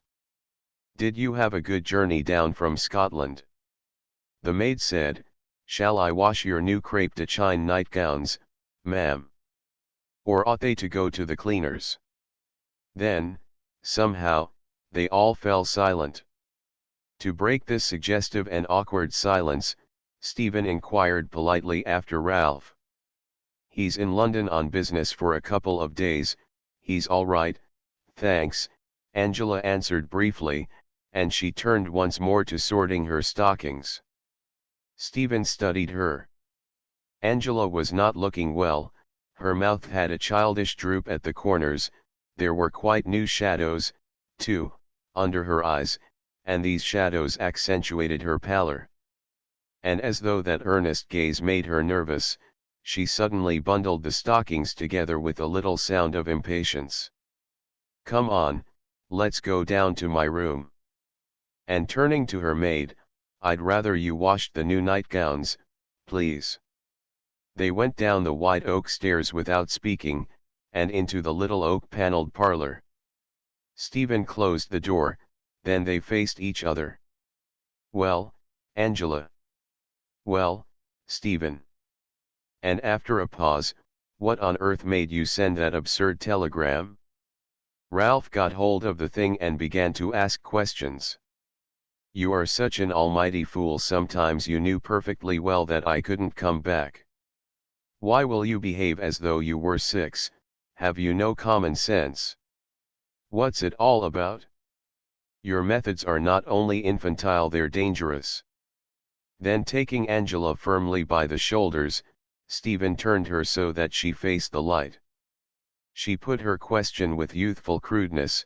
"Do you find Roger Antrim physically attractive? Do you find that he attracts you that way more than I do?" She waited calmly, it seemed, for her answer.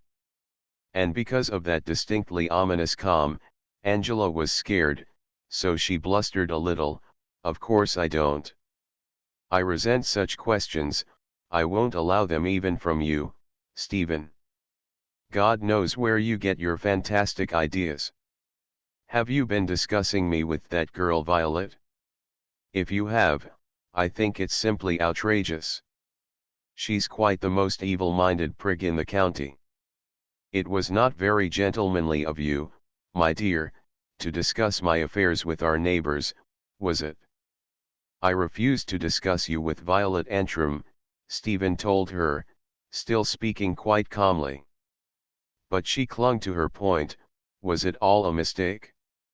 Is there no one between us except your husband? Angela, look at me. I will have the truth." For answer Angela kissed her. Stephen's strong but unhappy arms went round her, and suddenly stretching out her hand, she switched off the little lamp on the table, so that the room was lit only by firelight. They could not see each other's faces very clearly any more, because there was only firelight. And Stephen spoke such words as a lover will speak when his heart is burdened to breaking, when his doubts must bow down and be swept away before the unruly flood of his passion. There in that shadowy, firelit room, she spoke such words as lovers have spoken ever since the divine, Sweet madness of God flung the thought of love into creation. But Angela suddenly pushed her away. Don't, I can't bear it, it's too much, Stephen. It hurts me, I can't bear this thing for you. It's all wrong, I'm not worth it, anyhow it's all wrong. Stephen, it's making me, can't you understand? It's too much. She dared not explain. If you were a man, she stopped abruptly, and burst into uncontrollable weeping. And somehow this weeping was different from any that had gone before, so that Stephen trembled. There was something frightened and desolate about it. It was like the sobbing of a terrified child. The girl forgot her own desolation in her pity and the need that she felt to comfort. More strongly than ever before she felt the need to protect this woman, and to comfort. She said, grown suddenly passionless and gentle, try to tell me what's wrong, beloved. Don't be afraid of making me angry, we love each other, and that's all that matters. Try to tell me what's wrong, and then let me help you, only don't cry like this, I can't endure it. But Angela hid her face in her hands. No, it's nothing, I'm only so tired. It's been a fearful strain these last months. I'm just a weak, human creature, Stephen. Sometimes I think we've been worse than mad. I must have been mad to have allowed you to love me like this. One day you'll despise and hate me. It's my fault, but I was so terribly lonely that I let you come into my life, and now I can't explain, you wouldn't understand, how could you understand, Stephen? And so strangely complex is poor human nature, that Angela really believed in her feelings. At that moment of sudden fear and remorse, remembering those guilty weeks in Scotland, she believed that she felt compassion and regret for this creature who loved her, and whose ardent loving had paved the way for another. In her weakness she could not part from the girl, not yet there was something so strong about her. She seemed to combine the strength of a man with the gentler and more subtle strength of a woman. And thinking of the crude young animal Roger, with his brusque, rather brutal appeal to the senses, she was filled with a kind of regretful shame, and she hated herself for what she had done, and for what she well knew she would do again, because of that urge to passion. Feeling humble, she groped for the girl's kind hand, then she tried to speak lightly. Would you always forgive this very miserable sinner, Stephen? Stephen said, not apprehending her meaning, if our love is a sin, then heaven must be full of such tender and selfless sinning as ours. They sat down close together. They were weary unto death, and Angela whispered, put your arms around me again, but gently, because I'm so tired. You're a kind lover, Stephen. Sometimes I think you're almost too kind. And Stephen answered, it's not kindness that makes me unwilling to force you. I can't conceive of that sort of love. Angela Crosby was silent. But now she was longing for the subtle easement of confession, so dear to the soul of woman. Her self-pity was augmented by her sense of wrongdoing. She was thoroughly unstrung, almost ill with self-pity, so that lacking the courage to confess the present, she let her thoughts dwell on the past. Stephen had always forborne to question, and therefore that past had never been discussed, but now Angela felt a great need to discuss it. She did not analyze her feelings, she only knew that she longed intensely to humble herself, to plead for compassion, to wring from the queer, strong, sensitive being who loved her, some hope of ultimate forgiveness. At that moment, as she lay there in Stephen's arms, the girl assumed an enormous importance. It was strange, but the very fact of betrayal appeared to have strengthened her will to hold her, and Angela stirred, so that Stephen said softly, lie still, I thought you were fast asleep. And Angela answered, no, I'm not asleep, dearest, I've been thinking. There are some things I ought to tell you. You've never asked me about my past life. Why haven't you, Stephen? Because, said Stephen, I knew that someday you'd tell me. Then Angela began at the very beginning. She described a colonial home in Virginia. A gray house, with a columned entrance, and a garden that looked down on deep, running water, and that water had rather a beautiful name. It was called the Potomac River. Up the side of the house grew magnolia blossoms, and many old trees gave their shade to its garden. In summer the fireflies lit lamps on those trees, shifting lamps that moved swiftly among the branches. And the hot summer darkness was splashed with lightning, and the hot summer air was heavy with sweetness. She described her mother, who had died when Angela was 12, a pathetic, inadequate creature, the descendant of women who had owned many slaves to minister to their most trivial requirements. She could hardly put on her own stockings and shoes, smiled Angela, as she pictured that mother. She described her father, George Benjamin Maxwell, a charming, but quite incorrigible spendthrift. She said, he lived in past glories, Stephen. Because he was a Maxwell of Virginia, he wouldn't admit that the Civil War had deprived us all of the right to spend money.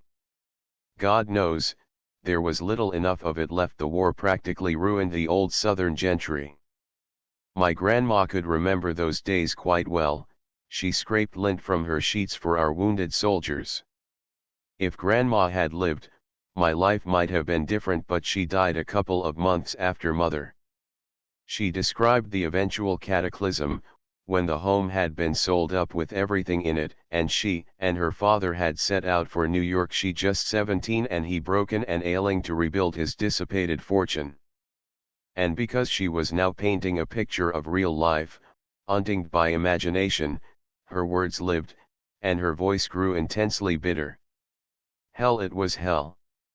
We went under so quickly. There were days when I hadn't enough to eat. Oh, Stephen, the filth, the unspeakable squalor, the heat and the cold and the hunger and the squalor. God, how I hate that great hideous city. It's a monster, it crushes you down, it devours. Even now I couldn't go back to New York without feeling a kind of unreasoning terror. Stephen, that damnable city broke my nerve. Father got calmly out of it all by dying one day, and that was so like him. He'd had about enough, so he just lay down and died, but I couldn't do that because I was young and I didn't want to die, either.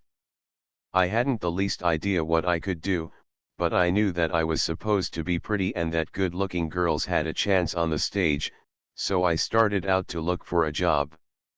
My God! Shall I ever forget it? And now she described the long, angular streets, miles and miles of streets, miles and miles of faces, all strange and unfriendly faces like masks. Then the intimate faces of would-be employers, too intimate when they peered into her own faces that had suddenly thrown off their masks. Stephen, are you listening? I put up a fight, I swear it. I swear I put up a fight. I was only 19 when I got my first job. 19's not so awfully old, is it, Stephen? Stephen said, go on, and her voice sounded husky. Oh, my dear, it's so dreadfully hard to tell you. The pay was rotten, not enough to live on. I used to think that they did it on purpose. Lots of the girls used to think that way too. They never gave us quite enough to live on. You see, I hadn't a vestige of talent. I could only dress up and try to look pretty. I never got a real speaking part. I just danced, not well, but I'd got a good figure. She paused and tried to look up through the gloom, but Stephen's face was hidden in shadow. Well then, darling Stephen, I want to feel your arms, hold me closer. Well then, there was a man who wanted me not as you want me, Stephen, to protect and care for me. God, no, not that way. And I was so poor and so tired and so frightened. Why, sometimes my shoes would let in the slush because they were old and I hadn't the money to buy myself new ones. Try to think of that, darling. And I'd cry when I washed my hands in the winter because they'd be bleeding from broken chilblains. Well, I couldn't stay the course any longer, that's all. The little gilt clock on the desk ticked loudly. Tick, tick, tick, tick. An astonishing voice to come from so small and fragile a body. Somewhere out in the garden a dog barked Tony, chasing imaginary rabbits through the darkness.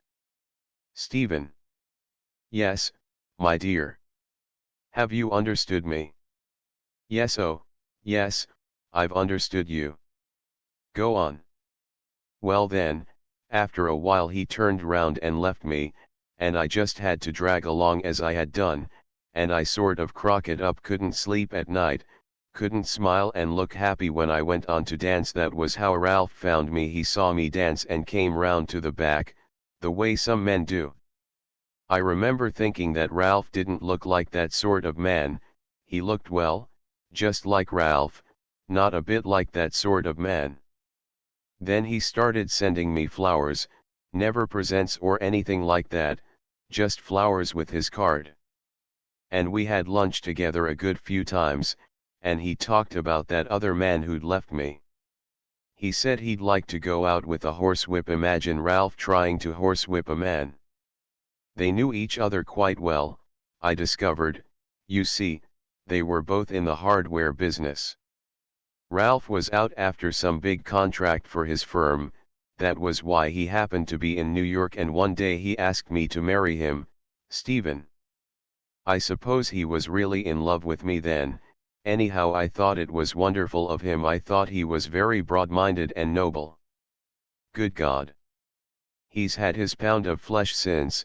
It gave him the hold over me that he wanted. We were married before we sailed for Europe. I wasn't in love, but what could I do? I'd nowhere to turn and my health was crocking. Lots of our girls ended up in the hospital wards. I didn't want to end up that way. Well, so you see why I've got to be careful how I act. He's terribly and awfully suspicious.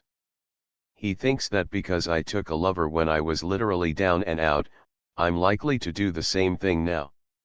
He doesn't trust me, it's natural enough, but sometimes he throws it all up in my face, and when he does that, my God, how I hate him.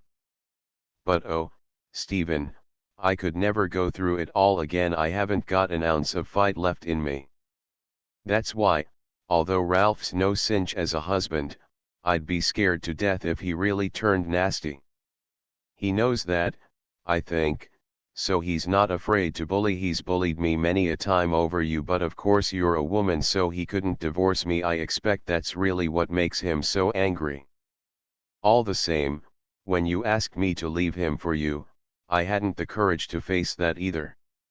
I couldn't have faced the public scandal that Ralph would have made. He'd have hounded us down to the ends of the earth. He'd have branded us, Stephen. I know him, he's revengeful, he'd stop at nothing. That weak sort of man is often that way. It's as though what Ralph lacks in virility, he tries to make up for by being revengeful.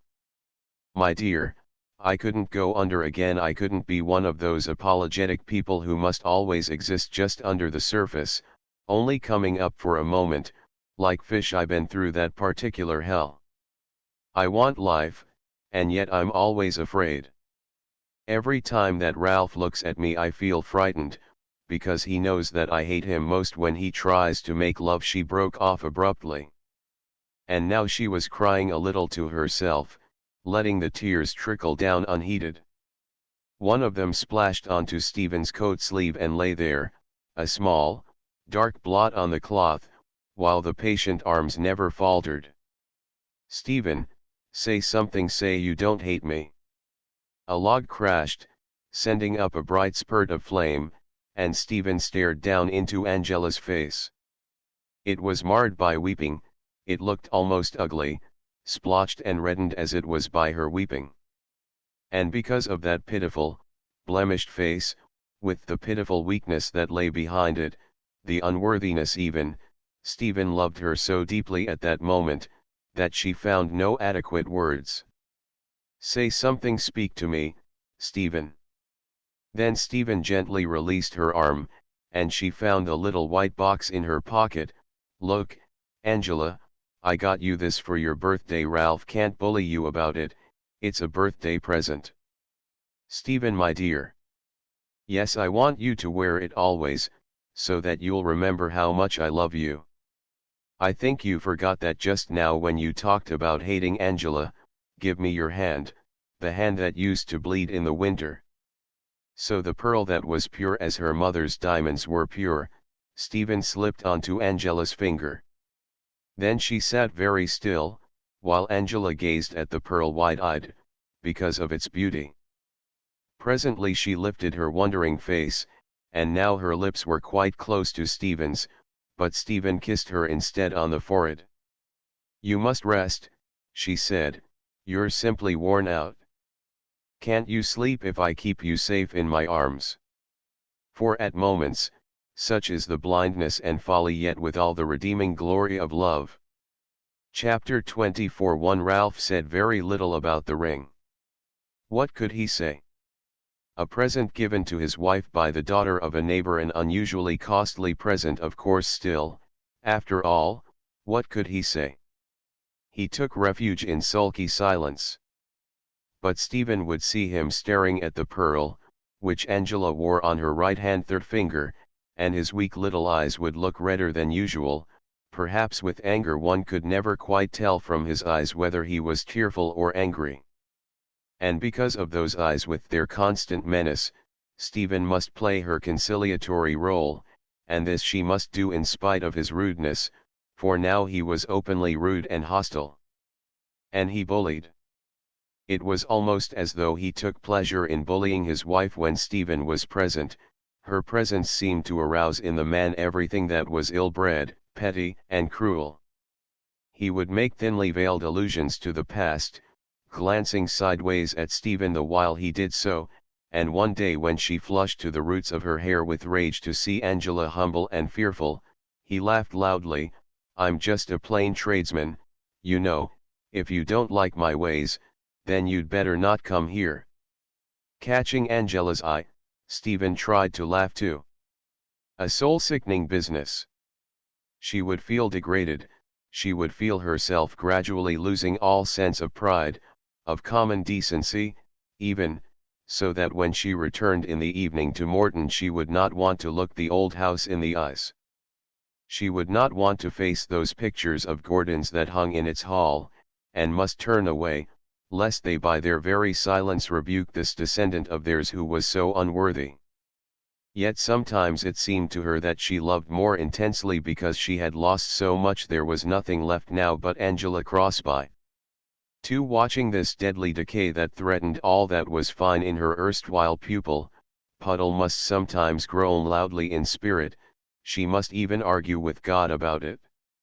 Yes, she must actually argue with God like Job, and remembering his words in affliction, she must speak those words on behalf of Stephen. Thine hands have made me and fashioned me together round about, yet thou dost destroy me.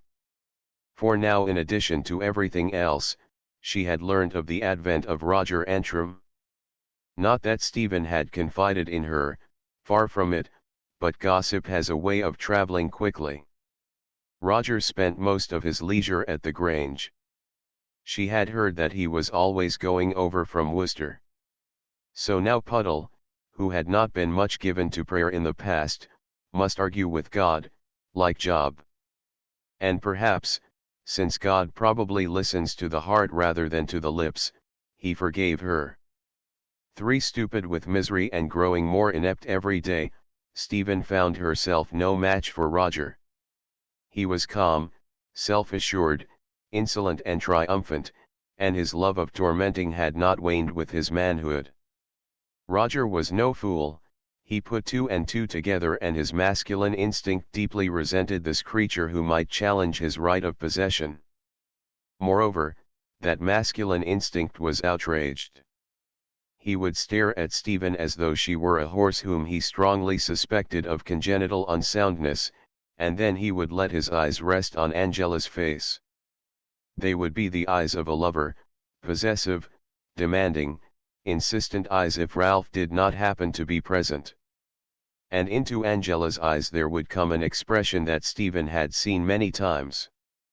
A mist would slowly cloud over their blueness, they would dim, as though they were hiding something. Then Stephen would be seized with a violent trembling, so that she could not stand any more but must sit with her hands clasped tightly together, lest those trembling hands betray her to Roger. But Roger would have seen already, and would smile his slow, understanding, masterful smile.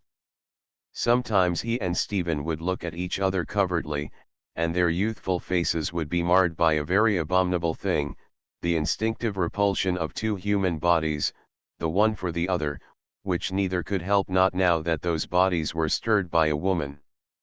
Then into this vortex of secret emotion would come Ralph. He would stare from Stephen to Roger and then at his wife, and his eyes would be red, one never knew whether from tears or from anger.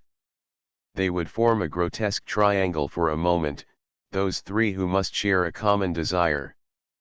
But after a little the two male creatures who hated each other, would be shamefully united in the bond of their deeper hatred of Stephen, and divining this, she in her turn would hate. For it could not go on without some sort of convulsion, and that Christmas was a time of recriminations. Angela's infatuation was growing, and she did not always hide this from Stephen. Letters would arrive in Roger's handwriting, and Stephen, half crazy with jealousy by now, would demand to see them.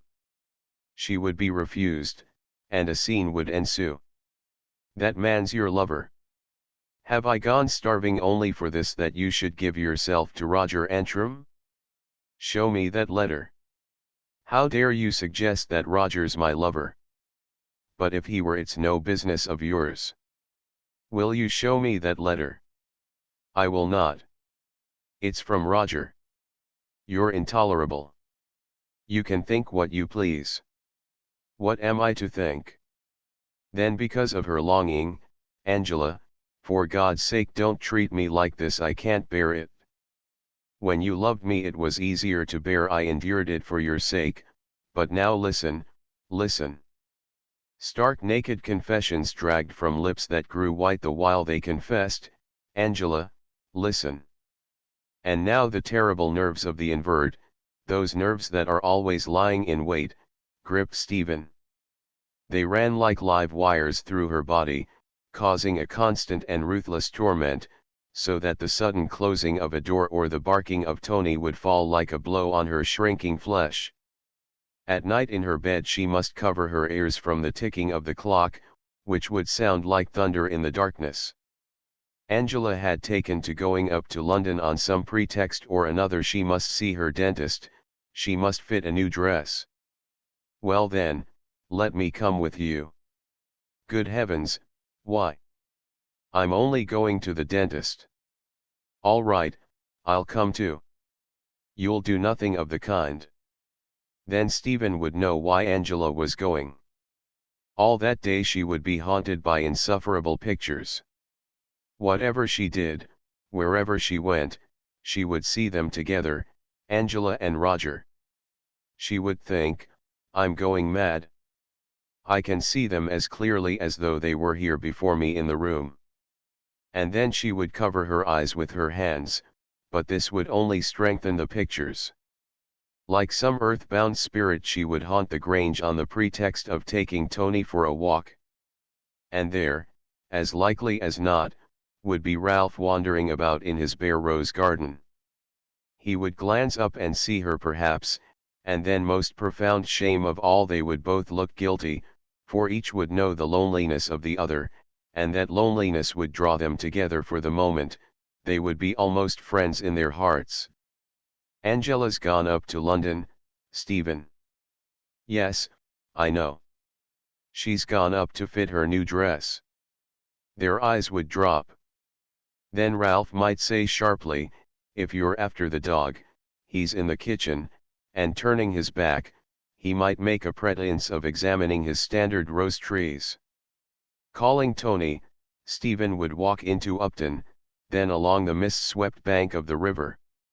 She would stand very still staring down at the water, but the impulse would pass, and whistling the dog, she would turn and go hurrying back to Upton. Then one afternoon Roger came with his car to take Angela for a drive through the hills. The new year was slipping into the spring, and the air smelt of sap and much diligent growing. A warm February had succeeded the winter. Many birds would be astir on those hills where lovers might sit unashamed, where Stephen had sat holding Angela clasped in her arms, while she eagerly took and gave kisses. And remembering these things, Stephen turned and left them, unable just then to endure any longer. Going home, she made her way to the lakes, and there she quite suddenly started weeping. Her whole body seemed to dissolve itself in weeping, and she flung herself down on the kind earth of Morton, shedding tears as of blood. There was no one to witness those tears except the white swan called Peter. 5 terrible, heart-breaking months. She grew gaunt with her unappeased love for Angela Crosby. And now she would sometimes turn in despair to the thought of her useless and unspent money. Thoughts would come that were altogether unworthy, but nevertheless those thoughts would persist. Roger was not rich, she was rich already, and some day she would be even richer. She went up to London and chose new clothes at a West End tailor's. The man in Malvern who had made for her father was getting old, she would have her suits made in London in future. She ordered herself a rakish red car, a long-bodied, 60-horsepower metallurgic. It was one of the fastest cars of its year, and it certainly cost her a great deal of money. She bought 12 pairs of gloves, some heavy silk stockings, a square sapphire scarf pin and a new umbrella. Nor could she resist the lure of pajamas made of white crepe de chine which she spotted in Bond Street. The pajamas led to a man's dressing gown of brocade, an amazingly ornate garment. Then she had her nails manicured but not polished, and from that shop she carried away toilet water and a box of soap that smelled of carnations and some cuticle cream for the care of her nails. And last but not least, she bought a gold bag with a clasp set in diamonds for Angela. All told she had spent a considerable sum, and this gave her a fleeting satisfaction. But on her way back in the train to Malvern, she gazed out of the window with renewed desolation. Money could not buy the one thing that she needed in life, it could not buy Angela's love. 6 That night she stared at herself in the glass, and even as she did so she hated her body with its muscular shoulders, its small compact breasts, and its slender flanks of an athlete. All her life she must drag this body of hers like a monstrous fetter imposed on her spirit. This strangely ardent yet sterile body that must worship yet never be worshipped in return by the creature of its adoration. She longed to maim it, for it made her feel cruel. It was so white, so strong, and so self-sufficient, yet withal so poor and unhappy a thing that her eyes filled with tears and her hate turned to pity. She began to grieve over it, touching her breasts with pitiful fingers, stroking her shoulders, letting her hands slip along her straight thighs. Oh, poor and most desolate body! Then she, for whom Puddle was actually praying at that moment, must now pray also, but blindly, finding few words that seemed worthy of prayer, few words that seemed to encompass her meaning, for she did not know the meaning of herself. But she loved, and loving groped for the God who had fashioned her, even unto this bitter loving. Chapter 25 1 Stephen's troubles had begun to be aggravated by Violet, who was always driving over to Morton, ostensibly to talk about Alec, in reality to collect information as to what might be happening at the Grange. She would stay for hours, very skillfully pumping while she dropped unwelcome hints anent Roger. "Father's going to cut down his allowance," she declared, "if he doesn't stop hanging about that woman. Oh, I'm sorry.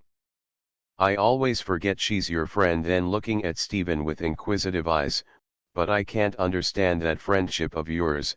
For one thing, how can you put up with Crosby?" And Stephen knew that yet once again, county gossip was rife about her. Violet was going to be married in September, they would then live in London, for Alec was a barrister. Their house, it seemed, was already bespoken, a perfect duck of a house in Belgravia, where Violet intended to entertain largely on the strength of a bountiful parent peacock. She was in the highest possible fettle these days, invested with an enormous importance in her own eyes, as also in those of her neighbors. Oh, yes, the whole world smiled broadly on Violet and her Alec, such a charming young couple, said the world, and at once proceeded to shower them with presents. Apostle teaspoons arrived in their dozens, so did coffee pots, cream jugs and large fish slices, to say nothing of a heavy silver bowl from the hunt, and a massive salver from the grateful Scottish tenants. On the wedding day not a few eyes would be wet at the sight of so youthful a man and maiden joined together in an honourable estate, instituted of God in the time of man's innocency. For such ancient traditions, in spite of the fact that man's innocency could not even survive one bite of an apple shared with a woman, are none the less apt to be deeply moving. There they would kneel, the young newlywed, ardent yet sanctified by a blessing, so that all, or at least nearly all, they would do, must be considered both natural and pleasing to a God in the image of man created. And the fact that this God, in a thoughtless moment, had created in his turn those pitiful thousands who must stand forever outside his blessing, would in no way disturb the large congregation or their white surpliced pastor, or the couple who knelt on the gold-braided, red velvet cushions. And afterwards there would be plentiful champagne to warm the cooling blood of the elders, and much shaking of hands and congratulating, and many kind smiles for the bride and her bridegroom. Some might even murmur a fleeting prayer in their hearts, as the two departed, God bless them. So now Stephen must actually learn at first hand how straight can run the path of true love, in direct contradiction to the time-honored proverb. Must realize more clearly than ever, that love is only permissible to those who are cut in every respect to life's pattern, must feel like some ill-conditioned pariah, hiding her sores under lies and pretenses. And after those visits of Violet Antrum's, her spirits would be at a very low ebb, for she had not yet gained that steel-bright courage which can only be forged in the furnace of affliction, and which takes many weary years in the forging. The splendid new motor arrived from London, to the great delight and excitement of Burton. The new suits were completed and worn by their owner, and Angela's costly gold bag was received with apparent delight, which seemed rather surprising considering her erstwhile ban upon presents. Yet could Stephen have known it, this was not so surprising after all, for the bag infuriated Ralph, thereby distracting his facile attention for the moment, from something that was far more dangerous. Filled with an ever-increasing need to believe, Stephen listened to Angela cross by, "You know there's nothing between me and Roger. If you don't, then you above all people ought to," and her blue, childlike eyes would look up at Stephen, who could never resist the appeal of their blueness. And as though to bear out the truth of her words, Roger now came to the Grange much less often, and when he did come he was quietly friendly, not at all lover-like if Stephen was present, so that gradually her need to believe had begun to allay her worst fears. Yet she knew with the true instinct of the lover, that Angela was secretly unhappy. She might try to appear light-hearted and flippant, but her smiles and her jests could not deceive Stephen. "You're miserable. What is it?" And Angela would answer, "Ralph's been vile to me again," but she would not add that Ralph was daily becoming more suspicious and more intolerant of Roger Antrim, so that now her deadly fear of her husband was always at war with her passion. Sometimes it seemed to the girl that Angela used her as a whip wherewith to lash Ralph. She would lead Stephen on to show signs of affection which would never have been permitted in the past. Ralph's little red eyes would look deeply resentful, and getting up he would slouch from the room. They would hear the front door being closed, and would know that he had gone for a walk with Tony. Yet when they were alone and in comparative safety, there would be something crude, almost cruel in their kisses, a restless, dissatisfied, hungry thing. Their lips would seem bent on scourging their bodies. Neither would find deliverance nor ease from the ache that was in them, for each would be kissing with a well-nigh intolerable sense of loss, with a passionate knowledge of separation. After a little they would sit with bent heads, not speaking because of what might not be spoken, not daring to look each other in the eyes nor to touch each other, lest they should cry out against this preposterous love-making. Completely confounded, Stephen racked her brains for anything that might give them both a respite. She suggested that Angela should see her fence with a celebrated London fencing master whom she had bribed to come down to Morton. She tried to arouse an interest in the car, the splendid new car that had cost so much money. She tried to find out if Angela had an ungratified wish that money could fulfill. "Only tell me what I can do," she pleaded, but apparently there was nothing. Angela came several times to Morton and dutifully attended the fencing lessons. But they did not go well, for Stephen would glimpse her staring abstractedly out of the window, then the sly, agile foil with its blunt-tipped nose, would slip in under Stephen's guard and shame her. They would sometimes go far afield in the car, and one night they stopped at an inn and had dinner, Angela ringing up her husband with the old and now threadbare excuse of a breakdown. They dined in a quiet little room by themselves. The sense of the garden came in through the window, warm, significant sense, for now it was May and many flowers multiplied in that garden. Never before had they done such a thing as this. They had never dined all alone at a wayside inn miles away from their homes, just they two, and Stephen stretched out her hand and covered Angela's where it rested very white and still on the table. And Stephen's eyes held an urgent question, for now it was May and the blood of youth leaps and strains with the sap in early summer. The air seemed breathless, since neither would speak, afraid of disturbing the thick, sweet silence, but Angela shook her head very slowly. Then they could not eat, for each was filled with the same and yet with a separate longing, so after a while they must get up and go, both conscious of a sense of painful frustration. They drove back on a road that was paved with moonlight, and presently Angela fell fast asleep like an unhappy child. She had taken her hat off and her head lay limply against Stephen's shoulder. Seeing her thus, so helpless in sleep, Stephen felt strangely moved, and she drove very slowly, fearful of waking the woman who slept like a child with her fair head against her shoulder. The car climbed the steep hill from Ledbury Town, and presently there lay the wide Wye Valley whose beauty had saddened a queer little girl long before she had learnt the pain of all beauty. And now the valley was bathed in whiteness, while here and there gleamed a roof or a window, but whitely, as though all the good valley folk had extinguished their lamps and retired to their couches.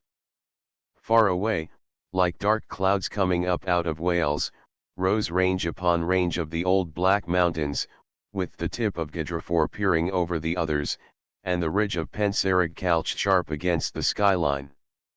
A little wind ruffled the bracken on the hillsides, and Angela's hair blew across her closed eyes so that she stirred and sighed in her sleep. Stephen bent down and began to soothe her.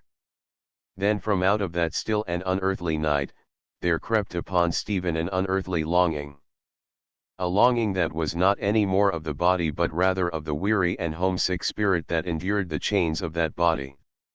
And when she must drive past the gates of Morton, the longing within her seemed beyond all bearing, for she wanted to lift the sleeping woman in her arms and carry her in through those gates, and carry her in through the heavy white door, and carry her up the wide, shallow staircase, and lay her down on her own bed, still sleeping, but safe in the good care of Morton. Angela suddenly opened her eyes. "Where am I?" she muttered, stupid with sleep. Then after a moment her eyes filled with tears, and there she sat all huddled up, crying.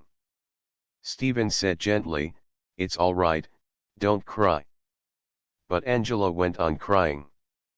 Chapter 26. One like a river that has gradually risen to flood, until it sweeps everything before it, so now events rose and gathered in strength towards their inevitable conclusion.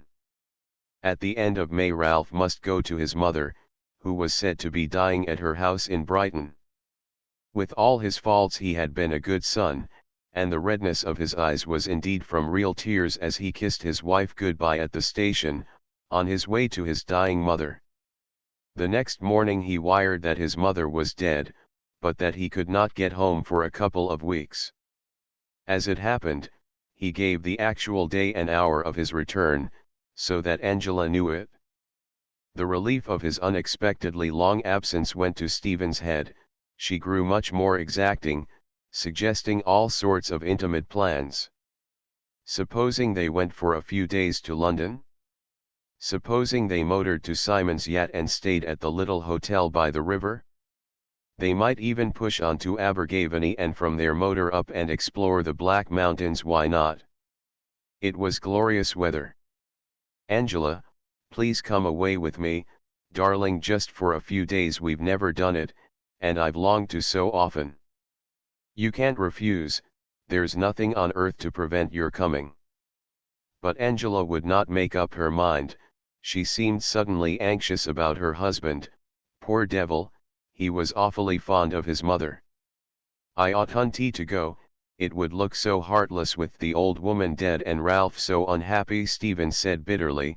"What about me? Do you think I'm never unhappy?" So the time slipped by in heartaches and quarrels, for Stephen's taut nerves were like spurs to her temper, and she stormed or reproached in her dire disappointment. "You pretend that you love me and yet you won't come, and I've waited so long. Oh, my God, how I've waited! But you're utterly cruel. And I ask for so little, just to have you with me for a few days and nights, just to sleep with you in my arms, just to feel you beside me when I wake up in the morning. I want to open my eyes and see your face, as though we belonged to each other. Angela, I swear I wouldn't torment you. We'd be just as we are now, if that's what you're afraid of.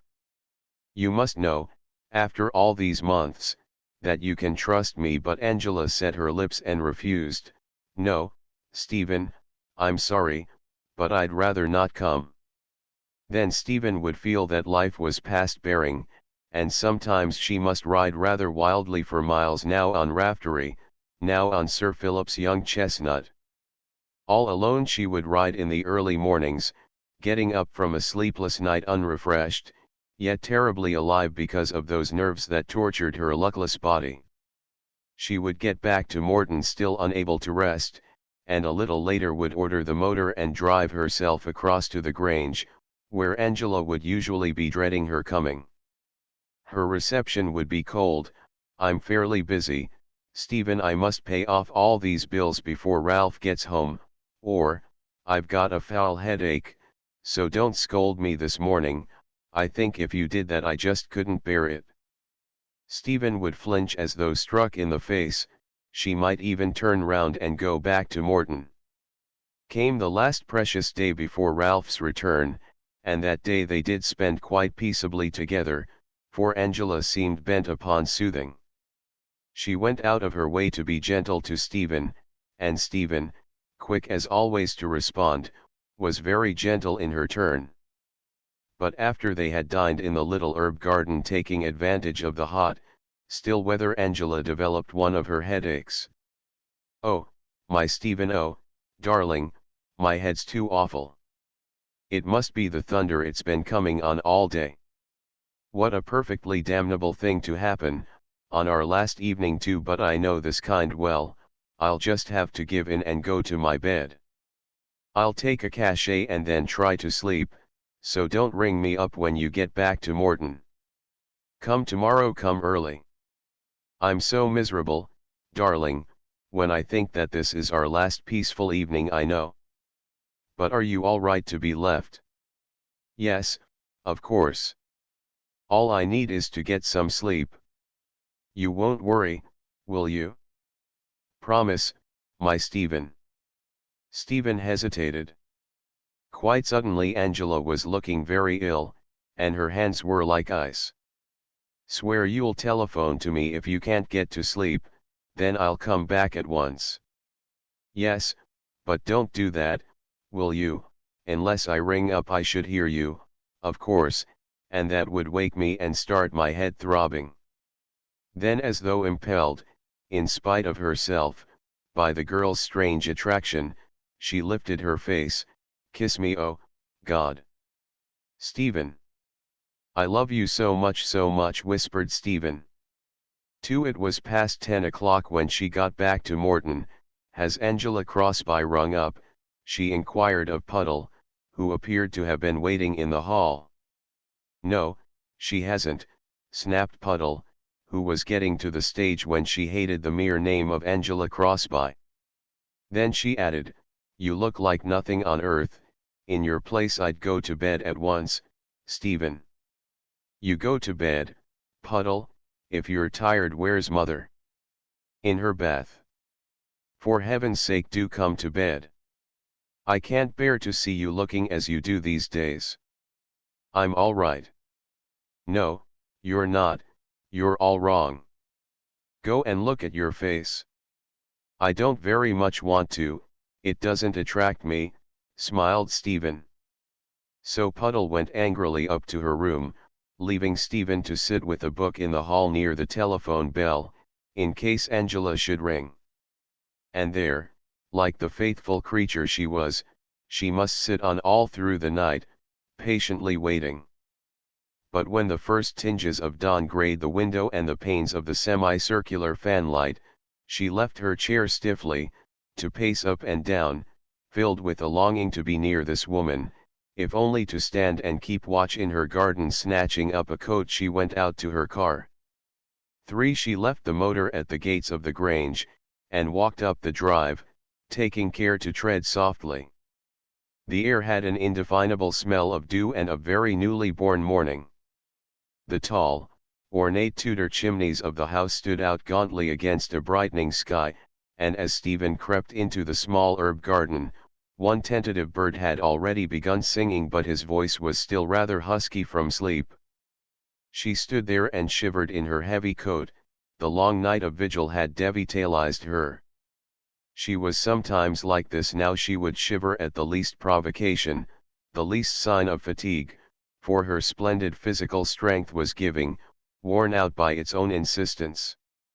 She dragged the coat more closely around her, and stared at the house which was reddening with sunrise. Her heart beat anxiously, fearfully even, as though in some painful anticipation of she knew not what. Every window was dark except one or two that were fired by the sunrise. How long she stood there she never knew. It might have been moments, it might have been a lifetime, and then suddenly there was something that moved the little oak door that led into that garden. It moved cautiously, opening inch by inch, until at last it was standing wide open, and Stephen saw a man and a woman who turned to clasp as though neither of them could endure to be parted from the arms of the other, and as they clung there together and kissed, they swayed unsteadily, drunk with loving. Then, as sometimes happens in moments of great anguish, Stephen could only remember the grotesque. She could only remember a plump-bosomed housemaid in the arms of a coarsely amorous footman, and she laughed like a creature demented, laughed and laughed until she must gasp for breath and spit blood from her tongue, which had somehow got bitten in her efforts to stop her hysterical laughing, and some of the blood remained on her chin, jerked there by that agonized laughter. Pale as death, Roger Antrim stared out into the garden, and his tiny mustache looked quite black, like an ink stain smeared above his tremulous mouth by some careless, schoolboy finger. And now Angela's voice came to Stephen, but faintly. She was saying something. What was she saying? It sounded absurdly as though it were a prayer. Christ. Then sharply, razor sharp, it sounded as it cut through the air. You, Stephen. The laughter died abruptly away, as Stephen turned and walked out of the garden and down the short drive that led to the gates of the Grange, where the motor was waiting. Her face was a mask, quite without expression. She moved stiffly, yet with a curious precision, and she swung up the handle and started the powerful engine without any apparent effort. She drove at great speed but with accurate judgment, for now her mind felt as clear as spring water, and yet there were strange little gaps in her mind. She had not the least idea where she was going. Every road for miles around Upton was familiar, yet she had not the least idea where she was going. Nor did she know how long she drove, nor when she stopped to procure fresh petrol. The sun rose high and hot in the heavens. It beat down on her without warming her coldness, for always she had the sense of a dead thing that lay close against her heart and oppressed it. A corpse. She was carrying a corpse about with her. Was it the corpse of her love for Angela? If so, that love was more terrible dead, oh, far more terrible dead than living. The first stars were shining, but as yet very faintly, when she found herself driving through the gates of Morton. Heard Puddle's voice calling, "Wait a minute. Stop, Stephen." Saw Puddle barring her way in the drive, a tiny yet dauntless figure. She pulled up with a jerk. "What's the matter? What is it? Where have you been?" "I don't know, Puddle." But Puddle had clambered in beside her. "Listen, Stephen," and now she was talking very fast. "Listen, Stephen, is it Angela Crosby?" "It is." "I can see the thing in your face." "My God, what's that woman done to you, Stephen?" Then Stephen, in spite of the corpse against her heart, or perhaps because of it, defended the woman. "She's done nothing at all. It was all my fault, but you wouldn't understand. I got very angry and then I laughed and couldn't stop laughing." "Steady, go steady." "She was telling too much." "No, it wasn't that exactly." "Oh, you know my vile temper, it always goes off at half-cock for nothing." "Well, then I just drove round and round the country until I cooled down." "I'm sorry, Puddle, I ought to have rung up. Of course you've been anxious." Puddle gripped her arm. "Stephen, listen, it's your mother. She thinks that you started quite early for Worcester." "I lied. I've been nearly distracted, child. If you hadn't come soon, I'd have had to tell her that I didn't know where you were." "You must never, never go off without a word like this again." "But I do understand." "Oh, I do indeed, Stephen." But Stephen shook her head. "No, my dear, you couldn't, and I'd rather not tell you, Puddle." "Some day you must tell me," said Puddle, because I do understand, Stephen." For that night the weight against Stephen's heart, with its icy coldness, melted, and it flowed out in such a torrent of grief that she could not stand up against that torrent, so that drowning though she was, she found pen and paper, and she wrote to Angela Crosby. What a letter! All the pent-up passion of months, all the terrible, rending, destructive frustrations must burst from her heart. "Love me, only love me the way I love you.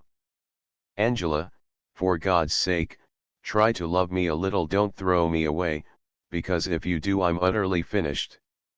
You know how I love you, with my soul and my body.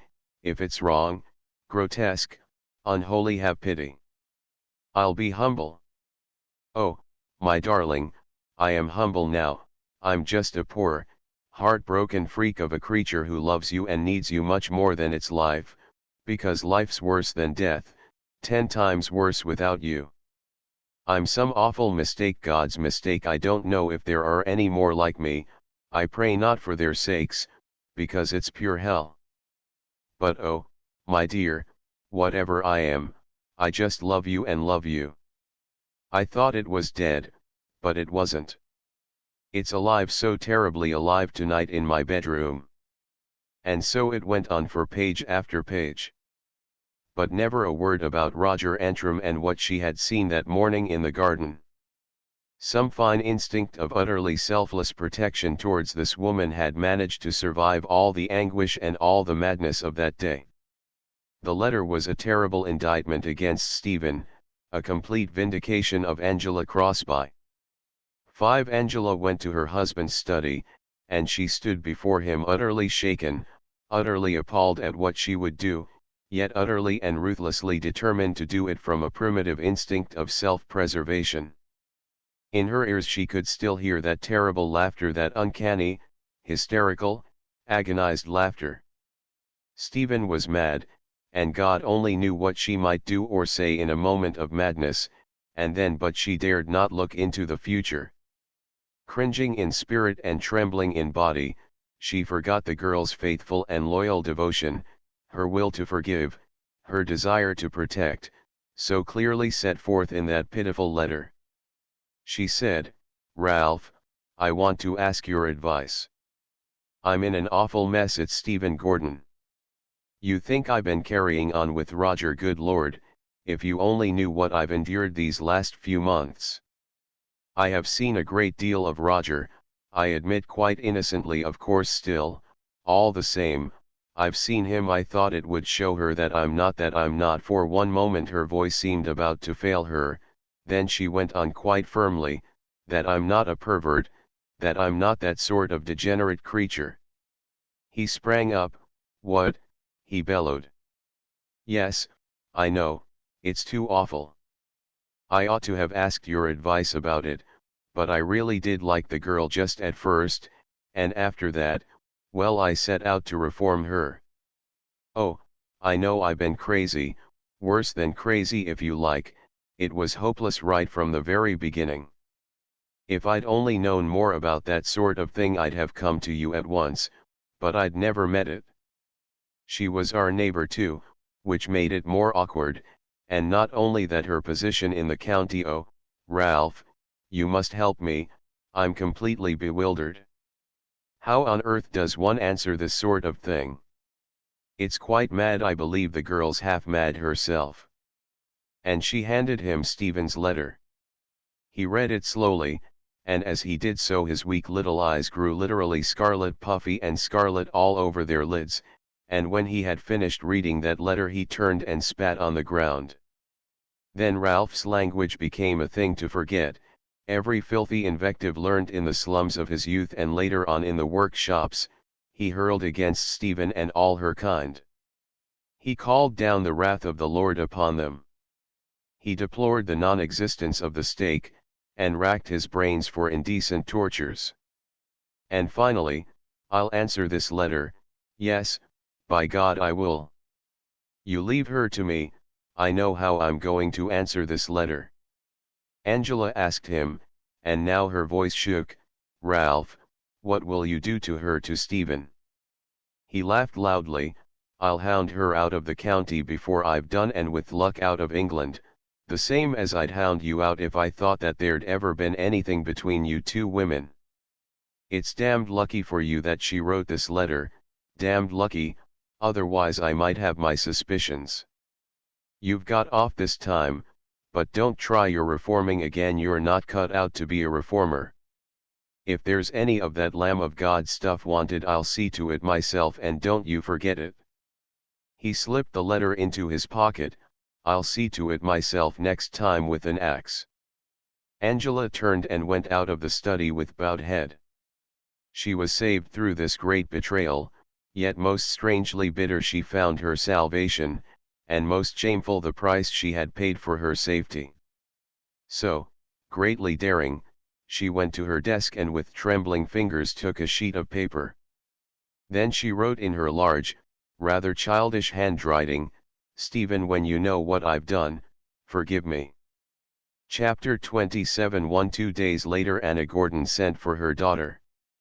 Stephen found her sitting quite still in that vast drawing room of hers, which as always smelled faintly of orris root, beeswax and violets. Her thin, white hands were folded in her lap, closely folded over a couple of letters, and it seemed to Stephen that all of a sudden she saw in her mother a very old woman with terrible eyes, pitiless, hard and deeply accusing, so that she could but shrink from their gaze, since they were the eyes of her mother. Anna said, "Lock the door, then come and stand here." In absolute silence Stephen obeyed her. Thus it was that those two confronted each other, flesh of flesh, blood of blood, they confronted each other across the wide gulf set between them. Then Anna handed her daughter a letter. "Read this," she said briefly. And Stephen read, "Dear Lady Anna, with deep repugnance I take up my pen, for certain things won't bear thinking about, much less being written. But I feel that I owe you some explanation of my reasons for having come to the decision that I cannot permit your daughter to enter my house again, or my wife to visit Morton. I enclose a copy of your daughter's letter to my wife, which I feel is sufficiently clear to make it unnecessary for me to write further, except to add that my wife is returning the 2 costly presents given her by Miss Gordon. I remain, yours very truly, Ralph Crosby." Stephen stood as though turned to stone for a moment, not so much as a muscle twitched. Then she handed the letter back to her mother without speaking, and in silence Anna received it. "Stephen, when you know what I've done, forgive me." The childish scrawl seemed suddenly on fire. It seemed to scorch Stephen's fingers as she touched it in her pocket. So this was what Angela had done. In a blinding flash the girl saw it all, the miserable weakness, the fear of betrayal, the terror of Ralph and of what he would do should he learn of that guilty night with Roger.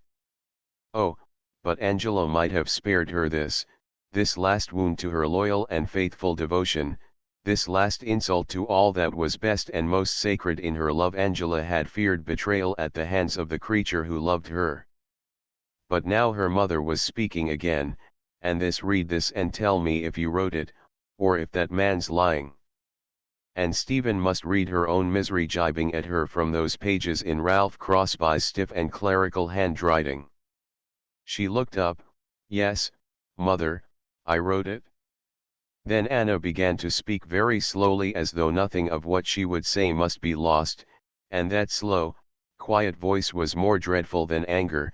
"All your life I've felt very strangely towards you," she was saying. "I've felt a kind of physical repulsion, a desire not to touch or to be touched by you, a terrible thing for a mother to feel. It has often made me deeply unhappy. I've often felt that I was being unjust, unnatural, but now I know that my instinct was right. It is you who are unnatural, not I." "Mother, stop. It is you who are unnatural, not I. And this thing that you are is a sin against creation. Above all is this thing a sin against the Father who bred you, the Father whom you dare to resemble. You dare to look like your Father, and your face is a living insult to his memory, Stephen. I shall never be able to look at you now without thinking of the deadly insult of your face and your body to the memory of the Father who bred you. I can only thank God that your father died before he was asked to endure this great shame. As for you, I would rather see you dead at my feet than standing before me with this thing upon you, this unspeakable outrage that you call love. In that letter, which you don't deny having written. In that letter you say things that may only be said between man and woman, and coming from you they are vile and filthy words of corruption against nature, against God who created nature. My gorge rises. You have made me feel physically sick. Mother, you don't know what you're saying. You're my mother. Yes, I am your mother, but for all that, you seem to me like a scourge. I ask myself what I have ever done to be dragged down into the depths by my daughter. And your father, what had he ever done? And you have presumed to use the word love in connection with this, with these lusts of your body, these unnatural cravings of your unbalanced mind and undisciplined body. You have used that word. I have loved, do you hear? I have loved your father, and your father loved me. That was love." Then, suddenly, Stephen knew that unless she could, indeed, drop dead at the feet of this woman in whose womb she had quickened, there was one thing that she dared not let pass unchallenged, and that was this terrible slur upon her love. And all that was in her rose up to refute it, to protect her love from such unbearable soiling. It was part of herself, and unless she could save it, she could not save herself any more. She must stand or fall by the courage of that love to proclaim its right to toleration. She held up her hand, commanding silence, commanding that slow, quiet voice to cease speaking, and she said, "As my father loved you, I loved. As a man loves a woman, that was how I loved protectively, like my father. I wanted to give all I had in me to give. It made me feel terribly strong and gentle. It was good, good, good. I'd have laid down my life 1,000 times over for Angela Crosby. If I could have, I'd have married her and brought her home. I wanted to bring her home here to Morton. If I loved her the way a man loves a woman, it's because I can't feel that I am a woman. All my life I've never felt like a woman, and you know it. You say you've always disliked me, that you've always felt a strange physical repulsion. I don't know what I am, no one's ever told me that I'm different, and yet I know that I'm different. That's why, I suppose, you've felt as you have done. And for that I forgive you, though whatever it is, it was you and my father who made this body. But what I will never forgive is your daring to try and make me ashamed of my love. I'm not ashamed of it, there's no shame in me." And now she was stammering a little wildly. "Good and fine it was," she stammered, "the best part of myself. I gave all and I asked nothing in return. I just went on hopelessly loving." She broke off, she was shaking from head to foot, and Anna's cold voice fell like icy water on that angry and sorely tormented spirit. "You have spoken, Stephen. I don't think there's much more that needs to be said between us except this: we two cannot live together at Morton, not now, because I might grow to hate you. Yes, although you're my child, I might grow to hate you. The same roof mustn't shelter us both any more. One of us must go. Which of us shall it be?" And she looked at Stephen and waited. Morton. They could not both live at Morton. Something seemed to catch hold of the girl's heart and twist it. She stared at her mother, aghast for a moment, while Anna stared back. She was waiting for her answer. But quite suddenly Stephen found her manhood and she said, "I understand. I'll leave Morton." Then Anna made her daughter sit down beside her, while she talked of how this thing might be accomplished in a way that would cause the least possible scandal. "For the sake of your father's honorable name, I must ask you to help me, Stephen." It was better, she said, that Stephen should take Puddle with her, if Puddle would consent to go. They might live in London or somewhere abroad, on the pretext that Stephen wished to study. From time to time Stephen would come back to Morton and visit her mother, and during those visits, they two would take care to be seen together for appearance's sake, for the sake of her father. She could take from Morton whatever she needed, the horses, and anything else she wished. Certain of the rent rolls would be paid over to her, should her own income prove insufficient. All things must be done in a way that was seemly. No undue haste, no suspicion of a breach between mother and daughter. "For the sake of your father I ask this of you, not for your sake or mine, but for his. Do you consent to this, Stephen?" And Stephen answered, "Yes, I consent." Then Anna said, "I'd like you to leave me now. I feel tired and I want to be alone for a little, but presently I shall send for Puddle to discuss her living with you in the future." So Stephen got up, and she went away, leaving Anna Gordon alone. Too, as though drawn there by some strong natal instinct, Stephen went straight to her father's study, and she sat in the old armchair that had survived him. Then she buried her face in her hands. All the loneliness that had gone before was as nothing to this new loneliness of spirit. An immense desolation swept down upon her, an immense need to cry out and claim understanding for herself, an immense need to find an answer to the riddle of her unwanted being. All around her were grey and crumbling ruins, and under those ruins her love lay bleeding, shamefully wounded by Angela Crosby, shamefully soiled and defiled by her mother. A piteous, suffering, defenseless thing, it lay bleeding under the ruins. She felt blind when she tried to look into the future, stupefied when she tried to look back on the past. She must go, she was going away from Morton, I'm going away from Morton, the words thudded drearily in her brain, I'm going away from Morton.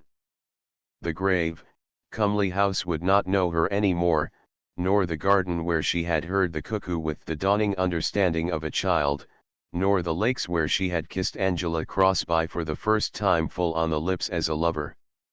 The good, sweet-smelling meadows with their placid cattle, she was going to leave them, and the hills that protected poor, unhappy lovers, the merciful hills, and the lanes with their sleepy dog roses at evening, and the little, old township of Upton-on-Severn with its battle-scarred church and its yellowish river, that was where she had first seen Angela Crosby.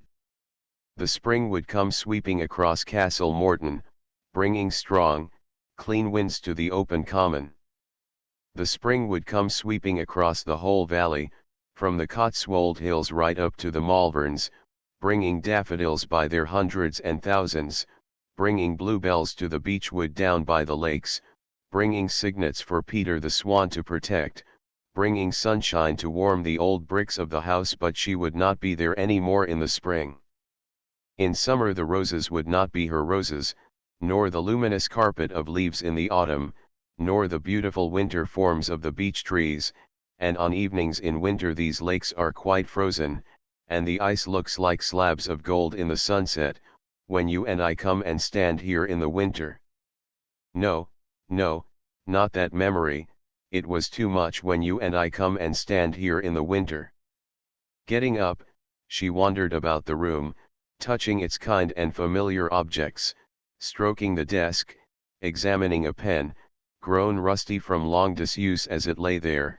Then she opened a little drawer in the desk and took out the key of her father's locked bookcase. Her mother had told her to take what she pleased. She would take one or two of her father's books. She had never examined this special bookcase, and she could not have told why she suddenly did so. As she slipped the key into the lock and turned it, the action seemed curiously automatic. She began to take out the volumes slowly and with listless fingers, scarcely glancing at their titles. It gave her something to do, that was all. She thought that she was trying to distract her attention. Then she noticed that on a shelf near the bottom was a row of books standing behind the others. The next moment she had one of these in her hand, and was looking at the name of the author, Krafft Ebing. She had never heard of that author before. All the same she opened the battered old book, then she looked more closely, for there on its margins were notes in her father's small, scholarly hand, and she saw that her own name appeared in those notes. She began to read, sitting down rather abruptly. For a long time she read, then went back to the bookcase and got out another of those volumes, and another. The sun was now setting behind the hills, the garden was growing dusky with shadows. In the study there was little light left to read by, so that she must take her book to the window and must bend her face closer over the page, but still she read on and on in the dusk. Then suddenly she had got to her feet and was talking aloud. She was talking to her father. You knew. All the time you knew this thing, but because of your pity you wouldn't tell me. Oh, father, and there are so many of us, thousands of miserable, unwanted people, who have no right to love, no right to compassion, because they're maimed, hideously maimed, and ugly. God's cruel, he let us get flawed in the making. And then, before she knew what she was doing, she had found her father's old, well-worn Bible. There she stood demanding a sign from heaven, nothing less than a sign from heaven she demanded. The Bible fell open near the beginning. She read, and the Lord set a mark upon Cain. Then Stephen hurled the Bible away, and she sank down completely hopeless and beaten, rocking her body backwards and forwards with a kind of abrupt yet methodical rhythm, and the Lord set a mark upon Cain. Upon Cain she was rocking now in rhythm to those words, and the Lord set a mark upon Cain, upon Cain, upon Cain. And the Lord set a mark upon Cain. That was how Puddle came in and found her, and Puddle said, "Where you go, I go, Stephen." All that you're suffering at this moment I've suffered. It was when I was very young like you, but I still remember. Stephen looked up with bewildered eyes. Would you go with Cain whom God marked? She said slowly, for she had not understood Puddle's meaning, so she asked her once more, would you go with Cain? Puddle put an arm round Stephen's bowed shoulders, and she said, you've got work to do, come and do it. Why, just because you are what you are, you may actually find that you've got an advantage. You may write with a curious double insight, write both men and women from a personal knowledge. Nothing's completely misplaced or wasted, I'm sure of that, and we're all part of nature. Someday the world will recognize this, but meanwhile there's plenty of work that's waiting. For the sake of all the others who are like you, but less strong and less gifted perhaps, many of them, it's up to you to have the courage to make good, and I'm here to help you to do it, Stephen. Book 3 Chapter 28 1 A pale glint of sunshine devoid of all warmth lay over the wide expanse of the river, touching the funnel of a passing tug that tore at the water like a clumsy harrow, but a field of water is not for the sowing, and the river closed back in the wake of the tug, deftly obliterating all traces of its noisy and foolish passing. The trees along the Chelsea embankment bent and creaked in a sharp March wind. The wind was urging the sap in their branches to flow with a more determined purpose, but the skin of their bodies was blackened and soot-clogged so that when touched it left soot on the fingers, and knowing this they were always disheartened and therefore a little slow to respond to the urge of the wind. They were city trees which are always somewhat disheartened. Away to the right against a toneless sky stood the tall factory chimneys, beloved of young artists, especially those whose skill is not great, for few can go wrong over factory chimneys, while across the stream Battersea Park still looked misty as though barely convalescent from fog. In her large, long, rather low-ceilinged study whose casement windows looked over the river, sat Stephen with her feet stretched out to the fire and her hands thrust into her jacket pockets. Her eyelids drooped, she was all but asleep although it was early afternoon. She had worked through the night, a deplorable habit and one of which Puddle quite rightly disapproved, but when the spirit of work was on her it was useless to argue with Stephen. Puddle looked up from her embroidery frame and pushed her spectacles onto her forehead the better to see the drowsy Stephen, for Puddle's eyes had grown very long-sighted so that the room looked blurred through her glasses. She thought, yes, she's changed a good deal in these 2 years. Then she sighed, half in sadness and half in contentment. All the same she is making good, thought Puddle, remembering with a quick thrill of pride that the long-limbed creature who lounged by the fire had suddenly sprung into something like fame thanks to a fine first novel. Stephen yawned, and readjusting her spectacles Puddle resumed her wool work. It was true that the 2 long years of exile had left their traces on Stephen's face. It had grown much thinner and more determined. Some might have said that the face had hardened, for the mouth was less ardent and much less gentle, and the lips now drooped at the corners. The strong, rather massive line of the jaw looked aggressive these days by reason of its thinness. Faint furrows had come between the thick brows and faint shadows showed at times under the eyes. The eyes themselves were the eyes of a writer, always a little tired in expression. Her complexion was paler than it had been in the past. It had lost the look of wind and sunshine, the open-air look, and the fingers of the hand that slowly emerged from her jacket pocket were heavily stained with nicotine. She was now a voracious smoker. Her hair was quite short. In a mood of defiance she had suddenly walked off to the barber's one morning and had made him crop it close like a man's. And mightily did this fashion become her, for now the fine shape of her head was unmarred by the stiff clumpy plait in the nape of her neck. Released from the torment imposed upon it, the thick auburn hair could breathe and wave freely, and Stephen had grown fond and proud of her hair. 100 strokes must it have with the brush every night until it looked burnished. Sir Philip also had been proud of his hair in the days of his youthful manhood. Stephen's life in London had been one long endeavour, for work to her had become a narcotic. Puddle it was who had found the flat with the casement windows that looked on the river, and Puddle it was who now kept the accounts, paid the rent, settled bills, and managed the servants. All these details Stephen calmly ignored, and the faithful Puddle allowed her to do so. Like an aging and anxious Vestal Virgin, she tended the holy fire of inspiration, feeding the flame with suitable food, good grilled meat, light puddings, and much fresh fruit, varied by little painstaking surprises from Jackson's or Fortnum and Mason. For Stephen's appetite was not what it had been in the vigorous days of Morton. Now there were times when she could not eat, or if she must eat she did so protesting, fidgeting to go back to her desk. At such times Puddle would steal into the study with a tin of Brand's essence. She had even been known to feed the recalcitrant author piecemeal, until Stephen must laugh and gobble up the jelly for the sake of getting on with her writing. Only one duty apart from her work had Stephen never for a moment neglected, and that was the care and the welfare of Raftery. The cob had been sold, and her father's chestnut she had given away to Colonel Antrim, who had sworn not to let the horse out of his hands for the sake of his lifelong friend, Sir Philip. But Raftery she had brought up to London. She herself had found and rented his stable with comfortable rooms above for Jim, the groom she had taken from Morton. Every morning she rode very early in the park, which seemed a futile and dreary business, but now only thus could the horse and his owner contrive to be together for a little. Sometimes she fancied that Raftery sighed as she cantered him round and round the row, and then she would stoop down and speak to him softly, "My Raftery, I know, it's not Castle Morton or the hills or the big, green Severn Valley, but I love you."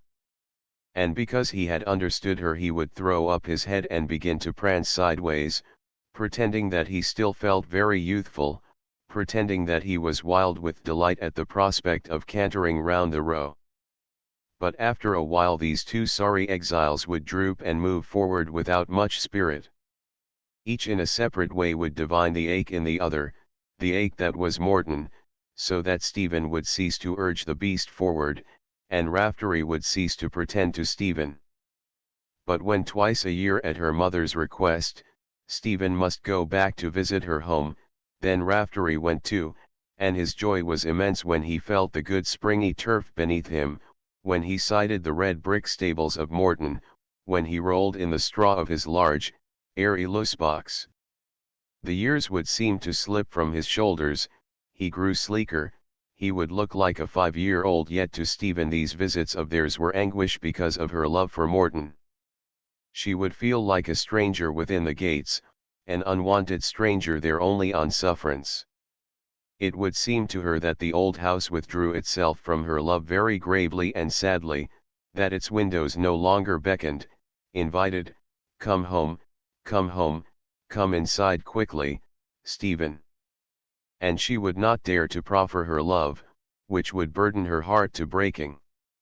She must now pay many calls with her mother, must attend all the formal social functions, this for the sake of appearances, lest the neighbors should guess the breach between them.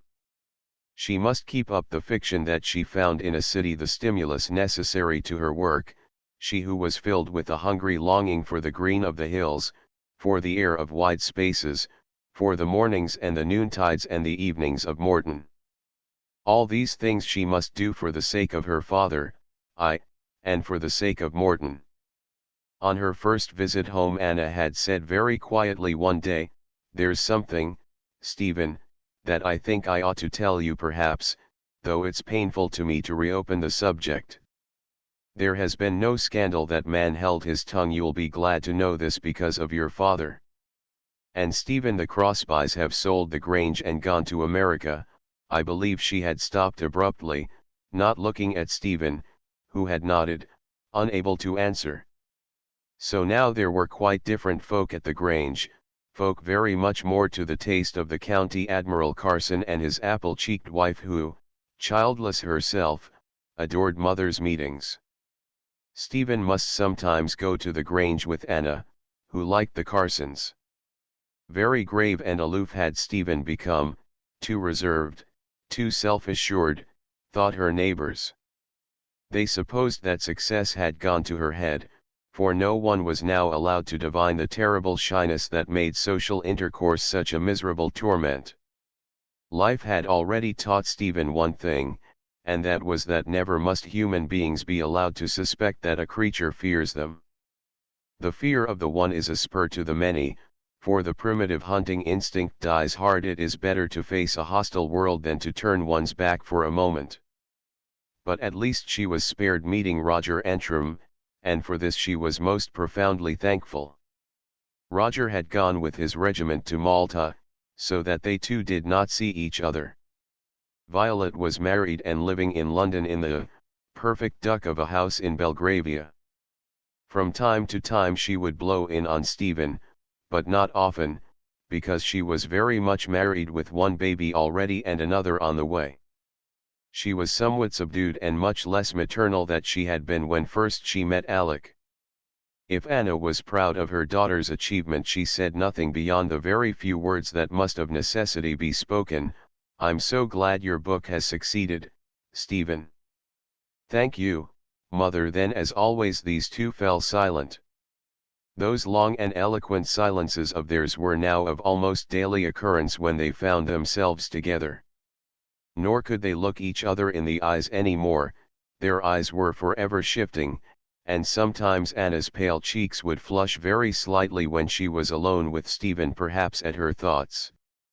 And Stephen would think, "It's because she can't help remembering." For the most part, however, they shunned all contact by common consent, except when in public. And this studied avoidance tore at their nerves. They were now well nigh obsessed by each other, forever secretly laying their plans in order to avoid a meeting. Thus it was that these obligatory visits to Morton were a pretty bad strain on Stephen. She would get back to London unable to sleep, unable to eat, unable to write, and with such a despairing and sickening heartache for the grave old house the moment she had left it, that Puddle would have to be very severe in order to pull her together. "I'm ashamed of you, Stephen. What's happened to your courage? You don't deserve your phenomenal success. If you go on like this, God help the new book. I suppose you're going to be a one-book author." Scowling darkly, Stephen would go to her desk. She had no wish to be a one-book author. Yet as everything comes as grist to the mill of those who are destined from birth to be writers, poverty or riches, good or evil, gladness or sorrow, all grist to the mill. So the pain of Morton burning down to the spirit in Stephen had kindled a bright, hot flame, and all that she had written by its light, seeing exceedingly clearly. As though in a kind of self-preservation, her mind had turned to quite simple people, humble people sprung from the soil, from the same kind soil that had nurtured Morton. None of her own strange emotions had touched them, and yet they were part of her own emotions, a part of her longing for simplicity and peace, a part of her curious craving for the normal. And although at this time Stephen did not know it, their happiness had sprung from her moments of joy, their sorrows from the sorrow she had known and still knew, their frustrations from her own bitter emptiness, their fulfillments from her longing to be fulfilled. These people had drawn life and strength from their Creator. Like infants they had sucked at her breasts of inspiration, and drawn from them blood, waxing wonderfully strong, demanding, compelling thereby recognition. For surely thus only are fine books written. They must somehow partake of the miracle of blood, the strange and terrible miracle of blood, the giver of life, the purifier, the great final expiation. But one thing there was that Puddle still feared, and this was the girl's desire for isolation. To her it appeared like a weakness in Stephen. She divined the bruised humility of spirit that now underlay this desire for isolation, and she did her best to frustrate it. It was Puddle who had forced the embarrassed Stephen to let in the press photographers, and Puddle it was who had given the details for the captions that were to appear with the pictures. "If you choose to behave like a hermit crab, I shall use my own judgment about what I say. I don't care a tinker's darn what you say. Now leave me in peace, do, Puddle." It was Puddle who answered the telephone calls. "I'm afraid Miss Gordon will be busy working." "What name did you say?" "Oh, the Literary Monthly." "I see. Well, suppose you come on Wednesday." And on Wednesday morning there was old Puddle waiting to waylay the anxious young man who had been commanded to dig up some copy about the new novelist, Stephen Gordon. Then Puddle had smiled at the anxious young man and had shepherded him into her own little sanctum, and had given him a comfortable chair, and had stirred the fire the better to warm him. And the young man had noticed her charming smile and had thought how kind was this aging woman, and how damned hard it was to go tramping the streets in quest of erratic, unsociable authors. Puddle had said, still smiling kindly, "I'd hate you to go back without your copy, but Miss Gordon's been working overtime lately. I dare not disturb her. You don't mind, do you? Now if you could possibly make shift with me. I really do know a great deal about her. As a matter of fact, I'm her ex-governess, so I really do know quite a lot about her." Out had come notebook and copying pencil. It was easy to talk to this sympathetic woman. "Well, if you could give me some interesting details, say, her taste in books and her recreations, I'd be awfully grateful." "She hunts, I believe." "Oh, not now." "I see. Well then, she did hunt. And wasn't her father Sir Philip Gordon, who had a place down in Worcestershire and was killed by a falling tree or something? What kind of pupil did you find Miss Gordon?" "I'll send her my notes when I've worked them up, but I really would like to see her, you know." Then, being a fairly sagacious young man, "I've just read The Furrow. It's a wonderful book." Puddle talked glibly while the young man scribbled, and when at last he was just about going, she led him out onto the balcony from which he could look into Stephen's study. "There she is at her desk. What more could you ask?" she said triumphantly, pointing to Stephen, whose hair was literally standing on end, as is sometimes the way with youthful authors. She even managed occasionally to make Stephen see the journalists herself. For Stephen got up, stretched, and went to the window. The sun had retreated behind the clouds. A kind of brown twilight hung over the embankment, for the wind had now dropped and a fog was threatening. The discouragement common to all fine writers was upon her. She was hating what she had written. Last night's work seemed inadequate and unworthy. She decided to put a blue pencil through it and to rewrite the chapter from start to finish. She began to give way to a species of panic. Her new book would be a ludicrous failure. She felt it. She would never again write a novel possessing the quality of The Furrow. The Furrow had been the result of shock to which she had, strangely enough, reacted by a kind of unnatural mental vigor. But now she could not react any more. Her brain felt like overstretched elastic. It would not spring back. It was limp, unresponsive. And then there was something else that distracted, something she was longing to put into words, yet that shamed her so that it held her tongue-tied. She lit a cigarette, and when it was finished found another and kindled it at the stump. "Stop embroidering that curtain, for God's sake, Puddle. I simply can't stand the sound of your needle. It makes a booming noise like a drum every time you prod that tightly stretched linen." Puddle looked up. "You're smoking too much." "I dare say I am. I can't write any more." "Since when?" "Ever since I began this new book." "Don't be such a fool." "But it's God's truth. I tell you, I feel flat. It's a kind of spiritual dryness. This new book is going to be a failure. Sometimes I think I'd better destroy it." She began to pace up and down the room, dull-eyed yet tense as a tightly drawn bowstring. "This comes of working all night," Puddle murmured. "I must work when the spirit moves me," snapped Stephen. Puddle put aside her wool work embroidery. She was not much moved by this sudden depression. She had grown quite accustomed to these literary moods, yet she looked a little more closely at Stephen and something that she saw in her face disturbed her. "You look tired to death, why not lie down and rest?" "Rod. I want to work." "You're not fit to work. You look all on edge, somehow. What's the matter with you?" And then very gently, "Stephen, come here and sit down by me, please, I must know what's the matter." Stephen obeyed as though once again they two were back in the old Morton schoolroom. Then she suddenly buried her face in her hands. "I don't want to tell you, why must I, Puddle?" "Because," said Puddle, "I've a right to know, your career's very dear to me, Stephen." Then suddenly Stephen could not resist the blessed relief of confiding in Puddle once more, of taking this great new trouble to the faithful and wise little grey-haired woman whose hand had been stretched out to save in the past. Perhaps yet again that hand might find the strength that was needful to save her. Not looking at Puddle, she began to talk quickly.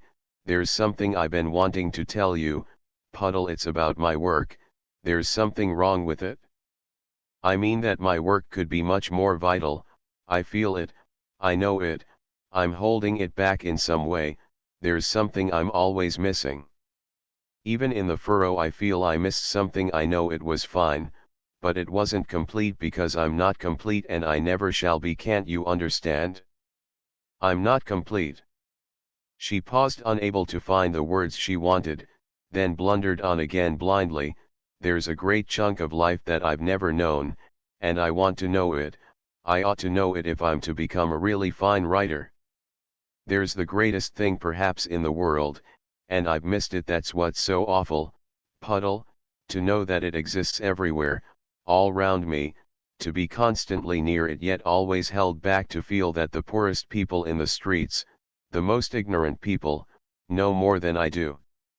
And I dare to take up my pen and write, knowing less than these poor men and women in the street. Why haven't I got a right to it, Puddle? Can't you understand that I'm strong and young, so that sometimes this thing that I'm missing torments me, so that I can't concentrate on my work any more? Puddle, help me. You were young yourself once." "Yes, Stephen, a long time ago I was young. But can't you remember back for my sake?" And now her voice sounded almost angry in her distress. "It's unfair, it's unjust. Why should I live in this great isolation of spirit and body? Why should I, why? Why have I been afflicted with a body that must never be indulged, that must always be repressed until it grows stronger much than my spirit because of this unnatural repression? What have I done to be so cursed? And now it's attacking my holy of holies, my work. I shall never be a great writer because of my maimed and insufferable body." She fell silent, suddenly shy and ashamed, too much ashamed to go on speaking.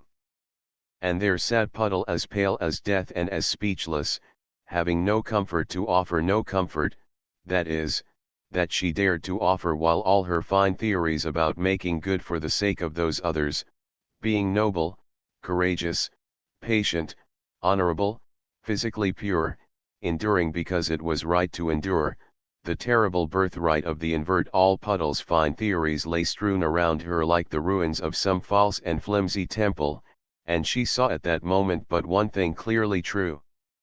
Genius in chains, in the chains of the flesh, a fine spirit subject to physical bondage. And as once before she had argued with God on behalf of this sorely afflicted creature, so now she inwardly cried yet again to the Maker whose will had created Stephen, "Thine hands have made me and fashioned me together round about, yet thou dost destroy me." Then into her heart crept a bitterness very hard to endure, "Yet thou dost destroy me." Stephen looked up and saw her face. "Never mind," she said sharply, "it's all right, Puddle, forget it." But Puddle's eyes filled with tears, and seeing this, Stephen went to her desk. Sitting down, she groped for her manuscript. "I'm going to turn you out now, I must work. Don't wait for me if I'm late for dinner." Very humbly Puddle crept out of the study. Chapter 29. One soon after the new year, 9 months later, Stephen's second novel was published. It failed to create the sensation that the first had created. There was something disappointing about it. One critic described this as a lack of grip, and his criticism, on the whole, was a fair one. However, the press was disposed to be kind, remembering the merits of the furrow. But the heart of the author knoweth its own sorrows and is seldom responsive to false consolation, so that when Puddle said, "Never mind, Stephen, you can't expect every book to be the furrow and this one is full of literary merit," Stephen replied as she turned away, "I was writing a novel, my dear, not an essay." After this they did not discuss it any more, for what was the use of fruitless discussion? Stephen knew well and Puddle knew also that this book fell far short of its author's powers. Then suddenly, that spring, Raftery went very lame, and everything else was forgotten. Raftery was aged, he was now 18, so that lameness in him was not easy of healing. His life in a city had tried him sorely, he had missed the light, airy stables of Morton, and the cruel hard bed that lay under the tan of the Row had jarred his legs badly. The vet shook his head and looked very grave. "He's an aged horse, you know, and of course in his youth you hunted him pretty freely at all counts. Every one comes to the end of their tether, Miss Gordon." "Yes, at times I'm afraid it is painful." Then seeing Stephen's face, "I'm awfully sorry not to give a more cheerful diagnosis." Other experts arrived. Every good vet in London was consulted, including Professor Hobday. No cure, no cure, it was always the same, and at times, they told Stephen, the old horse suffered, but this she well knew, she had seen the sweat break out darkly on Raftery's shoulders. So one morning she went into Raftery's loose box, and she sent the groom Jim out of the stable, and she laid her cheek against the beast's neck, while he turned his head and began to nuzzle. Then they looked at each other very quietly and gravely, and in Raftery's eyes was a strange, new expression, a kind of half-anxious, protesting wonder at this thing men call pain. "What is it, Stephen?" she answered, forcing back her hot tears. "Perhaps, for you, the beginning, Raftery." After a while she went to his manger and let the fodder slip through her fingers, but he would not eat, not even to please her, so she called the groom back and ordered some gruel. Very gently she readjusted the clothing that had slipped to one side, first the underblanket, then the smart blue rug that was braided in red and blue, the old stable colors of Morton. The groom Jim, now a thick-set stalwart young man, stared at her with sorrowful understanding, but he did not speak. He was almost as dumb as the beast whom his life had been passed in tending, even dumber, perhaps, for his language consisted of words, having no small sounds and small movements such as Raftery used when he spoke with Stephen, and which meant so much more than words. She said, "I'm going now to the station to order a horse box for tomorrow. I'll let you know the time we start, later. And wrap him up well, put on plenty of clothing for the journey, please, he mustn't feel cold." The man nodded. She had not told him their destination, but he knew it already, it was Morton.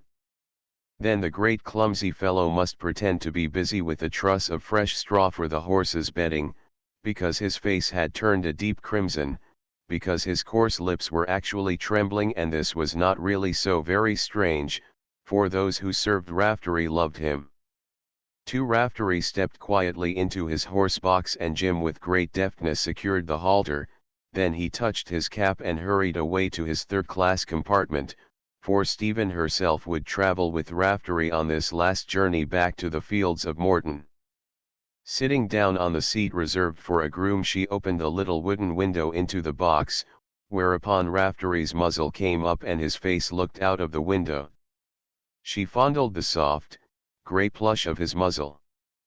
Presently she took a carrot from her pocket, but the carrot was rather hard now for his teeth, so she bit off small pieces and these she gave him in the palm of her hand. Then she watched him eat them uncomfortably, slowly, because he was old, and this seemed so strange, for old age and Raftery went very ill together. Her mind slipped back and back over the years until it recaptured the coming of Raftery grey-coated and slender, and his eyes as soft as an Irish morning, and his courage as bright as an Irish sunrise, and his heart as young as the wild, eternally young heart of Ireland. She remembered what they had said to each other. Raftery had said, "I will carry you bravely, I will serve you all the days of my life." She had answered, "I will care for you night and day, Raftery, all the days of your life." She remembered their first run with hounds together, she a youngster of 12, he a youngster of 5. Great deeds they had done on that day together, at least they had seemed like great deeds to them. She had had a kind of fire in her heart as she galloped astride of Raftery. She remembered her father, his protective back, so broad, so kind, so patiently protective, and towards the end it had stooped a little as though out of kindness it carried a burden. Now she knew whose burden that back had been bearing so that it stooped a little. He had been very proud of the fine Irish horse, very proud of his small and courageous rider, steady, Stephen, but his eyes had been bright like Raftery's. "Steady on, Stephen, we're coming to a stiff one," but once they were over he had turned round and smiled, as he had done in the days when the impudent Collins had stretched his inadequate legs to their utmost to keep up with the pace of the hunters. Long ago, it all seemed a long time ago. A long road it seemed, leading where? She wondered. Her father had gone away into its shadows, and now after him, limping a little, went Raftery, Raftery with hollows above his eyes and down his grey neck that had once been so firm, Raftery whose splendid white teeth were now yellowed and too feeble to bite up his carrot. The train jogged and swayed so that once the horse stumbled. Springing up, she stretched out her hand to soothe him. He seemed glad of her hand. "Don't be frightened, Raftery. Did that hurt you?" Raftery acquainted with pain on the road that led into the shadows. Presently the hills showed over on the left, but a long way off, and when they came nearer they were suddenly very near on the right, so near that she saw the white houses on them. They looked dark, a kind of still, thoughtful darkness brooded over the hills and their low white houses. It was always so in the late afternoons, for the sun moved across to the wide Wye Valley. It would set on the western side of the hills, over the wide Wye Valley. The smoke from the chimney stacks bent downwards after rising a little and formed a blue haze, for the air was heavy with spring and dampness. Leaning from the window she could smell the spring, the time of mating, the time of fruition. When the train stopped a minute outside the station she fancied that she heard the singing of birds. Very softly it came, but the sound was persistent. Yes, surely, that was the singing of birds. 3. They took Raftery in an ambulance from Great Malvern in order to spare him the jar of the roads. That night he slept in his own spacious loose box, and the faithful Jim would not leave him that night. He sat up and watched while Raftery slept in so deep a bed of yellow gold straw that it all but reached to his knees when standing. A last inarticulate tribute this to the most gallant horse, the most courteous horse that ever stepped out of stable. But when the sun came up over Bredon, flooding the breadth of the Severn Valley, touching the slopes of the Malvern Hills that stand opposite Bredon across the valley, gilding the old red bricks of Morton and the weather vane on its quiet stables, Stephen went into her father's study and she loaded his heavy revolver. Then they led Raftery out, and into the morning, they led him with care to the big north paddock and stood him beside the mighty hedge that had set the seal on his youthful valor. Very still he stood with the sun on his flanks, the groom, Jim, holding the bridle. Stephen said, "I'm going to send you away, a long way away, and I've never left you except for a little while since you came when I was a child and you were quite young, but I'm going to send you a long way away because of your pain. Raftery, this is death, and beyond, they say, there's no more suffering. She paused, then spoke in a voice so low that the groom could not hear her, forgive me, Raftery. And Raftery stood there looking at Stephen, and his eyes were as soft as an Irish morning, yet as brave as the eyes that looked into his. Then it seemed to Stephen that he had spoken, that Raftery had said, since to me you are God, what have I to forgive you, Stephen? She took a step forward and pressed the revolver high up against Raftery's smooth, grey forehead. She fired, and he dropped to the ground like a stone, lying perfectly still by the mighty hedge that had set the seal on his youthful valor. But now there broke out a great crying and wailing, oh, me! Oh, me! They been murderin' Raftery. Shame, shame, I says, on the and what done it, and I'm no common horse but a Christian. Then loud sobbing as though some very young child had fallen down and hurt itself badly. And there in a small, creaky, wicker bath chair sat Williams, being bumped along over the paddock by a youthful niece, who had come to Morton to take care of the old and now feeble couple, for Williams had had his first stroke that Christmas, in addition to which he was almost childish. God only knew who had told him this thing. The secret had been very carefully guarded by Stephen, who, knowing his love for the horse, had taken every precaution to spare him.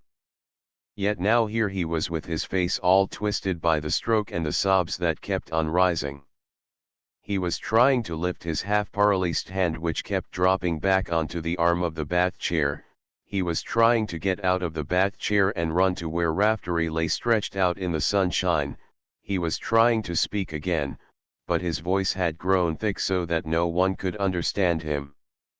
Stephen thought that his mind had begun to wander, for now he was surely not screaming Raftery any more, but something that sounded like, Master, and again, oh, Master, Master. She said, take him home, for he did not know her, take him home. You'd no business to bring him here at all, it's against my orders. Who told him about it? And the young girl answered, it seemed he just knowed it was like as though Raftery told him. Williams looked up with his blurred, anxious eyes. Who be you? He inquired. Then he suddenly smiled through his tears. It be good to be seein' you, Master, seems like a long while. His voice was now clear but exceedingly small, a small, far away thing. If a doll had spoken, its voice might have sounded very much as the old man's did at that moment. Stephen bent over him. Williams, I'm Stephen, don't you know me? It's Miss Stephen.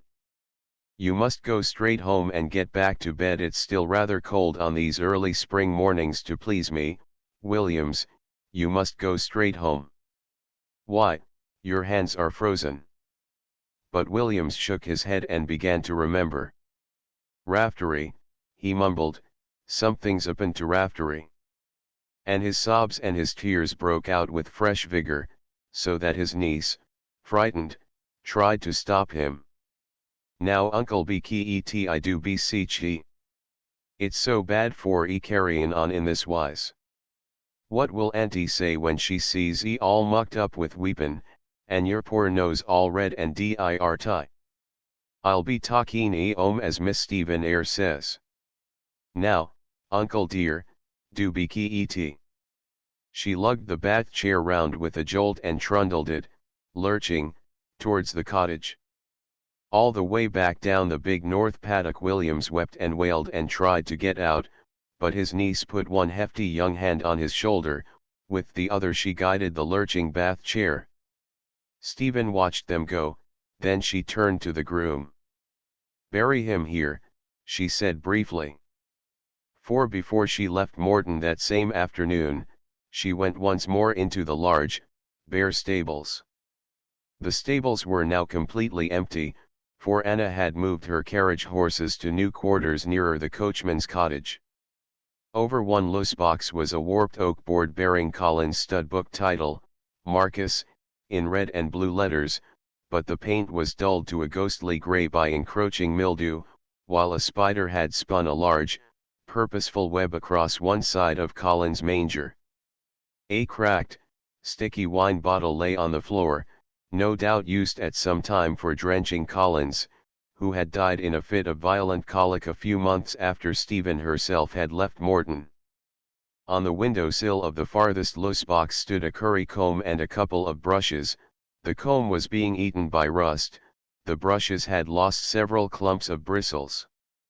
A jam-pot of hoof polish, now hard as stone, clung tenaciously to a short stick of firewood which time had petrified into the polish. But Raftery's loose box smelled fresh and pleasant with the curious dry, clean smell of new straw. A deep depression towards the middle showed where his body had lain in sleep, and seeing this Stephen stooped down and touched it for a moment.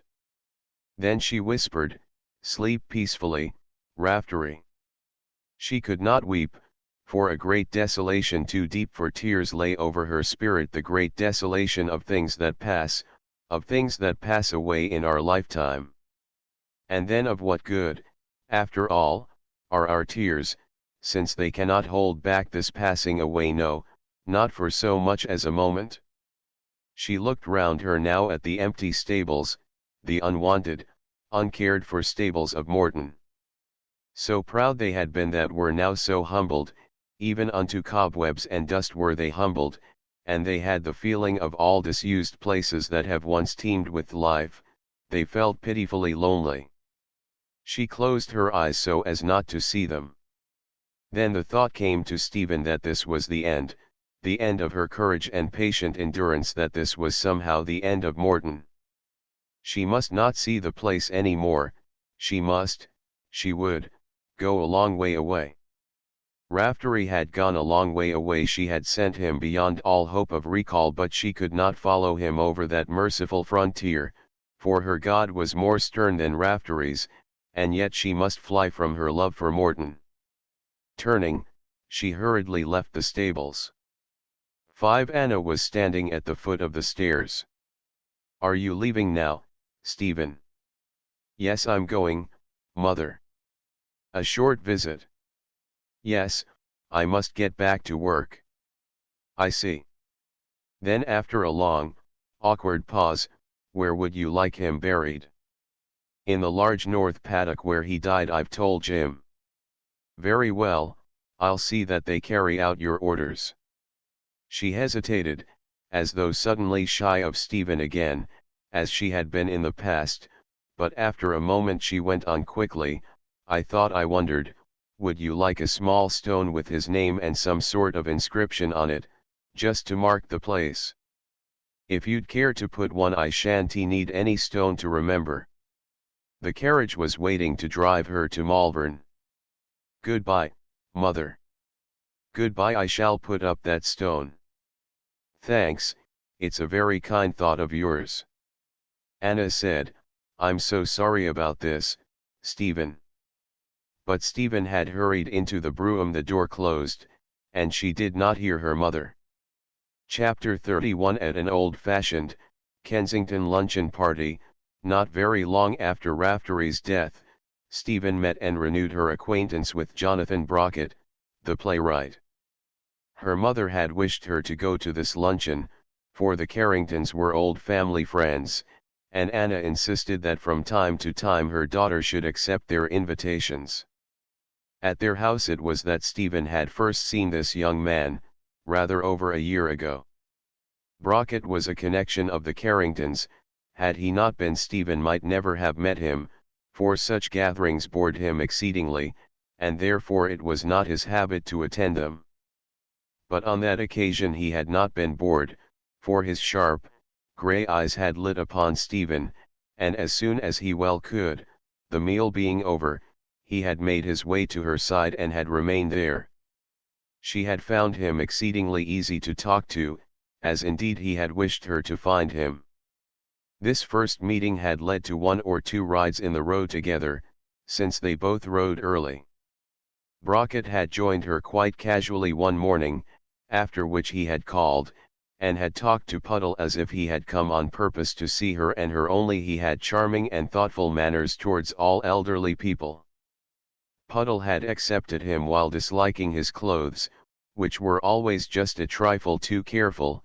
Moreover, she had disapproved of his cuff-links platinum links set with tiny emeralds. All the same, she had made him feel very welcome, for to her it had been any port in a storm just then. She would gladly have welcomed the devil himself, had she thought that he might rouse Stephen. But Stephen was never able to decide whether Jonathan Brockett attracted or repelled her. Brilliant he could be at certain times, yet curiously foolish and puerile at others, and his hands were as white and soft as a woman's. She would feel a queer little sense of outrage creeping over her when she looked at his hands. For those hands of his went so ill with him somehow. He was tall, broad-shouldered, and of an extreme thinness. His clean-shaven face was slightly sardonic and almost disconcertingly clever, an inquisitive face too. One felt that it pried into everyone's secrets without shame or mercy. It may have been genuine liking on his part or mere curiosity that had made him persist in thrusting his friendship on Stephen. But whatever it had been, it had taken the form of ringing her up almost daily at one time, of worrying her to lunch or dine with him, of inviting himself to her flat in Chelsea, or what was still worse, of dropping in on her whenever the spirit moved him. His work never seemed to worry him at all, and Stephen often wondered when his fine plays got written, for Brockett very seldom if ever discussed them and apparently very seldom wrote them, yet they always appeared at the critical moment when their author had run short of money. Once, for the sake of peace, she had dined with him in a species of glorified cellar. He had just then discovered the queer little place down in 7 Dials, and was very proud of it. Indeed, he was making it rather the fashion among certain literary people. He had taken a great deal of trouble that evening to make Stephen feel that she belonged to these people by right of her talent, and had introduced her as Stephen Gordon, the author of The Furrow. But all the while he had secretly watched her with his sharp and inquisitive grey eyes. She had felt very much at ease with Brockett as they sat at their little dimly lit table, perhaps because her instinct divined that this man would never require of her more than she could give, that the most he would ask for at any time would be friendship. Then one day he had casually disappeared, and she heard that he had gone to Paris for some months, as was often his custom when the climate of London had begun to get on his nerves. He had drifted away like thistledown, without so much as a word of warning. He had not said goodbye nor had he written, so that Stephen felt that she had never known him, so completely did he go out of her life during his sojourn in Paris. Later on she was to learn, when she knew him better, that these disconcerting lapses of interest, amounting as they did to a breach of good manners, were highly characteristic of the man, and must of necessity be accepted by all who accepted Jonathan Brockett. And now here he was back again in England, sitting next to Stephen at the Carringtons' luncheon. And as though they had met but a few hours ago, he took her up calmly just where he had left her. "May I come in tomorrow?" "Well, I'm awfully busy. But I want to come, please. I can talk to Puddle." "I'm afraid she'll be out." "Then I'll just sit and wait until she comes in.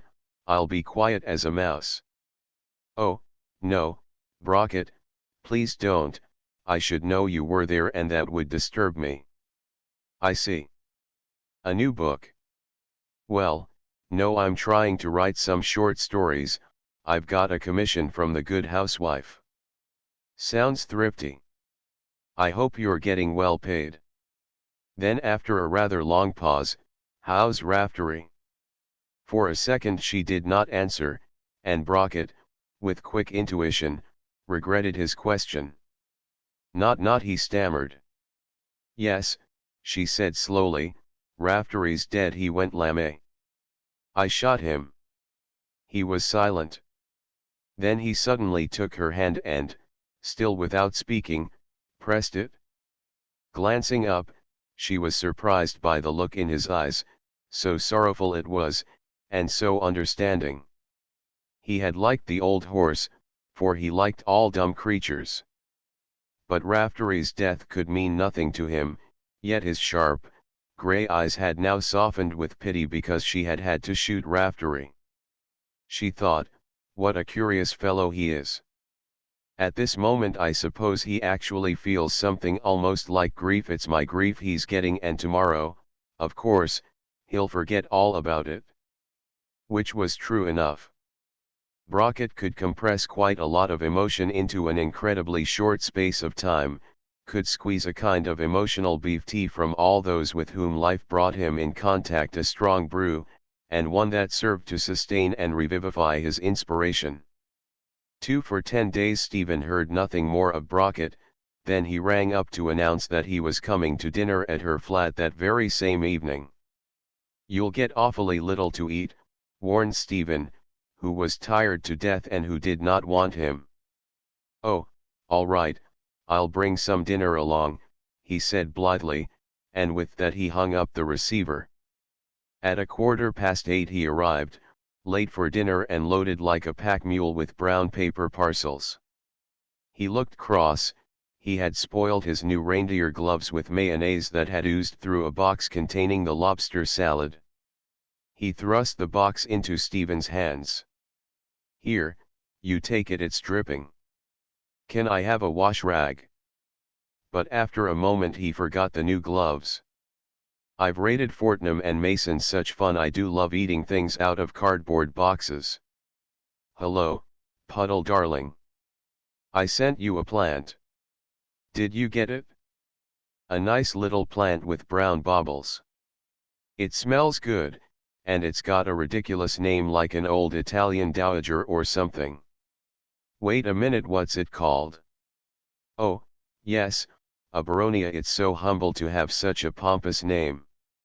Stephen, do be careful, don't rock the lobster about like that. I told you the thing was dripping." He dumped his parcels onto the hall table. "I'll take them along to the kitchen," smiled Puddle. "No, I will," said Brockett, collecting them again. "I'll do the whole thing, you leave it to me. I adore other people's kitchens."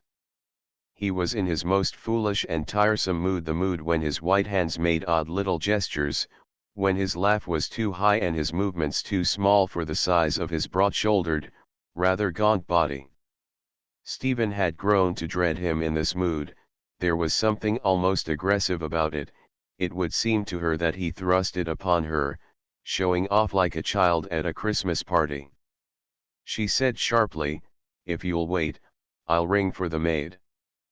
But Brockett had already invaded the kitchen. She followed, to find the cook looking offended. "I want lots and lots of dishes," he announced. Then unfortunately he happened to notice the parlour maids washing, just back from the laundry. "Brockett, what on earth are you doing?"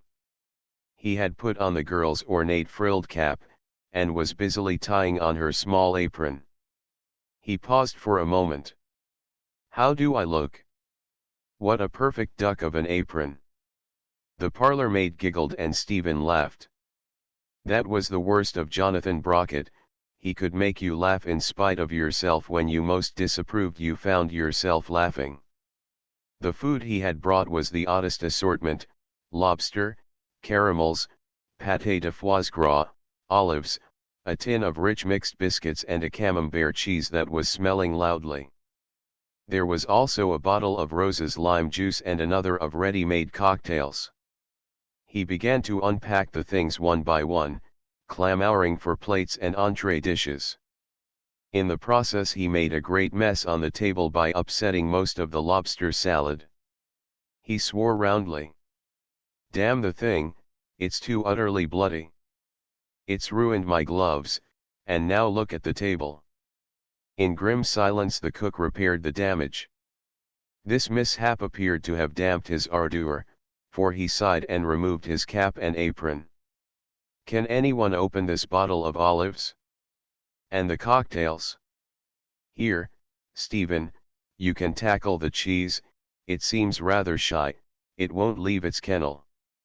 In the end it was Stephen and the cook who must do all the work, while Brockett sat down on the floor and gave them ridiculous orders. Brockett it was who ate most of the dinner, for Stephen was too overtired to feel hungry, while Puddle, whose digestion was not what it had been, was forced to content herself with a cutlet. But Brockett ate largely, and as he did so he praised himself and his food between mouthfuls. Clever of me to have discovered this pâté. I'm so sorry for the geese though, aren't you, Stephen? The awful thing is that it's simply delicious. I wish I knew the esoteric meaning of these mixed emotions. And he dug with a spoon at the side that appeared to contain the most truffles. From time to time he paused to inhale the gross little cigarettes he affected. Their tobacco was black, their paper was yellow, and they came from an unpropitious island where, as Brockett declared, the inhabitants died in shoals every year of some tropical fever. He drank a good deal of the Rose's lime juice, for this strong, rough tobacco always made him thirsty. Whiskey went to his head and wine to his liver, so that on the whole he was forced to be temperate, but when he got home he would brew himself coffee as viciously black as his tobacco. Presently he said with a sigh of repletion, "Well, you two, I've finished, let's go into the study." As they left the table he seized the mixed biscuits and the caramel creams, for he dearly loved sweet things. He would often go out and buy himself sweets in Bond Street, for solitary consumption. In the study he sank down onto the divan. "Puddle dear, do you mind if I put my feet up? It's my new bootmaker, he's given me a corn on my right little toe. It's too heartbreaking." It was such a beautiful toe, he murmured, quite perfect, the one toe without a blemish. After this he seemed disinclined to talk. He had made himself a nest with the cushions, and was smoking, and nibbling rich mixed biscuits, rooting about in the tin for his favorites. But his eyes kept straying across to Stephen with a puzzled and rather anxious expression. At last she said, "What's the matter, Brockett? Is my necktie crooked?" "No, it's not your necktie, it's something else." He sat up abruptly. "As I came here to say it, I'll get the thing over." "Fire away, Brockett. Do you think you'll hate me if I'm frank?" "Of course not. Why should I hate you?" "Very well then, listen." And now his voice was so grave that Puddle put down her embroidery. "You listen to me, you, Stephen Gordon. Your last book was quite inexcusably bad. It was no more like what we all expected, had a right to expect of you after the furrow, than that plant I sent. Puddle is like an oak tree. I won't even compare it to that little plant, for the plant's alive, your book isn't. Oh, I don't mean to say that it's not well written, it's well written because you're just a born writer. You feel words, you've a perfect ear for balance, and a very good all-round knowledge of English. But that's not enough, not nearly enough, all that's a mere suitable dress for a body. And this time you've hung the dress on a dummy. A dummy can't stir our emotions, Stephen. I was talking to Ogilvy only last night. He gave you a good review, he told me, because he's got such a respect for your talent that he didn't want to put on the damper. He's like that, too merciful. I always think they've all been too merciful to you, my dear. They ought to have literally skinned you alive. That might have helped to show you your danger. My God. And you wrote a thing like The Furrow. What's happened? What's undermining your work? Because whatever it is, it's deadly. It must be some kind of horrid dry rot. Ah, no, it's too bad, and it mustn't go on. We've got to do something, quickly." He paused, and she stared at him in amazement. Until now she had never seen this side of Brockett, the side of the man that belonged to his art, to all art the one thing in life he respected. She said, "Do you really mean what you're saying?" "I mean every word," he told her. Then she asked him quite humbly, "What must I do to save my work?" For she realized that he had been speaking the stark, bitter truth, that indeed she had needed no one to tell her that her last book had been altogether unworthy, a poor, lifeless thing, having no health in it. He considered. "It's a difficult question, Stephen. Your own temperament is so much against you. You're so strong in some ways and yet so timid, such a mixture, and you're terribly frightened of life. Now why? You must try to stop being frightened, to stop hiding your head. You need life, you need people. People are the food that we writers live on. Get out and devour them, squeeze them dry, Stephen." My father once told me something like that, not quite in those words but something very like it. "Then your father must have been a sensible man," smiled Brockett. "Now I had a perfect beast of a father. Well, Stephen, I'll give you my advice for what it's worth. You want a real change. Why not go abroad somewhere? Get right away for a bit from your England. You'll probably write it a damned sight better when you're far enough off to see the perspective. Start with Paris, it's an excellent jumping off place. Then you might go across to Italy or Spain, go anywhere, only do get a move on. No wonder you're atrophied here in London. I can put you wise about people in Paris. You ought to know Valerie Seymour, for instance. She's very good fun and a perfect darling. I'm sure you'd like her, everyone does. Her parties are a kind of human bran pie. You just plunge in your fist and see what happens. You may draw a prize or you may draw blank, but it's always worthwhile to go to her parties. Oh, but good Lord, there are so many things that stimulate one in Paris." He talked on about Paris for a little while longer, then he got up to go. "Well, goodbye, my dears, I'm off. I've given myself indigestion. And do look at Puddle, she's blind with fury. I believe she's going to refuse to shake hands. Don't be angry, Puddle, I'm very well meaning." "Yes, of course," answered Puddle, but her voice sounded cold. For after he had gone they stared at each other, then Stephen said, "What a queer revelation. Who would have thought that Brockett could get so worked up? His moods are kaleidoscopic." She was purposely forcing herself to speak lightly. But Puddle was angry, bitterly angry. Her pride was wounded to the quick for Stephen. "The man's a perfect fool," she said gruffly. "And I didn't agree with one word he said. I expect he's jealous of your work, they all are. They're a mean-minded lot, these writing people." And looking at her, Stephen thought sadly, "She's tired. I'm wearing her out in my service. A few years ago she'd never have tried to deceive me like this. She's losing courage." Aloud she said, "Don't be cross with Brockett, he meant to be friendly, I'm quite sure of that. My work will buck up. I've been feeling slack lately, and it's told on my writing. I suppose it was bound to. Then the merciful lie, but I'm not a bit frightened." 5. Stephen rested her head on her hand as she sat at her desk. It was well past midnight.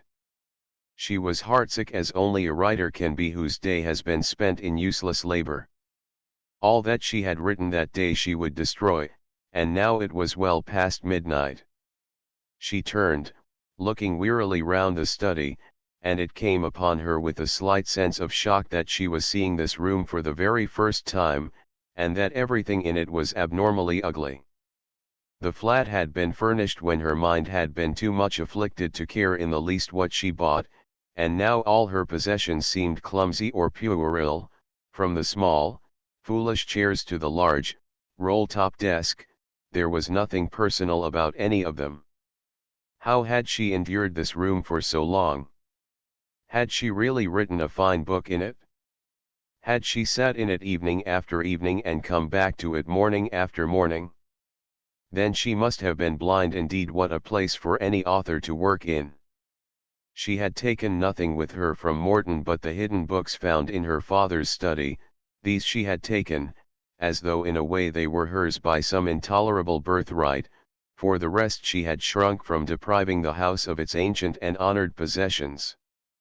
Morton so quietly perfect a thing, yet the thing of all others that she must fly from, that she must forget, but she could not forget it in these surroundings, they reminded by contrast. Curious what Brockett had said that evening about putting the sea between herself and England. In view of her own half-formed plan to do so, his words had come as a kind of echo of her thoughts. It was almost as though he had peeped through a secret keyhole into her mind, had been spying upon her trouble. By what right did this curious man spy upon her, this man with the soft, white hands of a woman, with the movements befitting those soft, white hands, yet so ill-befitting the rest of his body? By no right, and how much had the creature found out when his eye had been pressed to that secret keyhole? Clever Brockett was fiendishly clever. All his whims and his foibles could not disguise it. His face gave him away, a hard, clever face with sharp eyes that were glued to other people's keyholes. That was why Brockett wrote such fine plays, such cruel plays. He fed his genius on live flesh and blood. Carnivorous genius. Moloch, fed upon live flesh and blood. But she, Stephen, had tried to feed her inspiration upon herbage, the kind, green herbage of Morton. For a little while such food had sufficed, but now her talent had sickened, was dying perhaps, or had she too fed it on blood, her heart's blood, when she had written the furrow? If so, her heart would not bleed any more. Perhaps it could not. Perhaps it was dry. A dry, withered thing, for she did not feel love these days. When she thought of Angela Crosby, that must mean that her heart had died within her. A gruesome companion to have, a dead heart. Angela Crosby. And yet there were times when she longed intensely to see this woman, to hear her speak, to stretch out her arms and clasp them around the woman's body, not gently, not patiently as in the past, but roughly, brutally even. Beastly, it was beastly. She felt degraded. She had no love to offer Angela Crosby, not now, only something that lay like a stain on the beauty of what had once been love. Even this memory was marred and defiled, by herself even more than by Angela Crosby. Came the thought of that unforgettable scene with her mother. "I would rather see you dead at my feet." Oh, yes, very easy to talk about death, but not so easy to manage the dying. We two cannot live together at Morton. One of us must go. Which of us shall it be? The subtlety, the craftiness of that question, which in common decency could have but one answer. Oh, well, she had gone and would go even farther. Raftery was dead, there was nothing to hold her, she was free. What a terrible thing could be freedom! Trees were free when they were uprooted by the wind, ships were free when they were torn from their moorings, men were free when they were cast out of their homes, free to starve, free to perish of cold and hunger. At Morton there lived an aging woman with sorrowful eyes, now a little dim from gazing for so long into the distance. Only once, since her gaze had been fixed on the dead, had this woman turned it full on her daughter, and then her eyes had been changed into something accusing, ruthless, abominably cruel. Through looking upon what had seemed abominable to them, they themselves had become an abomination. Horrible! And yet how dared they accuse? What right had a mother to abominate the child that had sprung from her own secret moments of passion? She, the honored, the fulfilled, the fruitful, the loving and loved, had despised the fruit of her love. Its fruit? No, rather its victim. She thought of her mother's protected life that had never had to face this terrible freedom. Like a vine that clings to a warm southern wall, it had clung to her father, it still clung to Morton. In the spring had come gentle and nurturing rains, in the summer the strong and health-giving sunshine, in the winter a deep, soft covering of snow cold yet protecting the delicate tendrils. All she had had.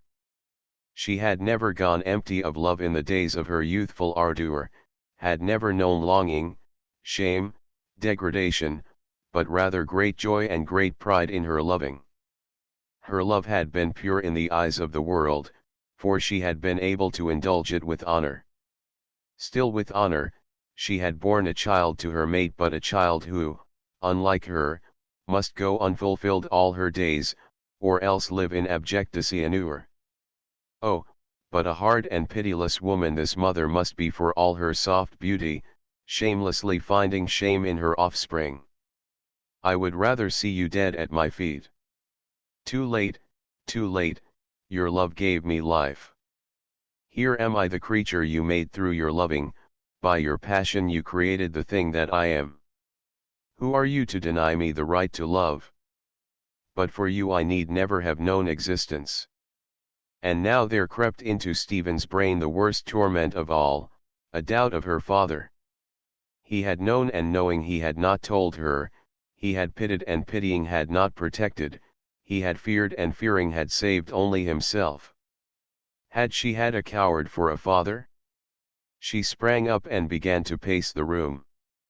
Not this, she could not face this new torment. She had stained her love, the love of the lover. She dared not stain this one thing that remained, the love of the child for the father. If this light went out, the engulfing darkness would consume her, destroying her entirely. Man could not live by darkness alone, one point of light he must have for salvation, one point of light. The most perfect being of all had cried out for light in his darkness, even he, the most perfect being of all. And then, as though in answer to prayer, to some prayer that her trembling lips had not uttered, came the memory of a patient, protective back, bowed as though bearing another's burden. Came the memory of horrible, soul-sickening pain. No, not that something urgent I want to say. No drugs, I know I'm dying, Evans. And again an heroic and tortured effort. Anna, it's Stephen, listen. Stephen suddenly held out her arms to this man who, though dead, was still her father. But even in this blessed moment of easement, her heart hardened again at the thought of her mother. A fresh wave of bitterness flooded her soul so that the light seemed all but extinguished.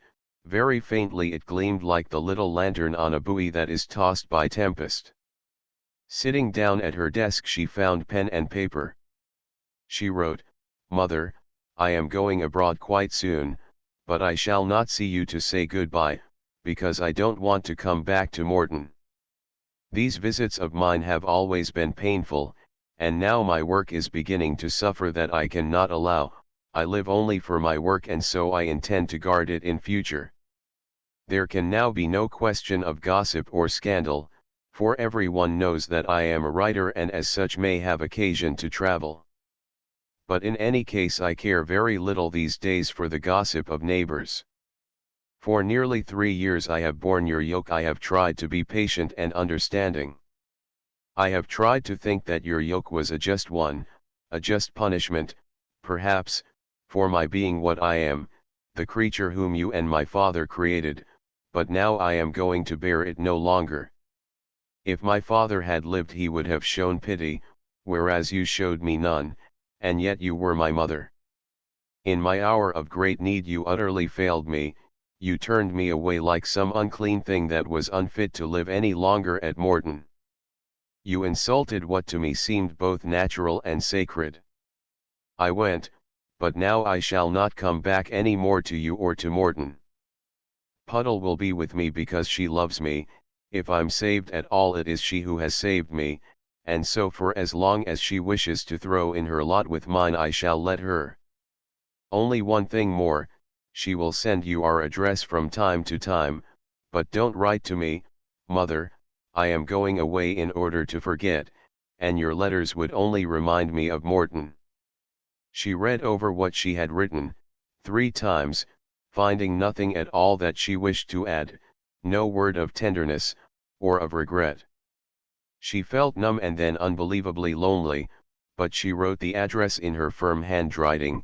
The Lady Anna Gordon, she wrote, Morton Hall, near Upton-on-Severn.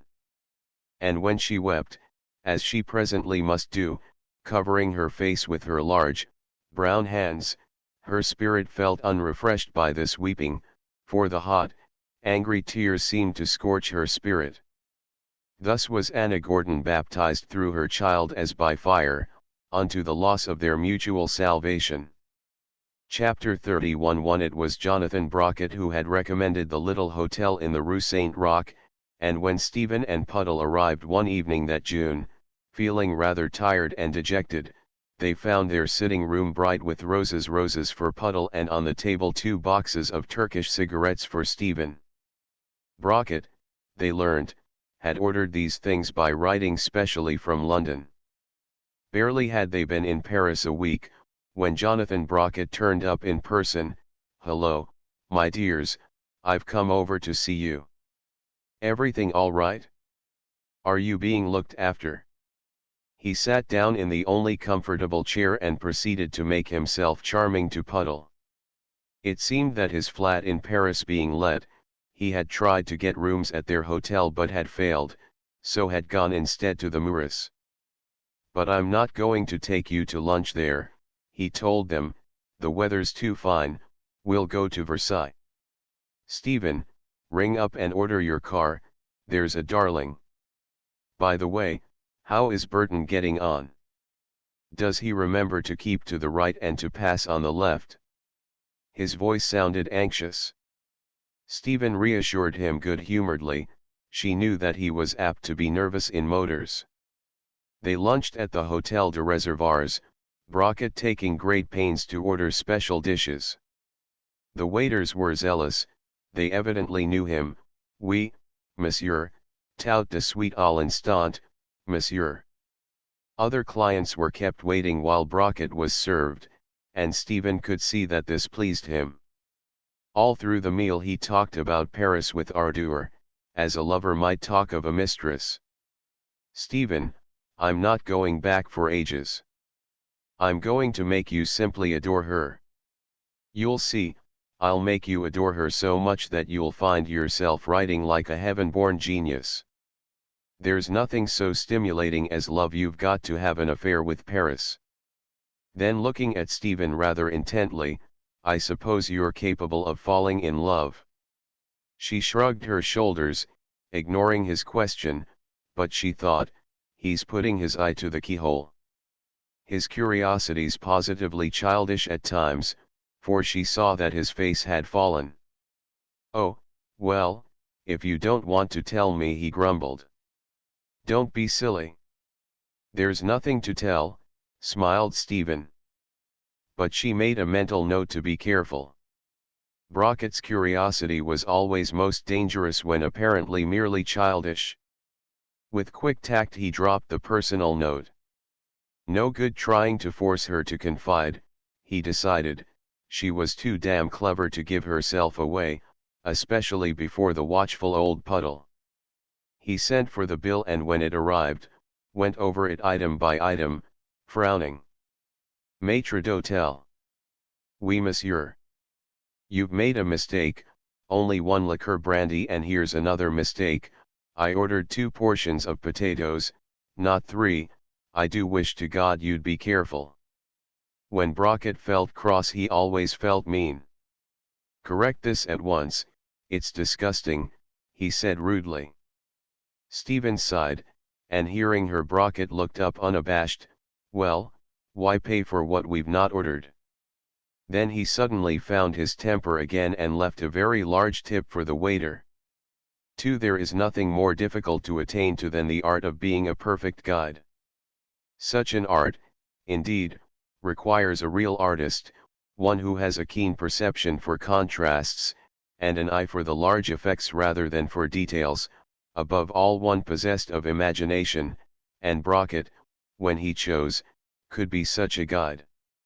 Having waved the professional guides to one side, he himself took them through a part of the palace, and his mind repeopled the place for Stephen so that she seemed to see the glory of the dancers led by the youthful Roi Solile, seemed to hear the rhythm of the throbbing violins, and the throb of the rhythmic dancing feet as they beat down the length of the Galerie de Glaces, seemed to see those other mysterious dancers who followed step by step, in the long line of mirrors. But most skillfully of all did he recreate for her the image of the luckless queen who came after, as though for some reason this unhappy woman must appeal in a personal way to Stephen. And true it was that the small, humble rooms which the queen had chosen out of all that vast palace, moved Stephen profoundly, so desolate they seemed, so full of unhappy thoughts and emotions that were even now only half forgotten. Brockett pointed to the simple garniture on the mantelpiece of the little salon, then he looked at Stephen. Madame de la Mole gave those to the queen, he murmured softly. She nodded, only vaguely apprehending his meaning. Presently they followed him out into the gardens and stood looking across the tapis vert that stretches its quarter-mile of greenness towards a straight, lovely line of water. Brockett said, very low, so that Puddle should not hear him, those two would often come here at sunset.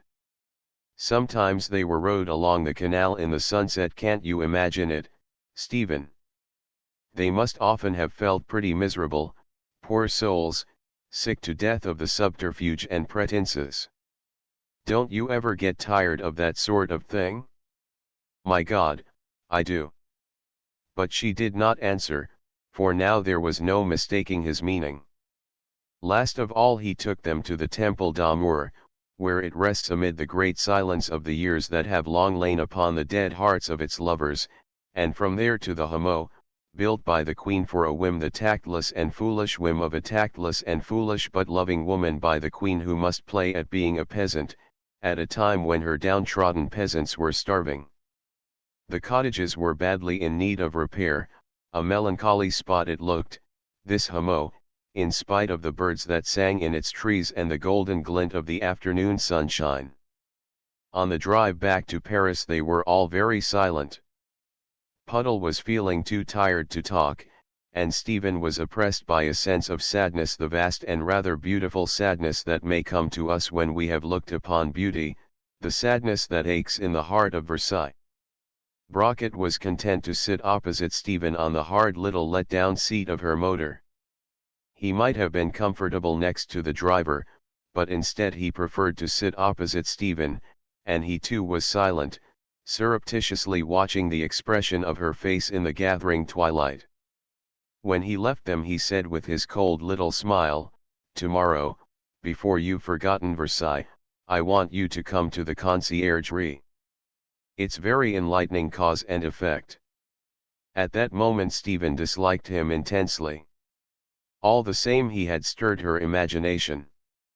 3 in the weeks that followed, Brockett showed Stephen just as much of Paris as he wished her to see, and this principally consisted of the tourist's Paris. Into less simple pastures he would guide her later on, always provided that his interest lasted. For the present, however, he considered it wiser to tread delicately like a gag.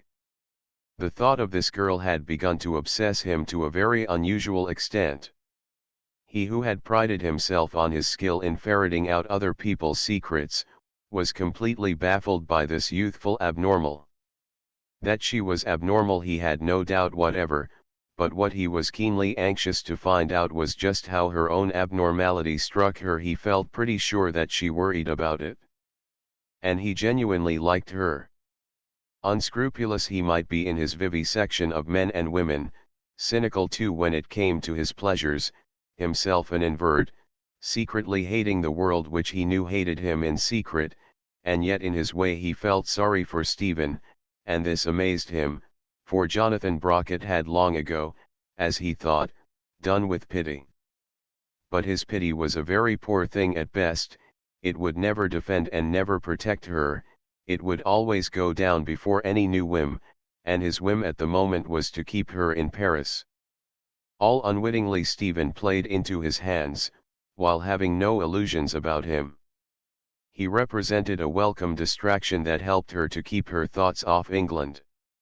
And because under Brocket's skillful guidance she developed a fondness for the beautiful city, she felt very tolerant of him at moments, almost grateful she felt, grateful too towards Paris. And Puddle also felt grateful. The strain of the sudden complete rupture with Morton had told on the faithful little grey woman. She would scarcely have known how to counsel Stephen had the girl come to her and asked for her counsel. Sometimes she would lie awake now at nights thinking of that aging and unhappy mother in the great silent house, and then would come pity, the old pity that had come in the past for Anna she would pity until she remembered Stephen. Then Puddle would try to think very calmly, to keep the brave heart that had never failed her, to keep her strong faith in Stephen's future. Only now there were days when she felt almost old, when she realized that indeed she was aging. When Anna would write her a calm, friendly letter, but with never so much as a mention of Stephen, she would feel afraid, yes, afraid of this woman, and at moments almost afraid of Stephen. For none might know from those guarded letters what emotions lay in the heart of their writer, and none might know from Stephen's set face when she recognized the writing, what lay in her heart. She would turn away, asking no questions about Morton. Oh, yes, Puddle felt old and actually frightened, both of which sensations she deeply resented, so being what she was, an indomitable fighter, she thrust out her chin and ordered a tonic. She struggled along through the labyrinths of Paris beside the untiring Stephen and Brockett, through the galleries of the Luxembourg and the Louvre, up the Eiffel Tower in a lift, thank heaven, down the Rue de la Paix, up the hill to Montmartre, sometimes in the car but quite often on foot, for Brockett wished Stephen to learn her Paris, and as likely as not, ending up with rich food that disagreed badly with the tired Puddle. In the restaurants people would stare at Stephen, and although the girl would pretend not to notice, Puddle would know that in spite of her calm, Stephen was inwardly feeling resentful, was inwardly feeling embarrassed and awkward. And then because she was tired, Puddle too would feel awkward when she noticed those people staring. Sometimes Puddle must really give up and rest, in spite of the aggressive chin and the tonic. Then all alone in the Paris hotel, she would suddenly grow very homesick for England. Absurd of course, and yet there it was, she would feel the sharp tug of England.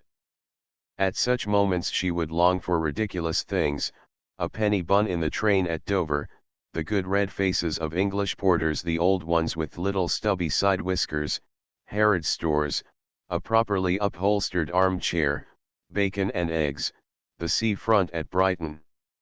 All alone and via these ridiculous things, Puddle would feel the sharp tug of England.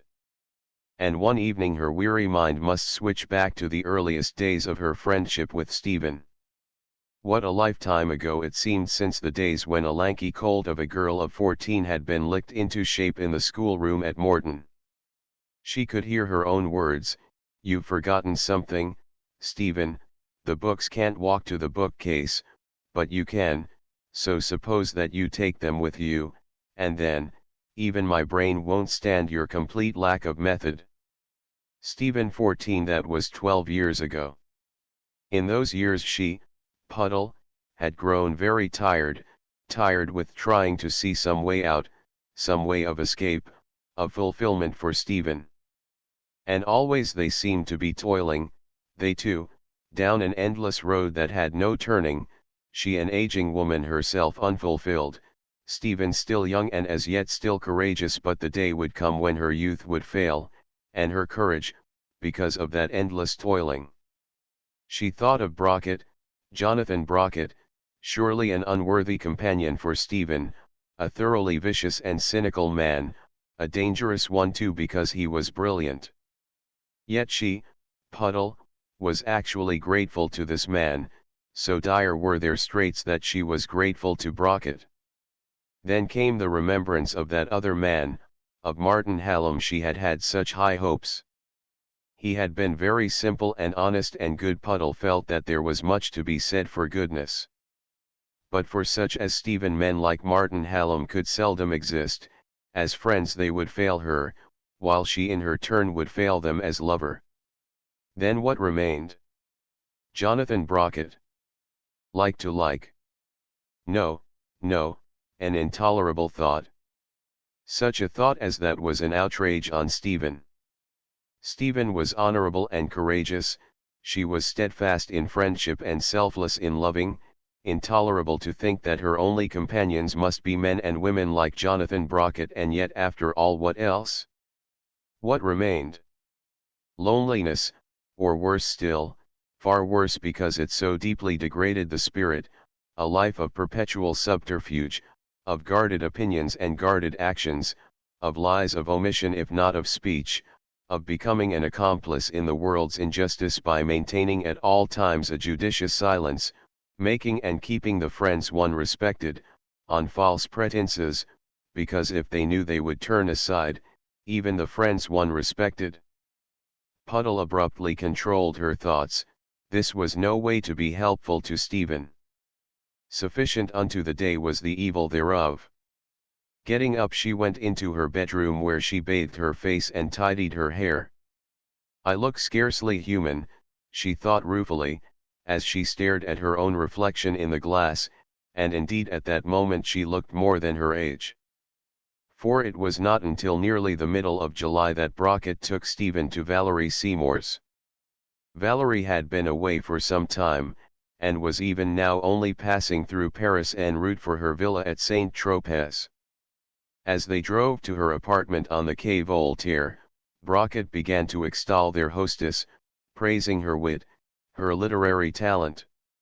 She wrote delicate satires and charming sketches of Greek moors. The latter were very outspoken, but then Valerie's life was very outspoken. She was, said Brockett, a kind of pioneer who would probably go down to history.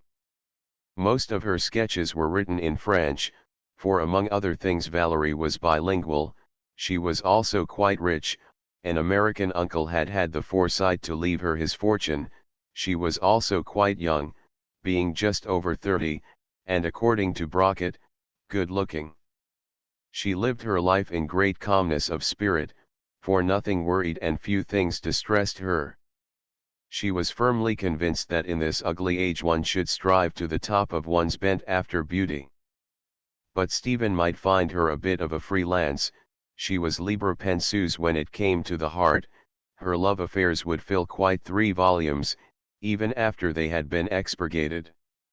Great men had loved her, great writers had written about her. One had died, it was said, because she refused him, but Valerie was not attracted to men yet, as Stephen would see if she went to her parties. She had many devoted friends among men. In this respect she was almost unique, being what she was, for men did not resent her. But then of course all intelligent people realized that she was a creature apart, as would Stephen the moment she met her. Brockett babbled away, and as he did so his voice took on the effeminate timbre that Stephen always hated and dreaded. "Oh, my dear," he exclaimed with a high little laugh, "I'm so excited about this meeting of yours, I've a feeling it may be momentous. What fun!" And his soft, white hands grew restless, making their foolish gestures. She looked at him coldly, wondering the while how she could tolerate this young man. Why indeed, she chose to endure him. 5. The first thing that struck Stephen about Valerie's flat was its large and rather splendid disorder. There was something blissfully unkempt about it, as though its mistress were too much engrossed in other affairs to control its behavior. Nothing was quite where it ought to have been, and much was where it ought not to have been, while over the whole lay a faint layer of dust, even over the spacious salon. The odor of somebody's oriental scent was mingling with the odor of tuberoses in a 16th-century chalice. On a divan, whose truly regal proportions occupied the best part of a shadowy alcove, lay a box of Fuller's peppermint creams and a lute, but the strings of the lute were broken. Valerie came forward with a smile of welcome. She was not beautiful nor was she imposing, but her limbs were very perfectly proportioned, which gave her a fictitious look of tallness. She moved well, with the quiet and unconscious grace that sprang from those perfect proportions. Her face was humorous, placid, and worldly, her eyes very kind, very blue, very lustrous. She was dressed all in white, and a large white fox skin was clasped round her slender and shapely shoulders.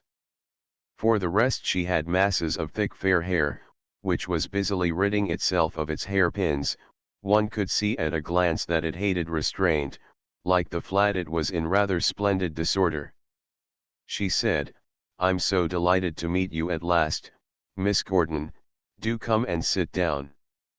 And please smoke if you want to," she added quickly, glancing at Stephen's telltale fingers. Brockett said, positively, "This is too splendid. I feel that you're going to be wonderful friends." Stephen thought, so this is Valerie Seymour. No sooner were they seated than Brockett began to ply their hostess with personal questions. The mood that had incubated in the motor was now becoming extremely aggressive, so that he fidgeted about on his chair, making his little inadequate gestures. "Darling, you're looking perfectly lovely. But do tell me, what have you done with Polinska? Have you drowned her in the Blue Grotto at Capri? I hope so, my dear, she was such a bore and so dirty. Do tell me about Polinska. How did she behave when you got her to Capri? Did she bite anybody before you drowned her? I always felt frightened, I loathe being bitten." Valerie frowned. "I believe she's quite well." "Then you have drowned her, darling," shrilled Brockett. And now he was launched on a torrent of gossip about people of whom Stephen had never even heard. "Pat's been deserted, have you heard that, darling? Do you think she'll take the veil or cocaine or something? One never quite knows what may happen next with such an emotional temperament, does one?" Arabella skipped off to the Lido with Jane Grigg. "The Griggs just come into pots and pots of money, so I hope they'll be deliriously happy and silly while it lasts, I mean the money. Oh, and have you heard about Rachel Morris? They say." He flowed on and on like a brook in spring flood, while Valerie yawned and looked bored, making monosyllabic answers. And Stephen, as she sat there and smoked in silence, thought grimly, "This is all being said because of me. Brockett wants to let me see that he knows what I am, and he wants to let Valerie Seymour know too. I suppose this is making me welcome." She hardly knew whether to feel outraged or relieved that here, at least, was no need for pretenses. But after a while she began to fancy that Valerie's eyes had become appraising. They were weighing her up and secretly approving the result, she fancied. A slow anger possessed her. Valerie Seymour was secretly approving, not because her guest was a decent human being with a will to work, with a well-trained brain, with what might someday become a fine talent, but rather because she was seeing before her all the outward stigmata of the abnormal, verily the wounds of one nailed to a cross. That was why Valerie sat there approving. And then, as though these bitter thoughts had reached her, Valerie suddenly smiled at Stephen. Turning her back on the chattering Brockett, she started to talk to her guest quite gravely about her work, about books in general, about life in general, and as she did so Stephen began to understand better the charm that many had found in this woman, a charm that lay less in physical attraction than in a great courtesy and understanding, a great will to please, a great impulse towards beauty in all its forms. Yes, therein lay her charm. And as they talked on it dawned upon Stephen that here was no mere libertine in love's garden, but rather a creature born out of her epoch, a pagan chained to an age that was Christian, one who would surely say with Pierre Louis, "Le monde moderne succombe sous un envahissement de laideur." And she thought that she discerned in those luminous eyes, the pale yet ardent light of the fanatic. Presently Valerie Seymour asked her how long she would be remaining in Paris. And Stephen answered, "I'm going to live here," feeling surprised at the words as she said them, for not until now had she made this decision. Valerie seemed pleased. If you want a house, I know of one in the Rue Jacob. It's a tumble-down place, but it's got a fine garden. Why not go and see it? You might go tomorrow. Of course you'll have to live on this side, the Rive Gauche is the only possible Paris. I should like to see the old house, said Stephen. So Valerie went to the telephone there and proceeded to call up the landlord. The appointment was made for 11 the next morning. It's rather a sad old house, she warned, no one has troubled to make it a home for some time, but you'll alter all that if you take it, because I suppose you'll make it your home. Stephen flushed. My home's in England, she said quickly, for her thoughts had instantly flown back to Morton. But Valerie answered, one may have two homes, many homes. Be courteous to our lovely Paris and give it the privilege of being your second home. It will feel very honored, Miss Gordon. She sometimes made little ceremonious speeches like this, and coming from her, they sounded strangely old-fashioned. Brockett, rather subdued and distinctly pensive as sometimes happened if Valerie had snubbed him, complained of a pain above his right eye. I must take some phenacetin, he said sadly, I'm always getting this curious pain above my right eye. Do you think it's the sinus? He was very intolerant of all pain. His hostess sent for the phenacetin, and Brockett gulped down a couple of tablets. Valerie doesn't love me any more, he sighed, with a woebegone look at Stephen.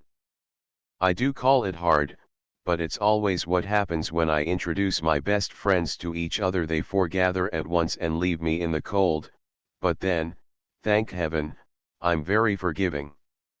They laughed and Valerie made him get onto the divan where he promptly lay down on the loot.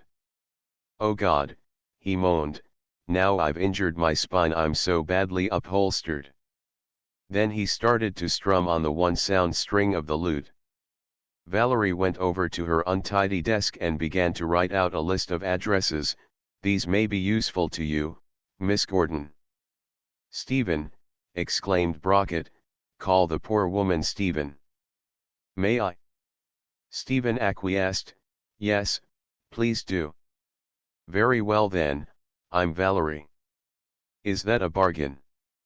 The bargain is sealed, announced Brockett.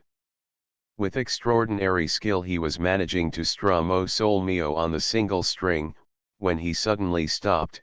I knew there was something. You're fencing, Stephen, you've forgotten your fencing. We meant to ask Valerie for Buisson's address, they say he's the finest master in Europe. Valerie looked up. Does Stephen fence, then? Does she fence? She's a marvelous, champion fencer. He's never seen me fence, explained Stephen, and I'm never likely to be a champion. Don't you believe her, she's trying to be modest. I've heard that she fences quite as finely as she writes, he insisted. And somehow Stephen felt touched. Brockett was trying to show off her talents. Presently she offered him a lift in the car, but he shook his head. No, thank you, dear one, I'm staying. So she wished them goodbye, but as she left them she heard Brockett murmuring to Valerie Seymour, and she felt pretty sure that she caught her own name. Well, what did you think of Miss Seymour? Inquired Puddle, when Stephen got back about 20 minutes later. Stephen hesitated. I'm not perfectly certain. She was very friendly, but I couldn't help feeling that she liked me because she thought me because she thought me what I am, Puddle. But I may have been wrong. She was awfully friendly. Brockett was at his very worst though, poor devil. His environment seemed to go to his head. She sank down wearily onto a chair. Oh, Puddle, it's a hell of a business. Puddle nodded. Then Stephen said rather abruptly, all the same, we're going to live here in Paris. We're going to look at a house tomorrow, an old house with a garden in the Rue Jacob. For a moment Puddle hesitated, then she said, there's only one thing against it. Do you think you'll ever be happy in a city? You're so fond of the life that belongs to the country. Stephen shook her head. That's all past now, my dear, there's no country for me away from Morton. But in Paris I might make some sort of a home, I could work here, and then of course there are people. Something started to hammer in Puddle's brain, like to like. Like to like. Like to like, it hammered. Chapter 32. 1. Stephen bought the house in the Rue Jacob, because as she walked through the dim, grey archway that led from the street to the cobbled courtyard, and saw the deserted house standing before her, she knew at once that there she would live. This will happen sometimes, we instinctively feel in sympathy with certain dwellings. The courtyard was sunny and surrounded by walls. On the right of this courtyard some iron gates led into the spacious, untidy garden, and woefully neglected though this garden had been, the trees that it still possessed were fine ones. A marble fountain long since choked with weeds, stood in the center of what had been a lawn. In the farthest corner of the garden some hand had erected a semicircular temple, but that had been a long time ago, and now the temple was all but ruined. The house itself would need endless repairs, but its rooms were of careful and restful proportions. A fine room with a window that opened on the garden, would be Stephen's study. She could write there in quiet. On the other side of the stone-paved hall was a smaller but comfortable salle à manger, while past the stone staircase a little round room in a turret would be Puddle's particular sanctum. Above there were bedrooms enough and to spare, there was also the space for a couple of bathrooms. The day after Stephen had seen this house, she had written agreeing to purchase. Valerie rang up before leaving Paris to inquire how Stephen had liked the old house, and when she heard that she had actually bought it, she expressed herself as being delighted. "We'll be quite close neighbors now," she remarked, "but I'm not going to bother you until you evince, not even when I get back in the autumn. I know you'll be literally snowed under with workmen for months, you poor dear, I feel sorry for you. But when you can, do let me come and see you meanwhile if I can help you at all." And she gave her address at Street Tropez. And now for the first time since leaving Morton, Stephen turned her mind to the making of a home. Through Brockett she found a young architect who seemed anxious to carry out all her instructions. He was one of those very rare architects who refrain from thrusting their views on their clients. So into the ancient, deserted house in the Rue Jacob streamed an army of workmen, and they hammered and scraped and raised clouds of dust from early morning, all day until evening, smoking harsh caporal as they joked or quarreled or idled or spat or hummed snatches of song. And amazingly soon, wherever one trod one seemed to be treading on wet cement or on dry, gritty heaps of brick dust and rubble, so that Puddle would complain that she spoilt all her shoes, while Stephen would emerge with her neat blue serge shoulders quite grey, and with even her hair thickly powdered. Sometimes the architect would come to the hotel in the evening, and then would ensue long discussions. Bending over the little mahogany table, he and Stephen would study the plans intently, for she wished to preserve the spirit of the place intact, despite alterations. She decided to have an Empire study with grey walls and curtains of Empire green, for she loved the great roomy writing tables that had come into being with the first Napoleon. The walls of the salle à manger should be white and the curtains brown, while Puddle's round sanctum in its turret should have walls and paintwork of yellow, to give the illusion of sunshine. And so absorbed did Stephen become in these things, that she scarcely had time to notice Jonathan Brockett's abrupt departure for a mountain top in the Austrian Tyrol. Having suddenly come to the end of his finances, he must hasten to write a couple of plays that could be produced in London that winter. He sent her 3 or 4 picture postcards of glaciers, after which she heard nothing more from him. At the end of August, when the work was well under way, she and Puddle fared forth in the motor to visit divers villages and towns, in quest of old furniture, and Stephen was surprised to find how much she enjoyed it. She would catch herself whistling as she drove her car, and when they got back to some humble auberges in the evening, she would want to eat a large supper. Every morning she diligently swung her dumbbells. She was getting into condition for fencing. She had not fenced at all since leaving Morton, having been too much engrossed in her work while in London, but now she was going to fence before Buisson, so she diligently swung her dumbbells. During these 2 months of holiday making she grew fond of the wide-eyed, fruitful French country, even as she had grown fond of Paris. She would never love it as she loved the hills and the stretching valleys surrounding Morton, for that love was somehow a part of her being, but she gave to this France, that would give her a home, a quiet and very sincere affection. Her heart grew more grateful with every mile, for hers was above all a grateful nature. They returned to Paris at the end of October.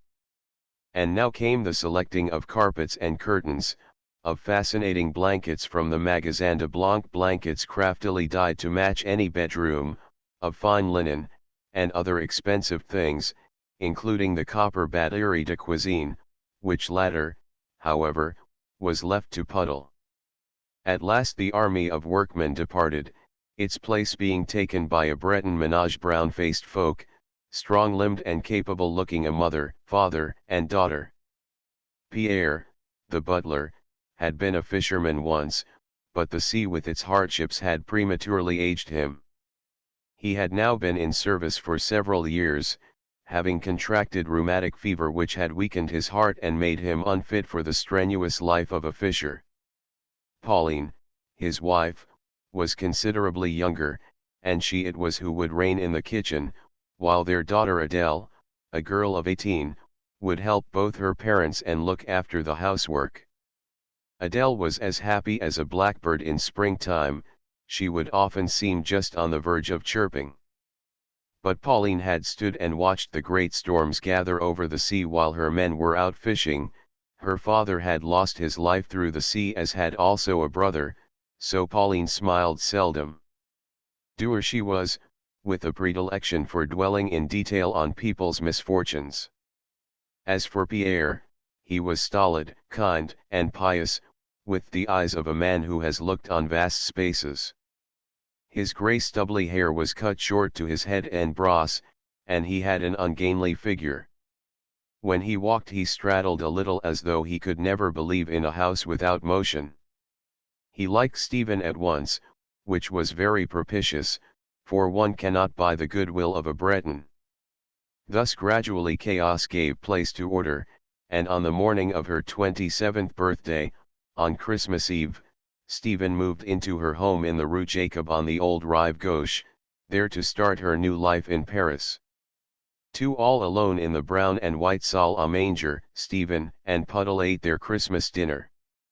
And Puddle had bought a small Christmas tree and had trimmed it, then hung it with colored candles.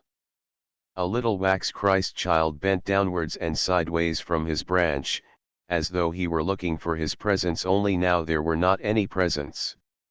Rather clumsily Stephen lit the candles as soon as the daylight had almost faded. Then she and Puddle stood and stared at the tree, but in silence, because they must both remember. But Pierre, who like all who have known the sea, was a child at heart, broke into loud exclamations. "Oh, comme c'est beau, l'arbre de Noël," he exclaimed, and he fetched the dour Pauline along from the kitchen, and she too exclaimed. Then they both fetched Adele and they all three exclaimed, "Comme c'est beau, l'arbre de Noël." So, that after all the little wax Christ child did not very much miss his presence. That evening Pauline's two brothers arrived. They were poilus stationed just outside Paris, and they brought along with them another young man, one Jean, who was ardently courting Adele. Very soon came the sound of singing and laughter from the kitchen, and when Stephen went up to her bedroom to look for a book, there was Adele quite flushed and with very bright eyes. Because of this, Jean in great haste she turned down the bed and then flew on the wings of love back to the kitchen. But Stephen went slowly downstairs to her study where Puddle was sitting in front of the fire, and she thought that Puddle sat there as though tired, her hands were quite idle, and after a moment Stephen noticed that she was dozing. Very quietly Stephen opened her book, unwilling to rouse the little grey woman who looked so small in the huge leather chair, and whose head kept guiltily nodding. But the book seemed scarcely worth troubling to read, so that presently Stephen laid it aside and sat staring into the flickering logs that hummed and burnt blue because it was frosty. On the Malvern Hills there would probably be snow, deep snow might be capping the Worcestershire beacon. The air up at British camp would be sweet with the smell of winter, and open spaces little lights would be glinting far down in the valley. At Morton the lakes would be still and frozen, so Peter the Swan would be feeling friendly in winter. He had always fed from her hand. He must be old now. The Swan called Peter. Coo. Coup. And Peter waddling towards her. He, who was all gliding grace on the water, would come awkwardly waddling towards her hand for the chunk of dry bread that she held in her fingers. Jean with his Adele along in the kitchen, a nice-looking boy he was. Stephen had seen him. They were young, and both were exceedingly happy, for their parents approved, so some day they would marry. Then children would come, too many, no doubt, for Jean's slender purse, and yet in this life one must pay for one's pleasures. They would pay with their children, and this appeared perfectly fair to Stephen.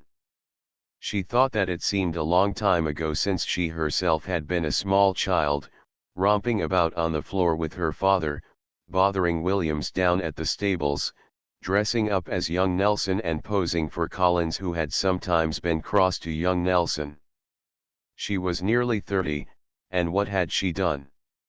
Written one good novel and one very bad one, with few mediocre short stories thrown in. Oh, well, she was going to start writing again quite soon. She had an idea for a novel. But she sighed, and Puddle woke up with a start. "Is that you, my dear? Have I been asleep?" "Only for a very few minutes, Puddle." Puddle glanced at the new gold watch on her wrist. It had been a Christmas present from Stephen. "It's past 10 o'clock. I think I'll turn in." "Do." "Why not?" "I hope Adele's filled your hot water bottle. She's rather light-headed over her Jean." "Never mind, I can fill it myself," smiled Puddle. She went, and Stephen sat on by the fire with her eyes half closed and her lips set firmly. She must put away all these thoughts of the past and compel herself to think of the future. This brooding over things that were past was all wrong. It was futile, weak-kneed, and morbid. She had her work that cried out to be done, but no more unworthy books must be written. She must show that being the thing she was, she could climb to success over all opposition, could climb to success in spite of a world that was trying its best to get her under. Her mouth grew hard, her sensitive lips that belonged by rights to the dreamer, the lover, took on a resentful and bitter line which changed her whole face and made it less comely. At that moment the striking likeness of her father appeared to have faded out of her face. Yes, it was trying to get her under, this world with its mighty self-satisfaction, with its smug rules of conduct, all made to be broken by those who strutted and preened themselves on being what they considered normal. They trod on the necks of those thousands of others who, for God knew what reason, were not made as they were. They prided themselves on their indignation, on what they proclaimed as their righteous judgments. They sinned grossly, even vilely at times, like lustful beasts, but yet they were normal. And the vilest of them could point a finger of scorn at her, and be loudly applauded. "God damn them to hell," she muttered. Along in the kitchen there was singing again. The young men's voices rose tuneful and happy, and with them blended Adele's young voice, very sexless as yet, like the voice of a choir boy. Stephen got up and opened the door, then she stood quite still and listened intently. The singing soothed her overstrained nerves as it flowed from the hearts of these simple people. For she did not begrudge them their happiness, she did not resent young Jean with his Adele, or Pierre who had done a man's work in his time, or Pauline who was often aggressively female. Bitter she had grown in these years since Morton, but not bitter enough to resent the simple. And then as she listened they suddenly stopped for a little before they resumed their singing, and when they resumed it the tune was sad with the sadness that dwells in the souls of most men, above all in the patient soul of the peasant. Mais comment ferez-vous, l'abbe, ma douce? She could hear the soft Breton words quite clearly. Mais comment ferez-vous, l'abbe, pour nous dire la messe? Quand la nuit sera bien tombée je chanterai ma promesse. Mais comment ferez-vous, l'abbe, ma douce? Mais comment ferez-vous, l'abbe, sans nappe de fine toile? Notre du Seigneur poserait sur un morceau de voile. Mais comment ferez-vous, l'abbe, ma douce?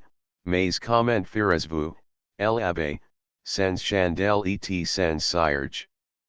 Leicester serent allums par Madame la Vierge.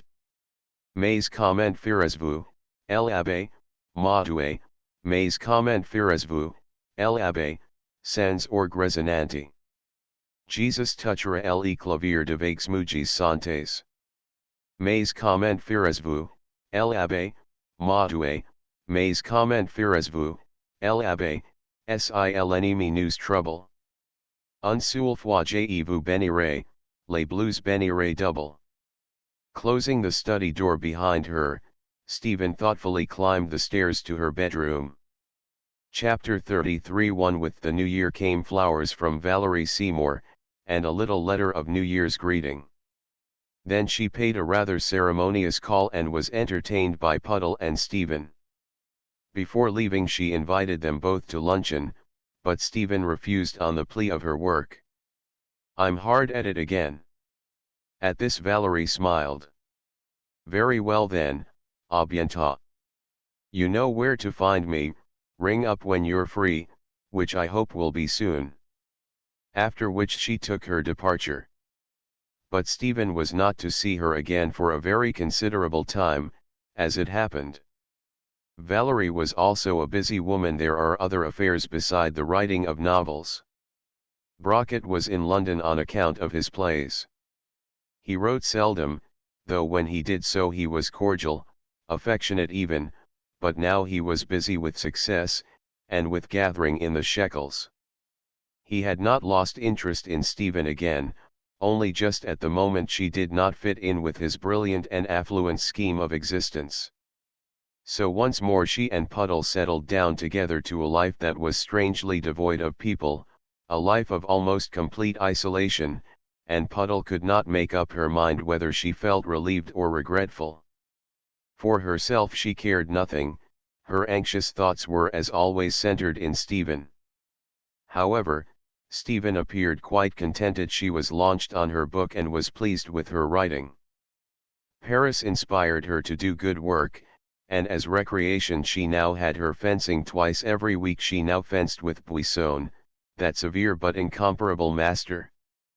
Buisson had been very rude at first, hideous, affreux, horriblement English, he had shouted, quite outraged by Stephen's style.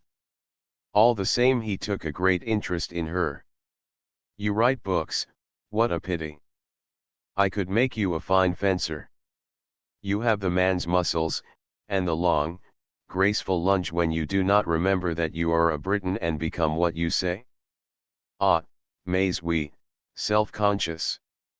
I wish that I had found you out sooner. However, your muscles are young still, pliant. And one day he said, let me feel the muscles, then proceeded to pass his hand down her thighs and across her strong loins.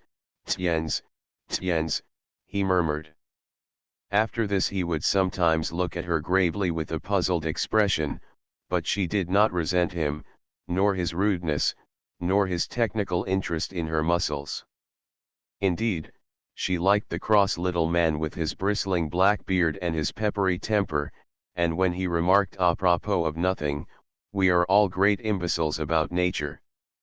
We make our own rules and call them law nature, we say she do this, she do that, imbeciles. She do what she please and then make the long nose. Stephen felt neither shy nor resentful. These lessons were a great relaxation from work, and thanks to them her health grew much better. Her body, accustomed to severe exercise, had resented the sedentary life in London. Now, however, she began to take care of her health, walking for a couple of hours in the Bois every day, or exploring the tall, narrow streets that lay near her home in the quarter. The sky would look bright at the end of such streets by contrast, as though it were seen through a tunnel. Sometimes she would stand gazing into the shops of the wider and more prosperous Rue de Saints-Paris, the old furniture shops, the crucifix shop with its dozens of crucified Christs in the window, so many crucified ivory Christs. She would think that one must surely exist for every sin committed in Paris. Or perhaps she would make her way over the river, crossing by the Pont des Arts. And one morning, arrived at the Rue de Petits Champs, what must she suddenly do but discover the passage Choiseul, by just stepping inside for shelter, because it had started raining. Oh, the lure of the passage Choiseul, the queer, rather gawky attraction of it. Surely the most hideous place in all Paris, with its roof of stark wooden ribs and glass panes, the roof that looks like the vertebral column of some prehistoric monster. The chocolate smell of the patisserie, the big one where people go who have money. The humbler, student smell of Lavrut, where one's grey rubber bands are sold by the gram and are known as bracelets de caoutchouc. Where one buys premier qualite blotting paper of a deep ruddy tint and the stiffness of cardboard, and thin but inspiring manuscript books bound in black, with mottled, shiny blue borders. Where pencils and pens are found in their legions, of all makes, all shapes, all colors, all prices, while outside on the trustful trays in the passage, live onyx, masquerading as marble, and as likely to rub a hole in your paper. For those who prefer the reading of books to the writing of them, there is always Lemaire with his splendid display of yellow bindings. And for those undisturbed by imagination, the taxidermist's shop is quite near the corner. They can stare at a sad and moth-eaten flamingo, 2 squirrels, 3 parrots and a dusty canary. Some are tempted by the cheap corduroy at the draper's, where it stands in great rolls as though it were carpet. Some pass on to the little stamp merchant, while a few dauntless souls even enter the chemist's, that shamelessly anatomical chemists, whose wares do not figure in school manuals on the practical uses of rubber. And up and down this passage Choiseul, pass innumerable idle or busy people, bringing in mud and rain in the winter, bringing in dust and heat in the summer, bringing in God knows how many thoughts, some part of which cannot escape with their owners. The very air of the passage seems heavy with all these imprisoned thoughts. Stephen's thoughts got themselves entrapped with the others, but hers, at the moment, were those of a schoolgirl, for her eye had suddenly lit on Lavrut, drawn thereto by the trays of ornate India rubber. And once inside, she could not resist the bracelets de caoutchouc, or the blotting paper as red as a rose, or the manuscript books with the mottled blue borders. Growing reckless, she gave an enormous order for the simple reason that these things looked different. In the end she actually carried away one of those inspiring manuscript books, and then got herself driven home by a taxi, in order the sooner to fill it. 2. That spring in the foyer of the Comédie Française, Stephen stumbled across a link with the past in the person of a middle-aged woman. The woman was stout and wore pince-nez, her sparse brown hair was already graying, her face, which was long, had a double chin, and that face seemed vaguely familiar to Stephen. Then suddenly Stephen's 2 hands were seized and held fast in those of the middle-aged woman, while a voice grown loud with delight and emotion was saying, "Mais oui, C'est ma petite Stephen. Back came a picture of the schoolroom at Morton, with a battered red book on its ink-stained table. The bibliothèque rose les petites filles models, les bons enfants, and Mademoiselle Duphot. Stephen said, to think after all these years. Ah, quelle joie! Quelle joie, babbled Mademoiselle Duphot. And now Stephen was being embraced on both cheeks, then held at arm's length for a better inspection. But how tall, how strong you are, ma petite Stephen. You remember what I say, that we meet in Paris? I say when I go, but you come to Paris when you grow up bigger, my poor little baby. I keep looking and looking, but I knowed you at once. I say, oui certainement, that is ma petite Stephen. No one avait such another face. What I love, it could only belong to Stephen, I say. And now voila! I am correct and I find you. Stephen released herself firmly but gently, replying in French to calm Mademoiselle, whose linguistic struggles increased every moment. I'm living in Paris altogether, she told her. You must come and see me. Come to dinner tomorrow, 35, Rue Jacob. Then she introduced Puddle, who had been an amused spectator. The two ex-guardians of Stephen's young mind shook hands with each other very politely, and they made such a strangely contrasted couple that Stephen must smile to see them together.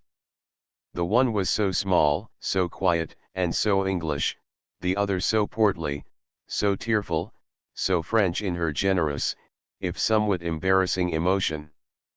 As Mademoiselle regained her composure, Stephen was able to observe her more closely, and she saw that her face was excessively childish, a fact which she, when a child, had not noticed. It was more the face of a foal than a horse, an innocent, newborn foal. Mademoiselle said rather wistfully, I will dine with much pleasure tomorrow evening, but when will you come and see me in my home? It is in the Avenue de la Grande Armée, a small apartment, very small but so pretty it is pleasant to have one's treasures around one. The bon Dieu has been very good to me, Stephen, for my Aunt Clotilde left me a little money when she died. It has proved a great consolation.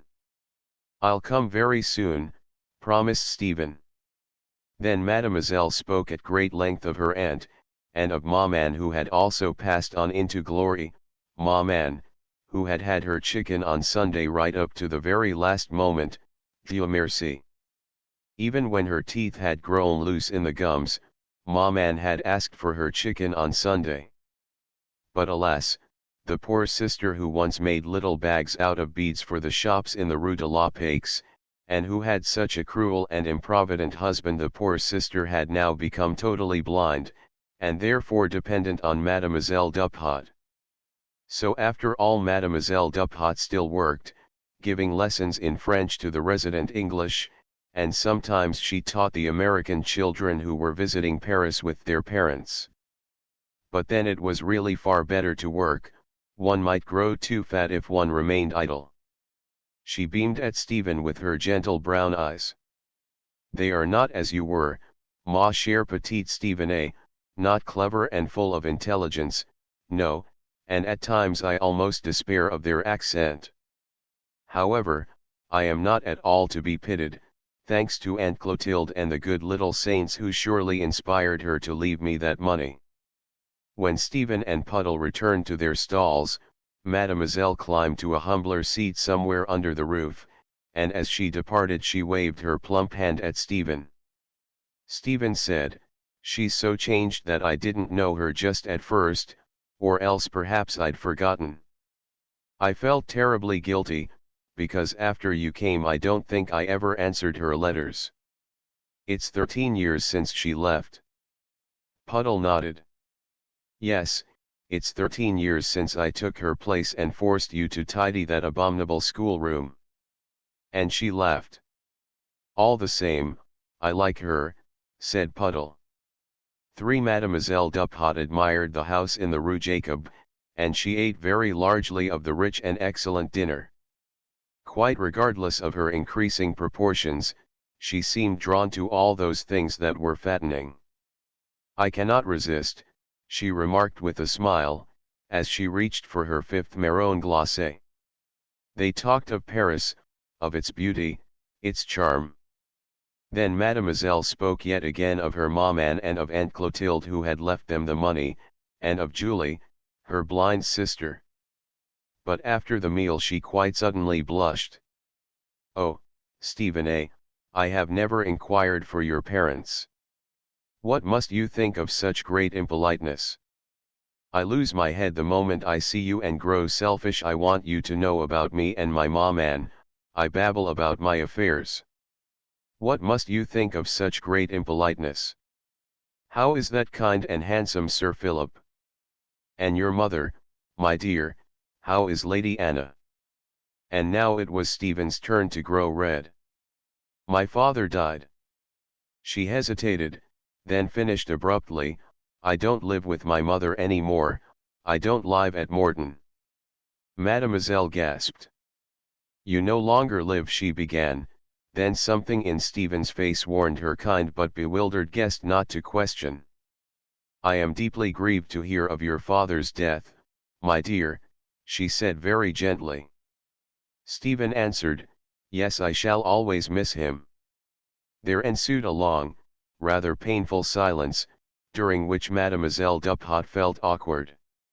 What had happened between the mother and daughter? It was all very strange, very disconcerting. And Stephen, why was she exiled from Morton? But Mademoiselle could not cope with these problems. She knew only that she wanted Stephen to be happy, and her kind brown eyes grew anxious, for she did not feel certain that Stephen was happy. Yet she dared not ask for an explanation, so instead she clumsily changed the subject. "When will you both come to tea with me, Stephen? "We'll come tomorrow if you like," Stephen told her. Mademoiselle Duphat left rather early, and all the way home to her apartment her mind felt exercised about Stephen. She thought, she was always a strange little child, but so dear. I remember her when she was little, riding her pony astride like a boy, and how proud he would seem, that handsome Sir Philip. They would look more like father and son, those two. And now is she not still a little bit strange? But these thoughts led her nowhere, for Mademoiselle Duphat was quite unacquainted with the bypaths of nature. Her innocent mind was untutored and trustful, she believed in the legend of Adam and Eve, and no careless mistakes had been made in their garden. For the apartment in the Avenue de la Grande Armée was as tidy as Valerie's had been untidy. From the miniature kitchen to the miniature salon, everything shone as though recently polished, for here, in spite of restricted finances, no dust was allowed to harbor. Mademoiselle Duphat beamed on her guests as she herself opened the door to admit them. "For me this is very real joy," she declared. Then she introduced them to her sister Julie, whose eyes were hidden behind dark glasses. The salon was literally stuffed with what Mademoiselle had described as her treasures. On its tables were innumerable useless objects which appeared for the most part to be mementos. Colored prints of bigarreaux hung on the walls, while the chairs were upholstered in a species of velvet so hard as to be rather slippery to sit on, yet that when it was touched felt rough to the fingers. The woodwork of these inhospitable chairs had been coated with varnish until it looked sticky. Over the little inadequate fireplace smiled a portrait of Maman when she was quite young. Maman, dressed in tartan for some strange reason, but in tartan that had never hobnobbed with the Highlands. A present this portrait had been from a cousin who had wished to become an artist. Julie extended a white, groping hand. She was like her sister, only very much thinner, and her face had the closed, rather blank expression that is sometimes associated with blindness. "Which is Stephen? She inquired in an anxious voice. "I have heard so much about Stephen." Stephen said, "Here I am," and she grasped the hand, pitiful of this woman's affliction. But Julie smiled broadly. Yes, I know it is you from the feel. She had started to stroke Stephen's coat sleeve. My eyes have gone into my fingers these days. It is strange, but I seem to see through my fingers. Then she turned and found Puddle, whom she also stroked. And now I know both of you, declared Julie. The tea when it came was that straw-colored liquid which may even now be met with in Paris. English tea bought especially for you, my Stephen A., remarked Mademoiselle proudly. We drink only coffee, but I said to my sister, Stephen A. likes the good tea, and so, no doubt, does Mademoiselle Puddle. At 4 o'clock they will not want coffee. You observe how well I remember your England. However, the cakes proved worthy of France, and Mademoiselle ate them as though she enjoyed them. Julie ate very little and did not talk much. She just sat there and listened, quietly smiling, and while she listened she crocheted lace as though, as she said, she could see through her fingers. Then Mademoiselle Duphat explained how it was that those delicate hands had become so skillful, replacing the eyes which their ceaseless labor had robbed of the blessed privilege of sight, explained so simply yet with such conviction, that Stephen must marvel to hear her. It is all our little Therese, she told Stephen. You have heard of her? No. Ah, but what a pity. Our Therese was a nun at the Carmel at Lisieux, and she said, I will let fall a shower of roses when I die. She died not so long ago, but already her cause has been presented at Rome by the very Reverend Father Rodrigo. That is very wonderful, is it not, Stephen A.? But she does not wait to become a saint, but no, she is young and therefore impatient. She cannot wait, she has started already to do miracles for all those who ask her. I ask that Julie should not be unhappy through the loss of her eyes, for when she is idle she is always unhappy, so our little Therese has put a pair of new eyes in her fingers. Julie nodded. It is true, she said very gravely, before that I was stupid because of my blindness. Everything felt very strange, and I stumbled about like an old blind horse. I was terribly stupid, far more so than many. Then one night Veronique asked Therese to help me, and the next day I could find my way round our room. From then on my fingers saw what they touched, and now I can even make lace quite well because of the sight in my fingers. Then turning to the smiling Mademoiselle Duphat, but why do you not show her picture to Stephen A.? So Mademoiselle Duphat went and fetched the small picture of Therese, which Stephen duly examined, and the face that she saw was ridiculously youthful. Round with youth it still was, and yet very determined.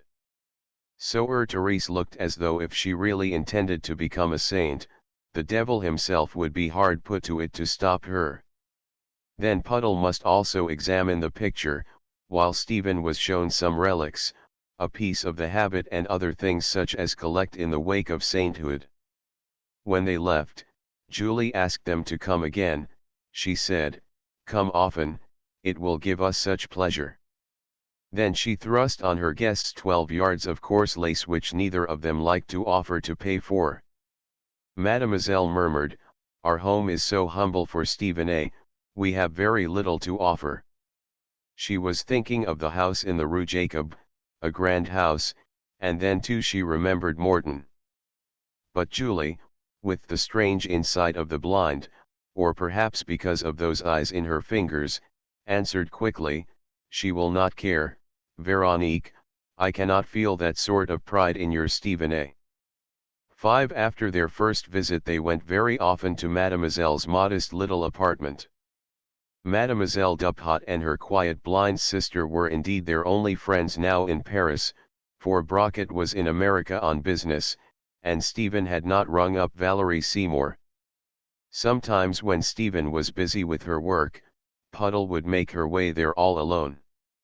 Then she and Mademoiselle would get talking about Stephen's childhood, about her future, but guardedly, for Puddle must be careful to give nothing away to the kind, simple woman. As for Mademoiselle, she too must be careful to accept all and ask no questions. Yet in spite of the inevitable gaps and restraints, a real sympathy sprang up between them, for each sensed in the other a valuable ally who would fight a good fight on behalf of Stephen. And now Stephen would quite often send her car to take the blind Julie for a drive beyond Paris. Julie would sniff the air and tell Burton that through smelling their greenness she could see the trees. He would listen to her broken and halting English with a smile. They were a queer lot, these French. Or perhaps he would drive the other mademoiselle up to Montmartre for early mass on a Sunday. She belonged to something to do with the heart. It all seemed rather uncanny to Burton. He thought of the vicar who had played such fine cricket, and suddenly felt very homesick for Morton. Fruit would find its way to the little apartment, together with cakes and large marrons glacés. Then Mademoiselle Duphot would become frankly greedy, eating sweets in bed while she studied her booklets on the holy and very austere Therese, who had certainly not eaten marrons glacés. Thus the spring, that gentle yet fateful spring of 1914, slipped into the summer. With the budding of flowers and the singing of birds it slipped quietly on towards great disaster, while Stephen, whose book was now nearing completion, worked harder than ever in Paris. Chapter 34 One War. The incredible yet long predicted had come to pass. People woke in the mornings with a sense of disaster, but these were the old who, having known war, remembered. The young men of France, of Germany, of Russia, of the whole world, looked round them amazed and bewildered, yet with something that stung as it leapt in their veins, filling them with a strange excitement, the bitter and ruthless potion of war that spurred and lashed at their manhood. They hurried through the streets of Paris, these young men, they collected in bars and cafes, they stood gaping at the ominous government placards summoning their youth and strength to the colors. They talked fast, very fast, they gesticulated, "C'est la guerre. C'est la guerre," they kept repeating. Then they answered each other, "Oui, c'est la guerre." And true to her traditions the beautiful city sought to hide stark ugliness under beauty, and she decked herself as though for a wedding, her flags streamed out on the breeze in their thousands. With the paraphernalia and pageantry of glory she sought to disguise the true meaning of war.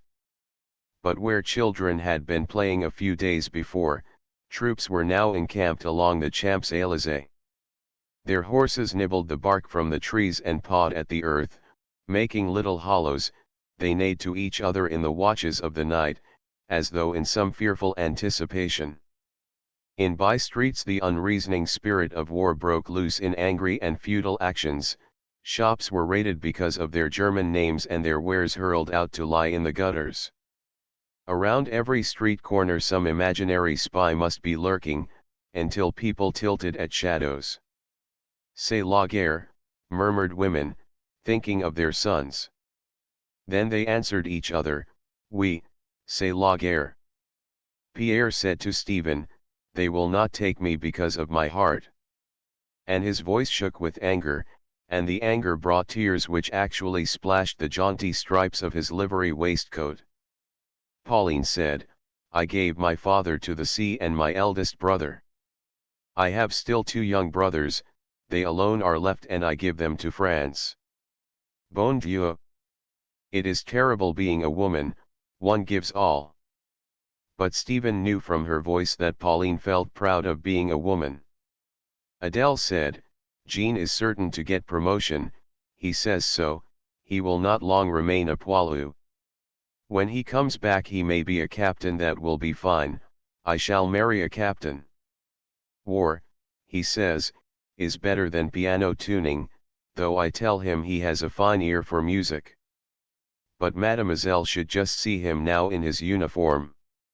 We all think he looks splendid." Puddle said, "Of course England was bound to come in, and thank God we didn't take too long about it." Stephen said, "All the young men from Morton will go, every decent man in the country will go."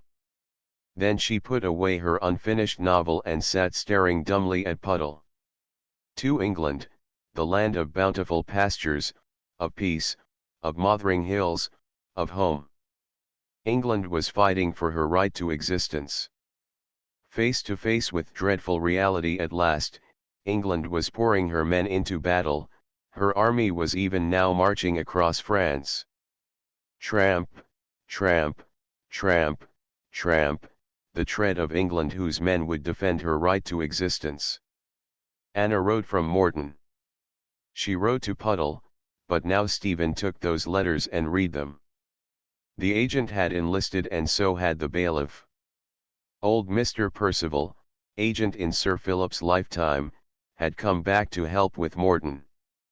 Jim the groom, who had stayed on under the coachman after Raftery's death, was now talking of going. He wanted to get into the cavalry, of course, and Anna was using her influence for him. 6 of the gardeners had joined up already, but Hopkins was past the prescribed age limit. He must do his small bit by looking after his grapevines. The grapes would be sent to the wounded in London. There were now no men servants left in the house, and the home farm was short of a couple of hands. Anna wrote that she was proud of her people, and intended to pay those who had enlisted half wages. They would fight for England, but she could not help feeling that in a way they would be fighting for Morton. She had offered Morton to the Red Cross at once, and they had promised to send her convalescent cases. It was rather isolated for a hospital, it seemed, but would be just the place for convalescents. The vicar was going as an army chaplain. Violet's husband, Alec, had joined the Flying Corps. Roger Antrim was somewhere in France already. Colonel Antrim had a job at the barracks in Worcester. Came an angry scrawl from Jonathan Brockett, who had rushed back to England post-haste from the States. Did you ever know anything quite so stupid as this war? It's upset my apple cart completely. Can't write jingo plays about St. George and the Dragon, and I'm sick to death of business as usual. Ain't going to be no business, my dear, except killing, and blood always makes me feel faint. Then the postscript, I've just been and gone and done it. Please send me tuck boxes when I'm sitting in a trench. I like caramel creams and of course mixed biscuits. Yes, even Jonathan Brockett would go. It was fine in a way that he should have enlisted. Morton was pouring out its young men, who in their turn might pour out their lifeblood for Morton. The agent, the bailiff, in training already. Jim the groom, inarticulate, rather stupid, but wanting to join the cavalry. Jim who had been at Morton since boyhood. The gardeners, kindly men smelling of soil, men of peace with a peaceful occupation. 6 of these gardeners had gone already, together with a couple of lads from the home farm. There were no men servants left in the house. It seemed that the old traditions still held, the traditions of England, the traditions of Morton. The vicar would soon play a sterner game than cricket, while Alec must put away his law books and take unto himself a pair of wings. Funny to associate wings with Alec. Colonel Antrim had hastily got into khaki and was cursing and swearing, no doubt, at the barracks. And Roger was somewhere in France already, justifying his manhood. Roger Antrim, who had been so intolerably proud of that manhood, well, now he would get a chance to prove it. But Jonathan Brockett, with the soft white hands, and the foolish gestures, and the high little laugh, even he could justify his existence, for they had not refused him when he went to enlist. Stephen had never thought to feel envious of a man like Jonathan Brockett. She sat smoking, with his letter spread out before her on the desk, his absurd yet courageous letter, and somehow it humbled her pride to the dust, for she could not so justify her existence. Every instinct handed down by the men of her race, every decent instinct of courage, now rose to mock her, so that all that was male in her make-up seemed to grow more aggressive perhaps as never before, because of this new frustration. She felt appalled at the realization of her own grotesqueness. she was nothing but a freak abandoned on a kind of no man's land at this moment of splendid national endeavor. England was calling her men into battle, her women to the bedsides of the wounded and dying, and between these two chivalrous, surging forces she, Stephen, might well be crushed out of existence of less use to her country, she was, than Brocket. She stared at her bony masculine hands. They had never been skillful when it came to illness, strong they might be, but rather inept, not hands wherewith to succor the wounded. No, assuredly her job, if job she could find, would not lie at the bedsides of the wounded. And yet, good God, one must do something. Going to the door she called in the servants. I'm leaving for England in a few days, she told them, and while I'm away you'll take care of this house. I have absolute confidence in you. Pierre said, all things shall be done as you would wish, mademoiselle. And she knew that it would be so. That evening she told Puddle of her decision, and Puddle's face brightened. I'm so glad, my dear, when war comes one ought to stand by one's country. I'm afraid they won't want my sort, Stephen muttered. Puddle put a firm little hand over hers. I wouldn't be too sure of that, this war may give your sort of woman her chance. I think you may find that they'll need you, Stephen. 3. There were no farewells to be said in Paris except those to Buisson and Mademoiselle Duphat. Mademoiselle Duphat shed a few tears. I find you only to lose you, Stephen A. Ah, but how many friends will be parted, perhaps forever, by this terrible war, and yet what else could we do? We are blameless. In Berlin people were also saying, what else could we do? We are blameless. Julie's hand lingered on Stephen's arm.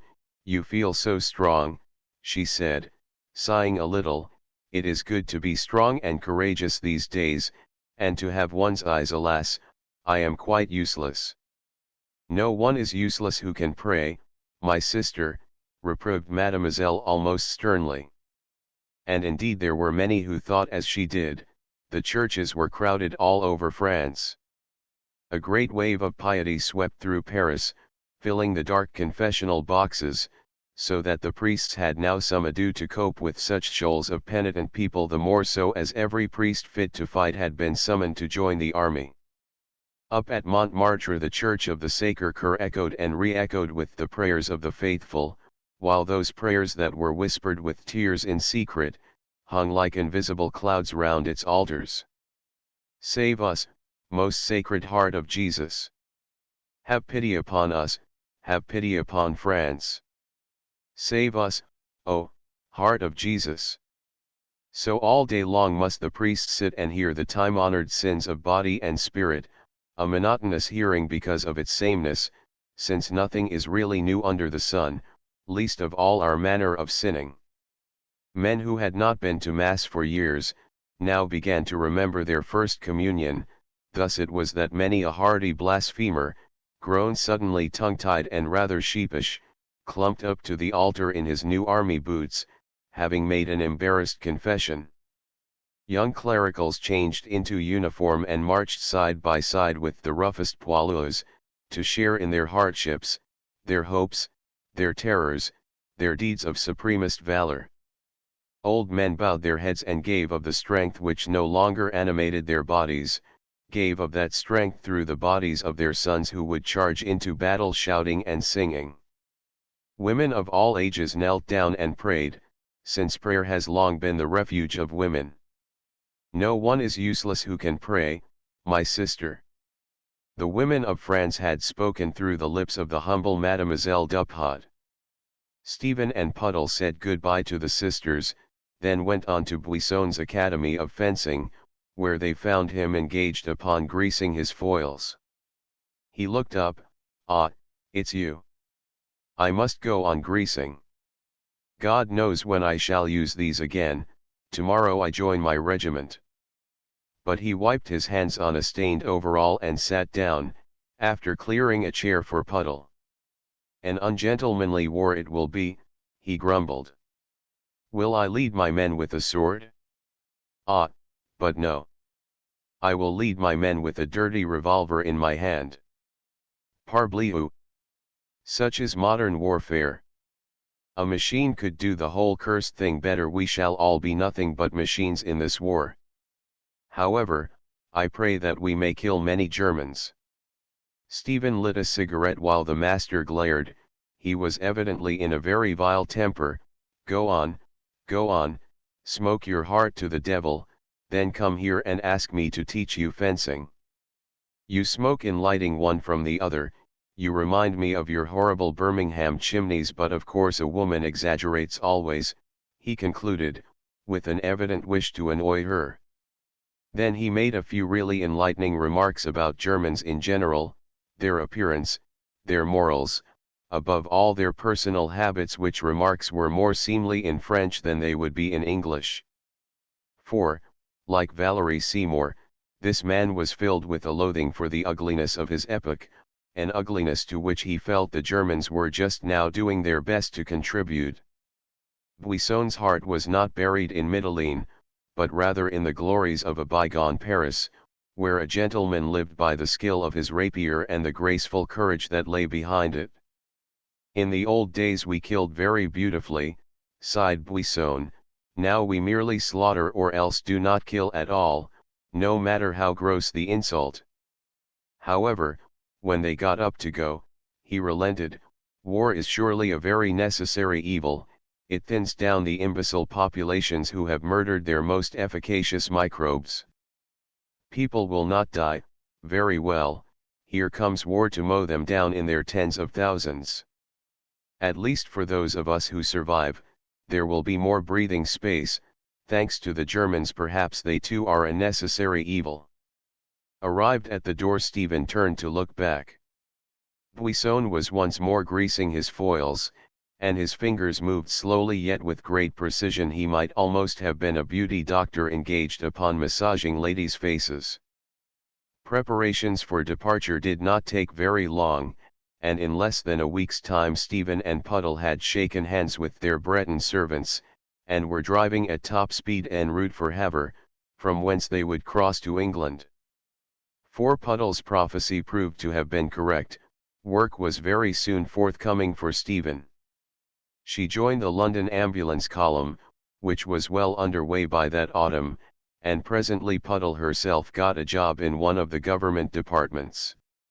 She and Stephen had taken a small service flat in Victoria, and here they would meet when released from their hours of duty.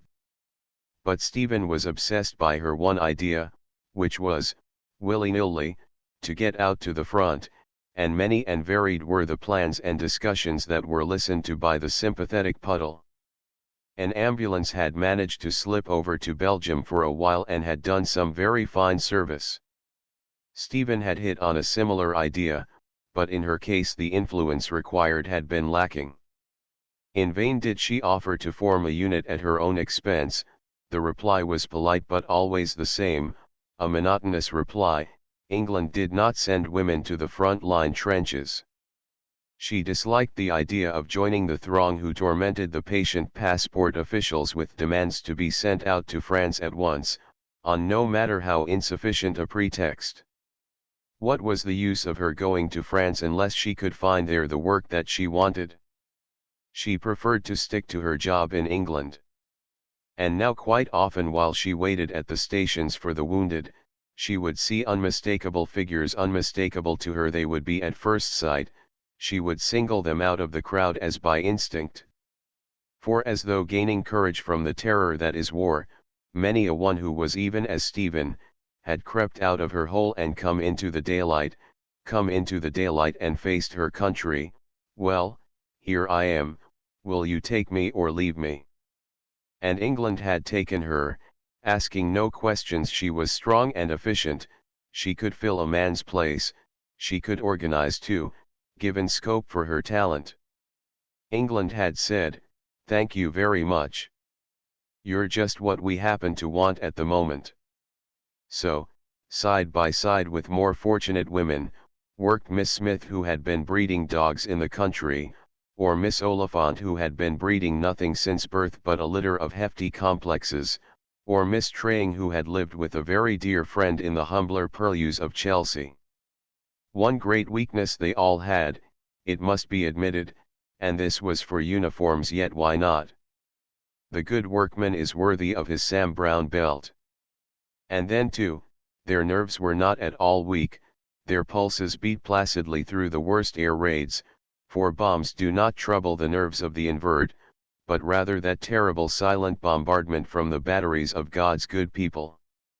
Yet now even really nice women with hairpins often found their less orthodox sisters quite useful. It would be, "Miss Smith, do just start up my motor, the engine's so cold I can't get the thing going," or, "Miss Oliphant, do glance through these accounts, I've got such a rotten bad head for figures," or, "Miss Traying, may I borrow your British warm? The office is simply Arctic this morning."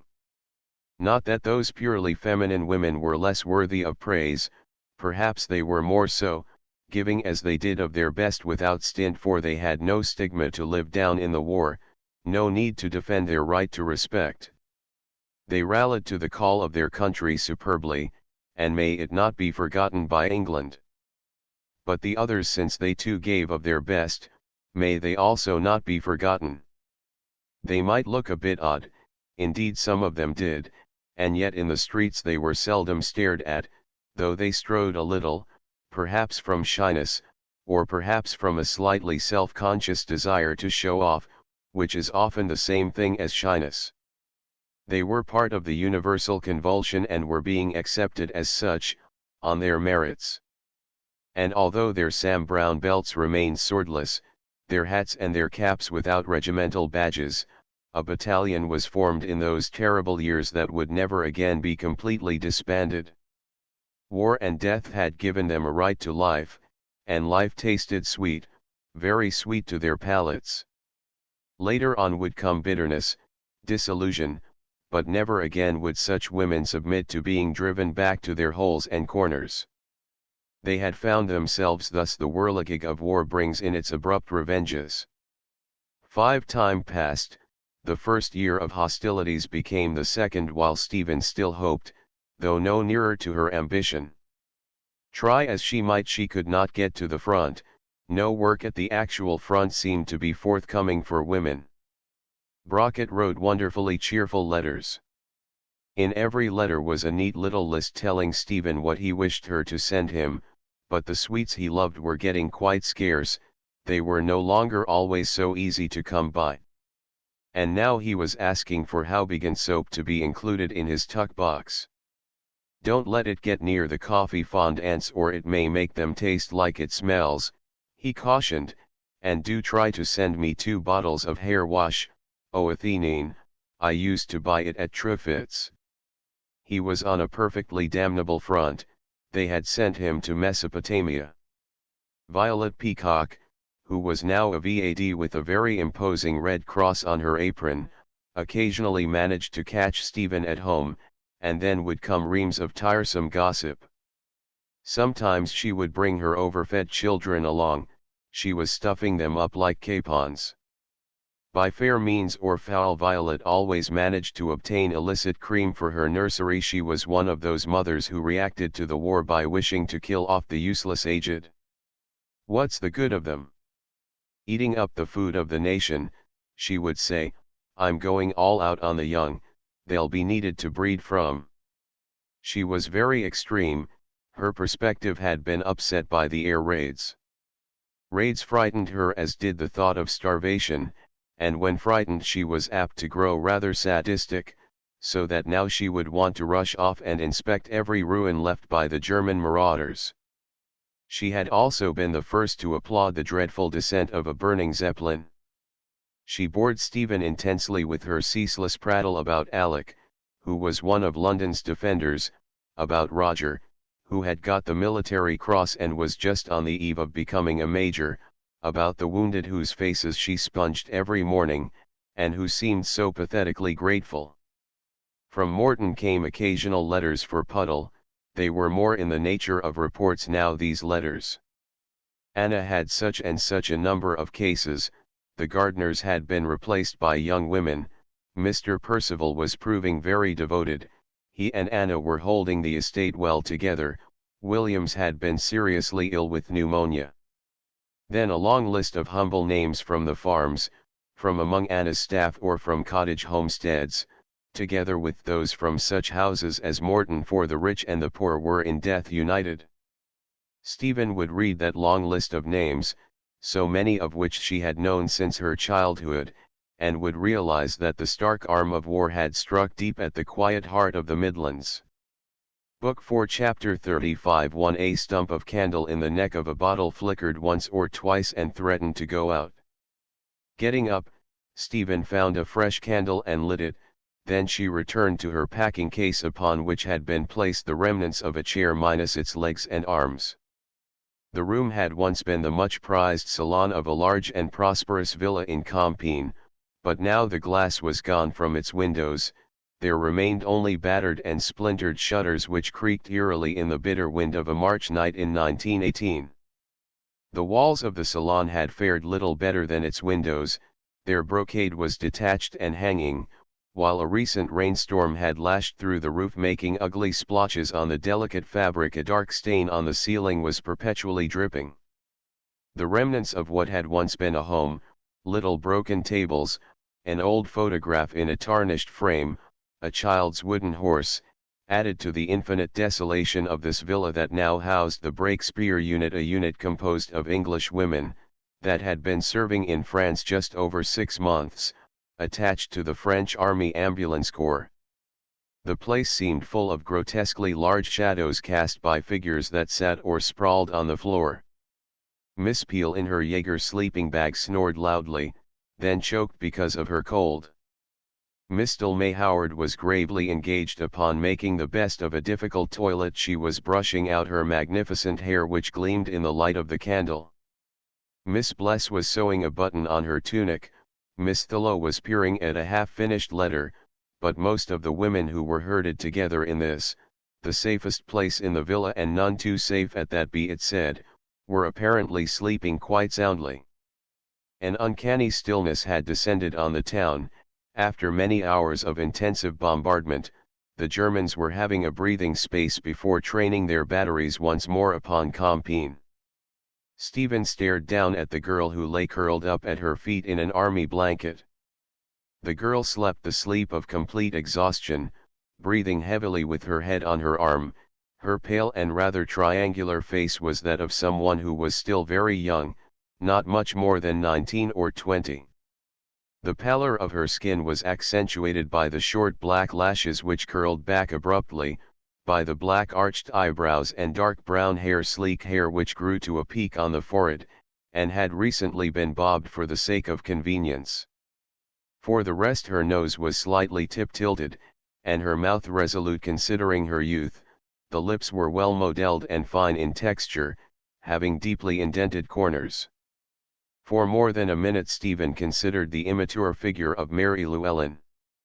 This latest recruit to the Breakspear unit had joined it only 5 weeks ago, replacing a member who was suffering from shell shock.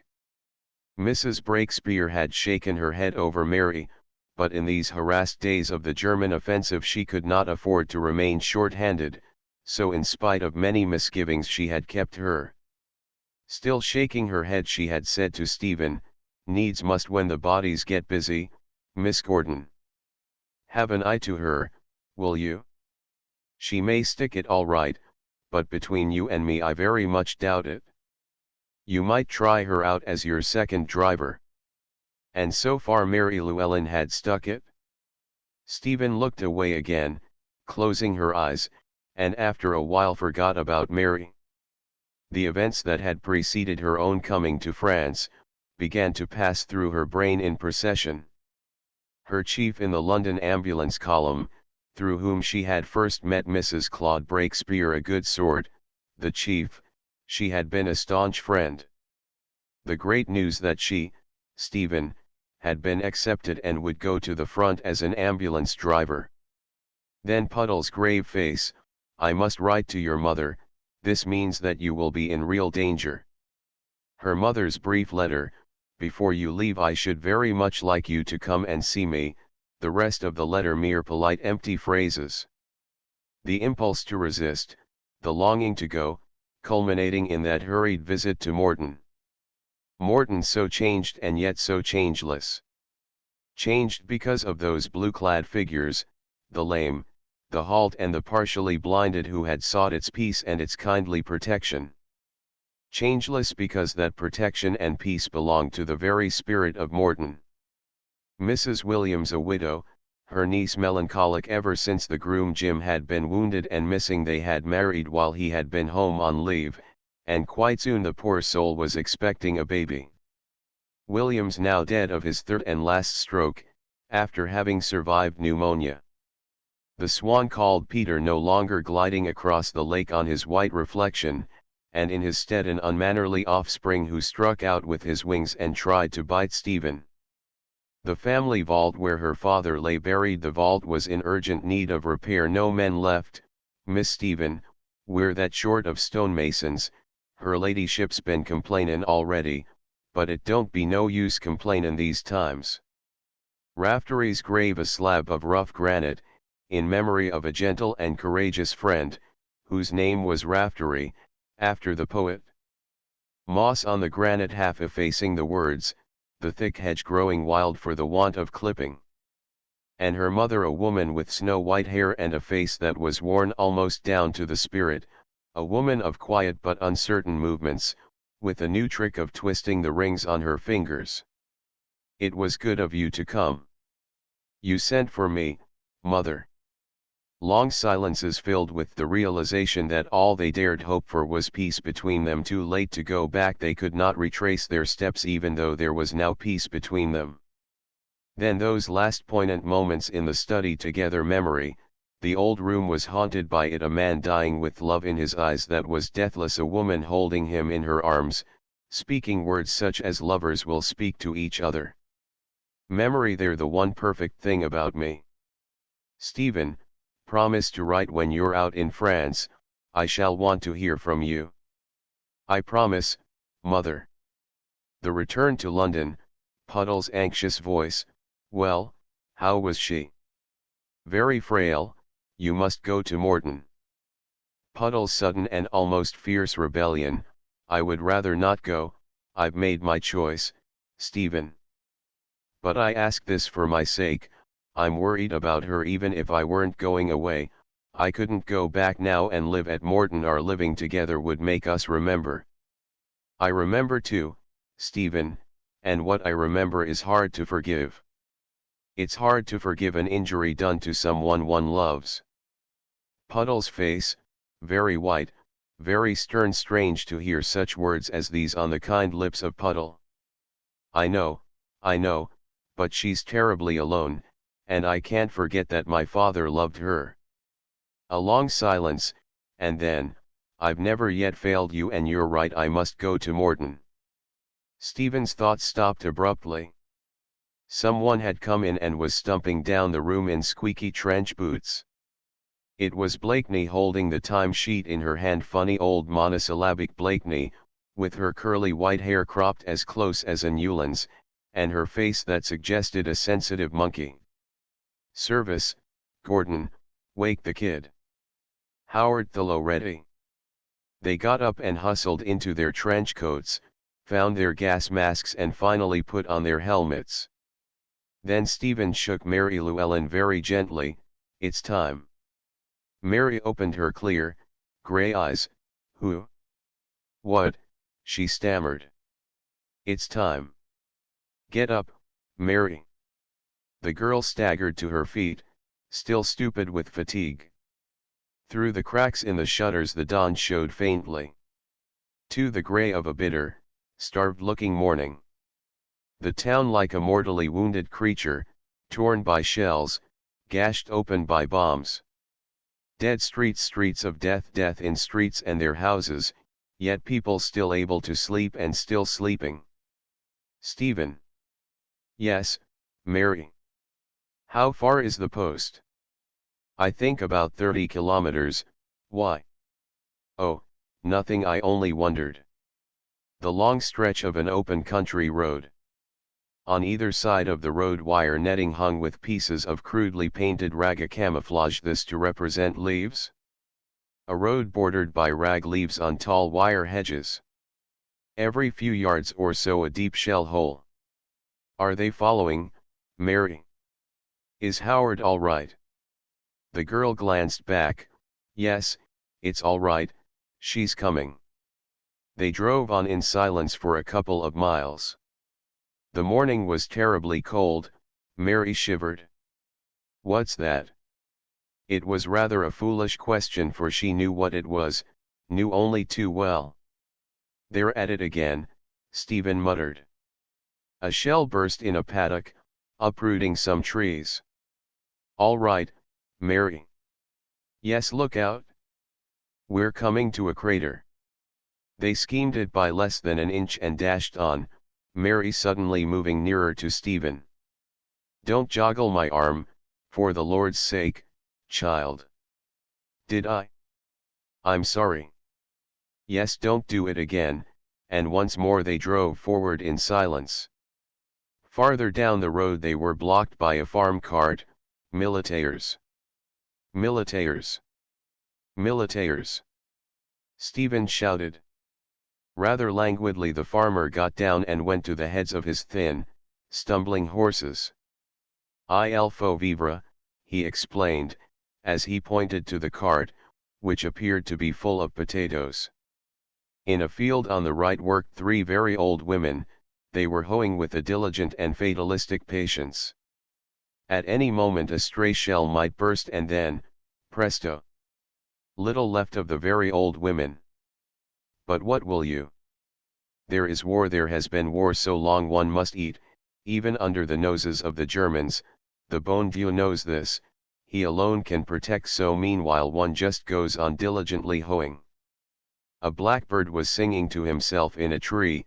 The tree was horribly maimed and blasted, all the same he had known it the previous spring, and so now, in spite of its wounds, he had found it. Came a sudden lull when they heard him distinctly. And Mary saw him. Look, she said, there's a blackbird. Just for a moment she forgot about war. Yet Stephen could now very seldom forget, and this was because of the girl at her side. A queer, tight feeling would come round her heart. She would know the fear that can go hand in hand with personal courage, the fear for another. But now she looked down for a moment and smiled. Bless that blackbird for letting you see him, Mary. She knew that Mary loved little, wild birds, that indeed she loved all the humbler creatures. They turned into a lane and were comparatively safe, but the roar of the guns had grown much more insistent. They must be nearing the poste de secours, so they spoke very little because of those guns, and after a while because of the wounded. 3. The poste de secours was a ruined auberge at the crossroads, about 50 yards behind the trenches. From what had once been its spacious cellar, they were hurriedly carrying up the wounded, maimed, and mangled creatures who, a few hours ago, had been young and vigorous men. None too gently the stretchers were lowered to the ground beside the two waiting ambulances, none too gently because there were so many of them, and because there must come a time in all wars when custom stales even compassion. The wounded were patient and fatalistic, like the very old women back in the field. The only difference between them being that the men had themselves become as a field laid bare to a ruthless and bloody hoeing. Some of them had not even a blanket to protect them from the biting cold of the wind. A poilu with a mighty wound in the belly, must lie with the blood congealing on the bandage. Next to him lay a man with his face half blown away, who, God alone knew why, remained conscious. The abdominal case was the first to be handled. Stephen herself helped to lift his stretcher. He was probably dying, but he did not complain except inasmuch as he wanted his mother. The voice that emerged from his coarse, bearded throat was the voice of a child demanding its mother. The man with the terrible face tried to speak, but when he did so the sound was not human. His bandage had slipped a little to one side, so that Stephen must step between him and Mary, and hastily readjust the bandage. "Get back to the ambulance. I shall want you to drive." In silence Mary obeyed her. And now began the first of those endless journeys from the poste de secours to the field hospital. For 24 hours they would ply back and forth with their light Ford ambulances. Driving quickly because the lives of the wounded might depend on their speed, yet with every nerve taut to avoid, as far as might be, the jarring of the hazardous roads full of ruts and shell holes. The man with the shattered face started again, they could hear him above the throb of the motor. For a moment they stopped while Stephen listened, but his lips were not there, an intolerable sound. "Faster, drive faster, Mary." Pale, but with firmly set, resolute mouth, Mary Llewellyn drove faster. When at last they reached the field hospital, the bearded poilu with the wound in his belly was lying very placidly on his stretcher, his hairy chin pointing slightly upward. He had ceased to speak as a little child perhaps. After all, he had found his mother. The day went on and the sun shone out brightly, dazzling the tired eyes of the drivers. Dusk fell, and the roads grew treacherous and vague. Night came, they dared not risk having lights, so that they must just stare and stare into the darkness. In the distance the sky turned ominously red, some stray shells might well have set fire to a village, that tall column of flame was probably the church, and the Boks were punishing Compiègne again, to judge from the heavy sounds of bombardment. Yet by now there was nothing real in the world but that thick and almost impenetrable darkness, and the ache of the eyes that must stare and stare, and the dreadful, patient pain of the wounded. There had never been anything else in the world but black night shot through with the pain of the wounded. For on the following morning the two ambulances crept back to their base at the villa in Compiègne. It had been a tough job, long hours of strain, and to make matters worse the reliefs had been late, one of them having had a breakdown. Moving stiffly, and with red-rimmed and watering eyes, the four women swallowed large cups of coffee, then just as they were they lay down on the floor, wrapped in their trench coats and army blankets. In less than a quarter of an hour they slept, though the villa shook and rocked with the bombardment. Chapter 36. 1. There is something that mankind can never destroy in spite of an unreasoning will to destruction, and this is its own idealism, that integral part of its very being. The aging and the cynical may make wars, but the young and the idealistic must fight them, and thus there are bound to come quick reactions, blind impulses not always comprehended. Men will curse as they kill, yet accomplish deeds of self-sacrifice, giving their lives for others. Poets will write with their pens dipped in blood, yet will write not of death but of life eternal. Strong and courteous friendships will be born, to endure in the face of enmity and destruction. And so persistent is the surge to the ideal, above all in the presence of great disaster, that mankind, the willful destroyer of beauty, must immediately strive to create new beauties, lest it perish from a sense of its own desolation, and this urge touched the Celtic soul of Mary. For the Celtic soul is the stronghold of dreams, of longings come down the dim paths of the ages, and within it there dwells a vague discontent, so that it must forever go questing. And now, as though drawn by some hidden attraction, as though stirred by some irresistible impulse, quite beyond the realms of her own understanding, Mary turned in all faith and all innocence to Stephen. Who can pretend to interpret fate, either his own fate or that of another? Why should this girl have crossed Stephen's path, or indeed Stephen hers, if it came to that matter? Was not the world large enough for them both? Perhaps not, or perhaps the event of their meeting had already been written upon tablets of stone by some wise if relentless recording finger. An orphan from the days of her earliest childhood, Mary had lived with a married cousin in the wilds of Wales, an unwanted member of a none too prosperous household. She had little education beyond that obtained from a small private school in a neighboring village. She knew nothing of life or of men and women, and even less did she know of herself, of her ardent, courageous, impulsive nature. Thanks to the fact that her cousin was a doctor, forced to motor over a widely spread practice, she had learned to drive and look after his car by filling the post of an unpaid chauffeur. She was, in her small way, a good mechanic.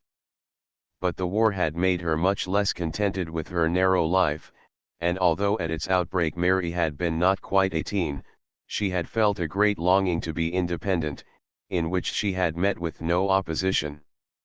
However, a Welsh village is no field for endeavour, and thus nothing had happened until by a fluke she had suddenly heard of the Breakspear unit via the local parson, an old friend of its founder. He himself had written to recommend Mary.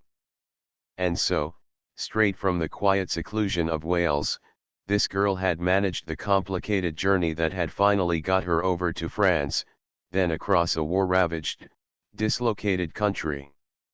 Mary was neither so frail nor so timid as Mrs. Breakspear had thought her. Stephen had felt rather bored just at first at the prospect of teaching the new member her duties, but after a while it came to pass that she missed the girl when she was not with her. And after a while she would find herself observing the way Mary's hair grew, low on the forehead, the wide setting of her slightly oblique grey eyes, the abrupt sweep back of their heavy lashes, and these things would move Stephen, so that she must touch the girl's hair for a moment with her fingers. Fate was throwing them continually together, in moments of rest as in moments of danger. They could not have escaped this even had they wished to, and indeed they did not wish to escape it. They were pawns in the ruthless and complicated game of existence, moved hither and thither on the board by an unseen hand, yet moved side by side, so that they grew to expect each other. "Mary, are you there?" A superfluous question, the reply would be always the same. "I'm here, Stephen." Sometimes Mary would talk of her plans for the future while Stephen listened, smiling as she did so. "I'll go into an office, I want to be free." "You're so little, you'd get mislaid in an office." "I'm 5'5". "Are you really, Mary?" "You feel little, somehow." "That's because you're so tall." "I do wish I could grow a bit." "No, don't wish that, you're all right as you are. It's you, Mary." Mary would want to be told about Morton. She was never tired of hearing about Morton. She would make Stephen get out the photographs of her father, of her mother whom Mary thought lovely, of Puddle, and above all of Raftery. Then Stephen must tell her of the life in London, and afterwards of the new house in Paris, must talk of her own career and ambitions. Though Mary had not read either of her novels, there had never been a library subscription. But at moments Stephen's face would grow clouded because of the things that she could not tell her, because of the little untruths and evasions that must fill up the gaps in her strange life history. Looking down into Mary's clear, grey eyes, she would suddenly flush through her tan, and feel guilty, and that feeling would reach the girl and disturb her, so that she must hold Stephen's hand for a moment. One day she said suddenly, "Are you unhappy?" "Why on earth should I be unhappy?" smiled Stephen. All the same, there were nights now when Stephen lay awake even after her arduous hours of service, hearing the guns that were coming nearer, yet not thinking of them, but always of Mary. A great gentleness would gradually engulf her like a soft sea mist, veiling reef and headland. She would seem to be drifting quietly, serenely towards some blessed and peaceful harbor. Stretching out a hand, she would stroke the girl's shoulder where she lay, but carefully in case she should wake her. Then the mist would lift. Good God! What am I doing? She would sit up abruptly, disturbing the sleeper. "Is that you, Stephen?" "Yes, my dear, go to sleep." Then a cross, aggrieved voice, "Do shut up, you two.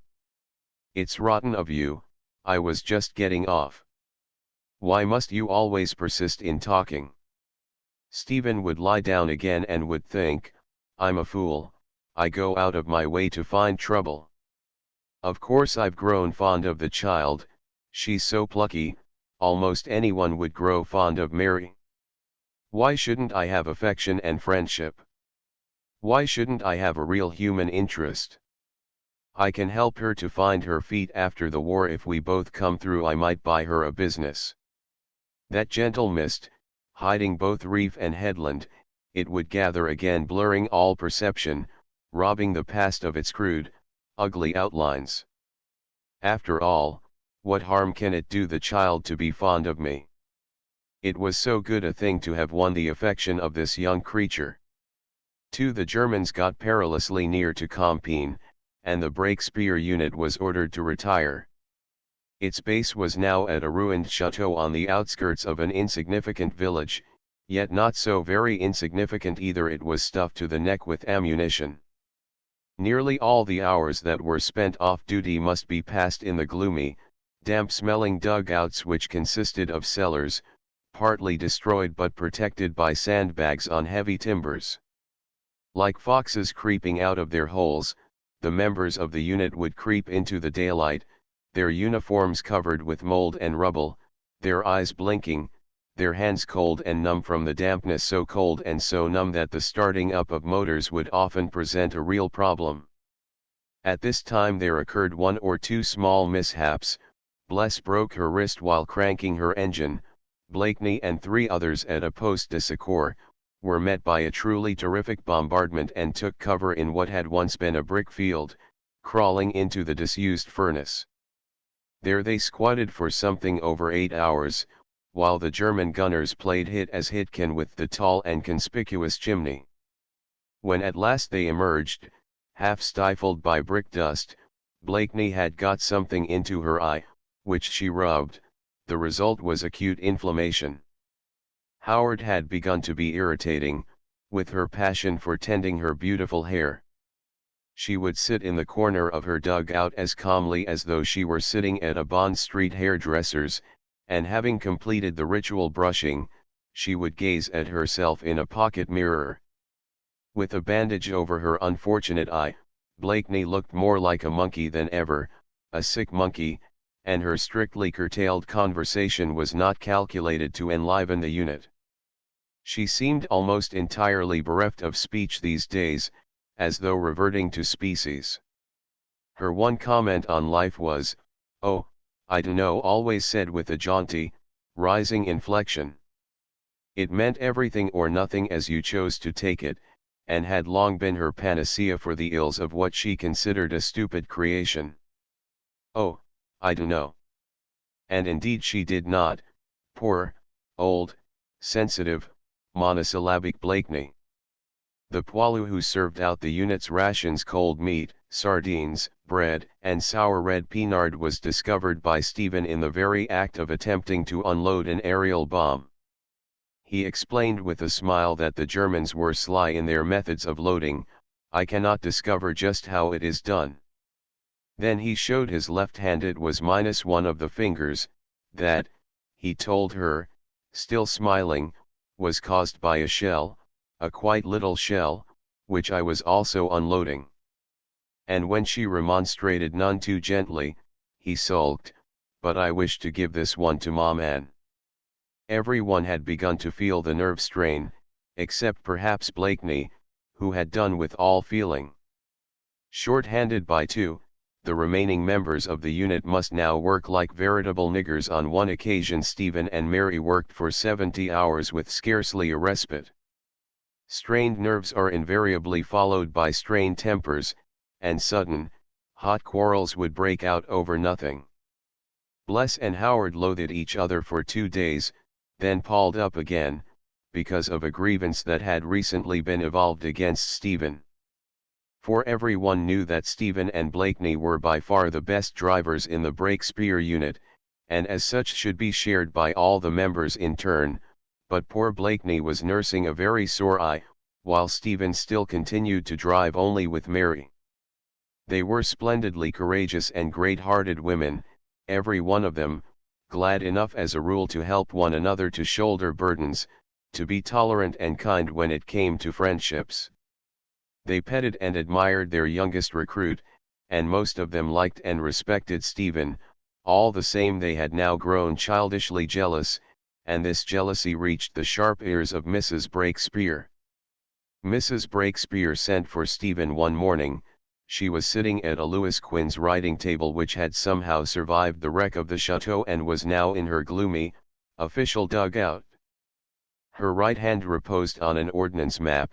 She looked like a very maternal general.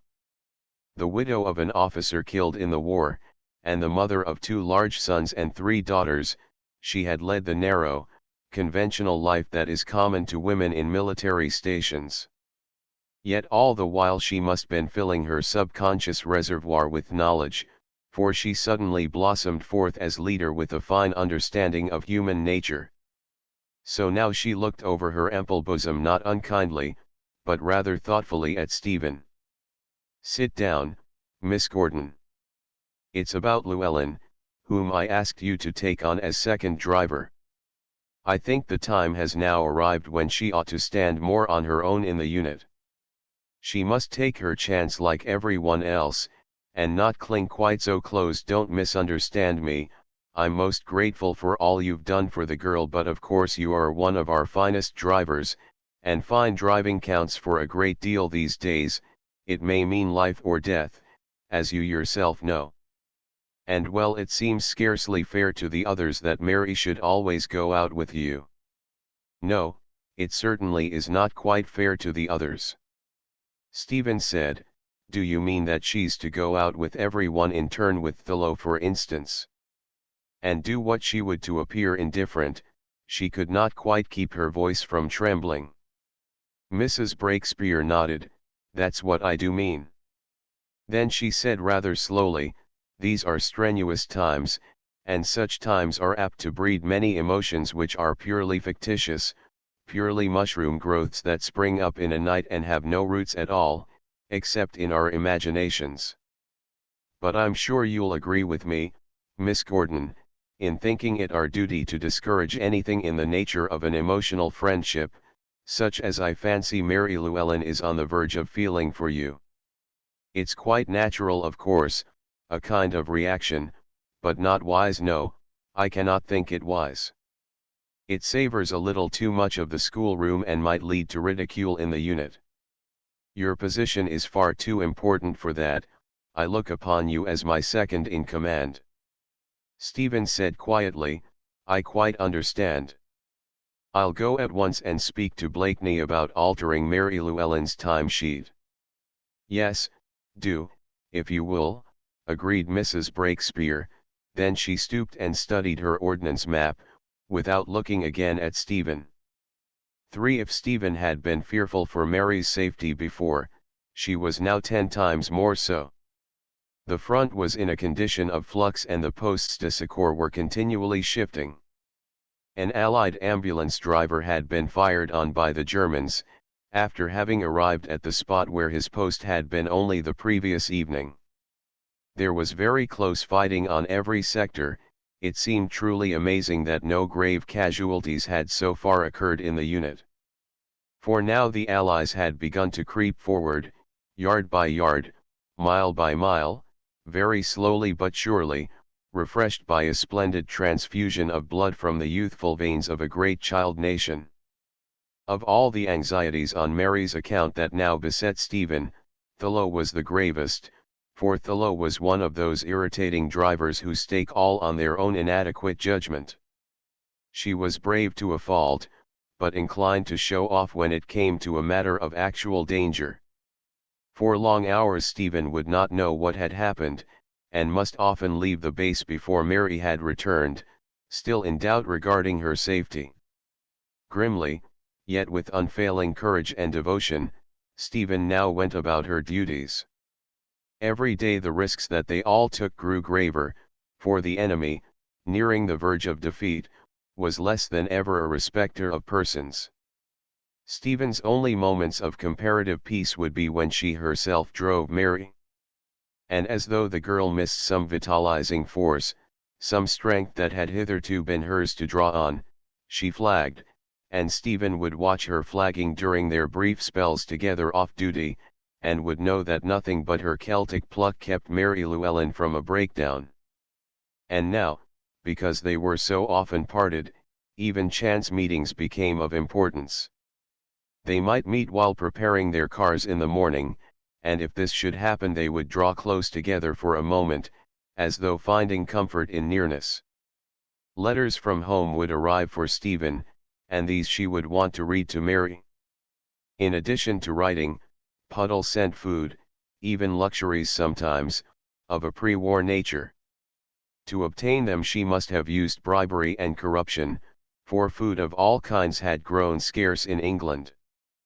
Puddle, it seemed, had a mammoth war map into which she stuck pins with gay little pennants. Every time the lines moved by so much as a yard, out would come Puddle's pins to go in at fresh places, for since Stephen had left her to go to the front, the war had become very personal to Puddle. Anna also wrote, and from her Stephen learnt of the death of Roger Antrim. He had been shot down while winning his VC through saving the life of a wounded captain. All alone he had gone over to no man's land and had rescued his friend where he lay unconscious, receiving a bullet through the head at the moment of flinging the wounded man into safety. Roger, so lacking in understanding, so crude, so cruel and remorseless a bully, Roger had been changed in the twinkling of an eye into something superb because utterly selfless. Thus it was that the undying urge of mankind towards the ideal had come upon Roger. And Stephen, as she sat there and read of his passing, suddenly knew that she wished him well, that his courage had wiped one great bitterness out of her heart and her life forever. And so by dying as he had died, Roger, all unknowing, had fulfilled the law that must be extended to enemy and friend alike, the immutable law of service. For events gathered momentum. By the June of that year 700,000 United States soldiers, strong and comely men plucked from their native prairies, from their fields of tall corn, from their farms and their cities, were giving their lives in defense of freedom on the blood-soaked battlefields of France. They had little to gain and much to lose. It was not their war, yet they helped to fight it because they were young and their nation was young, and the ideals of youth are eternally hopeful. In July came the Allied counter-offensive, and now in her moment of approaching triumph France knew to the full her great desolation, as it lay revealed by the retreating armies. For not only had there been a holocaust of homesteads, but the country was strewn with murdered trees, cut down in their hour of most perfect leafing, orchards struck to the ground, an orgy of destruction, as the mighty forces rolled back like a tide, to recoil on themselves incredulous, amazed, maddened by the outrage of coming disaster. For mad they must surely have been, since no man is a more faithful lover of trees than the German. Stephen, as she drove through that devastated country, would find herself thinking of Martin Hallam, Martin who had touched the old thorns on the hills with such respectful and pitiful fingers. Have you ever thought about the enormous courage of trees? I have, and it seems to me amazing. The Lord dumps them down and they've just got to stick it, no matter what happens. That must need some courage. Martin had believed in a heaven for trees, a forest heaven for all the faithful, and looking at those pitiful, leafy corpses, Stephen would want to believe in that heaven. Until lately she had not thought of Martin for years. He belonged to a past that was better forgotten, but now she would sometimes wonder about him. Perhaps he was dead, smitten down where he stood, for many had perished where they stood, like the orchards. It was strange to think that he might have been here in France, have been fighting and have died quite near her. But perhaps he had not been killed after all. She had never told Mary about Martin Hallam. All roads of thought seemed to lead back to Mary, and these days, in addition to fears for her safety, came a growing distress at what she must see far more terrible sights than the patient wounded. For everywhere now lay the wreckage of war, Syrac spurred up by a poisonous ocean, putrefying, festering in the sun, breeding corruption to man's seed of folly. Twice lately, While they had been driving together, they had come upon sights that Stephen would have spared her. There had been that shattered German gun carriage with its stiff, dead horses and its 3 dead gunners' horrible death. The men's faces had been black like the faces of Negroes, black and swollen from gas, or was it from putrefaction? There had been the deserted and wounded charger with its foreleg hanging as though by a rag. Nearby had been lying a dead young Ulan, and Stephen had shot the beast with his revolver, but Mary had suddenly started sobbing, "Oh, God! Oh, God!" It was dumb, it couldn't speak. It's so awful somehow to see a thing suffer when it can't ask you why. She had sobbed a long time, and Stephen had not known how to console her. And now the unit was creeping forward in the wake of the steadily advancing Allies. Billets would be changed as the base was moved on slowly from devastated village to village. There seldom seemed to be a house left with a roof, or with anything much beyond its 4 walls, and quite often they must lie staring up at the stars, which would stare back again, aloof and untroubled. At about this time they grew very short of water, for most of the wells were said to have been poisoned, and this shortage of water was a very real torment, since it strictly curtailed the luxury of washing. Then what must Bless do but get herself hit while locating the position of a poste de secours which had most inconsiderately vanished. Like the Allied ambulance driver she was shot at, but in her case she happened to stop a bullet. It was only a flesh wound high up in the arm, yet enough to render her useless for the moment.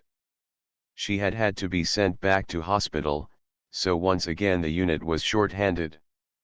It turned hot, and in place of the dampness and the cold, came days and nights that seemed almost breathless, days when the wounded must lie out in the sun, tormented by flies as they waited their turn to be lifted into the ambulances. And as though misfortunes attracted each other, as though indeed they were hunting in couples, Stephen's face was struck by a splinter of shell, and her right cheek cut open rather badly. It was neatly stitched up by the little French doctor at the poste de secours, and when he had finished with his needle and dressings, he bowed very gravely. "Mademoiselle will carry an honorable scar as a mark of her courage," and he bowed yet again, so that in the end Stephen must also bow gravely. Fortunately, however, she could still do her job, which was all to the good for the short-handed unit. 5 On an autumn afternoon of blue sky and sunshine, Stephen had the Croix de Guerre pinned on her breast by a white-haired and white-mustached general. First came the motherly Mrs. Claude Breakspear, whose tunic looked much too tight for her bosom, then Stephen and 1 or 2 other members of that valiant and untiring unit. The general kissed each one in turn on both cheeks, while overhead hovered a fleet of aces. Troops presented arms, veteran troops tried in battle, and having the set look of war in their eyes, for the French have a very nice taste in such matters. And presently Stephen's bronze Croix de Guerre would carry 3 miniature stars on its ribbon, and each star would stand for a mention in dispatches. That evening she and Mary walked over the fields to a little town not very far from their billets. They paused for a moment to watch the sunset, and Mary stroked the new Croix de Guerre. Then she looked straight up into Stephen's eyes, her mouth shook, and Stephen saw that she was crying. After this they must walk hand in hand for a while. Why not? There was no one just then to see them. Mary said, "All my life I've been waiting for something." "What was it, my dear?" Stephen asked her gently. And Mary answered, "I've been waiting for you, and it seemed such a dreadful long time, Stephen." The barely healed wound across Stephen's cheek flushed darkly, for what could she find to answer? "For me," she stammered. Mary nodded gravely, "Yes, for you. I've always been waiting for you, and after the war you'll send me away." Then she suddenly caught hold of Stephen's sleeve. "Let me come with you, don't send me away, I want to be near you. I can't explain, but I only want to be near you, Stephen." "Stephen, say you won't send me away."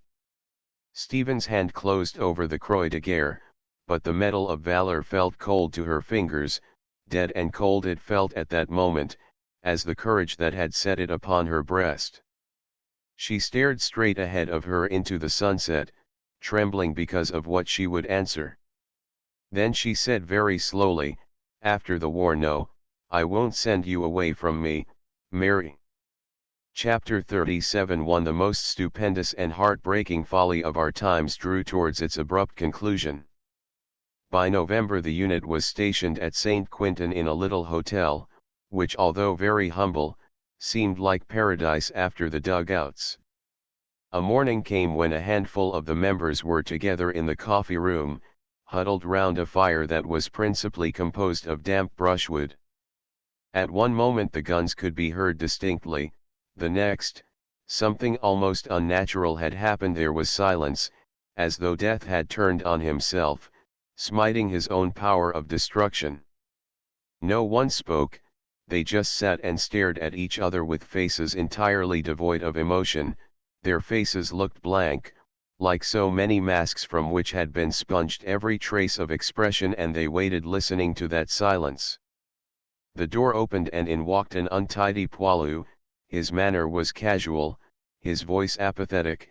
"Eh bien, mesdames, c'est l'armistice." But his shining brown eyes were not at all apathetic. "Oui, c'est l'armistice," he repeated coolly, then he shrugged, as a man might do who would say,